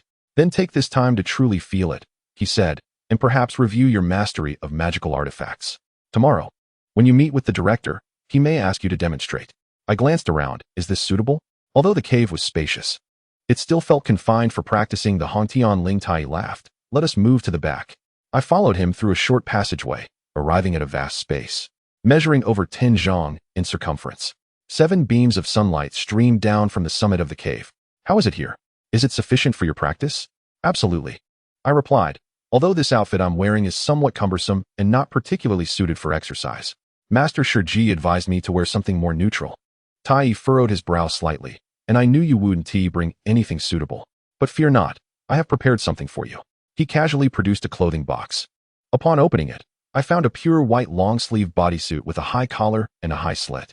The emblem above the pants matching exactly with the competition attire he had prepared for me. "Come on, find a spot to change." However, I did not prepare any boots for you. "Then I shall go barefoot." I changed in a nearby cave. The outfit fit perfectly, the cuffs reaching my wrists. The pant legs were not as high as the competition suit, merely exposing my groin. Barefoot, I walked to the center of the arena. Closing my eyes, I extended my spiritual awareness, instantly perceiving the entire shape of the cave, every stone and grain of sand, every blade of grass and tree. Yet, I could not sense Master Tai's presence. He must, like Shiji, possess the ability to conceal his spiritual power. I opened my eyes. Master Tai remained in his original position. I then released both the Qianquan circle and the Hunyuan silk, executing a complete set of fluid movements. I felt my control over the magical artifacts was more precise and effortless. "Good. Not bad." Tai offered no further commentary. "Master," I said, "will I wear this when meeting the dean tomorrow for the performance?" Tai pondered for a moment, word underneath. However, the dean may not necessarily watch your performance. Master, I remarked, your cave appears quite cramped from the outside, yet I did not expect it to be so spacious within. What is this? Tai replied. Within the Yushu Palace, there are more than 40 such caves, while the entire Yushu branch has fewer than 20 professors. There are many caves that remain unoccupied. The Golden Light Cave on Qianyuan Mountain where I reside is several times larger than this one. I will take you to see it in the future. Note, Hang, unlike Ran Deng and Munjushri, was originally a Taoist immortal, holding an equivalent status to Guanyin in Buddhism. Here, she is set as a disciple of Yushu, later becoming the incarnation of the true Dharma radiance, Guanyin, after traveling to Tianzhu. There are specific settings regarding Hang's background before entering Yushu, detailed elsewhere in this book. Princess Long Ji in the early morning, Master Tai was summoned to attend a faculty meeting, leaving me to wait outside the cave. Growing somewhat bored, I strolled to a viewing platform to the west. From this vantage point, I could catch glimpses of the Yao Pond and the waterfall cascading into the clouds in the distance. Gazing upon such beauty, my heart stirred with longing and infinite yearning. Standing beside the railing was a young woman clad in white, adorned with a leopard skin skirt at her waist. She possessed a distinctly mixed heritage. Her features strikingly fresh and ethereal, truly fitting the description of a celestial beauty. She leaned against the railing, facing the direction of the Yao Pond. Tears streaming from her eyes, her expression deeply sorrowful. She was the first woman I encountered since entering the Yushu Palace, and I could not help but feel an immediate sense of kinship. I approached her and asked, "Sister, what troubles you?" "That was where I used to live," she replied softly. She turned to me and said, "Little sister, you must be Nezha, correct?" How did she know my name? Is Nezha well known in the Jade Void Palace? Yes, it is I. And you are? I am the daughter of the Queen Mother of the West, named Long Ji. So she truly is a celestial being. Then your father must be the supreme heavenly deity, right? I inquired eagerly. She gazed at me with a look of astonishment before speaking. How do you know this? I blurted out. It is common knowledge that the supreme heavenly deity and the Queen Mother of the West are married. Common knowledge? She echoed. Yet they do not know. They? I probed my parents. What do you mean? My father never married my mother, nor does he acknowledge me as his daughter. This revelation shattered my understanding of reality. How could it be so? Long Ji looked at me and said, Nezha, you must have been the spirit pearl in your previous life, correct? Pointing towards the direction of the Jade Pool, she continued, you were born in the Jade Pool. That place is also your home. I was aware of Nezha's past as the spirit pearl, but was ignorant of what the spirit pearl truly was and its origins. She observed my bewildered expression and asked, have you completely forgotten? To Long Ji, she might firmly believe that the spirit pearl was my previous incarnation, while for me, it belonged to a time long forgotten. The memories of Nezha's previous life had vanished, let alone those of the spirit pearl. She continued, that year, you fell into the Jade Pool. I was the one who retrieved you from the bottom, even injuring my hand in the process. She rolled up her sleeve to show me, revealing a prominent scar on her right wrist, which looked quite alarming. As I traced the scar with my fingers, I felt a stir of emotions, but confusion lingered. Aren't immortals supposed to be free of scars? Or perhaps her cultivation was not profound enough. Regardless, she had invested her feelings, and I felt it only right to express my gratitude. Princess, I have endured numerous tribulations and truly cannot recall the events of the past. However, I must thank you for saving me from the water. She smiled, though her expression held a hint of disappointment. Nezha, I heard my master calling from behind, and I turned around immediately. Master. Next to me, Princess Long Ji called out, Uncle. Princess, Tai said, here, please refer to me as Master Tai. If my esteemed teacher takes you under his wing, I shall be your senior brother. So, do not call me uncle. How peculiar that she addressed him as uncle. Nezha, come with me, Tai instructed. I followed him to a larger cave dwelling located higher up, where I encountered the long-bearded headmaster of the Jade Pure Academy. Master, I have brought Nezha, I said, stepping forward to pay my respects. No need for formalities. The headmaster replied. Tai yesterday. Princess Long Ji visited to request that I accept her as a disciple. This morning, Yin Zhongzi also came to ask me to admit Lei Jinzi into the Inner Academy. You have come again to request the enrollment of Nezha in the Inner Academy. Even Sihong has come to speak on your behalf. Are you all conspiring against me? Teacher, how can one speak in such a manner? Tai chuckled, stating that he had taken Nezha as a disciple 15 years prior and had reserved her enrollment in the Inner Academy over a decade ago. Nezha was originally a boy. As for how she transformed into a female form, I have previously explained this to you alongside my junior brother Sihong. Furthermore, since the establishment of the Yushu Inner Academy, We have not admitted female disciples, nor is there a prohibition against their enrollment. Yuqing raised his hand to interrupt, saying, Tai, I have already stated that the Yushu Palace's lack of female disciples is not due to discrimination against women, but rather for other reasons. He turned to me and asked, Nezha, I have heard from your master that you have studied the art of Lingdong. Indeed, Dean, I replied. I studied under teacher Shiji for over 2 months and won the championship at the Zhaoge Lingdong competition. Yuqing nodded. I have heard that this art of Lingdong is a secret technique brought by time travelers, thriving in the West and flourishing in Fusang, fundamentally based on the manipulation of spiritual energy. Nezha's ability to win the championship after merely 2 months of study is a testament to the solid foundation of our disciples in the Yushu sect. Nezha, Tai said, why don't you demonstrate what you have learned for the dean? Yes, master. I softly inquired, should I change my attire? Tai looked at me and then turned to Dean Yuqing, explaining that performing the art of Lingdong required specialized clothing, which I had prepared for Nezha. Oh, Dean Yuqing replied. Then go ahead and change. I stepped aside to remove my outer robe, leaving only my fitted attire, and returned to stand before Dean Yuqing. His cave was exceptionally spacious, allowing ample room for me to run and leap. I tossed out the Qian Kuan ring and the Hun Tian ling, executing a complete set of coordinated movements before Dean Yuqing. Just as I was about to step down, Dean Yuqing called out to me, Nezha, wait a moment. He beckoned a nearby attendant, instructing him to summon your master uncle, Xiaozhen. The handsome young man in white soon arrived, sword in hand. Xiaozhen, Dean Yuqing said, please spar with your disciple Nezha to assess her proficiency in spiritual energy manipulation. Teacher, Tai interjected anxiously. Nezha is merely 15, with low spiritual energy. How can she possibly be a match for Xiaozhen? Dean Yuqing chuckled. Precisely for that reason, I have called upon Xiaozhen.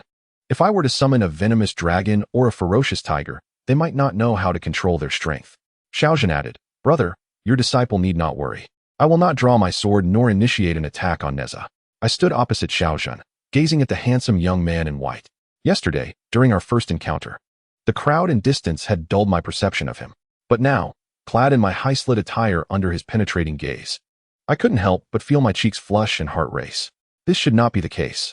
Though I am in a female form and attire, I have always aspired to maintain my original intent until I regain my male body. Can it be that merely 2 months have swayed me? Moreover, this young man, Xiaozhen, appears to be older than Uncle Jiang, clearly not in his 20s. Why should I allow myself to be moved? Taking a deep breath, I deftly maneuvered the crimson silk and the golden circle to launch an assault on Xiaozhen. He deftly parried the Qian Kuan circle with his sword while evading the entanglement of the Hunyuan silk. I relentlessly pursued him, commanding the golden circle and crimson silk with unwavering determination. Although Xiaozhen appeared to be in a flurry as he darted and dodged, I realized his defense was impeccable. Enough, Director Yuqing interjected. Let us conclude here. I retracted my magical artifacts and, alongside Xiaozhen, approached Director Yuqing to pay my respects.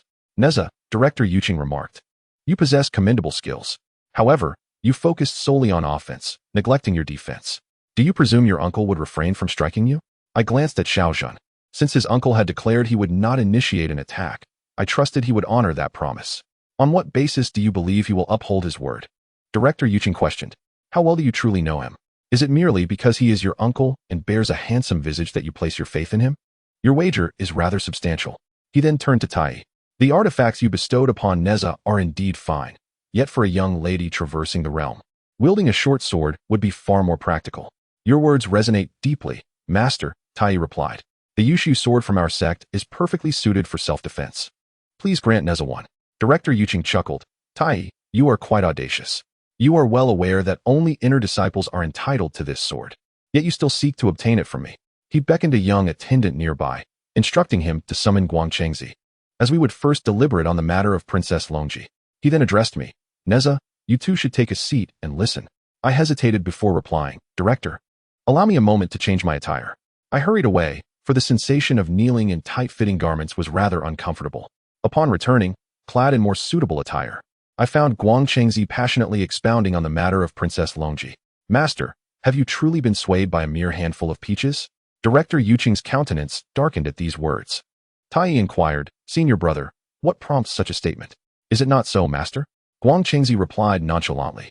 If the golden mother of the Yaoqi longs for her daughter, she may simply summon Longji back. No one in the world could object. Why must we force her into our Yushu sect, tarnishing our reputation? Director Yuqing's frown deepened at his words. Tai countered, "Senior brother, forgive my ignorance. How could Princess Longji joining our Yushu sect possibly tarnish its reputation?" Guang Qingzi glanced at me, seated beside Tai, and remarked, "With a junior present, it is unwise to speak candidly. However, 20 years ago, the circumstances surrounding Longji's expulsion from the Yaoqi should be clear to you." Tai responded, "Princess Longji's expulsion from the Yaoqi occurred 2 decades ago. In the years since, she has behaved prudently and maintained her integrity. Consider our inner disciples. Both Sun Shizong and Qingshu Shidi have had their own transgressions. Yet I have not witnessed you holding them to account." Guang Qingzi retorted, "What you mentioned regarding Sun Wukong's indiscretions or Huang Tianhua's indulgences occurred within their own sects, not in the Yushu inner court. Their masters will discipline them as necessary. However, during my tenure overseeing the inner court, no such transgressions have occurred. Given this, with you enforcing strict regulations, how could Princess Longji's entrance into the inner court be detrimental? Moreover, Longji resided in a separate garden within the Yushu palace, and Nezha could certainly find lodging with the princess in the inner courtyard. I believe the princess would not refuse such a request. Your disciple, the delicate princess, may also be invited into the inner courtyard to dwell alongside Longji." Yu Qing raised his hand to halt Tai Yi's words, then turned to Guang Qingzi. "Do you know to whom the Yushu palace belongs?" he inquired. "It should be under the dominion of the mother of the Jade Pool," Guang Qingzi replied. The esteemed Dean Yu Qing remarked, "The Heavenly Emperor has long conferred Yushu Peak upon the Yushu Saintess. Thus, she is the rightful master of Yushu Peak. However, I have not heard that the Supreme Heavenly Emperor has formally designated any of his daughters as the Yushu Saintess. Could it be that?" Yu Qing interrupted him. "My intention in bringing Longji into the inner courtyard is not a request from the mother of the Jade Pool. I have my own long-term considerations for this decision." "I understand," replied Guang Qingzi, as both Tai Yi and the others expressed their thoughts. Dean Yu Qing continued, "At tomorrow's assembly, I shall publicly announce the enrollment of Longji, Yin Jiao, Nezha, and Lei Zhenzi as students of the inner courtyard. Longji merely seeks the status of an inner courtyard disciple. She will subsequently return to her training at Phoenix Mountain, while Yin Jiao will remain at your 9 Immortals Mountain. As for Nezha, he may, as agreed upon by Tai Yi and Shiji, enter Biyou Palace as a disciple of the inner courtyard. There, he will find many female disciples, which will be comparatively more convenient." The following day, the gathering convened on the platform. In attendance were Dean Yu Qing, Guang Qingzi, Qi Jingzi, Tai Yi, Ling Bao, Wen Shu, Ci Heng, Qing Su, Yin Zhongzi, along with 8 professors from the current branches and numerous second-generation disciples like Xiao Zhun, Jiang Shang, Shen Gongbao, and Deng Hua, as well as dozens of 3rd and 4th-generation disciples already within the inner courtyard, including Huang Tianhua, Yin Hong, Han Julong, Shui Hu, Wei Hu, and several hundred external disciples who had come for the exchange. The Princess Longji, Lei Zhenzi, and I were led by the White Crane Boy to kneel before Dean Yu Qing. The Dean presented each of us with a finely crafted bronze short sword. "This is the Sword of Yushu," declared Dean Yu Qing. "Though its grade is merely intermediate, it possesses an extraordinary power of summoning. No matter where you are, you may summon any of the 18 sword spirits residing atop Yushu Peak to provide you with temporary protection. Once this sword recognizes its master, it cannot be taken away by anyone unless you are expelled from the sect or your soul is scattered. It will typically transform into a ring, and even if temporarily lost, it can return to you with just a thought." The short sword lacked a sheath and appeared exceptionally sharp, requiring utmost caution when held. In an instant, it transformed into an ancient ring adorning my right middle finger, where faint inscriptions read, "Sword of Yushu." After the gathering, I followed Master Tai Yi back to our cave dwelling. "Master," I inquired, "what exactly did the Dean mean by the additional summoning power of the Sword of Yushu and the 18 sword spirits?" "Nezha," replied Tai Yi, "the so-called 18 sword spirits are, in fact, the intelligence formed by 18 superior divine swords hidden atop Yushu Peak. If you possess the ability to summon these sword spirits, the Sword of Yushu can transform into one of those superior divine swords for a limited duration." "How marvelous." I was instantly captivated. "Then, Master, how does one summon them?" Tai Yi smiled enigmatically. "Nezha, with your current spiritual power, summoning any one of the divine swords will not exceed the span of 10 breaths.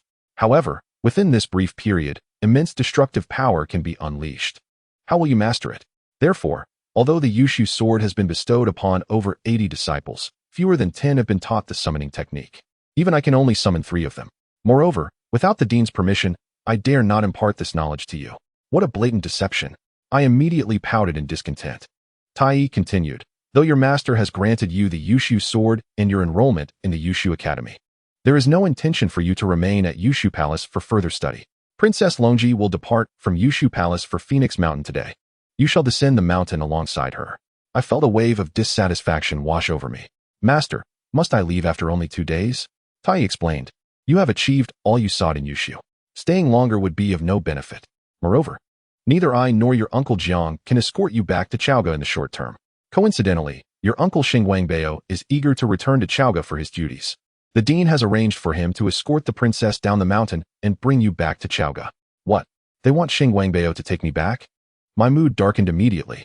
In my past life, Biyou was the second antagonist in Investiture of the Gods. Was I to travel thousands of miles alone with him? A mere girl? Tai seemed to sense my apprehension. Rest assured, despite his eccentricities, Biyou is of good character. Besides, with so many protecting you, what is there to fear? I considered his words. According to Investiture of the Gods, aside from his penchant for gossip and sowing discord, I had not heard of him committing any other misdeeds. Furthermore, he had merely chosen the wrong side during the Shang and Zhou dynasties. Whatever he said, I would simply let it go in one ear and out the other. Tai instructed me to don all the clothing I had brought. In a moment, Biyou will take you through the frigid lands. You must dress warmly. He led me to the platform where the flying shuttle had docked. Princess Longji and Biyou were already waiting there. Uncle Biyou, Aunt Longji, I greeted, my spirits still low, my voice lacking vigor. Longji took my hand. Dear sister, please do not call me aunt. Just call me sister. Given that Longji likely was not much older than Xiaozhen, having such a gentle and mature sister was certainly a blessing. Thus, I acquiesced. Very well, sister. Noticing Longji was alone, I inquired, Sister, did you come from Phoenix Mountain to Kunlun all by yourself? It was understandable that Yin Hong did not bring attendants. But as a celestial maiden, why did Longji not have any? Longji smiled. No, my attendants are waiting by the Starry Sea. You should know that not just anyone can enter Yushu Palace. The Starry Sea? My interest piqued at the mention of it. Is it truly as delightful as it sounds? Shall we go there now? Laughter erupted among us. Tai remarked, your playful spirit is quite remarkable. Just moments ago, you were on the verge of tears. And now it seems you've forgotten all about it. Turning to Biyou, he added, Junior brother, I entrust the princess and Nezha to you. Rest assured, senior brother. Biyou replied confidently. Shun Gongbao replied, I shall ensure the princess's safe descent from the mountain and deliver Nezha into the hands of the esteemed headmaster Shurji. He then summoned his spirit beast, a magnificent white-striped tiger measuring over 10 feet in length, which startled me momentarily. There is no need for fear, Shun Gongbao chuckled. Though my steed appears fierce, it is remarkably obedient. I approached and gently patted the tiger's head. It shook its head playfully, indeed quite endearing. Together, Shun Gongbao and I mounted the tiger, his stature towering over mine. He instructed me to conceal myself beneath his cloak, wrapping my arms tightly around his waist. Meanwhile, Princess Longji summoned her own mount, a resplendent white Pegasus, and together we leapt into the swirling clouds. Instantly, I experienced a sensation of weightlessness, and as we plummeted, the temperature around us dropped dramatically. Cold winds, mixed with snowflakes, surged from all directions, rendering the layers of clothing, including my outer fur coat, utterly soaked in frost. From beneath Shun Gongbao's cloak, I glimpsed Princess Longji, along with her steed, engulfed in a whirlpool of wind and snow not far from us. The clouds were indeed terrifying. How oblivious we had been while seated in the flying shuttle. This sensation of falling persisted for several breaths before gradually subsiding, allowing me to sit firmly atop the tiger once more. I turned to look at Longji, who was now hunched low on her horse's back, the Pegasus galloping forward against the falling snow. Looking down, I realized there was no land in sight. We were still aloft, racing through a tunnel of clouds. I could not ascertain how much time had passed before we finally emerged from the cloud cover, escaping the realm of accumulated snow. Upon observing Shun Gongbao and Princess Longji, I noted their faces and garments were adorned with ice fragments, resembling two elderly men with white beards. Having just exited the frigid domain, I felt an overwhelming warmth despite the actual chill in the air. I removed my fur coat, and Princess Longji followed suit, shedding her outer garments. As for Shun Gongbao, it seemed he was impervious to temperature fluctuations, remaining unaffected regardless of the conditions. Shun Gongbao turned to me and said, It's not so cold now. Come sit in front. You cannot see anything while I shield you. Without further ado, he lifted me to sit before him. We continued onward, and gradually, a wondrous landscape unfolded before our eyes. Along a winding stream, the ground was dotted with lakes of various sizes and colors. The sky was similarly adorned with clusters of white clouds, seemingly paired with the lakes below. Upon closer inspection, I noticed wisps of vapor rising from the lakes, reaching skyward. "Sister, where are we?" I inquired. "Little sister, this is the source of the Yellow River, the Starry Sea," Longji replied. I looked around. "Sister, where is your retinue?" She pointed into the distance. "They are on the other side of the Starry Sea, near the Chailing Sea. The Starry Sea is vast." We strolled among the various lakes, gazing up at the clouds formed from the evaporating water. "Sister, are these clouds created from the evaporation of the lake waters?" "You have it backwards," Longji replied. "The majority of the lake waters actually descend from those clouds. That is the water of the celestial river. Is there a river in the heavens?" In my mind, the concept of a previous life lingers. The so-called Milky Way, is it not merely an image formed by the congregation of numerous stars? "Indeed it is," Longji retorted. "For otherwise, from whence does the water on the ground arise?" As we walked, a pond, no more than 100 paces in circumference, appeared before us. The water appeared shallow, crystal clear to the bottom. Longji dismounted gracefully and approached the pond's edge. "Princess, be cautious," exclaimed Shingongbao. "They say the Sea of Stars is rife with marshlands. One must tread carefully, lest one becomes ensnared." Longji chuckled. "Brother, you worry too much. I often played here as a child. I know my limits." She dipped her hand into the water, remarking on its warmth. A sense of curiosity stirred within me, prompting me to dismount the white-forehead tiger.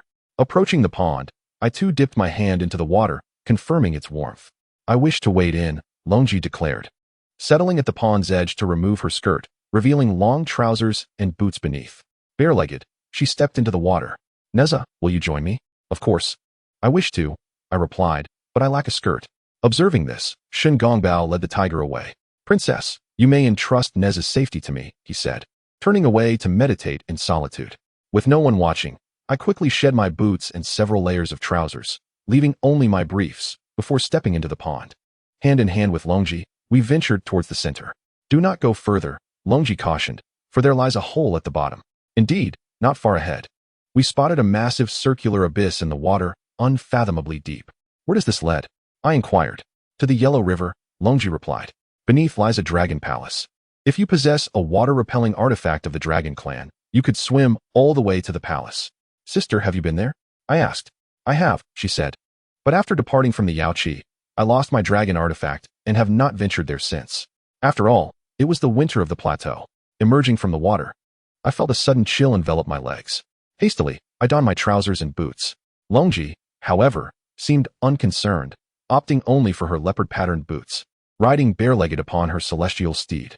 We wandered through the Sea of Stars, stopping intermittently until dusk, when we arrived at the shores of the Chailing Sea, reuniting with Longji's attendants. She hosted a feast for Shingongbao and me in her grand tent that evening. I had hoped she would regale me with tales of her adventures with Ling Zhuzi, but she remained silent, leaving me hesitant to inquire further. The following morning, Shingongbao and I bid farewell to Longji and mounted the white-forehead tiger, continuing our eastward journey. The landscape was replete with towering mountains. The white-forehead tiger soared through the skies, occasionally resting atop the peaks. I turned to Shingongbao and asked, "Master, why did you choose a tiger as your spirit beast?" "To instill fear." Shingongbao laughed. "Though this white-forehead tiger appears formidable, its rank is not exceedingly high, making it easier to control. I, your master, have traversed the rivers and lakes for years. When resting in the mountains, such a spirit beast ensures that no other creatures dare approach. In the presence of robbers, it serves as a source of intimidation, naturally alleviating many troubles." "You came to Kunlun with Jiang Ziya, did you not?" he inquired. "Indeed," I confirmed. "Have you ever seen his spirit beast?" he inquired again. "No, I have not," I replied. Shingongbao remarked, "Your master, Ziya, has long coveted a spirit pet residing in our master's backyard, known as the Sifang. Our master neither consented to his request nor outright denied it. As a result, he remains without his own spirit beast to this day. Every time he ascends Kunlun Mountain, he must rely on our master to send someone or dispatch a flying shuttle to fetch him." "Uncle Master," I asked, "are you suggesting that this flying shuttle is specifically for fetching Jiang Ziya? What else would you think?" He retorted, "All of you have benefited from his presence. That Sifang is indeed a high-grade spirit beast. However, I doubt that even if the dean agreed to give it to him, he would be able to fully master it." How intriguing it is that the conversation has suddenly turned to Jiang Ziya. "Uncle Shan," I bravely inquired, "do you particularly look down upon Jiang Ziya?" "Look down upon him? How could I dare?" Shingongbao countered. Isn't it rather he who looks down upon me? Our families, the Shun and the L, have historically been connected, living side by side for generations. Yet, the L clan has always held us in low regard. I remember when my cousin married into his family. I was considered a distinguished guest at that gathering. Even then, he treated me with indifference. Despite not being the eldest branch of my clan, as fellow disciples, he ought to have shown me more respect. Jiang Shang's lineage migrated to the Eastern Sea generations ago. He returned alone to the great city of Yin, charming my clan's uncle with nothing but his silver tongue. How could I possibly be unaware of his family's circumstances? It is better left unspoken. Oh, so there is a history between them. As we traversed the sky, I suddenly noticed a group of horsemen galloping northward below us. Their attire was peculiar, and their banners bore a wolf's head emblem. Who are these people? I asked. They are the Chong, Shin Gongbao replied. The wolf is their totem. By their demeanor, it seems they are preparing for a confrontation. He then turned his tiger-headed mount, urging us to investigate the commotion. Not long after, we arrived at a valley where two factions were engaged in battle. Amidst the chaos, many warriors lay lifeless on the ground. Interestingly, the opposing side, fighting against the wolf-headed clan, displayed a banner with a prominent sheep emblem. Those are the Chong people, Shin Gongbao explained. He guided his Biyou tiger to a vantage point atop a mountain, where we both surveyed the battlefield below. It appeared that in this conflict between the wolves and the sheep, the wolves were faring poorly. Soon, the Chong outnumbered and overwhelmed the Dog Rong, sending them into a retreat. Neither side is to be trifled with, Shin Gongbao remarked, and it is enough to challenge that young master of the West Qi. Are you referring to young Master GFA? I asked. Indeed, he replied. I see little of his father's prowess in him. These Chong and Dog Rong are likely beyond his capability to manage. We chose not to linger any longer. The Biyou tiger soared into the air, continuing our eastward journey. Uncle Master, I recalled a saying from my past life, and thus I asked Shin Gongbao. I have heard that the Jiang clan and the Chong people share a common ancestry. Is there any truth to this? What nonsense is this? He exclaimed. Who concocted such a tale? My Jiang clan descends from the divine farmer, having resided in the Central Plains for thousands of years, with descendants spread throughout Huaxia. We are a prominent lineage in the court. How could we possibly share roots with the Chong? Initially, my intent was merely to ascertain the veracity of this later claim. Yet I was unprepared for such a substantial reaction. Henceforth, I shall refrain from such impulsiveness. As the sun descended beyond the horizon, we finally beheld the city of Shiqi, nestled upon a modest plain. However, it was evident that Shin Gongbao had no desire to linger in the cramped confines of Shiqi. We persevered a while longer, aiming to reach Chongqing for the night. As night fell, we soared into the lofty and deep-welled Chongqing. By that time, the city gates had long since been barred. Shin Gongbao and I entered directly, riding boldly upon a tiger, causing pedestrians to scatter in fright. Upon reaching the inn, Shin Gongbao summoned his spiritual beast and instructed me. You shall call me Uncle Shan, and I shall address you as Mississippi. Uncertain of his meaning, I acquiesced. Entering the inn's grand hall, Shin Gongbao requested 2 upper chambers. As we ascended the staircase, I unexpectedly encountered 2 familiar faces, Gu Hn and L Ding. I intended to greet them, but upon seeing them merely cast a fleeting glance in my direction before averting their gaze, it appeared they were reluctant to acknowledge me.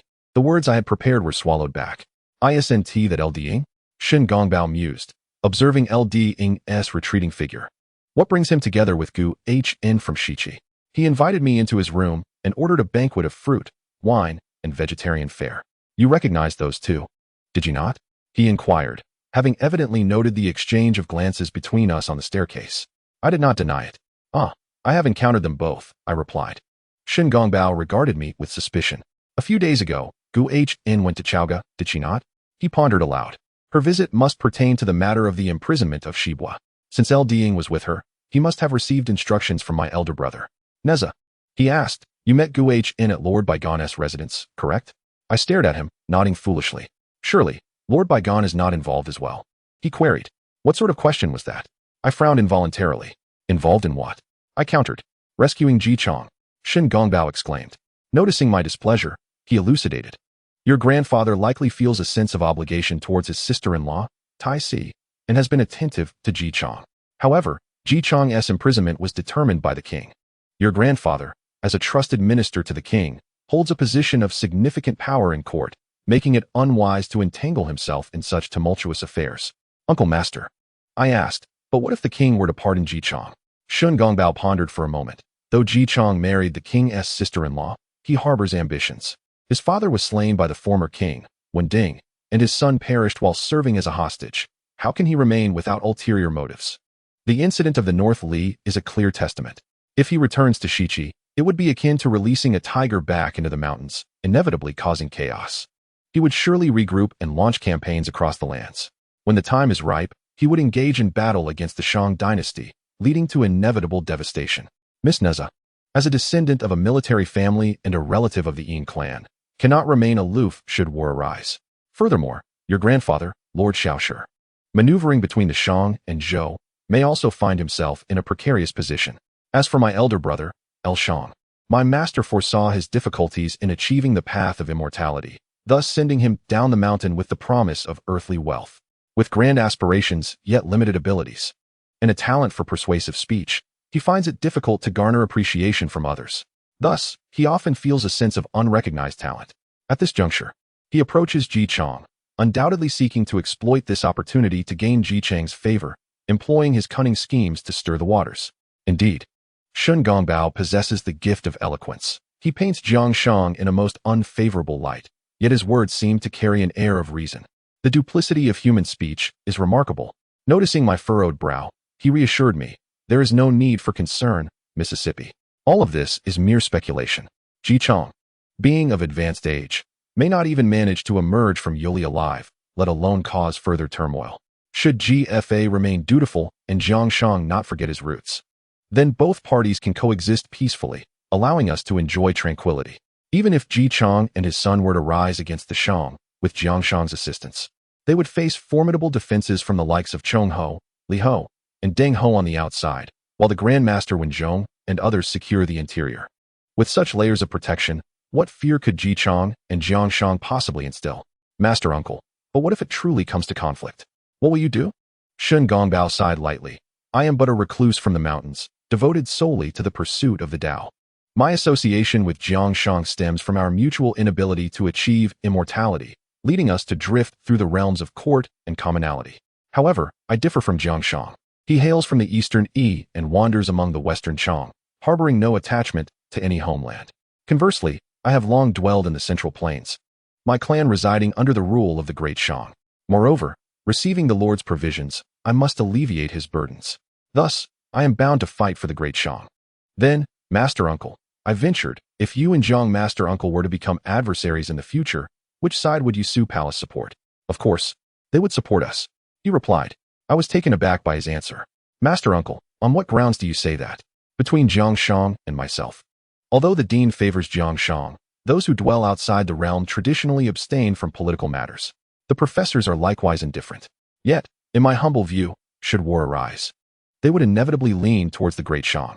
Look, Nezha, under the Yushu sect, there are Princess Yin Jiao, Prince Yin Hong, and yourself, along with many members of the royal family, all direct disciples of the inner court. In contrast, aside from Lei Zhenzi, who is Ji Chang's adopted son, I see no one from the Yushu sect among the ranks of the Western Qi. Furthermore, the Biyou branch of the Sanqing Academy has generals such as Wen Zhong, Hong Jin, Luo Xian, and Yu Hua emerging from its ranks. The mandate of heaven has long favored the great Shang. Who would dare oppose the divine? After dinner, I returned to my room. Lying in bed, I tossed and turned, unable to find sleep. It was an evening in early 1055 B.C. in Chongqing, located on the outskirts of the great Shang, an area that would soon become the heart of an empire destined for destruction in the flames of war within the next 2,000 years. Yet at this moment, no signs of impending turmoil were evident. Reflecting on Shun Gongbao's words, it was clear that Jiang Shang's schemes were already woven into his calculations.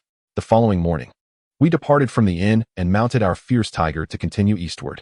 Not far from the imposing residence of Chong Ho stood another estate, second only to it, inscribed with the name King Kong Mansion. I inquired of Shun Gongbao, whose estate is this? This belongs to the 4 generals of the demon clan, he replied. These 4, Mo Li Qing, Mo Li Hong, Mo Li Hai, and Mo Li So, hail from the sacred Mount Sumru in India, sharing a lineage with Professor Randang. Invited by the former Chong Ho, they have resided in Chongqing for many years, preparing for the Western Qi. The white-tufted tiger leapt into the air, following the Wei River and Yellow River eastward, pausing only briefly in Loi for a meal. By dusk, we had already arrived outside the city of Zhaoge. Shun Gongbao escorted me to the women's academy, departing only when we reached the entrance of Shiji Gate. Nezha, Is that you returning? Shiji greeted me with warmth. Have you acquired the Jade Void Sword? I nodded in affirmation.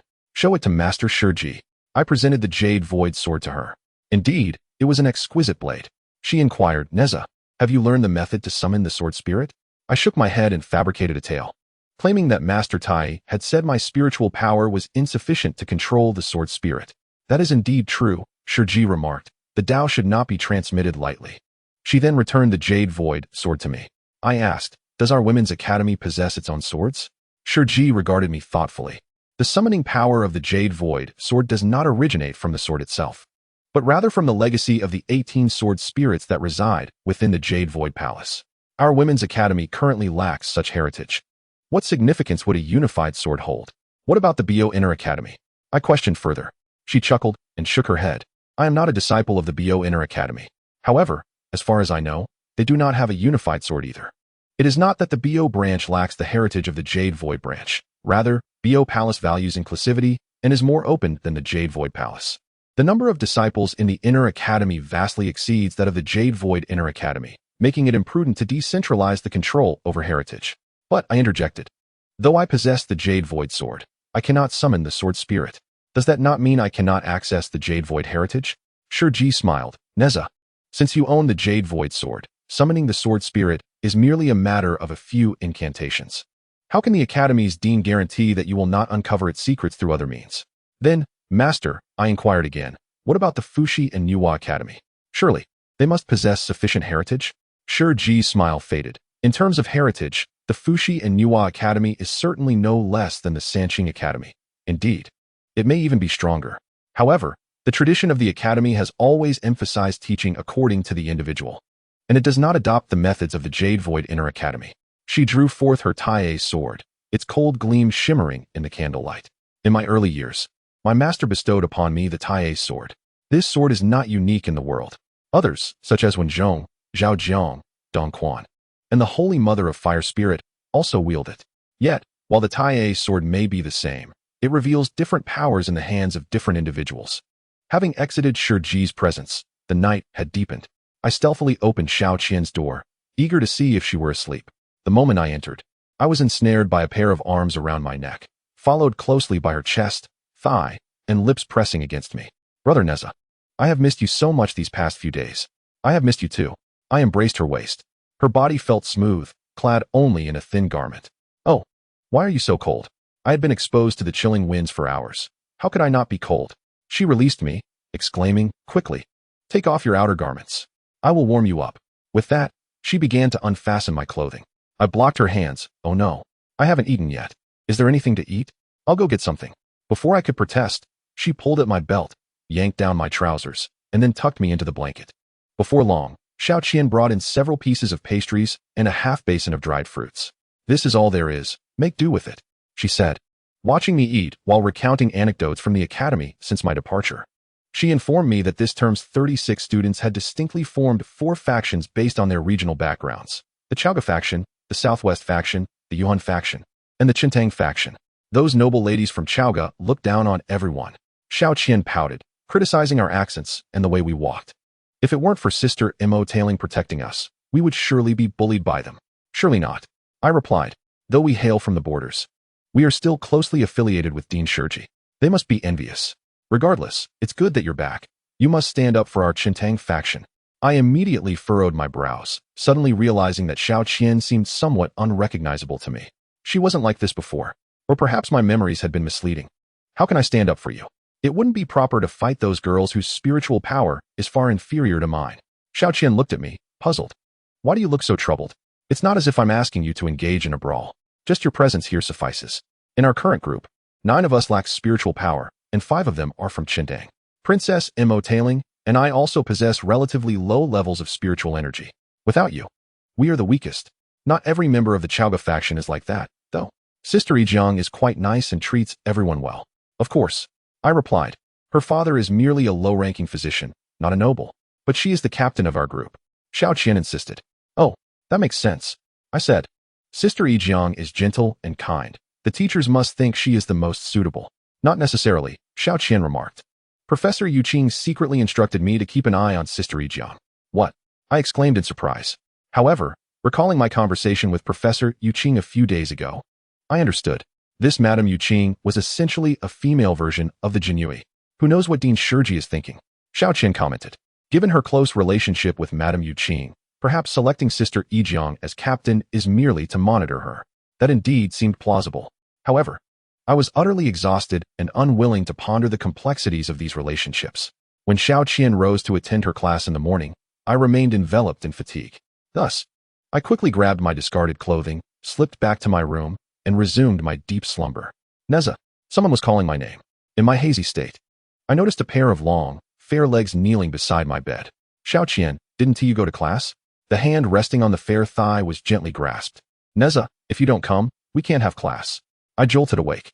The leg I had just touched did not belong to Xiao Qian, but to Yijiang, who was clad in a long-sleeved, high-slit outfit, draped only with a short cape. Sister Jiang, why did you come dressed like this? I inquired. She replied, we're in class. You should hurry and change. Professor Yuan Jume has summoned you to assist her. Professor Yuan Jume? She is still here? Yijiang smiled. Of course, Yuan Jume, who traveled from such a distant place, would not merely stay for a day. She intended to regale us for half a month. In your absence, it was Senior Long Angie from the previous session who served as her assistant. However, she did not arrive today, and Professor Yuan specifically called upon you. Long Angie. As I donned my sports attire, I pondered this name. Was there indeed such a person in my former life's memories? Or had it been obscured due to its similarity to Sister Long Ji? I sensed my past memories fading, wondering if there would come a day when my prophetic abilities would vanish entirely. Yijiang remarked, Long Angie is the sworn sister of General Hong Jin from Sanshangwen, and she is the elder sister of Hong Xin. It is said that she shares a close relationship with Princess Yingjiao. Dressed in my high-slit sports outfit and draped in a fur coat, I accompanied Yijiang to the training ground. On the way, I inquired, isn't it enough for both Hong Xin and Do Wan to assist? But it's not just Professor Yuan who requires an assistant. The Dean, Zhu Pei'er, and Lady Yuqing all need help. Hong Xin and Do Wan alone are insufficient. I followed Yijiang into the arena, where over 30 students, including Xiao Qian, Hong Xin, and Do Wan, stood in varied sports attire. On the opposite side stood the smiling Professor Yuan Jumi. Miss Jiang, return to your team. Miss Nezha, greetings. Professor Yuan. Good day. I replied. Nezha, I heard you just returned from Kunlun Mountain? She inquired. Indeed, Professor Yuan. I heard from the Dean that your spiritual power has significantly increased. Do you still remember the sequence of movements I asked you to demonstrate last time? She asked. I remember. I affirmed. Excellent. Please perform it again for everyone to see. Drawing from my memory, I executed the series of colorful bead movements that Professor Yuan Jumi had taught a few days prior. Though I had not practiced since our last class, I completed the routine flawlessly, feeling even more accomplished than before. Well done, Professor Yuan Jumi praised. She then began to instruct us on rope and hoop exercises. The style of movements she taught was strikingly different from that of teacher Shiji, more gentle and less fierce. Was this the authentic art of Fusang's agility? The class concluded swiftly. While the other students went to change, I had to remain in my sports attire and accompany Professor Yuan Jumi to the next venue, where we would teach the previous session's students agility classes. The previous cohort had been admitted 2 years prior and would soon graduate, totaling 41 students. Unlike us newcomers, they wore a variety of clothing, with none donning tight sports outfits. Professor Yuan Jumi frowned slightly, her speech marked by a rather stiff accent. Didn't I tell you all to wear sports attire yesterday? A girl responded, Assistant Long Angie did not come today, so we assumed there would be no class. Long Angie is absent, but there is still Nezha, Professor Yuan remarked. Another girl added, but Nezha is a new student. It wouldn't be appropriate for her to teach the older students, would it? At that moment, a girl in blue spoke up, we can accept Nezha as our assistant, provided she agrees to one condition. What condition? I inquired.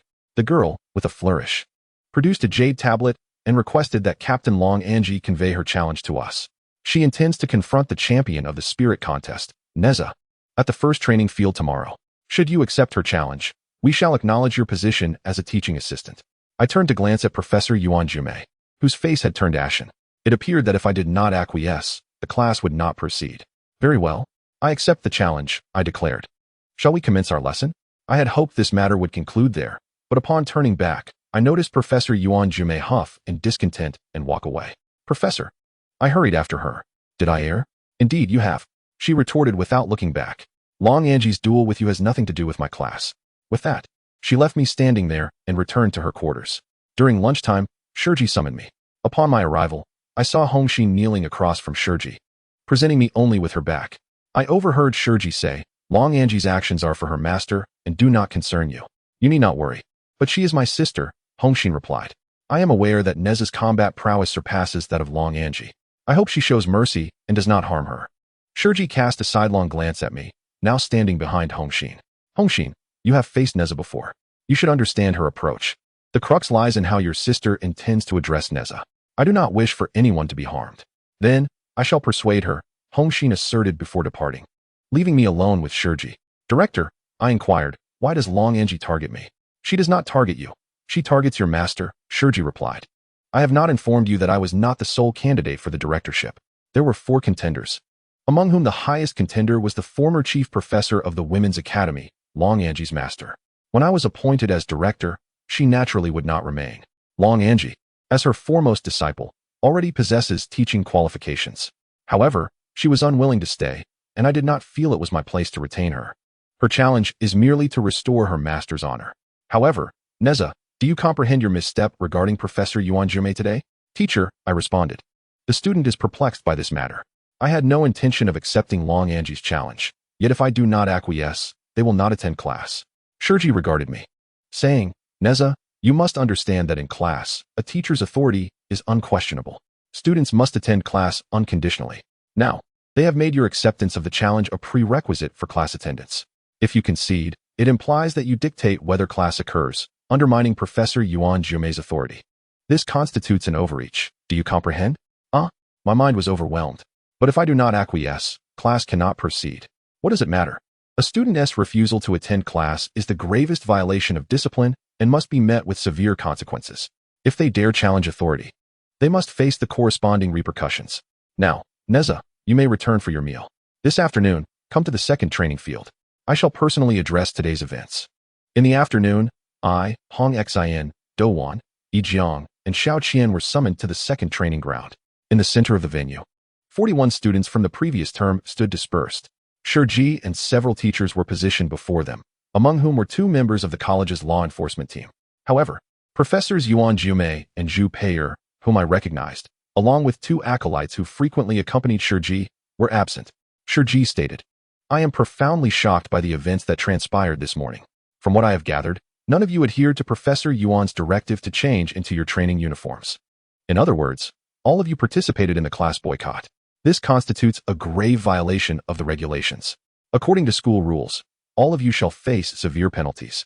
However, I am willing to extend an opportunity to you. I am aware that 5 of you have already obtained teaching qualifications and possess the right to abstain from attending classes.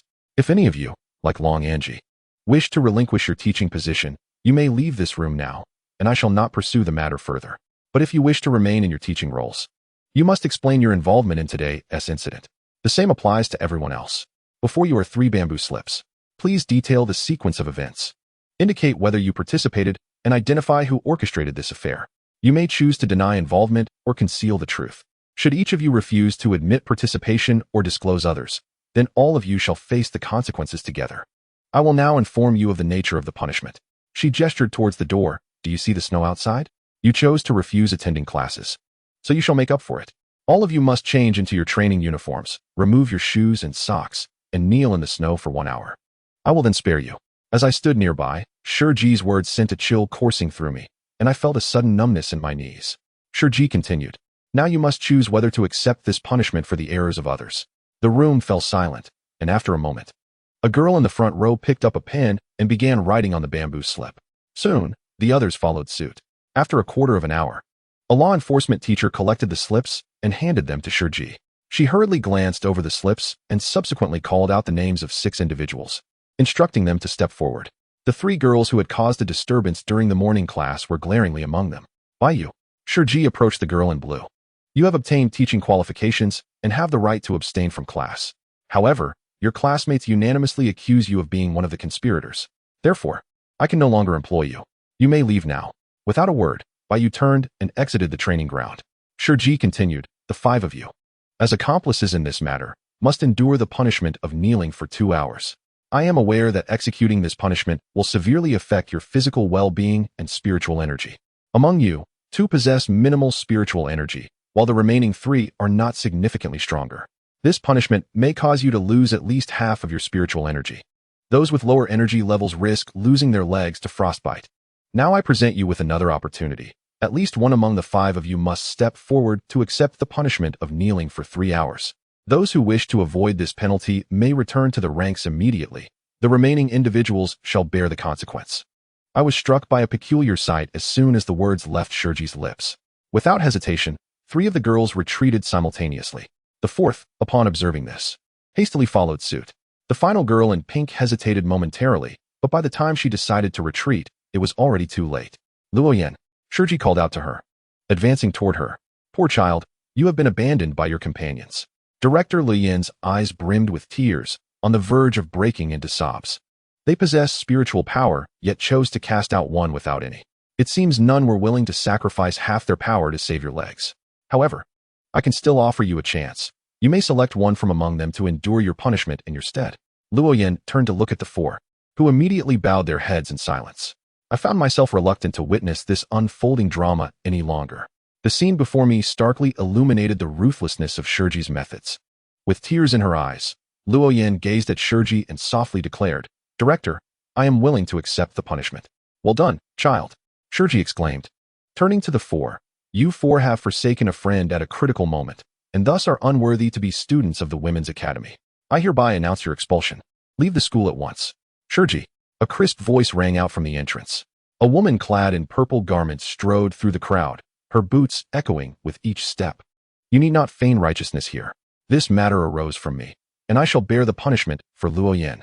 This woman, not only dressed in purple, but adorned with purple eyeshadow, lips, and even light purple hair. Was it dyed? Long Anchi, Shurji addressed her. I should refer to you as Miss Long Anchi. You have resigned from your teaching position. Thus you are neither an instructor nor a student of this institution, and have no right to intrude upon its internal affairs. As you reside in this academy, you are merely a guest, and it would be unbecoming to impose punishment upon a guest. Furthermore, you have issued a challenge to Nezha, and must maintain your prime condition. Otherwise, would it not be said that we are taking advantage of another's misfortune? Ignoring Long Anchi, she turned to the enforcement teacher beside her. Take Luoyan back to change into her training attire. Then find a stone path in the square where the snow is no less than a foot deep, and have her kneel there for 3 hours. After the crowd dispersed, I hurried to Shurji's room. She was leisurely examining an open bamboo slip. Nezha, is there something you need? Teacher, I said, will Luoyan not freeze? Shurji regarded me, stating, with her physical constitution, within 2 hours, her legs will succumb to frostbite, leading to necrosis and eventual decay. Then her life would be over? Not merely over, Shurji replied. If she does not sever her decaying legs within 2 days, her life will be in peril. Then, teacher, will you truly watch her suffer? Shurji fixed her gaze upon my eyes. If this were a battlefield, what do you think the outcome would be? Can a soldier, who is both unaware of how to evade danger and has been abandoned by his comrades, survive? Fear not. Just moments ago, Jiang came to plead on her behalf. I provided her with a spiritual elixir. After Luoyan consumes it, at the very least, it will ensure that she does not suffer lasting disabilities once she recovers. If fortune favors her, there may be no traces left on her legs. I let out a sigh of relief. Teacher, will you be present for the duel with Long Anji tomorrow? I will not attend, as Long Anji's mentor will also be absent. What? Are you feeling apprehensive? Teacher, I do not fully grasp Long Anji's abilities and am uncertain of my chances of victory. Although your spiritual prowess slightly surpasses hers, you lack absolute certainty of triumph.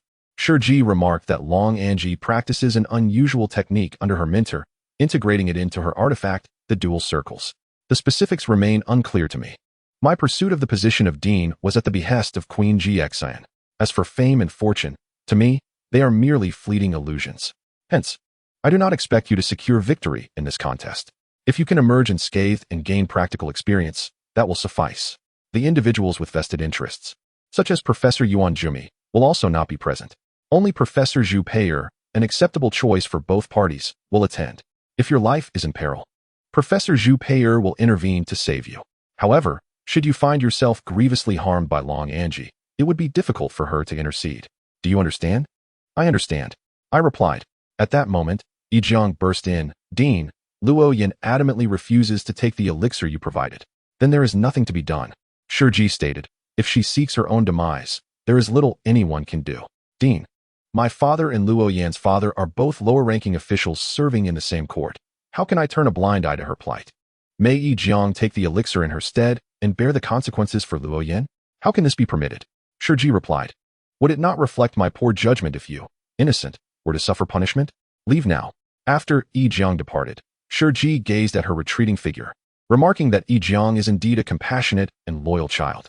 It is a pity that her father, Jiang Shang, conducts himself with such secrecy, making it necessary to remain vigilant. I rose to take my leave. Shiji called out to me, Nezha, your duel with Long Anji is a matter of life and death, not mere performance. Furthermore, in the face of an unknown opponent, it is imperative to conclude the battle swiftly. Exiting Shiji's presence, I passed through the square between the residences and spotted Luo Yan kneeling in the snow, clad in a light pink long-sleeved garment with a high slit. The snow had accumulated to her upper thighs, completely obscuring her calves and feet. Yi Jiang held the elixir, continuing to softly urge her. At that moment, Biyou rushed over, exclaiming, Luo Yan, whatever you do, do not consume it. Shiji's medicine is surely not beneficial. I was on the verge of a furious outburst. Biyou, silence. Given the state of Luo Yan's legs, how can you utter such nonsense? What are you thinking? As for the duel with Long Anji, Nezha, Biyou pointed an accusatory finger at me. You should cease this feigned sympathy. Were it not for your collusion with that old witch Shiji, how could the delicate princess have faced such miscalculations? How could that old hag have been appointed dean? My temper flared, and I threw a punch in Biyou's direction from several feet away. The air between me and Biyou visibly contorted with intensity. I had not anticipated that my magical prowess would strengthen at such an astonishing rate. Caught off guard, Biyou was propelled backward, colliding with a tree trunk before collapsing to the ground, unconscious. I turned and seized the elixir from Yi Jiang's grasp, forcefully gripping Lu Yan's chin. Nezha, what are you doing? Without further ado, I compelled her to swallow the elixir. To my dismay, Luo Yan spat out half of the concoction, along with several mouthfuls of saliva. This reckless creature seemed to harbor an intense loathing for me. I nearly wished to strike her, to end her defiance once and for all. I extended my spiritual perception and searched through the snow, ultimately uncovering the remaining half of the elixir buried half a foot deep. Returning to Luo Yan, I pinched her nose to force her mouth open, shoving the elixir mixed with snow back inside, then sealing her lips to prevent her from expelling it again. Luo Yan clawed desperately at my hand, but her icy grip lacked any real strength. Within my spiritual awareness, I sensed the elixir dissolving within her, its energy beginning to circulate throughout her body, gradually reaching her legs. The previously frostbitten, purple hue of her lips transformed into a healthy pink. I released Luo Yan, and she gazed at me, breathing heavily. Feeling better? I observed the wounds on my hands inflicted by her grasp. Such ingratitude. I pulled Yi Jiang to her feet. Let us go? Sister Jiang, we have done all we can. Wait. Yi Jiang interjected, removing her cold outer garment to drape it over Luo Yan. The dean didn't say we couldn't offer her a coat, did he? Over 20 students had emerged to witness the commotion, and the enforcement teacher had arrived as well. Upon seeing Biyou lying on the ground, she ordered other students to carry her away, without so much as inquiring about my perspective. At dinner, for the first time since my rebirth, I left my plate unfinished, unable to savor a single bite. As night fell, the students returned to their quarters. I sat by the window, observing the square, where only Luo Yan remained, solitary amidst the snow. Her punishment was far from over. After more than 2 hours, Luo Yan finally succumbed and collapsed into the snow. It appeared I was not the only one watching. Soon, 2 senior students hurried over to assist her. Shortly thereafter, the enforcement teacher arrived, and Luo Yan was carried back to her quarters by her classmates. I did not seek out Xiaoqian, instead lying alone on my bed, struggling to find sleep. I resolved to force myself to rest, for tomorrow I would face Long Anji's challenge. In the morning, Hong Xian came to see me. She informed me that Long Anji's magical artifact was named the Taiji Circle. When the 2 circles converged to form the Taiji diagram, the artifact would unleash its maximum potential. What that potential entailed, I could not say. But, Sister Hong, I queried, why are you sharing this with me? It could be detrimental to your Sister Long. After a moment's contemplation, Hong Xian replied, because Sister Long also inquired about your situation in detail, and I cannot withhold what I know from her. Yet, as classmates, I feel it would be remiss of me not to assist you in some way. I grasped her hand, expressing my gratitude. Thank you, Sister Hong. However, Sister Hong, Long Anji has issued me a challenge. In the midst of this conflict, missteps are inevitable. Should Sister Long injure or even kill me, please convey to her that I bear her no ill will. Hong Xian fell into silence, eventually departing without a word. The weight of anxiety surged within me. It appeared that a life-and-death struggle with Long Anji was unavoidable. I rummaged through the 2 sets of competition attire gifted to me by Master Tai, pondering which one to wear. Both outfits were crafted from identical materials and bore the same insignia, thus presumably offering comparable protection. Consequently, I donned the ultra-high slit ensemble beneath a white bodysuit, completing the look with soft white boots. This arrangement provided my chest and back with 3 layers of protection, while my arms and abdomen were shielded by 2 layers. Since they were all form-fitting garments, I felt no distinct discomfort. At precisely 1/4 past the hour, I arrived at the first practice arena, where Long Anji was already present. Her striking violet hair cascaded down as she donned a deep purple long-sleeved, high-slit bodysuit, which appeared rather substantial. She wore over-the-knee stockings made of the same material, complemented by black knee-high boots that left a portion of her robust thigh exposed. I mused that next time, I too should request my master to procure me a pair of over-the-knee stockings of the same fabric, lest I be left without any protection on my entire thigh, placing me at a disadvantage. The arena was surrounded by a throng of second-term students who had come to spectate, though only one instructor. The illustrious Golden Light Saintess Zhu Pei'er was present. Zhu Pei'er declared the duel to commence. With arms outstretched, Long Anji unleashed a pair of golden rings that soared into the air in a double arc, seemingly destined to collide. Regardless of the veracity of Hong Xian's information, it was imperative that I prevent the 2 rings from merging in midair. I swiftly maneuvered the Qian Kuan ring between the 2 Tai Chi rings. With a resounding clash, the 3 rings collided, emitting a dazzling radiance. A sudden tingling sensation coursed through my limbs. This could not bode well. Was this the power of the Tai Chi rings? The Tai Chi rings circled the Qian Kuan ring and continued their ascent, forming a colossal shadow of the Tai Chi symbol above me. My limbs began to disobey my commands, my control over spiritual energy wavering.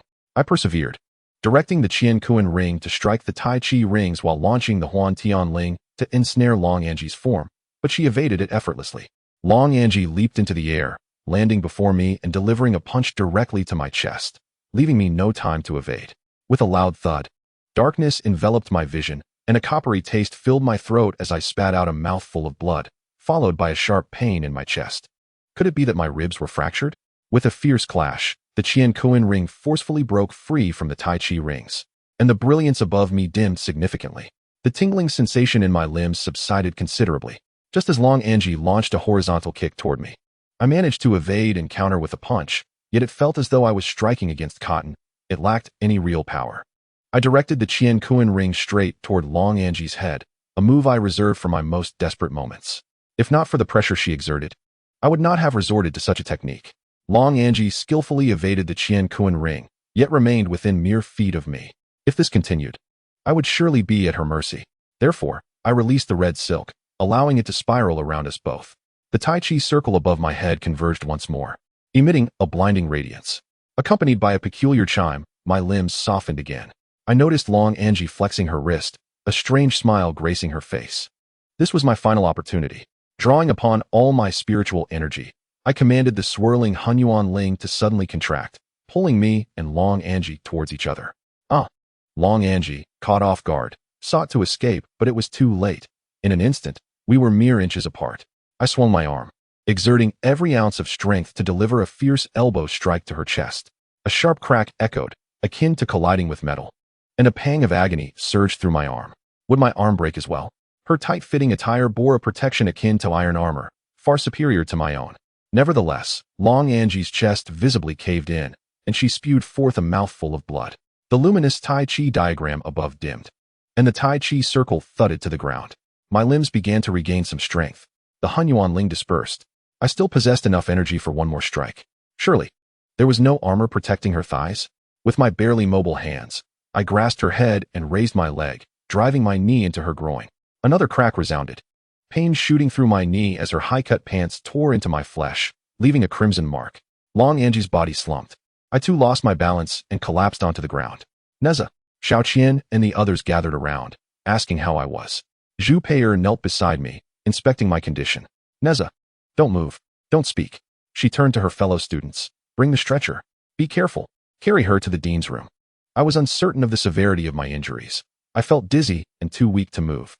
Upon entering the dean's room, Shurji glanced over me and placed a pill into my mouth, instructing Xiaoqian and the others, lay her here, and you all can leave. Teacher, is Nezha all right? Xiao Qian inquired with concern. There is a teacher here. Shiji responded, ushering them out. Approaching my side, Shiji inspected my collar and pant cuffs. Oh, so many layers. Is this blood on top yours or hers? My voice was faint. Teacher, I coughed up blood. So serious? She asked, her tone seemingly indifferent. Tell me what hurts. My chest hurts terribly, and she had formidable armor. My left arm feels completely numb. Is it broken? Shiji reached out, probing my chest. Then lifting my arm and pinching it. I winced in pain. All right. Shiji declared, you are fine. Your bones are intact. Just some internal injuries and muscle contusions. That pill you just took will suffice for your recovery within 2 days. She then stood. If you wish to rest, you may lie here for a while. Moments later, Zhu Pei'er entered. Senior sister. Shiji asked, how is the other one? Severely injured. Zhu Pei'er replied that her sternum and ribs were fractured, her lungs were ruptured, and her femur was dislocated. She had yet to awaken. I have sent a message to her master, requesting her to come and take her away.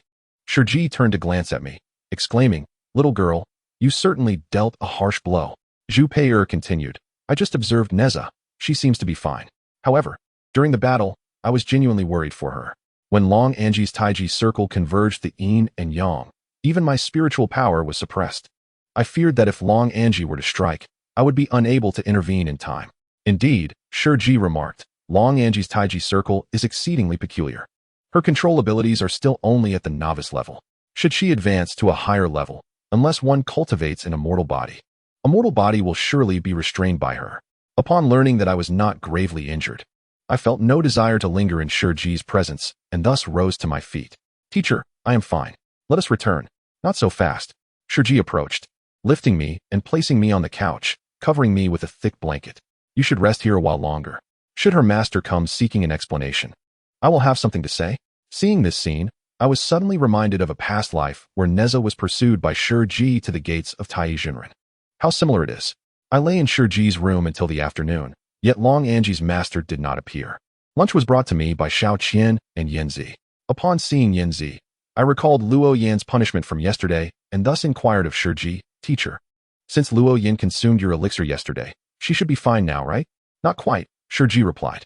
Though you forced her to ingest the elixir, she expelled nearly half of it, resulting in a significant lack of spiritual energy. Furthermore, she took the medicine too late, and her legs have already suffered frostbite. She has since been taken away by her family. It appears her legs cannot be saved. My heart sank, and I chose not to press further. Nezha. Shiji gazed at me. Do you think my handling of this matter is rather cold-blooded? No, teacher, I responded. Luo Yan was at fault from the beginning. And you did provide her with the elixir. It was her choice not to consume it. The crux of the matter lies elsewhere. Shiji interjected. She had other opportunities. Nezha, if you were Long Anji, Biyou, or one of the expelled individuals, witnessing Luo Yan's punishment, what would you do? I would rescue her, I declared. But they did not. Shiji walked to the window, gazing outside. This is the offspring of the Shang dynasty officials. If their forebears behave in such a manner, then the reign of Cheng Tang truly raises concerns. That evening, with the assistance of Xiao Qian and Yanzi, I limped back to my residence. The battle with Long Anji had drained me considerably. Though I had not suffered any broken bones, the pain throughout my body rendered slumber elusive. After 2 days of quiet recuperation, I resumed my position as a teaching assistant to Professor Yuan Jiumei. Teaching our current cohort of students was manageable, but I was reluctant to return to the previous class. What are you afraid of? Professor Yuan inquired. The few who were critical are no longer there. I followed her to the training grounds. That particular cohort had lost 6 members, leaving only 35, fewer than our current group. All the girls today obediently donned their high-slip bodysuits. None of them dared to meet my gaze, yet I could still sense the hostility lurking within their hearts. 2 days later, Yijiang came to find me, saying, Nezha, Luo Yan wishes to see you. Could you possibly pay her a visit? Luo Yan wants to see me? I hesitated for a moment, then acquiesced. I followed Yijiang into the carriage. On the way, I inquired, how is Luo Yan's leg? Her leg has been amputated. She can no longer leave her home. Though I had mentally prepared myself for this news, hearing the confirmation weighed heavily on my heart. Like Yijiang's residence, Luo Yan's home was located outside the city. It appeared that this physician, Luo, was faring even worse than Jiang Shang. Dr. Luo led us into the back hall. There lay Luo Yan on a couch, her complexion pale, covered with a blanket. Her body was so small it seemed as though it concealed an infant within. Mrs. Luo, her mother, sat where her lower limbs should have been, weeping incessantly. Upon witnessing this scene, Yijiang's eyes instantly reddened. I too felt an overwhelming sorrow, unable to restrain my tears. Yenner, Nezha has come, I said. Luo Yin looked at me and offered a faint smile. Nezha, you are here. You are Nezha? Mrs. Luo's gaze fixed upon me, sending a shiver down my spine. She abruptly pulled back the blanket covering Luo Yin, exclaiming, "Look at what they have done to Yenner." Luo Yin wore only a thin garment. Both legs had been amputated at the thighs, leaving less than 3 inches in length. The swollen stumps were wrapped in bandages, stained with blood. "It's cold," Luo Yin cried out. Unable to move her body, she waved her arms in search of the blanket. "Mother, please don't expose me to strangers the moment they arrive. What is there to see about my severed legs?" I quickly joined Yijiang in pulling the blanket over Luo Yin to cover her. Meanwhile, Mrs. Luo continued her lamentations, cursing fiercely. First, she condemned the cruelty of Shiji, then the heartlessness of Long Anji and Princess Jiao. She proceeded to denounce Daji's treachery, Huang Ying's feigned sympathy, and Huang Feihu's hypocrisy. Fortunately, not a single word was directed at me. "Enough, madam," Dr. Luo interjected sharply. "What does this have to do with the Duke of Gua?" "How can it not?" she retorted. "For years, my husband has served the Huang family, toiling like a beast. What have they ever given you? Now that such a calamity has befallen us, aside from the tattered cloths sent by the princess's estate, has the Huang family uttered a single word of concern? That is enough." Dr. Luo, visibly enraged, turned and strode away. Mrs. Luo pursued him, seemingly intent on further argument. Luo Yin sighed, grasping my hand, urging me to sit beside her. "Nezha, thank you for coming to visit me. I misunderstood you that day, and I apologize." "Why do you say that?" I held her icy hand, tears welling in my eyes. "I had intended to save you, but alas, I could not." I wished to utter words of comfort, yet I found myself at a loss for what to say. Emerging from Luo Yan's home, the carriage traversed the countryside dotted with thatched cottages. My heart grew increasingly heavy. "Sister Jiang," I asked Yijiang, "why did Mrs. Luo curse the Duke of Gua?" "Nezha, you are unaware. Last year, several esteemed officials, including Fei Zhong and Lei Kai, collectively petitioned Prince Shou regarding the alleged collusion of Duke Huang Feihu with his faction. Among the names they provided was that of Dr. Luo. Although the matter ultimately faded without resolution, Duke Huang, to avoid suspicion, severed all private connections with courtiers implicated in the alleged faction. In the current evaluation for the position of Dean, Long Anji's mentor was nominated by Lady Huang Ying, whereas Dean Shiji was nominated by Queen Daji. Dr. Fei Zhong happens to be a distant uncle of Queen Daji. The competition for the deanship between them, as well as the contest between Yu and Princess Yinjiao, will inevitably be perceived as a struggle between the faction led by Queen Daji and Fei Zhong against the Huang faction. Furthermore, Long Anji's challenge to Yu, along with Luo Yan's punishment, is seen as a continuation of this factional strife. Duke Huang finds himself in a state of helplessness and is reluctant to intervene. This situation was initially instigated by Long Anji, yet after Yu inflicted serious injury upon her, she remains in recovery under her mentor's care, while her brother-in-law, Hong Jin, is stationed far at the borders. Ultimately, only the princess's residence sent 2 bolts of silk to her family as a gesture of consolation, which left Lady Luo dissatisfied. I remarked, "Merely 2 bolts of silk to dismiss her. They are exceedingly stingy." Yijiang glanced at me. Even if this were to secure Dr. Luo a position among the nobility, what difference would it make? Is it worth it? Upon reaching the entrance of the academy, Yijiang seized my arm. "Nezha, I must depart soon." "Sister Jiang, are you leaving? Do you know? My father and I are currently under surveillance by the opposing faction." I smiled. "Are they now considering my master part of the Huang faction as well?" Yijiang grimaced. "If only that were the case. My father, known for his chivalry and righteousness, maintains relations with various gentlemen across the seas. However, there are suspicions in court that he is colluding with the remnants of the Zhou and the rebellious Dongli and Xiqiang, plotting treachery. My father is already aware of this and fears that, if this continues, he will inevitably fall victim to treachery. Thus, he has contemplated leaving. Nezha, I regard you as a truly trustworthy friend. Heed your sister's advice. Your extraordinary talents should not be squandered as a pawn or a victim in the court's internal strife. The land of Zhaoge is not a place for you to linger. As for my own intentions, I have not been without thoughts of departure. Upon my arrival at the Women's Academy half a month ago, I was captivated by its expansive courtyard and grand edifices. Yet, after my visit to Kunlun Mountain, I felt an overwhelming contrast. The beauty of that celestial realm left an indelible mark on my heart. Although my time there was but a fleeting 2 days, the allure of that paradise resonated deeply within me. Following the incident with Luo Yan's punishment and my duel with Long Anji, this sentiment intensified. I initially believed that Shang would promptly arrange for my transition to the Biyou branch, yet half a month has passed without any mention of it. During this time, aside from a visit to my grandfather bygone, I have not ventured into the city. My days have been spent within the confines of the Women's Academy. In the academy's courtyard stood statues of Fushi and Enhua. After Shang's appointment, she commissioned the carving of 2 new statues. We eagerly approached to observe the sculptor's sketches, all depicting young and beautiful women. One of them, slightly older, appeared to be in her 30s, with striking features and an air of vigor. The sculptor informed us that this was Queen Biyou, also known as Fu Hao. Another figure is a girl who appears exceptionally delicate and serene, seemingly not yet 20 years of age. Her visage strikes a chord of familiarity within me. Yet I cannot recall where I have encountered it before. Perhaps it is a remnant of a memory from a previous life? Who is she? I inquired of the sculptor. She is Princess Shang, he replied. Later, when I encountered Shang, I asked her, Teacher, who is Princess Shang? She regarded me thoughtfully and reminded me of the princess I had mentioned during our time in Daluos, one who was blinded, dismembered, beheaded, and sacrificed to the heavens 3 centuries ago. That is Princess Shang. She sighed, noting that she and Queen Biyou were among the most distinguished female scholars at the Fuxinhua Academy, and she has always been a sister I deeply respect. At this moment, I noticed a hint of moisture gathering in her eyes. It was the first time I witnessed the cold-hearted teacher Shang display genuine emotion, and I could not help but feel moved. During a break that day, Imo-Tailung pulled me to a corner of the practice field. Nezha, didn't Prince Inhong accompany you to Kunlun? When will he return? How would I know? Inhong is studying in the Yushu inner courtyard. It will take some time, I replied. What, are you missing him? I asked, a tinge of sarcasm in my voice. What nonsense? Imo-Tailung denied. Why would I miss him? After a moment of contemplation, she added, Young Master Su sent word that he will be coming to Zhaoge with Lord Su in a few days. He mentioned he would like to see me. Do you think I should meet him? Of course. Why not? I exclaimed, it's perfect timing since Prince Inhong is not here. While saying this, I thought to myself, this princess is indeed straddling 2 boats. Earlier, she even claimed she would marry no one but me. She appeared somewhat vexed. What does my meeting with young Master Su have to do with Prince Inhong?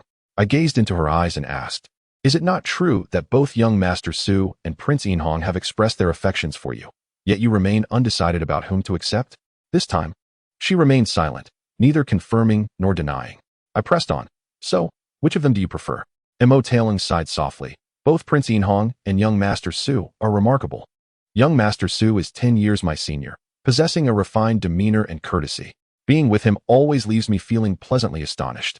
In contrast, Prince Inhong is my age, lively and cheerful, making it easier to converse with him. However, he tends to be temperamental. He can turn hostile over a mere disagreement. She looked up at me and asked, Nezha, if you were in my position, whom would you choose?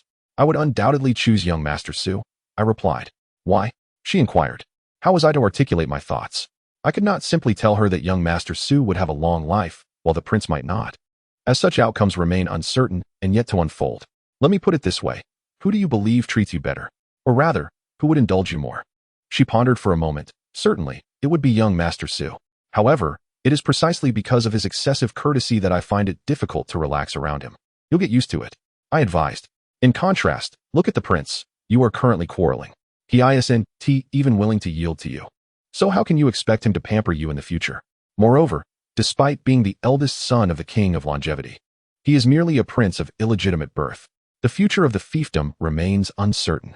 Should things go well, one might remain in Zhaoge as a minister, akin to Lord Weizi, but should circumstances take a turn for the worse, it is equally possible that the new emperor might banish one to the ends of the earth. Young Master Su, as the heir of the Su Marquis and esteemed as the uncle of the nation, can rise to prominence in the court or, should he choose, retain his fiefdom in Su country. The communication with the kingdom of Gozu is quite convenient. If the princess yearns for home, she can easily travel by boat. Upon hearing this, Imo-Tailung seemed to come to a sudden realization. She wrapped her arms around my neck and planted a kiss on my cheek. Truly, my sister Nezha is always so thoughtful. After the class on spiritual movement, Professor Haruki called me to her chamber. Nezha, she said, today marks my final lesson. Tomorrow, I shall depart for Bogus City, and in half a month, I will return to Fusang. I must say, you are the most talented student in spiritual movement I have encountered at Daxia. I wish to ask you, if given the opportunity, would you consider furthering your studies at our North Fusang Academy? I felt a mix of surprise and intrigue. Isn't North Fusang Academy located on Fusang Island? Is it on Greater Fusang or Lesser Fusang? I inquired. She smiled, explaining, when people refer to Fusang, they typically mean Lesser Fusang. In fact, both Greater and Lesser Fusang are terms you use. We do not refer to them in that manner. Greater Fusang is a far-off continent, while Lesser Fusang comprises 4 large islands and a cluster of smaller ones. You seem quite knowledgeable. Professor Haruki chuckled. North Fusang Academy is situated on the largest of those islands, in a place called Guji. So what do you think? Would you like to go? I did not respond immediately. Are you feeling tempted? Concerned that teacher Shurji might disapprove? She probed. If so, I could speak to her on your behalf. Upon returning to my quarters, I did not remove my upper coat nor don my trousers. Instead, I lay on a folded quilt, lost in thought. A soft hand rested on my leg, followed by a gentle body pressing against my back. Big brother Nezha, you always wander around with bare legs. Not tomorrow. I told Xiaoqian, Professor Haruki is leaving, but you still need to assist the other professors. I flipped over and held Xiaoqian close. I will no longer be the teaching assistant for the class on spiritual movement. Let the 2 of them handle it. 2 days later, Shurji summoned me to her room. Nezha, Professor Haruki mentioned before her departure that she wished to invite you to pursue your studies in Fusang. Are you interested? I replied that I would defer to the teacher's decision. She smiled, stating, attending North Fusang Academy would indeed be a splendid opportunity. However, as you are a disciple of the Taiying master under the Yushu sect, I cannot unilaterally decide for you. It would be best to adhere to the prior agreement with your master and send you to the Biyou branch instead. Am I the only one going? I inquired. No. All those who qualified as teaching assistants this term will be going, including Hong Xin and Do Wan. Once Mei Lin's leg has healed, she too will be sent. What about Gao Yuqian? I asked. Shurji shook her head. After you leave, Xiao Qian, Yi Jiang, and others will become the backbone of your cohort. I still need to cultivate new candidates for teaching assistants. Once they depart, the academy will be left empty. Tell me, is there truly no one who cannot sleep without someone to hold?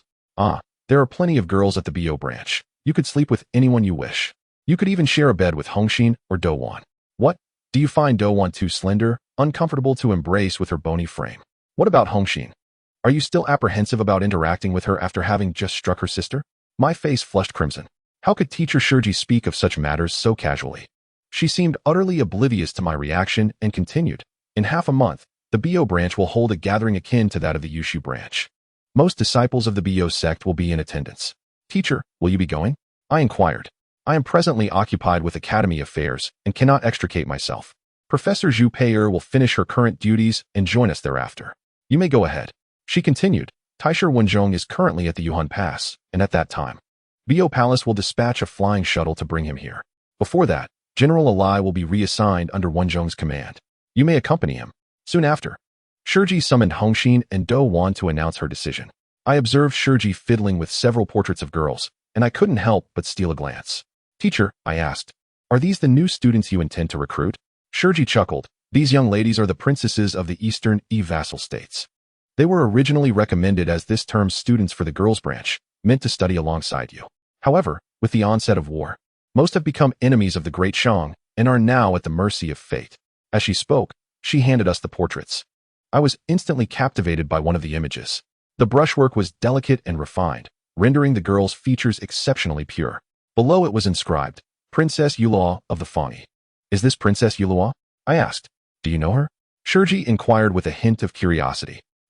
No, I do not, I replied. I have merely heard my maidservant speak of her as a renowned beauty. Shurji sighed softly. What a pity. The Fengyi kingdom is on the brink of annihilation. Even if Princess Yulua survives, she is destined to become a slave. Teacher, I asked, if Princess Yulua were to become your slave, how would you treat her? Shurji smiled. Even as a slave, I would still accept her as a student. If she excels, I might even hire her as an instructor. She then added, but let us not dwell on that. General Alai will set out with his troops tomorrow. They will first participate in the Dongli military exercises and then proceed to the Yuhan Pass via the day march. They will traverse battlefields such as Fengyi along the way, where skirmishes may erupt at any moment. You should stay close to General Alai and remain vigilant for your safety. After departing from Shurji's quarters, Hongxin suggested that we pay a visit to Meilin. The 3 of us boarded a carriage. Along the way, I asked Hongxin, Sister Xian, how is Sister Long faring now? She is doing well, she replied. Her bones have healed, and she is recuperating. The situation in the south grows dire. She intends to return to Sanshan Pass immediately after her recovery to aid my brother against the enemy. Nezha, I did not have the opportunity to relay your words to her. I smiled. I fear Sister Long may not forgive me. The residence of Lord Mei was situated near the southern city gate. Its entrance was grand and spacious, yet the interior appeared rather desolate. The atmosphere lacked any semblance of luxury. Mei Lin reclined in the back hall, her legs wrapped in bandages, attended by 2 maidservants. Her treatment was far superior to that of the unfortunate Luo Yan. She appeared to be in good spirits, claiming she could manage to walk with the aid of a cane. As we discussed the upcoming journey to the Biyou Palace, she expressed a profound longing. There's no need to rush, Sister Mei, Dongli reassured her. The dean has said that once your leg heals, you shall be sent to Biyou Palace. Upon returning to the academy that evening, I left my chamber and hurried to Xiao Qian's side. Before sleep overtook her, she wept silently. I did not shed tears. Though the circumstances were beyond my control, yet I felt an overwhelming sense of guilt within. The following morning, the formidable General Eli, resembling a small mountain, arrived at the academy gates with a convoy. Lady Yu Qing accompanied him, representing Queen Deji for the send-off. In an instant, the usually quiet academy gates buzzed with activity. Dean Shiji, all the teachers, and the entire cohort of students gathered at the entrance. After a tender farewell with Xiao Qian, I boarded the war chariot prepared specifically for us by Eli, alongside Hong Xian and Do Wan. The convoy crossed the Qi River and traversed the city of Zhaoge, eventually arriving at the military encampment stationed east of the city. We remained in the chariot, waiting outside the camp gates. Before long, the gates swung open, and Eli led 300 war chariots and 5,000 infantrymen in a steady procession. Dust billowed, and the sounds of men and horses filled the air. We closely followed Eli's chariot, anxious not to be lost in the chaotic military formation. The city of Zhaoge receded in the distance, and a sense of melancholy began to envelop my heart. This central metropolis of the world, I wondered when I might return. For several hours, we marched onward. The experience proved taxing for me, who had never participated in such a lengthy campaign, and I felt drowsy in the chariot. Beside me, Hong Xian and Do Wan, evidently seasoned in such endeavors, remained alert and lively. Moreover, with thousands of infantry behind us, I could not allow them to witness my fatigue. Thus, I summoned my strength to endure. The road leading east from Zhaoge was wide and expansive, reportedly constructed specifically for the conquest of the Eastern Yi. Occasionally, we encountered pedestrians, merchants, and military units traveling in the opposite direction, who naturally stepped aside to allow us passage, undeterred in our march. However, after noon, the appearance of a contingent escorting numerous prisoners necessitated a reduction in our pace. Observing our approach from a distance, the opposing commander hastily ordered his soldiers to drive the lined-up captives to the roadside, with any delay met with lashes or blows. Eli gestured to compress our formation and continue onward. The opposing commanders saluted Eli, who returned the gesture without exchanging words as we passed swiftly by. These captives, mostly in tattered clothing and bearing pallid complexions, stumbled along, their hands bound together by a long rope. Their exposed skin bore the marks of whipping. Initially, they did not evoke much emotional response within me, even though it was the first time I had witnessed such a scene, both in this world of deification and in my previous life's memories. Nevertheless, I have witnessed numerous films and images. The warfare of millennia, hence, may not be more civilized than that of our present day. Yet, as I beheld an increasing number of captives, each more wretched than the last, my psyche could no longer remain tranquil. When a contingent of female prisoners finally emerged, my mental fortitude crumbled utterly. Initially, from a distance, I discerned a peculiar flesh-toned expanse behind a group of armored soldiers. As I drew closer, it became apparent that they were clad in little more than tattered skirts, some merely draped in scraps of cloth, while others were entirely bare. These female captives, regardless of age, were bound like their male counterparts, tethered by a long rope. The vivid crimson lash marks on their exposed skin were starkly evident. I saw a girl of no more than 10 years tethered to a woman of approximately 30, revealing their relationship as mother and daughter. Both were naked, shivering in the chill wind, the delicate wrists of the young girl marred by the roughness of the rope. Stained with blood, I could not help but reminisce about Lian Ping and Chui Years ago, did they not traverse a similar path? Yet, in this moment, I found myself powerless to aid them. A vast army marched forth, and I could not even pause to offer them a garment. I heard the low sigh of the soldier ahead, and beside me, Hongxin bit her lip and turned away, unwilling to witness further. Do Wan closed her eyes entirely. As the sun dipped in the west, the procession of captives had not appeared for some time, and our pace gradually returned to normal. Yet, my heart remained in turmoil. After a while, another group of soldiers appeared ahead, clearly in distress, for their captives lay not standing, but sprawled upon the ground. Upon seeing us approach, they hurriedly lifted the fallen prisoners to the roadside.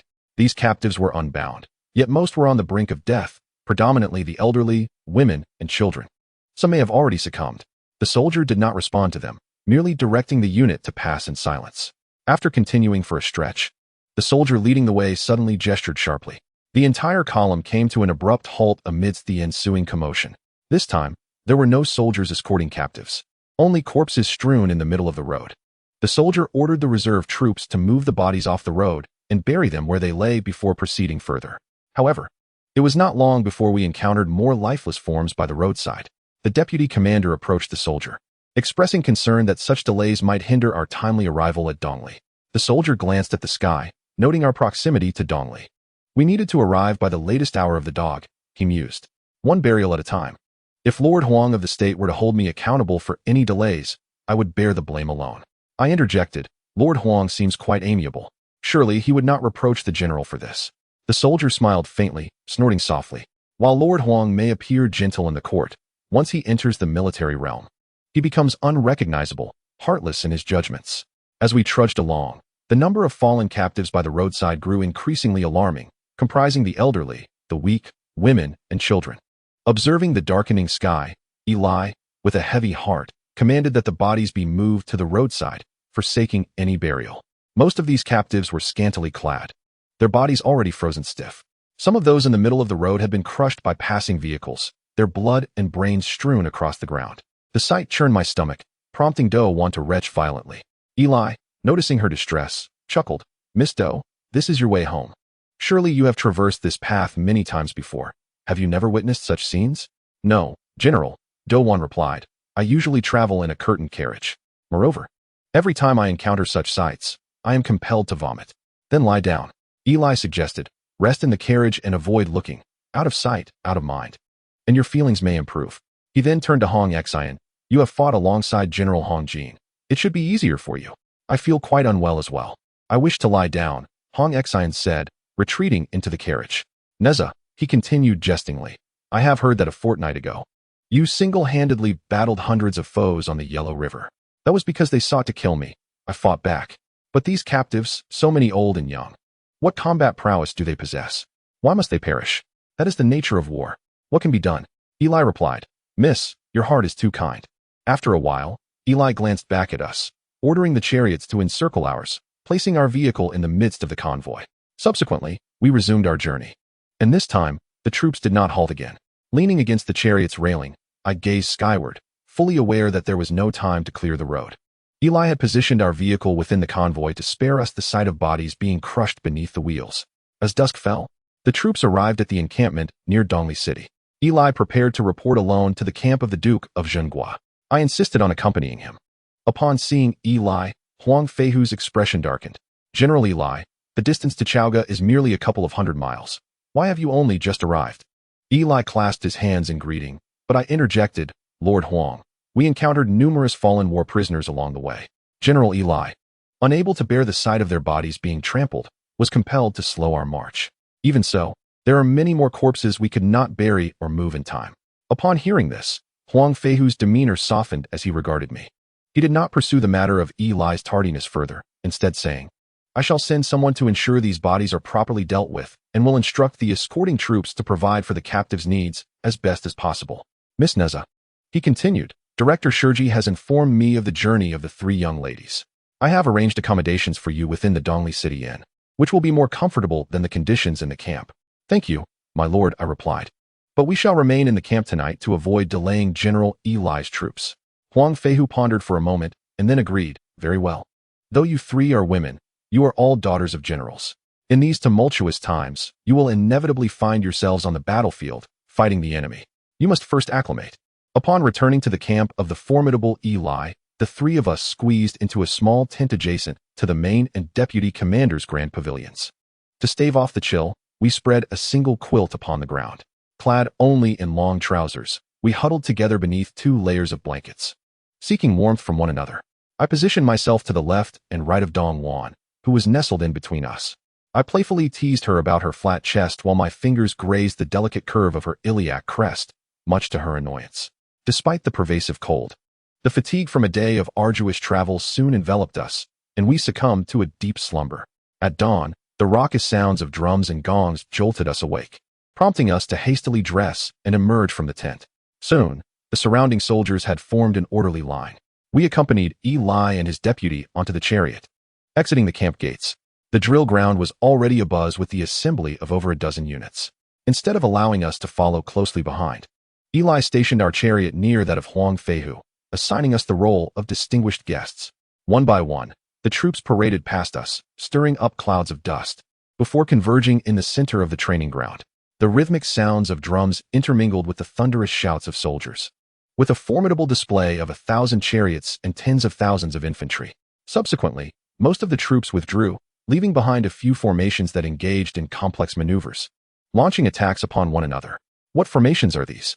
A cascade of names flitted through my memory, such as the Long Snake Formation, Two Dragons Play with Pearls, Eight Gates of Gold Lock, Celestial Gang Formation, and Earthly Fiend Formation, none of which seemed to correspond with the spectacle before my eyes. I turned to look at Hong Xian. Sister Xian, what formation is this? She cast me a glance and shook her head, indicating her lack of knowledge. Whether her ignorance was genuine or feigned, I could not tell. To me, these formations resembled a chaotic group exercise, visually captivating yet dubious in their practical application. When Eli's army took the stage, our spirits soared. 300 chariots formed a remarkable configuration, and with remarkable discipline, they swiftly dismantled their opponents. We erupted into applause. Huang Feihu, hearing us from a distance, glanced our way, his gaze imbued with unspoken significance. After several more units had showcased their drills, a commotion erupted from afar. We focused our attention to find a troop of 200 war elephants being guided into the arena. The existing units, both chariots and infantry, scattered at the sight. How cool! Exclaimed Dong Wan beside me. I turned to gaze at her, curious as to where she had learned such English. The entire exercise continued for several hours, concluding only as the sun began its descent in the west. We followed Eli back to the military camp, our conversation still revolving around the troop of war elephants. Hey, I inquired, what is it like to ride on an elephant? Must be quite interesting, right? I don't know. Hong Xian replied. I've never ridden one. She then turned to Dong Wan, asking, have you ridden one? Dong Wan shook her head. I've only seen them on the road. I've never ridden one. Eli, overhearing our exchange, interjected, young ladies, would you like to ride an elephant? We looked at him, and I asked, can we ride? Of course, he replied. What's the difficulty?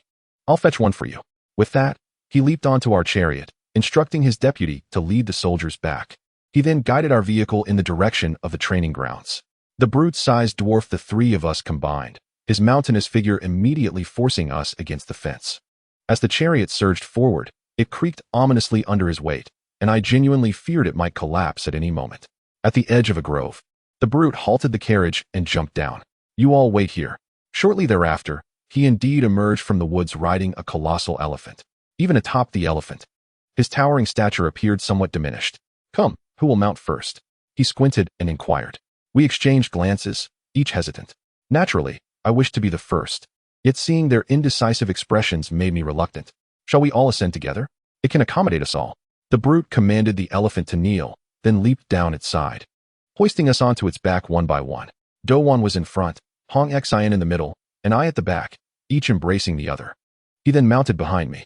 The elephant swayed as it rose, causing Do Wan to emit a shriek and Hong Xian to appear quite anxious. I, however, was unfazed. This height was not greater than the leaps I had previously accomplished with my powers. Would you like to go higher? The brute asked. Nezha, would you dare sit upon my shoulder? Of course. Why not? Like the day I claimed victory, I perched upon the brute's shoulder. He steadied me with one hand while guiding the elephant forward at a leisurely pace. I sat upon the brute's shoulder while he, along with Hong Xian and Do Wan on the elephant, strolled amidst the forest and streams for nearly an hour. Indeed, since entering the world of Fengshan, I had never indulged in such exhilarating fun. Upon our return to the spot where the chariot was parked, we discovered several additional chariots. Oh no, the brute exclaimed. The Duke of the State. He hurriedly commanded the elephant to kneel, allowing us to dismount. He then approached the chariot of Huang Feihu, bowing respectfully. Greetings, Marshal. Huang Feihu disembarked, his countenance dark. Nearby, a clearly designated elephant rider hastened to mount an elephant, driving it back to camp. A faint, sardonic smile crept across Huang Feihu's face. General, in your eagerness to curry favor with the royal family, You truly employ all manner of schemes. This remark felt particularly uncomfortable. The royal family, was it referring to me? The brute remained silent. Huang Feihu's smile faded as he turned to us solemnly. Ladies, elephants are not mere playthings. On the battlefield, they are instruments of death. Should they unleash their wildness, your lives could be at stake. Thank you for the warning, Marshal, Hong Xian replied. We shall refrain from riding them in the future. Huang Feihu cast another glance at the brute. Ensure the ladies are returned to camp immediately. This matter must not recur. Should I catch you in such folly again, beware of a half-year's salary deduction. We obediently followed the brute back to camp. Along the way, I inquired, General, does the Duke of the State hold a grudge against you? Perhaps he does, he replied.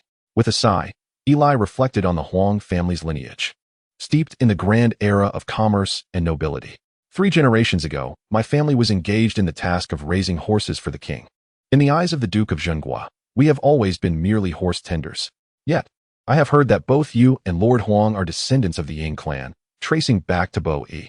And what of it? He chuckled, noting that many in the world are descended from the ancient 8 surnames, some as princes and nobles, others as commoners or slaves. Moreover, my ancestor Bo Yi has been long gone for over a millennium. What connection do I have with the Duke of Zhenghua? Upon returning to the camp, the earlier displeasure had been cast aside, though I lamented the inability to ride the elephants again.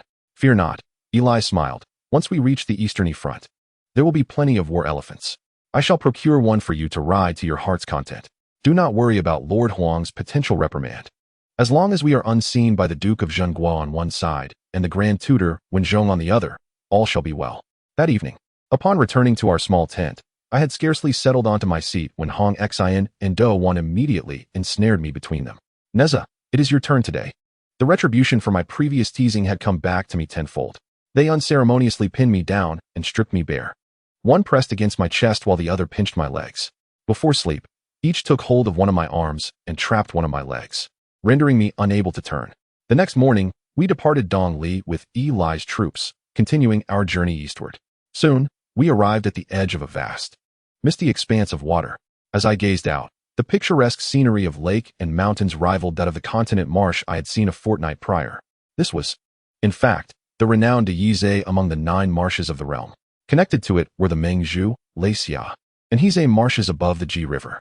Eli commanded the chariots and troops to board over a dozen warships, setting forth across the Ji River with great pomp. Advancing further east, standing at the bow, with the still chilly breeze brushing against me, I felt a sense of contentment. However, as we reached the heart of the lake, we were confronted with a scene we wished to avoid, and our earlier joy plummeted into despair. A ship laden with hundreds of captives passed by our fleet. Several prisoners, stripped of their clothing and bound hand and foot, were unceremoniously tossed into the lake before our eyes. Their bodies did not sink, but rather floated with the current. One of them drifted alongside our vessel, face down, colliding with the side of the ship. It was unmistakably a young woman, narrow-shouldered and wide-hipped, with cascading long hair and pale skin marred by several bruises. Let us rescue her, Do Wan cried out. An officer rushed over, gazing at the woman in the water, and informed Do Wan, Miss, this woman has been dead for quite some time. Why? Do Wan wept. Hong Xian embraced her shoulders, guiding her into the cabin. A mist wafted above the water's surface, and the damp air filled my nostrils, imparting a faint scent of blood. I could not help but wonder how my uncle, who lived in indulgent excess, would react to such a grim sight. Abandoning the boat, we shifted our course southeast, gradually penetrating the heart of Shuzhou. Everywhere we looked, smoke billowed from the ground, and the cries of sorrow echoed across the lands. Scorched houses and villages lay scattered as far as the eye could see. Along the way, not only could we see a multitude of captives being escorted back from the front, but also numerous casualties among the merchant soldiers. Reports from the front indicated that the Grand Master Wenzhong, along with Yu Ho Shi and the spirit of the battlefield, Dog Rong, had encircled the enemy forces of Fengyi, and the coalition of Su Yi was poised to launch an imminent assault. Upon hearing this news, the ruthless commander ordered an acceleration of our march. We must arrive before they claim victory, otherwise, we would be left with nothing, not even a drop of water. Throughout our journey, we encountered sporadic skirmishes. However, we remained shielded within the protective formation of our convoy, scarcely witnessing the clashes firsthand.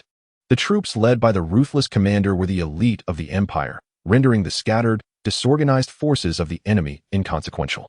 On the 4th day, we came across a lifeless elephant by the riverbank, its body and tusks smeared with both fresh and dried blood. Surrounding it lay a chaotic array of shattered chariots, war horses, and the corpses of both merchant soldiers and Eastern warriors. 2 unidentified men were attempting to pry the tusks from the elephant's body. Noticing our approach from a distance, they hastily fled. Observing this, the commander's personal guard stepped forward to sever the tusks and presented them to him.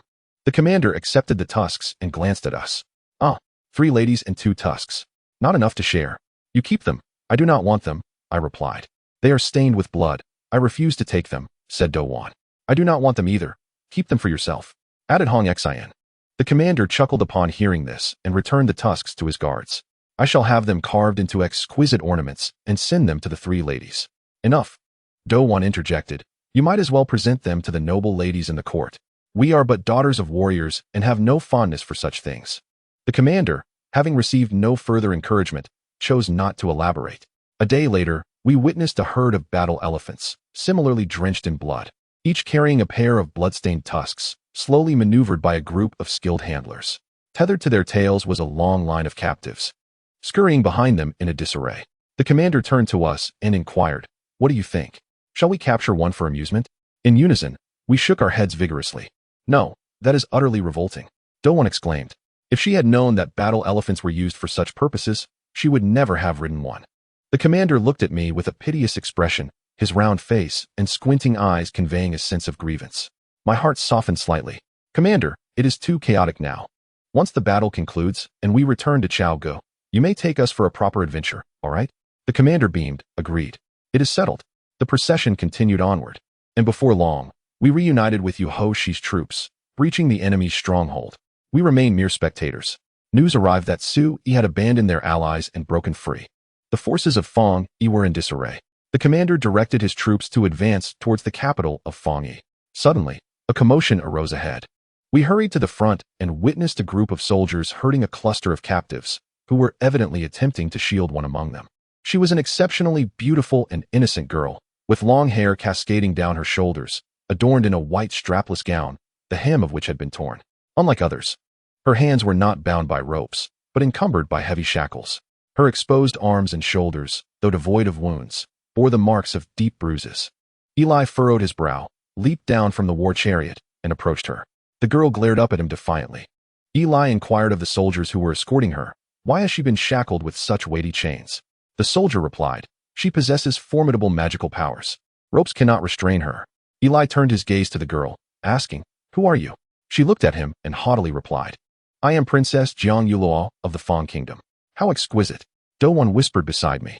In that moment, despite being shackled and glaring furiously, Princess Ziya could hardly be described as beautiful, especially after witnessing true ethereal beings like Long Ji and incomparable beauties such as Madame Wei Jiang and Queen Daji.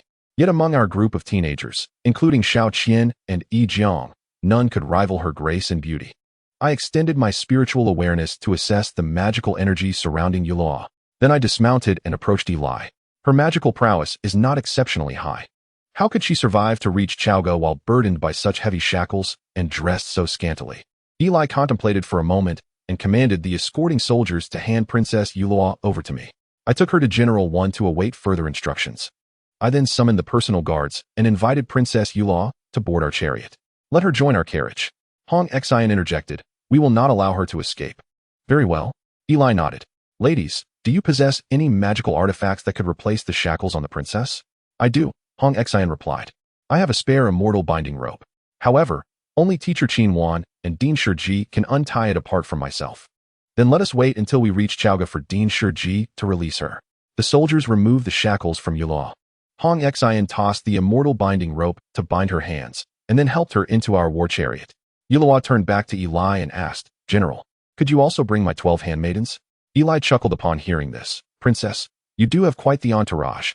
With tears brimming in her eyes, Ziya replied, "General, my father and brothers have all perished in battle. My mother has taken my younger sister to their demise. These 12 are my only remaining kin. I implore you to grant my request." After hearing her plea, Eli waved his hand. "Very well. Bring them along." The 12 handmaidens were easily identifiable among the captives. They had fair skin and wore matching garments. Though tattered, they barely covered their bodies. Eli tethered them to the rear of the chariot with a long rope and continued onward. Ziya leaned against the railing, slowly kneeling on the floor of the carriage. Trembling all over, completely devoid of the earlier defiance she had shown to the soldiers. I removed my white fur cloak and draped it over her. "Thank you, miss," she said, tears streaming down her face. As evening approached, we entered the capital city of Fengyi. The residence of the Feng Marquis, located at the heart of the city, lay in ruins and rubble. Yulua huddled in a corner of the war chariot, her eyes closed, supporting her head with her bound hands, entirely oblivious to the external chaos. In the dead of night, we camped far from the city to avoid the disturbances caused by the tumultuous forces within. Princess Yulua and her maid were separately confined by the emissaries of Yuli, while we remained in our original tent. Given the battlefield's peril, we all slept in our clothes. As the night deepened and silence enveloped the surroundings, I found it increasingly difficult to sleep. With my eyes shut, I unwittingly extended my consciousness, probing the surroundings within 100 feet radius. Amidst the myriad of humanoid shadows, I swiftly located Yulua. She was curled up in a tent less than 30 feet away from us. Suddenly, I noticed a dim figure approaching the center of our camp through a peculiar path. "An assassin?" I sat up abruptly. "What are you doing?" Dongli murmured, still in a daze. I remained silent. In my perception, the shadow was hastening toward Yulua's tent. What were they planning? To abduct the princess, or to slay her? Given her current state, how could anyone still wish to harm her? Without further contemplation, I swiftly exited the tent. I saw a cloaked figure already infiltrating Yulua's tent. In my perception, Yulua sat up in alarm as the intruder raised a dagger. I immediately hurled the King Wen ring, which flew into Yulua's tent with a resounding clang. I then cast the Huitian Ling, ensnaring the assassin's waist and pulling him outward.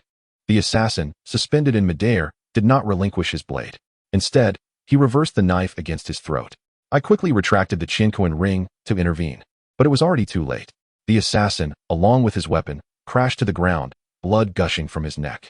Princess Yulua emerged from the tent, but her hands were bound, and she stumbled to the ground beside the assassin. "Arno!" Yulua cried, calling the assassin's name. "Your Highness," the assassin breathed weakly, "I am sorry." With a final tilt of his head, he succumbed. "Arno!"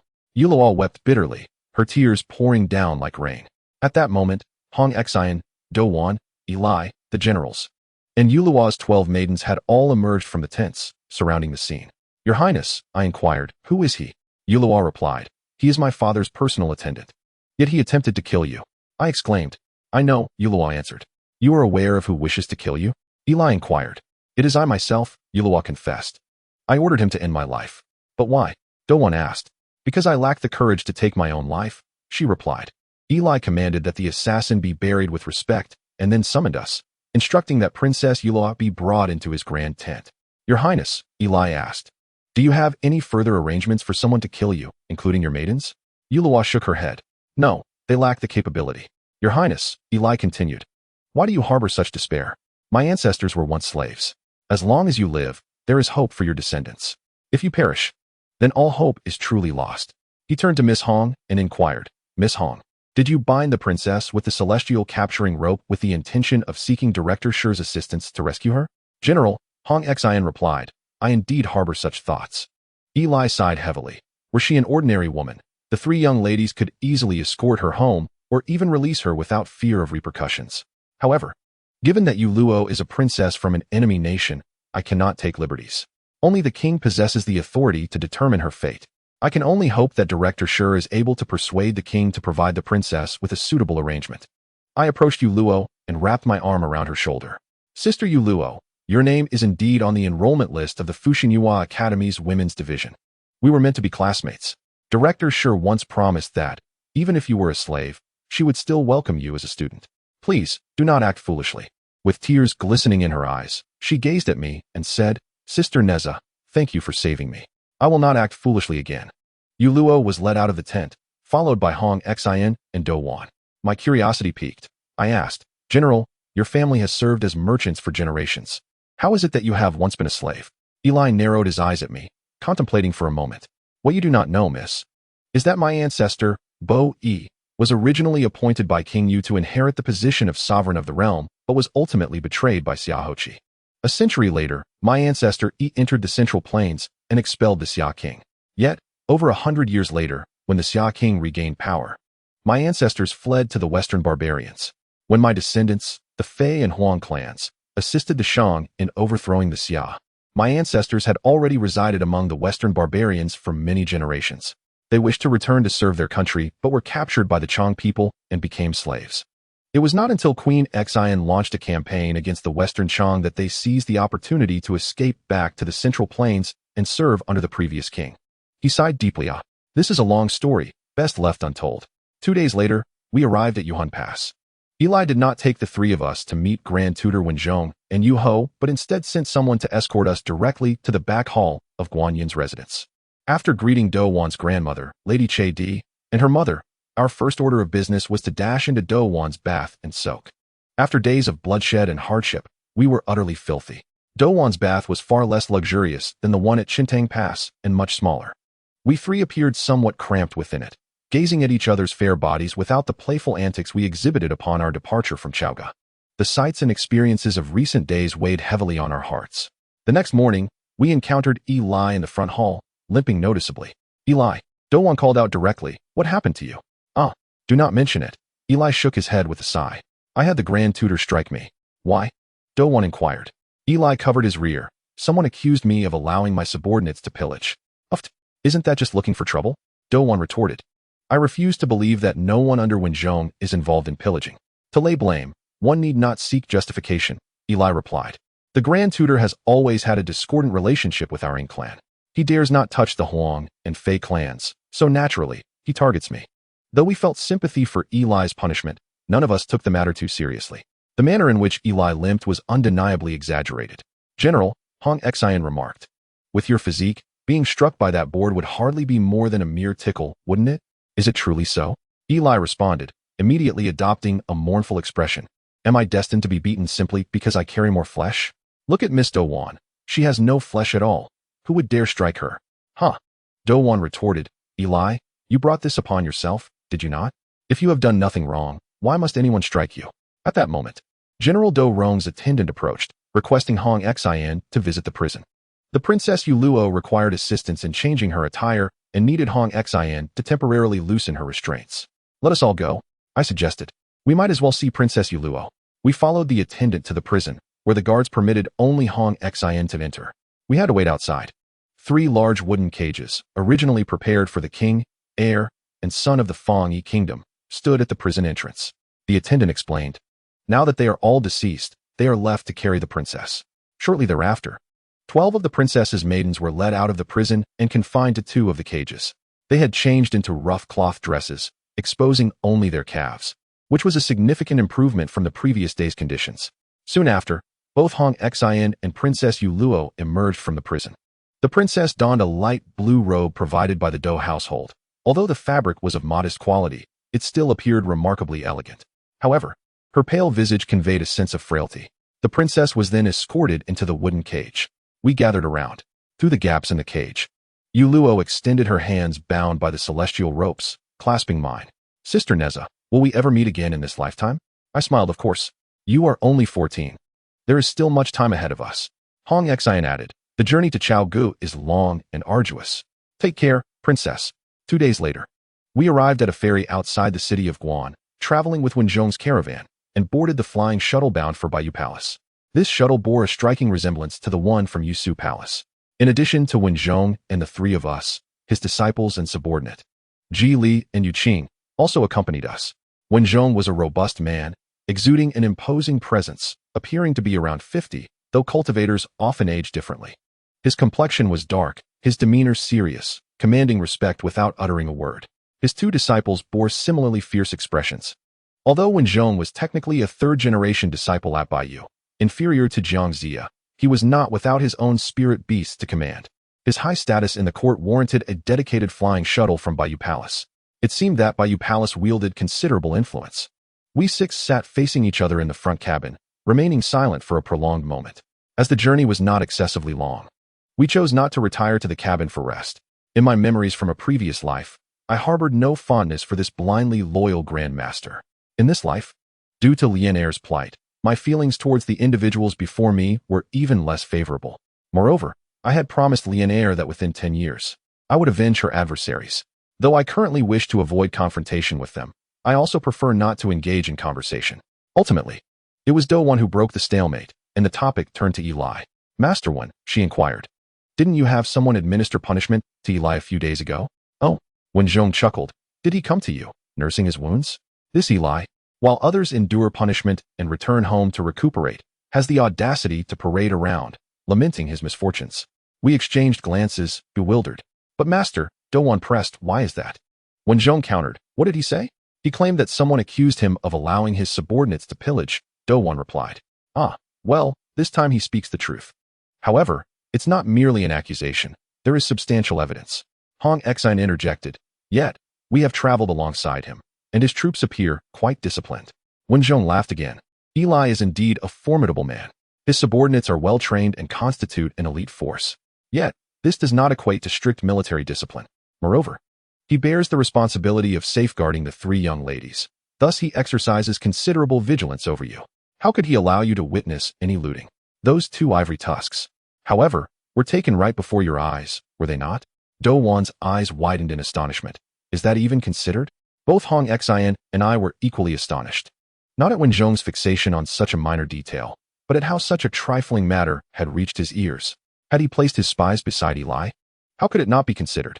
Wen Zhong retorted, according to the law, any valuable spoils acquired during a campaign must be surrendered to the court and cannot be privately retained. Yet, I have not pursued this matter with him. Then, master, Dongli asked, are there other generals engaging in pillaging? Wen Zhong did not respond directly but remarked, in all things, there must be moderation. Eli, though brave beyond compare, is exceedingly greedy. A light reprimand serves merely as a reminder for him to refrain from excess. He is tough-skinned and well-fortified. A few strikes are but a tickle to him, hardly worth mentioning. Furthermore, in the days to come, I must temporarily entrust the command of the three armies to him. How could I dare to act against him? His words truly opened my eyes. How adept these officials are at feigning authority. Through the translucent cabin walls, I could see a winding river meandering through the mountains below. Half an hour passed, and the flying shuttle crossed the coastline, revealing a vast ocean before us, dotted with islands of various sizes. After nearly another hour, amidst the gentle mist, the shuttle began to descend closer to the sea's surface. Soon, a massive island emerged from the fog, adorned with celestial peaks and jade pavilions, enveloped by vibrant flora. The docking area of the shuttle was a platform, considerably larger than that of the Sishui Palace, and beneath it roiled the tumultuous sea rather than the ethereal sea of clouds. As I surveyed my surroundings, although the architectural styles of the pavilions and towers differed, many aspects bore a striking resemblance to the sacred realm of Yushu. It felt as though a grander version of Yushu Palace had tumbled from the heavens to the mortal realm. However, such thoughts must remain unvoiced, lest they reach the ears of the disciples of Biyou. Though it was merely February, the air here was remarkably warm and humid. A single garment suffices for the body. It seems our winter attire is superfluous. Awaiting the arrival of Wen Zhong was his junior, Yu Yuan. Although Yu Yuan did not possess the fearsome visage of a wrathful deity, he was not particularly striking either. Among us, a certain individual standing beside Yu Yuan caught our attention. He bore an unremarkable appearance, yet his demeanor and attire were notably refined. In hushed tones, Hong Xian and I speculated about his purpose. Eventually, we discovered that he was not a disciple of the Biyou Palace, but had been invited to assume a most significant and transcendent role within the palace, namely, that of the etiquette officer. Our immediate experience of his function was enlightening. While the three of us girls trailed behind Wen Zhong and his companions, Yu Yuan intended to accompany Wen Zhong up the steps when the etiquette officer interjected, Teacher Wen, Teacher Yu, please pause for a moment. The two in front were taken aback. The etiquette officer then approached me and inquired, are you Miss Nezha? Indeed, I replied. Please step forward. He directed me to stand beside Wen Zhong, arranging Hong Xian and Dongli on either side of me, while instructing Ji Li and Yu Qing to maintain a respectful distance behind Wen Zhong. The three of us were bewildered, while Wen Zhong appeared somewhat displeased. Yu Yuan suddenly seemed to grasp the situation, turning to me and saying, I almost forgot. Had it not been for the etiquette officer's reminder, it would have caused quite a scene. Please do not take offense, junior sister. Junior sister? I mused. Yes. Miss Nezha is a direct disciple of the third generation from the Yushu Inner Court, on par with the third generation disciples of our Biyou Inner Court. She is indeed the junior sister of both the Grand Master and myself. It quickly became clear to me that as a direct disciple of the Tai professor from the Yushu Inner Court, I stood on equal footing with Wen Zhong and Yu Yuan. As a student of the Yushu Inner Court, my status mirrored that of the Biyou Inner Court disciples. Although Hong Xian and Dongli could also be considered third-generation disciples, their masters, Qin Wan and Zhu Pei'er, were both professors from the outer courts, the Gineo Biyuan, naturally placing them at a lower rank. Conversely, Wen Zhong's disciples, Ji Li and Yu Qing, belonged to the fourth generation and were not inner court disciples, thus occupying the lowest status. With the Biyou branch as numerous disciples present for the grand ceremony, renowned for attracting myriad celestial beings, it was essential to establish a clear hierarchy to avoid chaos. Hence, the appointment of an etiquette officer was warranted. Understanding this, we maintained our composure outwardly, but inwardly we were elated. Wen Zhong seemed unperturbed, while his two disciples wore expressions of discontent, likely taken aback by the audacity of these young girls rising above them. Serves them right, I thought. The steps leading to the entrance of the Biyou Palace appeared to outnumber those of the Yushu Palace significantly. Upon entering the towering gates, we beheld hundreds of disciples clad in garments of various hues, lined up on either side. At the forefront stood a striking young woman, her form accentuated by a fiery red ensemble that revealed a glimpse of her delicate arms and legs, her head adorned with a radiant crown enveloped in a halo. The etiquette officer quietly informed us that this woman was the formidable fire spirit mother, the eldest among the third-generation disciples of the Biyou branch, now serving as a professor in the inner court. Wen Zhong and Yu Yuan approached and bowed respectfully, addressing her as senior sister. This young woman appeared no older than 20, yet commanded the reverence of these elder figures. Surely, one must have attained an ethereal form, for such youthful appearance is inexplicable otherwise. As this thought crossed my mind, an ardent desire surged within me. How splendid it would be to retain eternal youth. Huiling offered her respects. Master, junior brothers, please proceed inside. Uncle Jean Ling awaits you within. Huiling needed to remain here to receive a few more elders and could not accompany us. We bowed in unison, addressing her as senior sister. Ji Li and Yu Qing referred to her as uncle. The revered Huiling did not engage in conversation, merely nodding in acknowledgement. She then instructed the attendant, take them to meet Uncle Wu Yun first. The buoyant mood I had just cultivated plummeted once more. It seemed that this senior sister regarded us little more than mere trifles. Fortunately, the exalted attendant treated all with impartiality, or perhaps merely recognized rank. We traversed corridors and entered pavilions, passing through several grand training grounds, until we reached a vast plaza. On one side of the plaza, there stood a lofty platform, shrouded in a delicate veil of iridescent mist. Was there not a similar place within the Jade Void Palace? I had not had the opportunity to inquire with Master Tai back then. Thus, I posed the question to the attendant, what lies atop that high platform? Upon hearing my inquiry, the attendant's demeanor shifted to one of solemnity. I am not a member of the academy and know little of such matters. However, according to the inner court teachers, that is the preaching site of the dean of the Shangqing Academy. Only professors above the inner court may enter. Does that mean only inner court professors are permitted to hear the dean's sermons?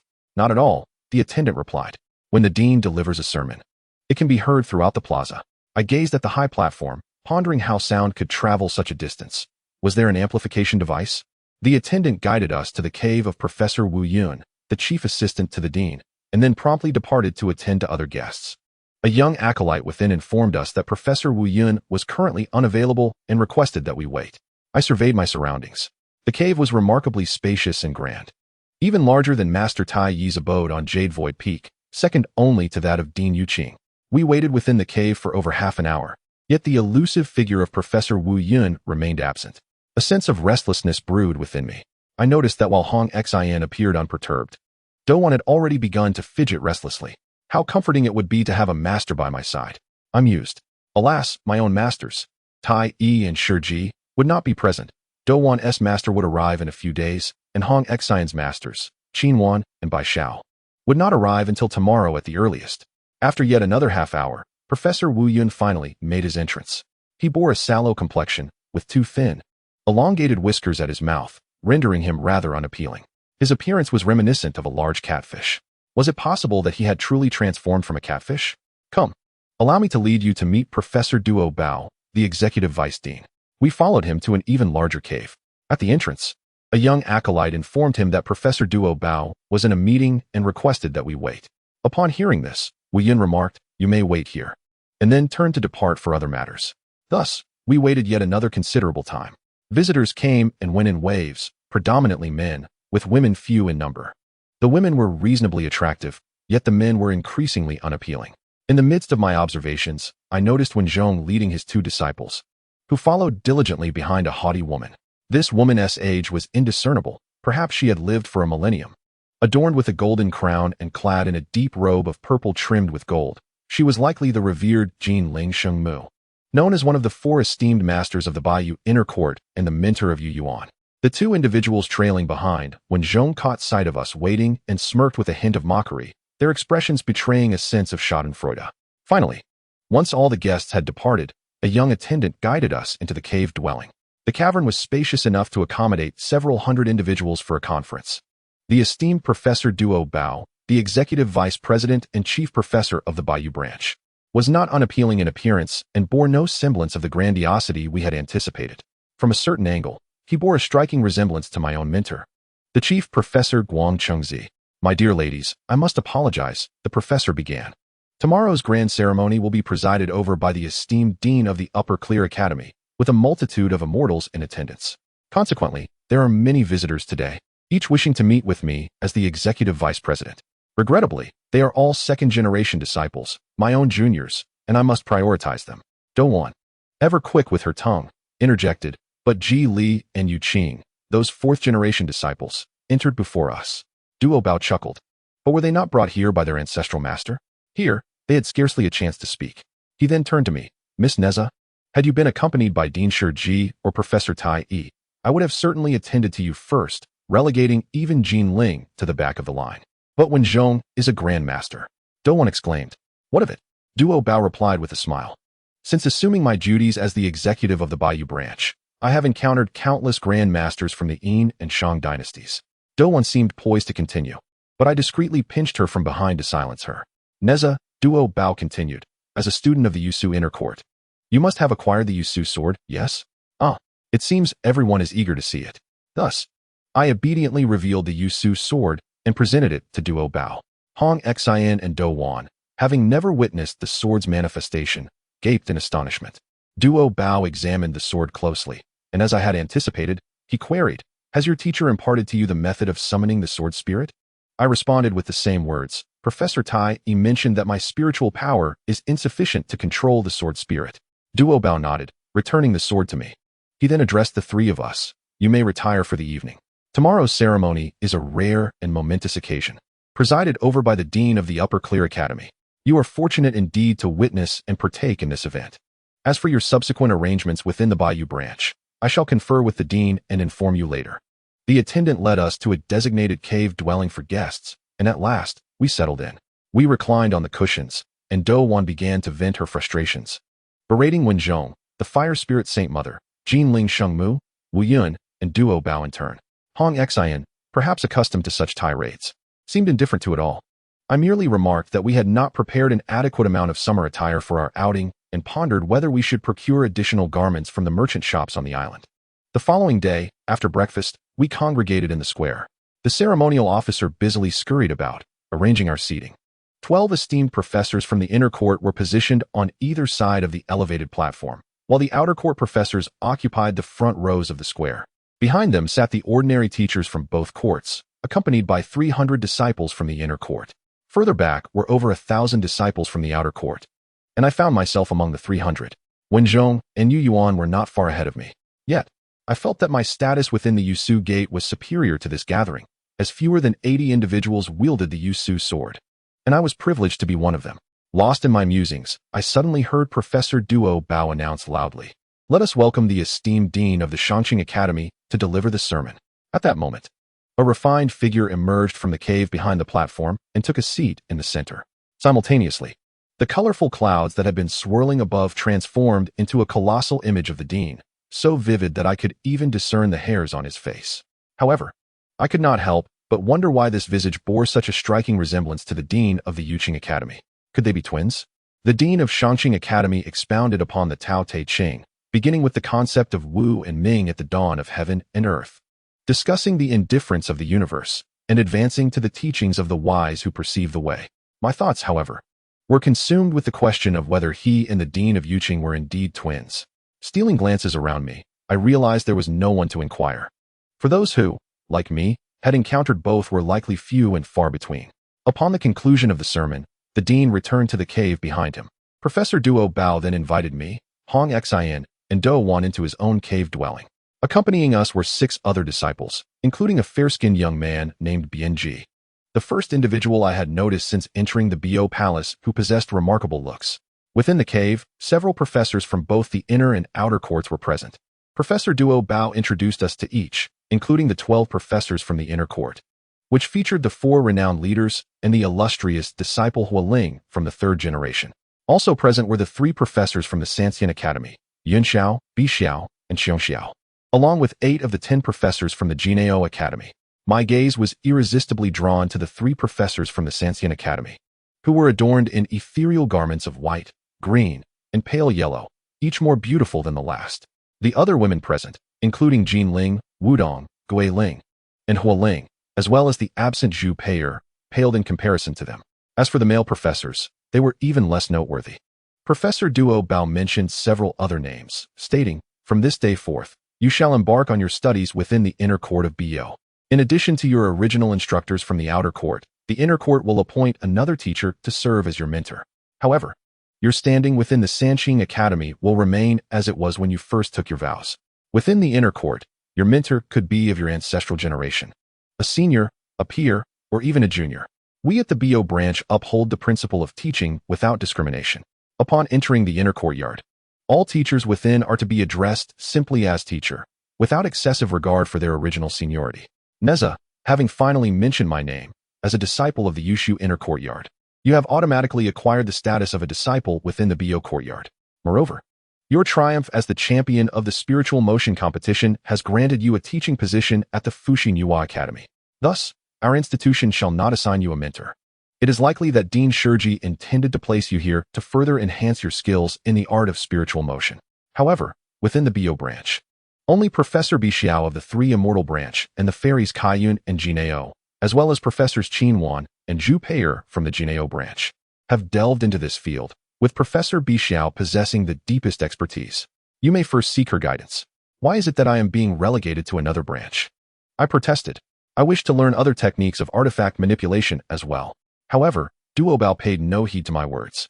Professor Yunxiao's mastery of artifact manipulation is unparalleled among any instructors in the inner courtyard. Furthermore, since you are equivalent to an inner courtyard disciple, you may freely come to the inner courtyard and consult any teacher. Finally, the truth dawned upon me. The Yushu branch conferred upon me the status of an inner courtyard student, yet barred me from enrollment. The Fusang Yuan women's branch granted me a teaching position without requiring me to conduct classes. Now, the Biyou branch equates me with the status of inner courtyard disciples while assigning me to the 3 Immortal branch. My treatment, though elevated, renders me rather unwelcome. I refrained from further comment, as my desire for mastery was not particularly fervent. With the enchanting Sanxiao, along with the other 2 fairies, Hanji and Kaiyun, residing together, life would surely not be too bleak. Thus, I approached Sanxiao and bowed in greeting. Nezha is willing to accompany the 3 professors to the 3 Immortal branch. Yunxiao promptly assisted me to my feet, her lips parting delicately. My dear little sister Nezha, you are most welcome to study in our branch. With the allocations concluded, everyone began to depart. I bid farewell to Hongxin and Do Wan as I followed the Sanxiao sisters out of the cave, reuniting with the already awaiting fairies Hanji and Kaiyun at the entrance. The beauty of both fairies rivaled that of the 3 professors, and they appeared even younger. Kaiyun, adorned in a pink gauze dress, looked scarcely over 20 years of age. I addressed them as teacher, managing to suppress my curiosity regarding Tseyun's true age. With a smile, Hanji remarked, "There is no need for such formality, dear Nezha. Within the 3 Immortal branch, we shall refer to each other as sisters." Yunxiao turned to Kaiyun, saying, "Nezha is the champion of last year's Chungu spiritual motion competition. Sister, are you not currently studying the art of spiritual motion? Would it be acceptable for Nezha to stay with you temporarily? It would facilitate communication." Of course, Kaiyun exclaimed, taking my hand. "Living alone on the isolated island often leaves me feeling lonely. Let Nezha stay with me." We arrived at the seaside platform. Yunxiao inquired, "Dear Nezha, do you possess a spirit beast?" I shook my head. She examined me closely. "The journey to the 3 Immortal Island is quite a distance. With your current spiritual and magical energy, forcibly employing the wind manipulation technique would be highly taxing, making it difficult to reach. It would be best to ride with me on the Qingwan." With that, she drew me close, summoning the Qingwan. In the ethereal sky, Bixiao summoned the floral plume, while Xiongxiao invoked the swan.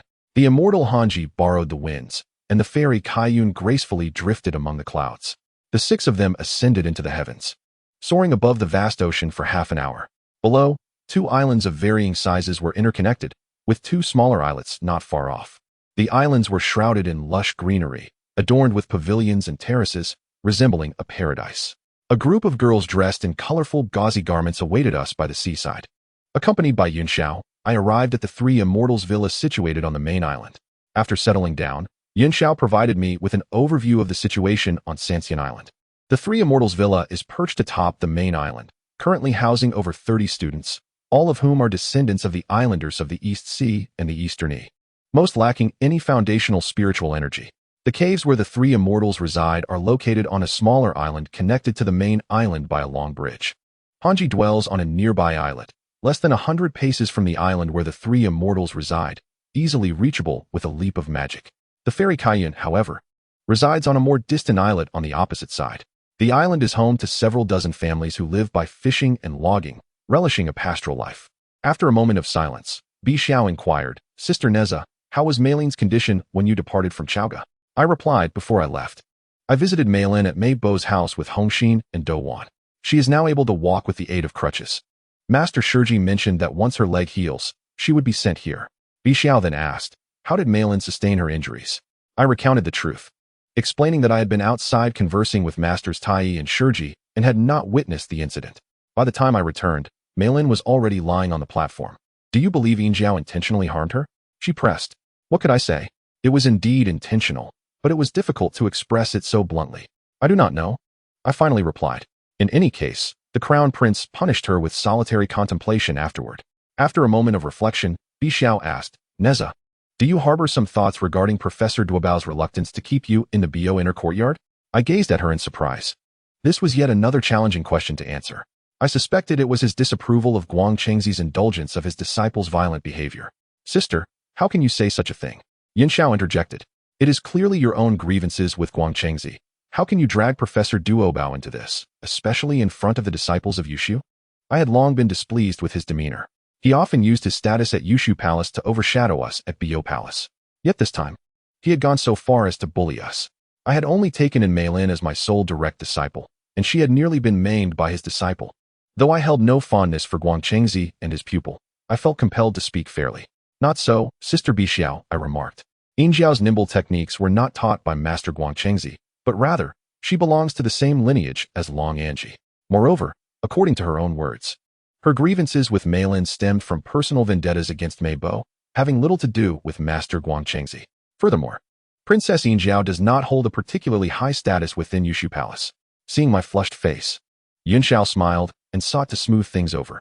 "Our Sanqing Academy is fundamentally one lineage. Biyou and Yushu have coexisted harmoniously for many years, with little animosity between us." Biyou was momentarily agitated due to Meilin's injury, while Nezha's sister was unrelated to the matter and need not be concerned. Residing with Fairy Kaiyun. I recalled a question from earlier that day and inquired, "Sister Yunxiao, have you encountered the esteemed headmaster Yuqing of the Yushu branch?" "Indeed," Yunxiao replied. "Is he not remarkably similar to the headmaster of Shangqing?" A smile graced her face as she confirmed, "They bear a striking resemblance." "Are they twins?" I asked. At my question, the others burst into laughter. "Sister Nezha," Yunxiao began, "do you not realize that deities predate the heavens and earth, and are born from the essence of all things? They are not merely mortals who have cultivated themselves." Yunxiao stopped there, evidently dismissing my conjecture that Yuqing and Shangqing were twins, yet she did not elucidate why they bore such a likeness. Glancing at Fairy Kaiyun, I was unexpectedly reminded of the young Kaiyun under Shiji, whose name was so similar. Thus, I queried, "Sister Kaiyun, is the young Kaiyun, disciple of Shiji, your brother?" Fairy Kaiyun seemed momentarily taken aback and did not respond. Beside her, Xianhanzi chuckled, "Sister Nezha, Kaiyun is merely a title. In Zhaoge alone, there are 3 individuals known as Kaiyun, and they bear no relation to your sister Kaiyun whatsoever." As the sun began its descent, I accompanied Fairy Kaiyun out of the courtyard. Gazing towards the distant island where she resided, I noticed it was still quite a distance away. "Sister Kaiyun," I asked, "how shall we traverse there? Shall we fly?" "We shall not fly," she replied, taking my hand and leading me to a dock not far from the school gate. There, I beheld a small emerald green boat tethered at the dock. "What do you think of this vessel?" I approached and examined it closely. It was indeed a small boat, crafted entirely from a single leaf, including the sides and canopy. Upon touching it, it shimmered, lacking even a keel. The leaf was not particularly thick, akin to burlap. What kind of leaf is this? I inquired. A lotus leaf, Fairy Kaiyun answered. It was made from the leaf of the Tianqi royal lotus that Bixiao's sister collected. She let me commandeer it as soon as it was brought back. Together, Kaiyun and I boarded the lotus leaf boat, departing from the shore towards the distant island. Before long, we reached the island's edge, yet there was no dock in sight. Sayun's residence perched precariously on the cliff's edge. She secured the boat to a wooden post supporting the terrace in front of the house, and, taking my hand, leapt onto the terrace. Sister, do you always jump like this? Certainly. It's such fun. Behind the terrace were several wooden cabins against the mountainside, with Sayun's cave dwelling further back. As I turned to glance at the main island, I suddenly noticed a familiar structure far beyond the Sanxian courtyard. Particularly, a colossal dragon emblem crowned the building. That is the Dragon Clan's trading house. Many of the garments we wear are sourced from there. Kaiyun guided me through her wooden abode, then through a corridor, leading me into her cave dwelling. The cave was not spacious, yet it exuded a profound depth. After traversing a stretch, my gaze was suddenly enlightened, revealing a pool of water illuminated by light from above, measuring at least 10 paces square. The water was so clear that the bottom was distinctly visible. Let's take a dip, said Kaiyun, who then promptly shed her garments and leapt into the water. Her fair form, reminiscent of a mermaid, stirred delicate waves. I too removed my clothes and plunged into the pool, swiftly diving beneath Kaiyun. To be honest, in 2 lifetimes, this was my first experience of swimming in the nude. In my previous life, Li Cha could not swim, but surely Nezha could. We surfaced in the center of the pool. Kaiyun gazed at my wrist. Nezha, is that a magical artifact you have? Show it to me. I released the Qiankuan circle and the Hunyuan silk into the air. What about your artifact? I inquired. With a flick of her wrist, Kaiyun produced a large red gem from the water and tossed it into the air. Instantly, our 3 artifacts spiraled and echoed each other in the sky. Shall we venture outside? Kaiyun asked. We would need to get dressed, wouldn't we? I replied. I donned one of Sayun's sheer garments and returned to my luggage to retrieve my white training attire. Is this a special outfit for the spirit movement technique? Kaiyun asked. Intrigued. Where did you buy it? It was a gift from my master, I replied, but the Dragon Clan's merchant shop should have them as well. How did I not notice that before? Perhaps we should go take a look tomorrow. That sounds great. I happen to lack summer clothes. I put on the training outfit while Kaiyun donned a flowing ensemble of a short top and long pants. We ascended to the terrace, dancing gracefully under the moonlight. Soon after, Kaiyun took my hand and soared into the sky, allowing us to overlook the entire island. I discovered that this small isle boasted mountain springs, waterfalls, and canyons, yet lacked any flat land or signs of habitation. Kaiyun, do you live here all alone? I inquired. Indeed, she replied. I posed a rather naive question. Aren't you afraid? She laughed. Within 100 miles, from the heavens to the depths of the sea, no one is a match for the Sanxiao sisters. Why should I fear? Although living alone on this island for 100 years can indeed feel somewhat lonely. 100 years? Even the finest place must become tiresome after that, I remarked. Then, how do you alleviate your loneliness? I simply take strolls, or I might stay with Sanxiao and Hanji, or retreat into a cave for meditation. When I cannot witness the sun rise and set, time passes swiftly. Alternatively, I might just sleep for a year or so. I widened my eyes in disbelief. Sleep for a year and a half? But now that you are here, it is wonderful, she exclaimed. Oh, I certainly do not wish to reside here for 100 years. 2 months would suffice. That evening, we lay in the wooden cabin, gazing at the tranquil night sky outside as we counted stars before drifting into slumber. In the morning, I awoke naturally. As I dressed and stepped outside, Kaiyun had already laid out breakfast on the table. It was a feast of seafood, all fresh and alive, scuttling about on the table, making it difficult for me to decide where to begin. What is the matter? You don't eat them raw? She asked, observing my discomfort. 50 years ago, I once started a fire here that burned the entire house down. It took years to restore. Since then, I have refrained from consuming cooked food. However, today, for your sake, I shall make an exception. I halted her, insisting that it was unnecessary. What if the house were to catch fire?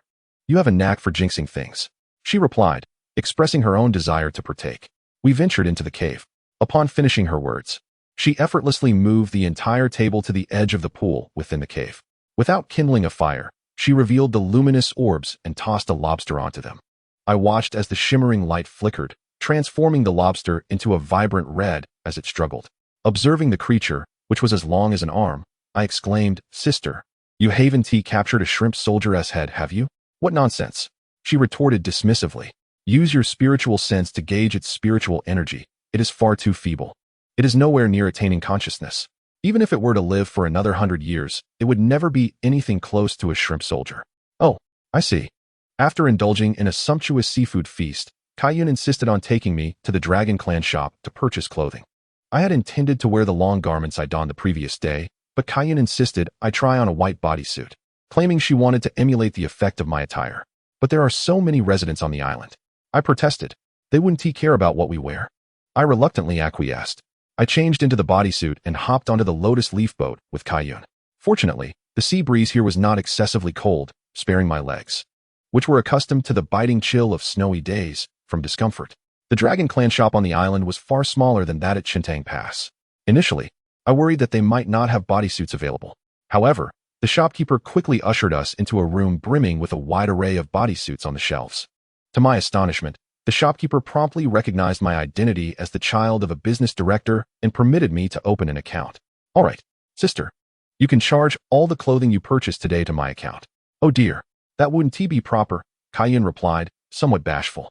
Ultimately, I selected a pink long-sleeved bodysuit adorned with tassels for her, urging her to change quickly. Once she donned the bodysuit, her curvaceous figure became evident. Kaiyun's face flushed immediately. Nezha, this seems a bit revealing, doesn't it? Perhaps I should wear something with a skirt. It's not revealing, I countered. Those lacking a waist or hips ought to wear skirts for concealment.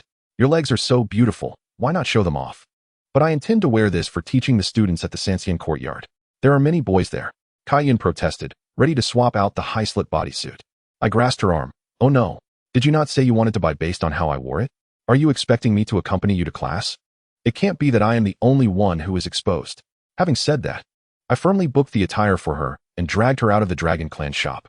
Upon entering the Sanxian courtyard, the students we encountered greeted us with respect. Hello, Teacher Kaiyun. The once carefree Kaiyun instantly became bashful, gripping my hand tightly. Before the main hall, we spotted Xiao and Hanji. Oh, Kaiyun, Nezha, you both look exceptionally professional today. Upon hearing this, Kaiyun appeared even more bashful. Nezha, you arrived just in time, Xiao remarked. Second sister has a favor to ask. What is it? I extend my politeness. If my sister has matters to attend to, she need only give a command. Upon arriving in the back hall, I found only Biyou, with Yunxiao absent. Biyou surveyed our attire with a keen eye. Sister Nezha, our elder sister is currently engaged in the critical stage of upgrading an important artifact.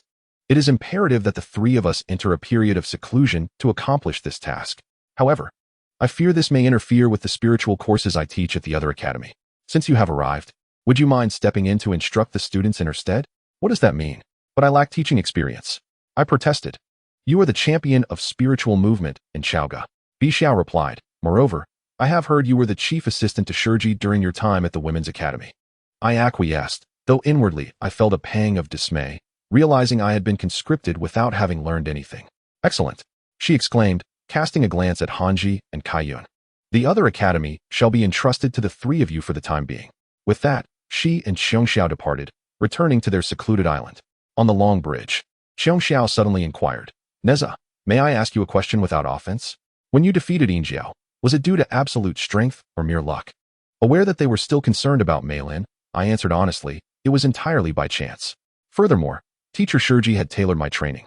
While Yinjiao did not have such preparation and underestimated me, I had previously lost to Sister Meilin in the preliminary rounds. Had I encountered her in the finals, I would likely have faced the same defeat.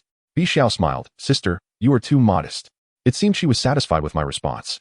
The three sisters then retreated to their mountain cave and ceased to emerge.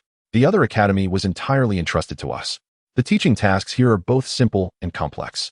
On one hand, none of the 30-odd children possess a strong foundation in spiritual energy, thus I can only teach them movements. On the other hand, the lack of such a foundation makes it quite challenging for them to master the manipulation of artifacts. I suspect the three sisters established this academy merely as a means of self-comfort and to pass the time. Fortunately, the children of the islanders are generally innocent and not particularly mischievous. Hanji, however, frequently joined Kaiyun and me as a student in our classes, even purchasing a purple long-sleeved high-slit bodysuit for the occasion. The academy bore the costs of the students' clothing and provisions, so Hanji decided to provide each student with a bodysuit. Initially, there were short-sleeved, long-pants bodysuits for boys available at the Dragon Clan trading post, yet for reasons known only to her, Hanji outfitted the 8 boys with long-sleeved, high-slip bodysuits intended for females. In this little island, it was a matter of indifference. They remained blissfully unaware. Life on the island unfolds in serene simplicity and comfort. Most of my days were spent in bodysuits, leaving many garments borrowed from the Dragon Clan trading post unwearable, ultimately returned. Each morning, I would don my bodysuit alongside Kaiyun, embarking on a lotus leaf boat to the Sansien Academy, where we would share meals and attend classes with Hanji and the students. It was only in the evening, upon returning to the island and bathing in Siyun's sunlit pool, that I would finally remove my bodysuit. I then donned my gauzy attire and returned to rest. In this somewhat monotonous existence, I cannot claim to have gained nothing, although the powers of Hanji and Kaiyun are far inferior to those of the Sanchao sisters. Their cultivation spans over a century, rendering them significantly more adept than I. Engaging in exchanges with them has deepened my mastery over my magical artifacts. The sole grievance I harbor is the daily exposure to the sun and wind while clad in my training uniform. After a month, my face and legs have darkened considerably, resembling a pale imprint of my attire when I bathe. In contrast, Hanji and Kaiyun, being celestial beings, remain entirely unaffected, their thighs as fair as ever. This disparity feels rather unjust. Thus, I have taken to wrapping myself in a veil and gauzy garments over my uniform whenever I set sail, which invariably elicits stifled laughter from the two celestial maidens. I often yearn to return to the Biyou palace, yet I find myself at a loss as to how to broach the subject with them. As 2 months approached, Sanchao finally emerged from her seclusion, bringing with her news from Biyou palace, an invitation for Kaiyun and me to participate in the jingling competition, a gathering for the inner disciples. For the first time in 2 months, the 6 of us sat together. I inquired of Yunxiao, Sister Yunxiao, what exactly is the jingling competition? Xiao explained. The jingling competition is specifically designed by Biyou Palace to assess the artistic prowess of its inner disciples, held once every 30 years. All registered disciples, and those who graduated from the inner palace within the last 30 years are eligible to participate. Yunxiao added, Sister Nezha, as you are a registered disciple of the Yushu Inner Palace, you are invited to partake in this competition. Nezha, Biyou interjected, how old are you? 16, I replied. Hanji chimed in, doesn't that seem a tad unfair? The registered ones must compete against those who graduated long before your birth. Yunxiao smiled. Indeed, it does appear somewhat inequitable. However, registered disciples are afforded another opportunity in 30 years' time. I turned to Kaiyun, Sister Kaiyun, which year did you graduate? Did you participate in the last jingling competition? Kaiyun hesitated slightly. Actually, I graduated over 30 years ago. Hanji clarified. Kaiyun missed the last jingling competition 30 years ago. So this is an opportunity granted to her by the division. I questioned, why is it held only once every 30 years? Yunxiao smiled gently, Sister Nezha. Your youth may make 30 years seem a lengthy span, yet for those who cultivate, it is but a fleeting moment. The essence lies in the fact that the prize for the competition, the 100 golden elixir peach kings, matures only once every 30 years on average. Oh, I gasped. Isn't that as precious as the peaches of immortality from Yaoqi? Yunxiao chuckled, quite similar indeed. I asked again, only the champion gets to savor the peach? Not quite. She replied. The top 10 of the competition also receive golden elixir peaches, though their quality pales in comparison to that of the Peach King. I glanced around. Have the other sisters participated in the jingling competition? Sanchao smiled, but did not respond. Hanji remarked, when the jingling competition was first held, Sister Yunxiao was already a professor. Bixiao and Xiongxiao both participated in the inaugural grand competition 140 years ago, while I took part in the event 60 years prior. What does the Spirit Path competition compare to? Yunxiao replied, in essence, it is akin to the dynamic spirit competition you have experienced, as both assess the mastery of magical powers and the manipulation of magical artifacts. However, the content of the Spirit Path competition is entirely distinct. Moreover, the specific events of each competition are not disclosed until just before the event. Generally speaking, the challenges typically include navigating through mazes, traversing jungles and water bodies, and engaging in battles against spirit beasts. For students with insufficient spiritual awareness, it will be exceedingly difficult to navigate the maze. The challenges of crossing jungles and water bodies will test both the magical prowess and physical endurance of the participants. This segment will place those who have yet to attain the celestial body at a significant disadvantage, necessitating ample preparation for protection, otherwise, injuries may occur. The spirit beasts encountered during the competition are not genuine spirit beasts, but rather illusory manifestations to prevent uncontrollable situations that could lead to severe injuries or fatalities among the participants. However, they possess the same offensive capabilities as real spirit beasts. Nezha, Yunxiao inquired, as you are of mortal form. Do you require us to prepare some protective techniques for you in advance? Naturally, I would not refuse if she were to directly teach me a few protective spells. However, faced with such a question, I found myself at a loss for words. Thank you for your reminder, elder sister. The garment I wear possesses a certain degree of protective power. Coupled with my Hunyuan silk, it should suffice to safeguard my body. That is splendid, Yinxiao remarked. You and Kaiyun should make your preparations. In 3 days, I shall escort you both to Biyou Palace to participate in the Spirit Path competition. After returning to the islet by lotus leaf boat, Kaiyun appeared deeply troubled. Even while swimming in the bath, she seemed preoccupied, and our conversation revealed her distracted nature. As we swam, I noticed Kaiyun's alabaster form sinking to the bottom of the water. I followed her into the depths, yet her figure had vanished from sight. Upon closer inspection, I discovered a natural cave at the pool's bottom, its entrance scarcely 3 feet wide, leading into the unknown. Expanding my spiritual awareness, I soon realized that Kaiyun had descended over 20 feet into the cave. I ventured in after her. The cave twisted and turned, branching off in different directions. Although I could track Kaiyun's position through my spiritual awareness, my breath was running thin. As a mortal, my body required oxygen. Should I lose my way in this darkened cavern, I could very well drown. Hastily, I retraced my steps, resurfacing to gulp in the air. Once again, I extended my spiritual awareness and found that Kaiyun had not strayed far, but was meditating 30 feet below the surface. What secret technique is she practicing? Oh, the celestial body truly inspires envy. I donned my gauzy garment, exited the cave, and returned to my wooden dwelling, where I lay alone on my mat, counting the stars. Before long, I succumbed to slumber. In the haze of dreams, I found myself once more in that dim cave, gazing upon a familiar silhouette. I circled around to face him. Master, my teacher, Tai, wore a benevolent smile. Nezha, how fares your time on the 3 Immortal Island? It has been tolerable, I replied, though my progress in learning has been minimal.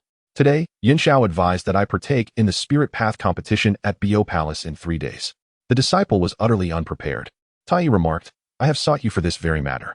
According to the information I have received, over 200 disciples from the Biyou Inner Court will participate in this upcoming Spirit Convergence competition, including both current students and those who graduated within the last 30 years. Among them are many outstanding individuals from the 3rd and 4th generations, such as Yu Da, Yu Hua, Hu Lei, Ji Li, and Yu Qing, all of whom are renowned generals of the Yinshang army. Moreover, I must mention that the celestial fairy of color clouds will also be among the contenders. She has practiced for a century. Nezha, with your magical and spiritual prowess, completing the competition should pose no issue. However, securing a distinguished position will require considerable effort. I held little interest in the ranking of this Spirit Convergence competition, much like my indifference towards the previous Spirit Movement competition. What was it but a mere peach? Yet, it would be unwise to voice this sentiment to my master. Tai observed my expression and inquired, What? You're not interested? That peach is quite alluring. The golden elixir peach king has been meticulously cultivated by the Grandmaster of the Supreme Clarity for 3,000 years, yielding only 100 fruits. Its benefits to longevity and spiritual power rival those of the peaches from the Yaoqi. As for the other golden elixir peaches, they take a millennium to mature, with only 300 in existence. Though their effects are not as potent as that of the Peach King, they still significantly enhance one's lifespan and spiritual energy. Since we are participating in the competition, why not strive for victory? You speak wisely, Master, I replied. Tai continued. Though the Spirit Convergence competition tests your magical and spiritual levels, the ultimate determinant of your success will be your speed and reaction time. In this regard, I believe you possess a distinct advantage. Remember 2 key points. When you enter the maze, do not rush into action. Expand your spiritual awareness to its fullest extent. Swiftly ascertain the exit location and then dash out at full speed. The spiritual beasts encountered in the forests and waters are merely obstacles to your progress. Avoid engaging in battle. Your objective is to pass through as quickly as possible, not to slay. Nezha, he grasped my hand, gazing earnestly at me. I will now impart some secret techniques directly into your mind. Suddenly, I felt a surge of pressure in my head, and chaos engulfed my thoughts, nearly toppling me over. Master, you've left me quite bewildered. These techniques will require 2 days for your mind to assimilate. By the time of the competition, they will manifest in your thoughts when needed. Master, I inquired, does this not constitute cheating? How could it be considered cheating? He countered with a smile. I am neither a member of the Biyou division, nor an organizer of the competition, nor the questioner, and I shall not assist you during the event. How could this be deemed cheating? Very well. With only 2 days remaining until the competition, time is of the essence. Begin by undertaking some physical training, as I have instructed. Understood, Master, I acknowledged. The following day, I set sail to the main island with color clouds as usual. However, Yinxiao had not arranged any classes for us. Color Clouds had vanished to practice her secret arts, while I donned my training attire and exited the Three Immortals courtyard. Compared to the impending competition, the sun's effect on my skin seemed trivial. Crossing a grassy hillside, I plunged into the forest of the valley. Vines entwined and thorns proliferated, rendering any path non-existent. It seemed that no soul had ever traversed this realm. With the Qiankuan circle, I forged a pathway, while the swirling misty tapestry carved an entrance. I wielded my jade short sword to sever the thickets before me. The forest bore no signs of mystical beasts nor large wild animals, yet it was replete with the most commonplace creatures of the island, snakes. In less than a quarter of an hour, countless serpents had succumbed to the might of my 3 artifacts. Among them, some of the blood from the patterned snakes gushed forth, entirely black. Could it be venomous? As I launched my vigorous assault, my body endured countless scrapes against the rampant thorns. Thankfully, my white attire and the boots upon my feet possessed protective qualities, leaving no marks upon them. The shield of my magical essence further ensured that ordinary objects could not pierce my skin. Nonetheless, I bore several scrapes upon my legs, and even my face, some white, others purplish. I pressed forward through the dense woods for an indeterminate time, when suddenly, the tunnel carved by the Qiankuan circle and the misty tapestry burst into light. Before me loomed a precipice. I had traversed the entirety of the main island. I retracted my artifacts and leaped from the sheer cliff of over 100 feet into the water below, plunging into depths of mere dozens of feet. I swam forward, striving to prolong my stay beneath the surface. The seawater was remarkably clear. Gazing upward, the sky and island above coalesced into a vast circular expanse, a most peculiar sight. Regrettably, there was no venue to simulate the scenario I might encounter in 2 days' time during the competition. As I ascended, I sensed an anomaly in the water some tens of feet away, as if something lay concealed within. Expanding my spiritual awareness, I discerned no shadows. A wave of tension washed over me, prompting a hasty emergence from the depths. Yet, 3 sides surrounded me with ocean, and 1 side was the cliff. With my current magical prowess, I could not leap a 100-foot cliff from the sea, a true disgrace to Nezha. Therefore, I exerted my strength to swim along the steep bank. I observed the peculiar ripples in the water glide beneath me. Less than 10 feet ahead, something breached the surface, sending a spray of water into the air. Floating upon the surface, I anxiously gazed at the source of the splashes. Amidst the water, a pearlescent, shuttle-shaped vessel materialized, its dragon insignia unmistakably clear. A wave of relief washed over me. The upper hemisphere of the dragon boat gradually became transparent, parting to the sides. A red-haired girl rose from within, her expression teasing as she gazed at me. "Ao Zheng, why are you running, Nezha?" Ao Zheng donned a long-sleeved, high-slit bodysuit. Though it differed from my attire, resembling more of a diving suit with an open collar, I swam toward the dragon boat, exclaiming, "I had no idea it was you. I thought a formidable opponent was attempting to ambush me." Ao Zheng grasped my hand, pulling me aboard the dragon boat. "Whose territory is this? Who would dare attempt an ambush? My dragon boat is well known to them." Yet, I had sensed nothing with my spiritual awareness just moments ago. "Oh, what could your meager awareness detect?" she replied, scrutinizing me. "By the way, Nezha, what were you up to? Your legs are covered in wounds." Indeed, I recently plunged into the sea, and while I washed away the blood that stained my body, the bruises on my legs remain. "Come, let me see." She extended her hand to caress my leg, but seized the opportunity to pinch me fiercely. I immediately retaliated, reaching for the inner thigh of her leg and pinching back with force. "Ouch!" Ao Zhen's eyebrows shot up. "Why do you hold such a grudge?" she exclaimed, raising her fist to strike me. I grasped her wrist and said, "Ao Zhen, are you looking for a fight? Let us go ashore to settle this." "Who wants to fight you?" She released her grip. "I have business with you. Would you care to visit my East Sea Dragon Palace?" "East Sea Dragon Palace?" I inquired. "Is that the grandest place in your abode?" She laughed. "Indeed. How many other East Sea Dragon Palaces are there?" I felt a tug of curiosity. The Bohai Palace I once visited was the most luxurious and modern place I had encountered in this world. Though the Lutai Palace and the Sand Dune Palace were splendid, they lacked sofas and chairs. I wondered how magnificent the East Sea Dragon Palace might be. "However," I replied, "I am quite busy at the moment." "Busy with what?" she interjected. "Perhaps I could assist you." I glanced back at the 3 immortal islands. Should I inform the Sanshao sisters and Kaiyun and Hanji? What is there to discuss? Ao Zhen retorted, "Since I am here, the Sanshao must surely know. I invited you, So you should inform them. Am I obliged to invite them? The dragon boat has no extra seats. Very well. I conceded. Truthfully, I was not keen on greeting them anyway. The canopy above closed, and the dragon boat submerged beneath the waters.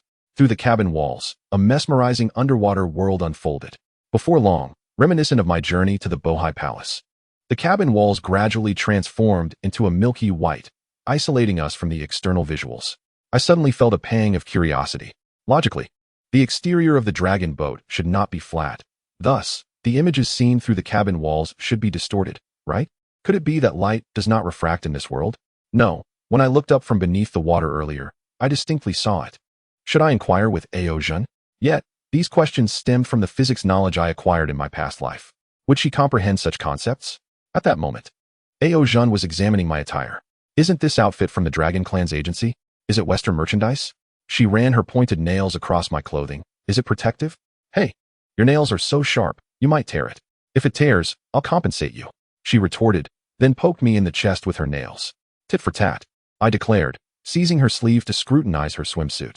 At first glance, her fitted attire was quite similar to mine, both long-sleeved and high-cut. However, hers was dark with a front opening, while mine was white with an opening at the back. Upon closer inspection, I realized her garment was not made of silk at all. It appeared to have minute pores. Leather? Shark skin? I tugged at her collar, reaching between her bosoms. But she swiftly swatted my hand away. What are you doing? How rude. We're both women. What is there to fear? I chuckled. Aren't you in a dragon boat? Why are you still wearing a swimsuit? This is indeed my daily attire in the Dragon Palace. She remarked, as a water being, I often dwell in the depths. It is only for your sake that I drain the water from the dragon boat. Time passed, and the cabin walls once again transformed into transparency.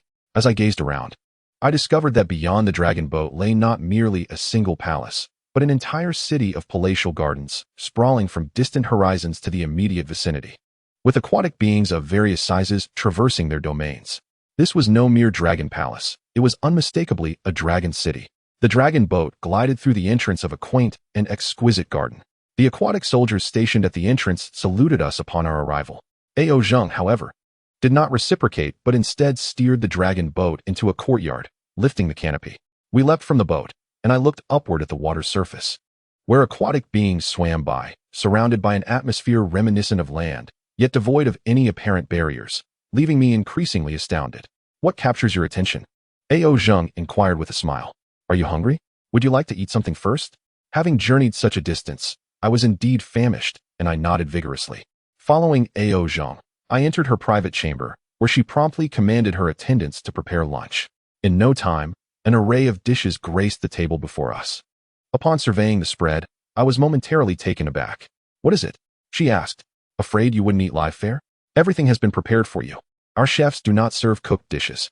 I gazed at the banquet, vaguely discerning slices of lobster, shellfish, and fish, alongside some unidentifiable marine plants or creatures. It was yet another seafood feast, though devoid of the wriggling chaos from the table of Kaiyun. Timidly, I ventured, I thought you did not consume aquatic beings? Ao Jing nearly burst out laughing. We reside in the sea. What else could we possibly eat? Do you not consume birds or beasts on land? She had a point. You eat vegetables, right? She seemed to recall. Then we have a dilemma. Our offerings lean heavily towards meat, with scant vegetarian options. However, while you dine here, your teacher shall not be watching. I picked up a piece of shrimp and placed it in my mouth. I suppose I shall indulge.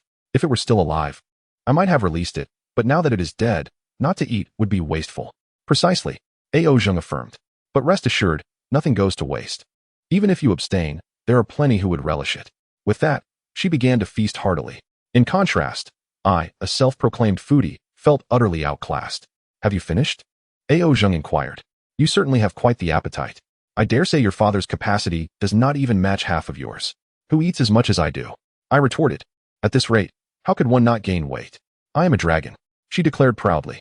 Well then, the meal is concluded, and now it is time for business. What business? I asked. Follow me, she replied, retrieving a small box from a cabinet.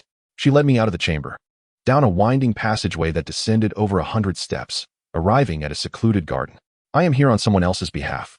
It is said that you require this, she said, opening the small box to reveal a jewel the size of an egg, shimmering a deep green hue. This is called the water-repelling pearl.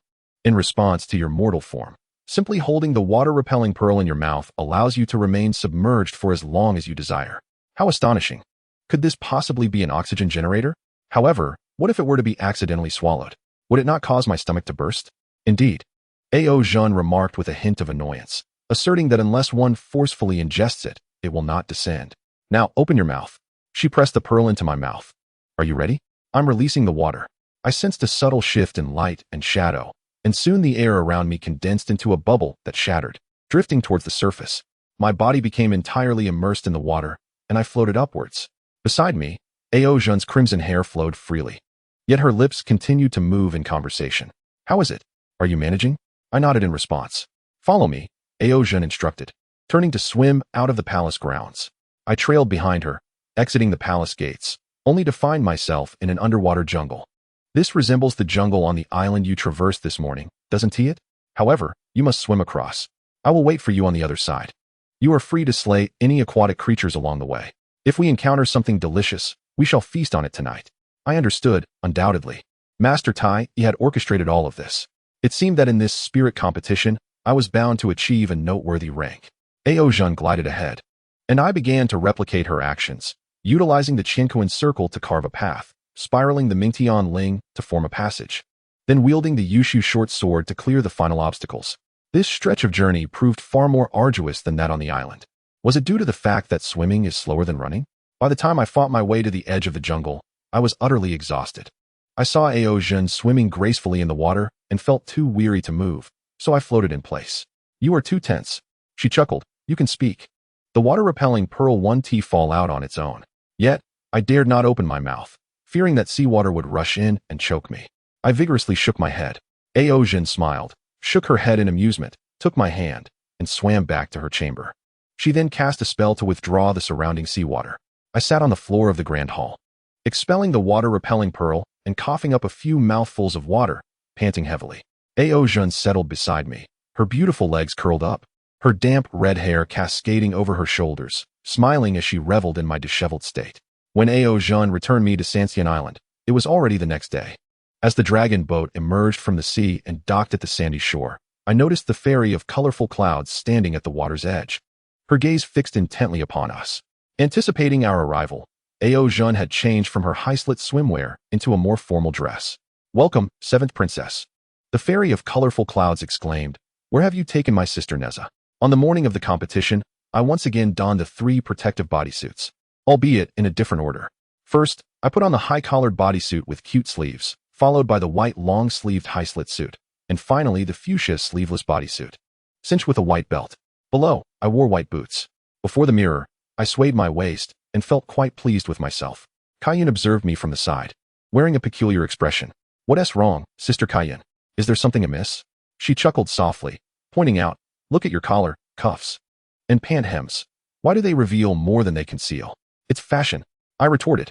She merely pouted, clearly unimpressed. Kaiyun, adorned in a pink dress and knee-high boots, nevertheless betrayed the silhouette of protective armor beneath her ample bosom. We embarked on a lotus leaf boat to the main island. As before, Yunxiao guided me atop a celestial steed, Bixiao piloted a floral plume, Qiongxiao rode a swan, Hanji harnessed the wind, and Kaiyun traversed the clouds, all venturing across the sea toward the heavenly palace of Biyou. Upon our arrival, Kaiyun retreated to her own secluded chamber for contemplation, while I remained in Yunxiao's abode, attempting to emulate their meditative pose, yet my mind could not find stillness.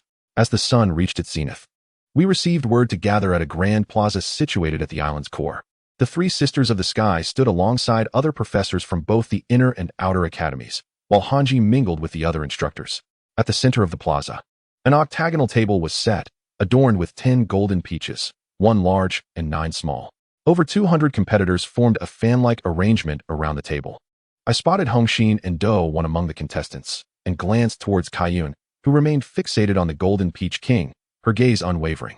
That Golden Peach King lay less than 300 feet away in a direct line from me. Observing the formation of the competitors, I wondered if they were indeed planning to rush forward to seize the peach.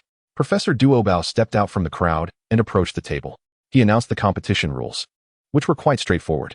Do you see the table before me, laden with 10 golden peaches? That is your target for this contest, but it does not reside here. With a flourish, he extended his hand, effortlessly passing through the table. Indeed, you might surmise. It is located within a concealed realm set by the Dean of the Upper Clear Academy. Upon your departure, you will be transported through the portal before you into the competition space. You must navigate through a maze, traverse jungles and waterways, and exert your magic and awareness to swiftly locate the exit and advance to the next stage. Along the way, you may encounter various obstacles, including attacks from spirit beasts, and you might sustain injuries. However, there is no need to fear for your life. Should you wish to withdraw, simply repeat in your heart 3 times, "I wish to give up," and you will exit the competition. The first contestant to complete the challenge will be transported to the destination, where the Dean of the Upper Clear Academy will personally bestow the Golden Peach King. The 2nd to 10th contestants will also receive Golden Peach rewards. Once the 10th competitor finishes, the competition will promptly conclude, and all participants will exit the competition space. Now, let the competition commence. At the sound of his voice, all contestants surged towards the center of the plaza, but within mere steps, they vanished from sight. Soon after, every figure, including the entire plaza, faded away, though in truth, it was I who disappeared from the square. Surrounded by a dense, white fog, there was nothing else in sight. I chose not to forge ahead, but rather to expand my spiritual perception. Strangely, although my eyes discerned nothing, within my spiritual awareness, the shadows of numerous figures crowded around me, colliding with one another. Even as my body traversed the shadow of one of them, I felt no sensation. A sudden thought arose in my mind. Disregard these apparitions. This is a labyrinth. Swiftly utilize them to locate an exit and the correct path. This notion was not originally my own. It must have been imparted to me by Master Tai on that day. Within my spiritual perception, I had already detected the maze's intricate walls extending for dozens of feet beyond. Most individuals had surged into the pathways. However, the range of my perception was insufficient to identify the exit of the maze. I approached the wall of spiritual barriers, and though I saw nothing, when I reached out to touch, I indeed made contact with something. How peculiar. I circumnavigated the circular wall, while I managed to expand my detection over a greater area. It remained inadequate to probe the outermost layer of the labyrinth, leaving me unaware of the exit's location. Nevertheless, from the movements of the other shadows, I could surmise that among the nearest 4 paths, 3 were impassable. Thus, I dashed down the final route toward the next junction. As I explored the pathways of the maze, I monitored the movements of the other shadows. If I could perceive them, could they not also perceive me? Yet, I found no shadow actively pursuing me. Could it be that they were blind to my presence? Or perhaps their spiritual perception was lacking? This seemed unlikely. Wasn't that akin to cheating? A sense of unease began to creep in. But what of it? After traversing several loops of passage, I finally uncovered the exit of the maze. I hurled the Qiankuan circle and the Hun Tianling into different pathways to probe, quickly confirming the correct route. And then I sped forth. The moment I emerged from the exit, the surrounding fog, the maze within my spiritual perception, and all the luminous shadows behind me vanished. I found myself abruptly in a dense forest. Through my spiritual exploration, I discerned a dozen or more luminous shadows of varying sizes rapidly approaching me. Were they spiritual beasts? I immediately unleashed the Qiankuan circle and the Hun Tianling for protection, while brandishing the Yu Su short sword. But which direction should I take? In my heightened state of anxiety, I suddenly detected a series of shadowy markers deep within the jungle, indicating the way forward. Regardless of their accuracy, I resolved to proceed. Just as I had practiced 2 days prior, I redirected the Qiankuan circle to carve a path, with the Hun Tianling spiraling closely behind. Before the surrounding shadows could encircle me, I dashed into the tunnel opened by the golden circle and red ribbon. A shadow swooped down upon me. Without hesitation, I swung my sword, and a deluge of blood rained down. A gigantic python, as thick as a bowl, fell in 2 segments beside me. Why was it another snake? Was this island inhabited solely by serpents? Yet, the imposing figure ahead was clearly not a snake. It resembled a bear or a tiger. Recalling Master Tai's words, I resolved not to linger in combat with it. The moment those black and white stripes emerged, I surged past it. The path illuminated by light and shadow meanders endlessly. After vanquishing countless spiritual beasts and navigating through innumerable trials, I began to question whether I had taken a misguided route. Exhausted, I inadvertently stepped into water and slipped onto a bed of thorns. Despite the sharp pains coursing through my body, my anxiety transformed into tranquility. This at least indicated that I had not erred in my chosen path. I had transitioned from the jungle into the aquatic realm. I retrieved the water-repelling pearl concealed within my bodysuit, placing it in my mouth to forge ahead. This segment of the journey felt interminable. Fortunately, Ao Zhan had bestowed upon me a water-repelling pearl and offered me a training opportunity the day prior. Without that, I would have surely faltered today. I traversed the same distance underwater, taking several times longer than before, slaying countless spiritual beasts. I was utterly fatigued, plagued by thoughts of surrendering. I even pondered why fewer than 10 individuals had emerged, wishing for a swift conclusion to this torment. Suddenly, a glimmer of light appeared ahead, soon blossoming into brilliance. Before me lay a vast expanse of undulating blue skies and white clouds. I emerged from the water, realizing I could no longer discern up from down. Just as I expelled the water-repelling pearl into my embrace, the surroundings shifted once more. When clarity returned, I found myself in a different plaza. Not more than 20 feet away stood a circular platform with an octagonal table atop it. Behind the table was none other than the dean of the Upper Clear Academy. Upon the table, 10 trays were meticulously arranged, each bearing a golden peach, none missing. The central peach, the king of golden peaches, appeared resplendent at that moment. Could it be that I was the first? Stumbling forward, I reached the table, barely managing to steady myself with my hands planted upon it. I looked up to see the dean's benevolent smile and timidly inquired, "Dean, has no one claimed the king of golden peaches yet?" The dean chuckled, "Child, the king of golden peaches is already yours." He steadied me with his hands, then lifted the tray bearing the king of golden peaches, placing it into my hands. However, I anticipated that soon someone would be in tears. At that moment, a figure emerged from behind me. Turning, I was astonished to see Kai Yun, disheveled and bloodied, her garments torn and tattered. Upon witnessing me cradling the king of golden peaches, she suddenly knelt before me. Kai Yun's dejection was palpable as she rose from the ground, adjusted her tattered dress, and approached the table to bow before the dean. The dean, saying little, took the second tray from the table and handed it to Kai Yun. The look of sheer disappointment on her face extinguished the excitement I had just felt. Almost instinctively, I found myself saying, "Dean, may I give the king of golden peaches to Sister Kai Yun? Is that permissible?" The dean paused before responding kindly. "Since you have already obtained the king of golden peaches, you may indeed dispose of it as your heart desires." "How can this be?" Kai Yun exclaimed. "The king of golden peaches cannot be given away so casually. Do you take the honor of the champion of the spirit competition so lightly?" Subsequently, she grasped the peach in her hand and took a hearty bite. "Sister, are we eating it now? If not now, when else will we?" she retorted, noting that all previous contestants had indulged upon receiving their fruits. "You should hurry and eat yours too. The golden peach cannot be taken out of the Biyou palace." After saying this, Kai Yun had already finished her peach and placed a large pit back onto the tray. I glanced at the smiling head of the Qing dynasty and bowed my head to join in. The flavor of the peach differed slightly from the Yaoqi's Pantao, possessing an added fragrance and a diminished sweetness. However, the peach was overwhelmingly large. Just as I was halfway through, another contestant burst in. Soon, yet another followed. And then another. When they beheld the half-eaten peach king in my hand, their expressions were filled with disbelief. After consuming the celestial peach, I could distinctly feel the fatigue in my body diminishing and the ache subsided. Looking down at myself, aside from my intact clothing, the bloodstains on me were no less than those on Kai Yun. Would this golden peach truly double my lifespan and spiritual energy? But what was my original lifespan? In my previous life, I had only lived to 15. Even with 2 extensions, I would merely reach 60. As for spiritual energy, even with 2 enhancements, I would still not reach the level of Nezha at the age of 7 in his past life. After placing the enormous peach pit back onto the tray, 3 more contestants arrived. The last among the top 10 was Hong Xin, the third woman among 10. The other 7 were all men, including Yu Da and Yu Hua, as well as Hu Lei and Bianji, who had joined the academy with us. However, I did not see Wen Zhong's 2 lackeys or Do Wan. Except for Bianji and Hong Xin, the others consumed their golden peaches on the spot. My mind was filled with doubts, apart from Kai Yun. It seemed that only Hu Lei and Yu Hua among them possessed semi-immortal bodies. How, then, had the others managed to stealthily traverse the watery domain?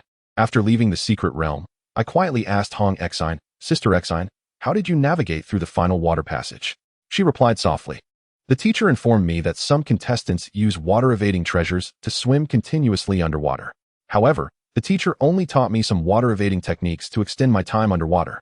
But the teacher cautioned me that I would have another chance to compete and advised against rushing. Those who surged ahead would gradually clear the path, and the water level would correspondingly lower. When I passed through the water domain, there were many places in the tunnel to catch my breath.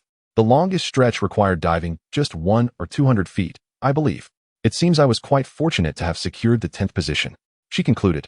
How surprising it was. This left me somewhat speechless.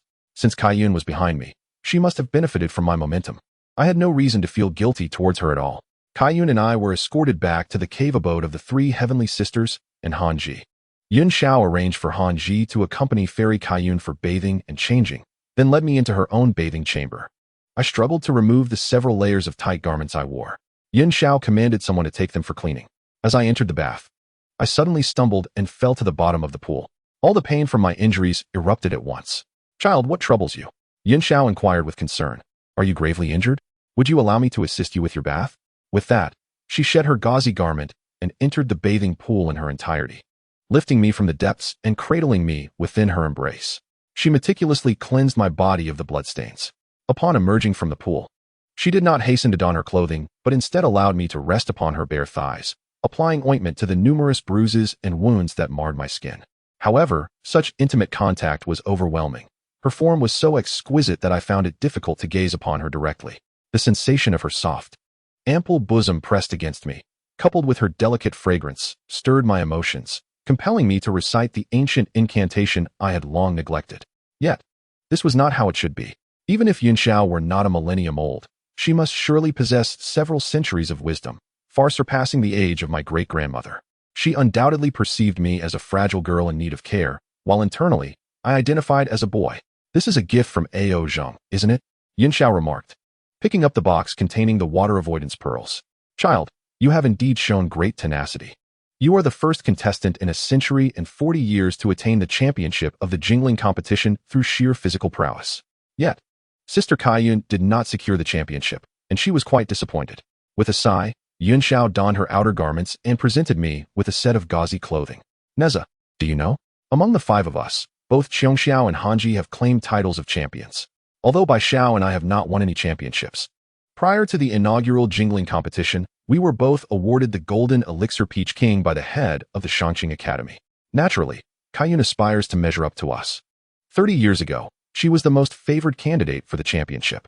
At that time, her spiritual power had reached a bottleneck, and she desperately needed a Golden Elixir Peach King to achieve a breakthrough.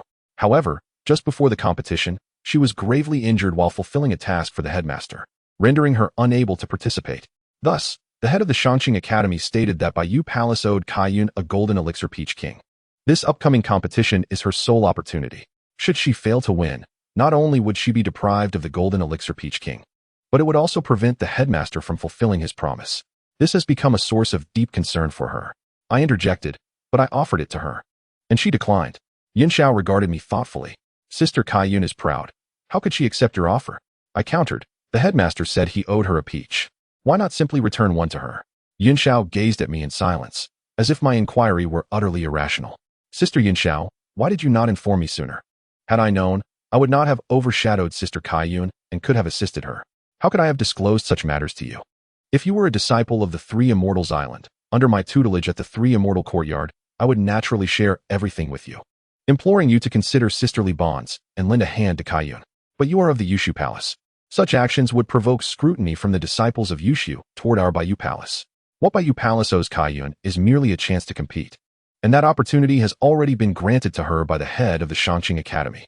30 years hence, she ought to have possessed greater assurance. Presently, she finds herself outmatched. Her failure to secure the championship cannot be attributed to any shortcomings on the part of others."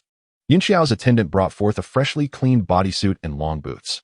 Yun Xiao returned the water-repellent bead to me and remarked, "Since the competition has concluded, let us leave it behind. Do not mention it in front of Kaiyun again." "Understood, sister," I replied. "Will you wear your competition attire, or shall you don my clothing first?" I decided to borrow Yun Xiao's attire, setting aside the bodysuit. "Why did your master not prepare full protection for you? Look at your legs. What a state they are in." Bi Xiao, Qiong Xiao, Hanji, and Kaiyun soon joined us. Kaiyun had changed into a new robe, truly embodying a celestial form. After her cleansing and grooming, she remained as striking as ever. Her jade-like legs, revealed through the slits of her robe, appeared as flawless as before, showing no signs of injury. Although Yun Xiao forbade me from mentioning the competition, others did not refrain. Hanji exclaimed, "We have yet to congratulate our champion Nezha." Kaiyun chimed in, "Indeed. Sisters, you must celebrate our victory upon returning. Sister Yun Xiao shall treat us." Bi Xiao and Qiong Xiao exchanged awkward glances and turned to Yun Xiao. With a smile, she replied, Very well. We shall celebrate your victory upon our return. As we journeyed back to Sanxian Island, I wore Yunxiao's silk dress. Yet I felt colder than when clad in the revealing bodysuit of the morning. Sensing my discomfort, Yunxiao drew me closer into her embrace. My back pressed firmly against her soft bosom. In a hushed tone, she leaned close to my ear. Why are you so slender? Your shoulder blades are quite painful. This sister Yunxiao reminded me of Shiji. I attempted to create some distance, but she held me tightly, rendering me immobile. Upon our return to Sanxian Island, the Yunxiao sisters arranged a sumptuous dinner for us in their palace on the small island. During the meal, Hanji called me outside and whispered, Kaiyun is in a rather poor mood today. You must find an opportunity to comfort her. I inquired, Sister Hanji, if Kaiyun were to walk the same path as me, she should be able to utilize the passage I open and catch up swiftly. Hanji smiled with a hint of mystery. Nezha, you must not have looked back as you charged forward. The flora within the competition realm possesses its own spirit. When your Qiankuan circle and Hunyuan scarf pass, they sense the potent magic and retreat. After you pass, aside from the branches you have severed, the remaining foliage and vines will revert to their original state. It requires at least 3 or 4 individuals to traverse for a passage to gradually form, allowing those behind to benefit from the momentum. Kaiyun cannot even detect that someone has already passed through. Therefore, when she emerged from the water and discovered you ahead, she was particularly astonished. Moreover, your passage attracted a multitude of spiritual beasts, blocking her inevitable route. She had to contend with several times the number of spiritual beast attacks compared to you. How could she possibly catch up? It appears I was entirely mistaken. The way she gazed at me made my cheeks flush with a mix of embarrassment. That evening, Kaiyun and I returned to the island on a lotus leaf boat. Kaiyun lay in the cabin, silent, not sparing me a glance from beginning to end. Upon entering her wooden house, she did not cleanse herself in the cave as she usually did. Instead, she collapsed into bed. I also nestled under the covers. Yet sleep eluded me. Whether it was the last morning song spirit competition or this time's Biyou Palace Path spirit competition, I had never aspired to win any championship. However, I had offended Princess Jiao last time, and now I had upset Kaiyun. Offending Princess Jiao did not concern me, but upsetting Kaiyun troubled me deeply. Thus, I turned and crawled out of bed, donning my sheer garment, and approached Sayun's couch. Sister Kaiyun, I apologize.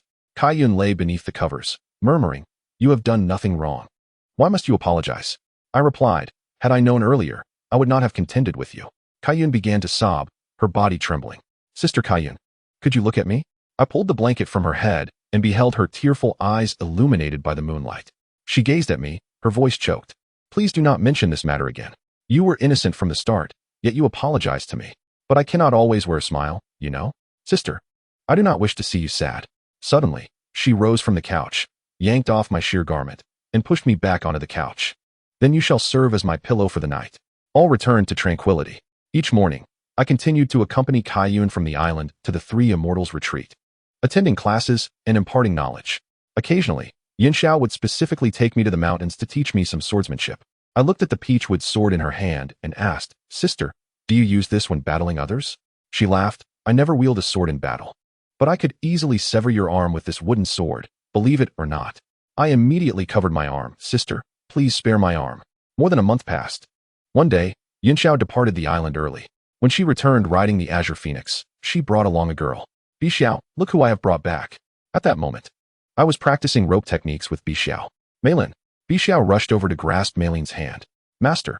Meilin, dressed in an orange skirt and short boots, appeared graceful and poised. Under her master's affectionate gaze, she seemed quite bashful. I stepped forward, Sister Meilin, little Nezha. She took my hand. I just arrived at Biyou Palace and heard you won the Path Spirit competition. Congratulations. I turned around, glancing about. Seeing my reaction, Yunxiao smiled. Do not worry. She is not here. Meilin looked a bit puzzled and turned to Biyou. Biyou explained, It is Teacher Kaiyun. This time, she placed second. Nezha is afraid to mention this matter lest Teacher Kaiyun feel upset. Oh, Meilin exclaimed in surprise. It's nothing, Yunxiao chuckled. Do not portray Kaiyun as so fragile. We then proceeded into the retreat. Xiao, Hanji, and Kaiyun arrived in succession. Meilin, Xiao inquired, When did you arrive at Biyou Palace? Master Uncle, it's been almost a month. Meilin replied. Oh, has it really been a month already? Xiao feigned surprise. Why did it take so long for you to visit Master? Meilin appeared somewhat flustered. Biyou interjected, If we didn't come to fetch her, how could she have arrived? She beckoned Meilin to sit on the couch and urged her to remove her short boots. Let me see your legs. As she examined Meilin's legs, she muttered, This delicate princess, how can she be so ungrateful? At that moment, Yin Xiao remarked, however, this ungrateful delicate princess will soon arrive. What? Bai Xiao asked. Everyone turned their attention to Yin Xiao. I heard this news from senior brother Duo Bao. It is said that the esteemed Professor Guang Chengzi from Yushu Palace will visit Biyou Palace in 3 days. As Guang Chengzi's direct disciple and a student of the Yushu Inner Court, Princess Yin Jiao will accompany the group. I was concerned that Mei Lin might feel awkward upon meeting Yin Jiao, so I brought her back for now. However, she turned to me. Nezha, you must go. Sister Yin Xiao, I replied, I really don't want to go. I also don't wish to see Yin Jiao. Yin Xiao smiled. As a student of Yushu coming to Biyou Palace, how can you miss the visit of the esteemed professor? I pouted, quite reluctant. Yin Xiao asked Nezha, what are you worried about? What is Mei Lin worried about? I countered. Mei Lin is different from you, Yin Xiao explained. Some things I shouldn't say. The professors from the Biyou Inner Court are quite competitive. If someone suggests a sparring match between the disciples and Yin Jiao, Mei Lin, being a student of the Inner Court, would find it difficult to decline. If she is absent, then there is no trouble. But I don't want to fight Yin Jiao. Last time, I narrowly defeated her and injured her sworn sister, Long and Ji. She will surely seek revenge on me. She will break my legs again. If you don't wish to fight, you don't have to. Yin Xiao laughed. As a disciple of both Yushu Palace and Biyou Palace, you cannot represent either side. And thus no one can incite you to battle with others. Even if Yin Jiao challenges you, you are entirely free to decline. Moreover, as your instructor here in the Biyou branch, I can refuse all challenges on your behalf. The Dean of Shangqing will not attend the meeting. So there is no one in Biyou Palace who can compel you to fight. Now are you reassured? Oh, fine. Sister Yin Xiao. Meanwhile, Mei Lin seemed a bit displeased. Master Uncle, why do you let Nezha call you sister? Does that mean I will become Nezha's junior? Everyone but Mei Lin burst into laughter. Yin Xiao replied, Nezha and I address each other as sisters merely for familiarity. Both of you are third-generation disciples of the Three Clarity Academy, and your seniority remains unchanged. If you wish, you can also call me sister. No. Mei Lin still pouted. Yin Xiao specially accompanied me to the Dragon Clan's merchant shop, where I selected a set of elegant white attire, long sleeves with a large collar, adorned with numerous pearls. The skirt, though not lengthy, reached just above the knee, complemented by a pair of exquisite crystal shoes that revealed her entire calf, exuding a contemporary charm. Very well. This ensemble shall suffice. Let us see who dares to challenge you. 2 days later, Yin Xiao took me alone on the Azure Phoenix to the Biyou Palace a day earlier. No one else accompanied us. As the visit of the esteemed professor from the Yushu Palace was not an extraordinary event for the Biyou Palace. Moreover, the sisters Bai Xiao and Qiong Xiao had no desire to encounter the disciples of Guang Chengzi. Upon our arrival at the Biyou Palace, the dawn was still fresh. I implored Yin Xiao to take me on a few aerial circles above the Celestial Island. I beheld the grand platform displaying the dean's colossal holographic image, the preaching square, and the various martial halls within the inner courtyard of Biyou. I longed to glimpse the realm of the competition and the secret place where the coveted Jin Dan Peach King would be conferred upon me. Or perhaps the very location where it was cultivated. Alas, I saw none of these. When I inquired about it, Yin Xiao chuckled and playfully tapped my cheek, saying, since it is a secret realm, how could you be allowed to see it? If the dean were to find out you were inquiring about such matters, he might suspect your intentions. Do you wish to steal a peach? My cheeks flushed, and I ceased my questioning. You know, Yin Xiao remarked, the privilege of allowing you to fly around the island has already utilized my authority as an elder of Biyou Palace. Within the entire palace, aside from the Dean of Shangqing, only 7 individuals possess such power. After descending from the skies, Yin Xiao guided me through the palatial gardens and pavilions on the island. In previous visits, I had always been in a hurry and had never taken the time to truly observe. I noticed that Yin Xiao's status within the Biyou Palace was indeed quite elevated. Along our path, many familiar and unfamiliar faces, be they teachers or students, would greet her with respect. Yin Xiao, aside from returning the gestures, typically refrained from conversation and did not introduce me, so I merely followed suit, bowing in her wake. That evening, I was accommodated in Yin Xiao's cave dwelling. After sharing another bath with her, she arranged for me to have a separate chamber. The following morning, I rose early, completed my grooming, and sought out Yin Xiao. She was at her mirror, tending to her hair, clad only in a long-sleeved blouse, her legs bare. Her figure was stunning, and my heart raced at the sight. As she gathered her hair, she turned to me and said, Nezha, you have seen the world. Why are you still so bashful? Since you are here, do assist me in dressing. I shan't call for a maid. Quickly, I took her white skirt robe and helped her don it, fastening her waist with a belt. The robe resembled the one I had first seen Ji wear in the Sand Dune Palace, yet was distinctly different.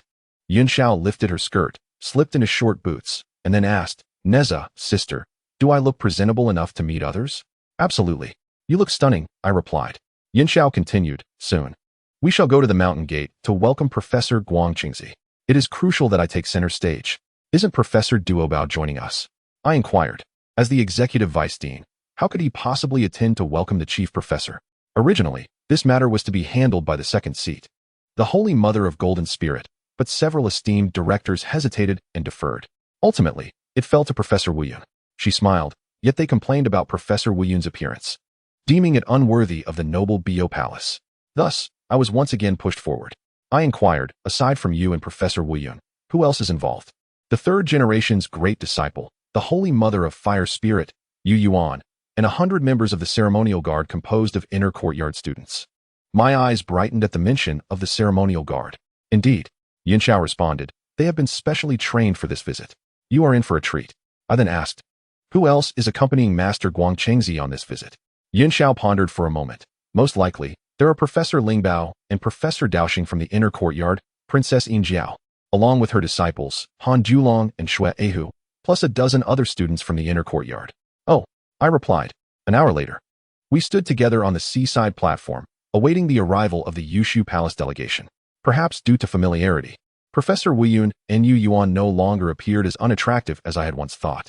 The Holy Mother of Fire Spirit, however, radiated vitality. Adorned with a golden crown that glimmered with an aura, she donned a form-fitting crimson armor that accentuated her figure, complemented by thigh-high red boots. The only exposed skin was her face, hands, the upper thighs, and a small area between her bosom, revealing just enough to be tantalizingly alluring. Observing her, I could not help but feel a pang of envy. When would I have my master arrange a similar ensemble for me? The 100 students were arrayed in garments of blue, yellow, red, white, and brown. Hong Xin, Do Wan, and Bianji were prominently among them. At noon, as the crowd grew restless under the sun, a flying shuttle, trailing a mist of clouds, finally appeared on the horizon. It soon approached and landed on the platform.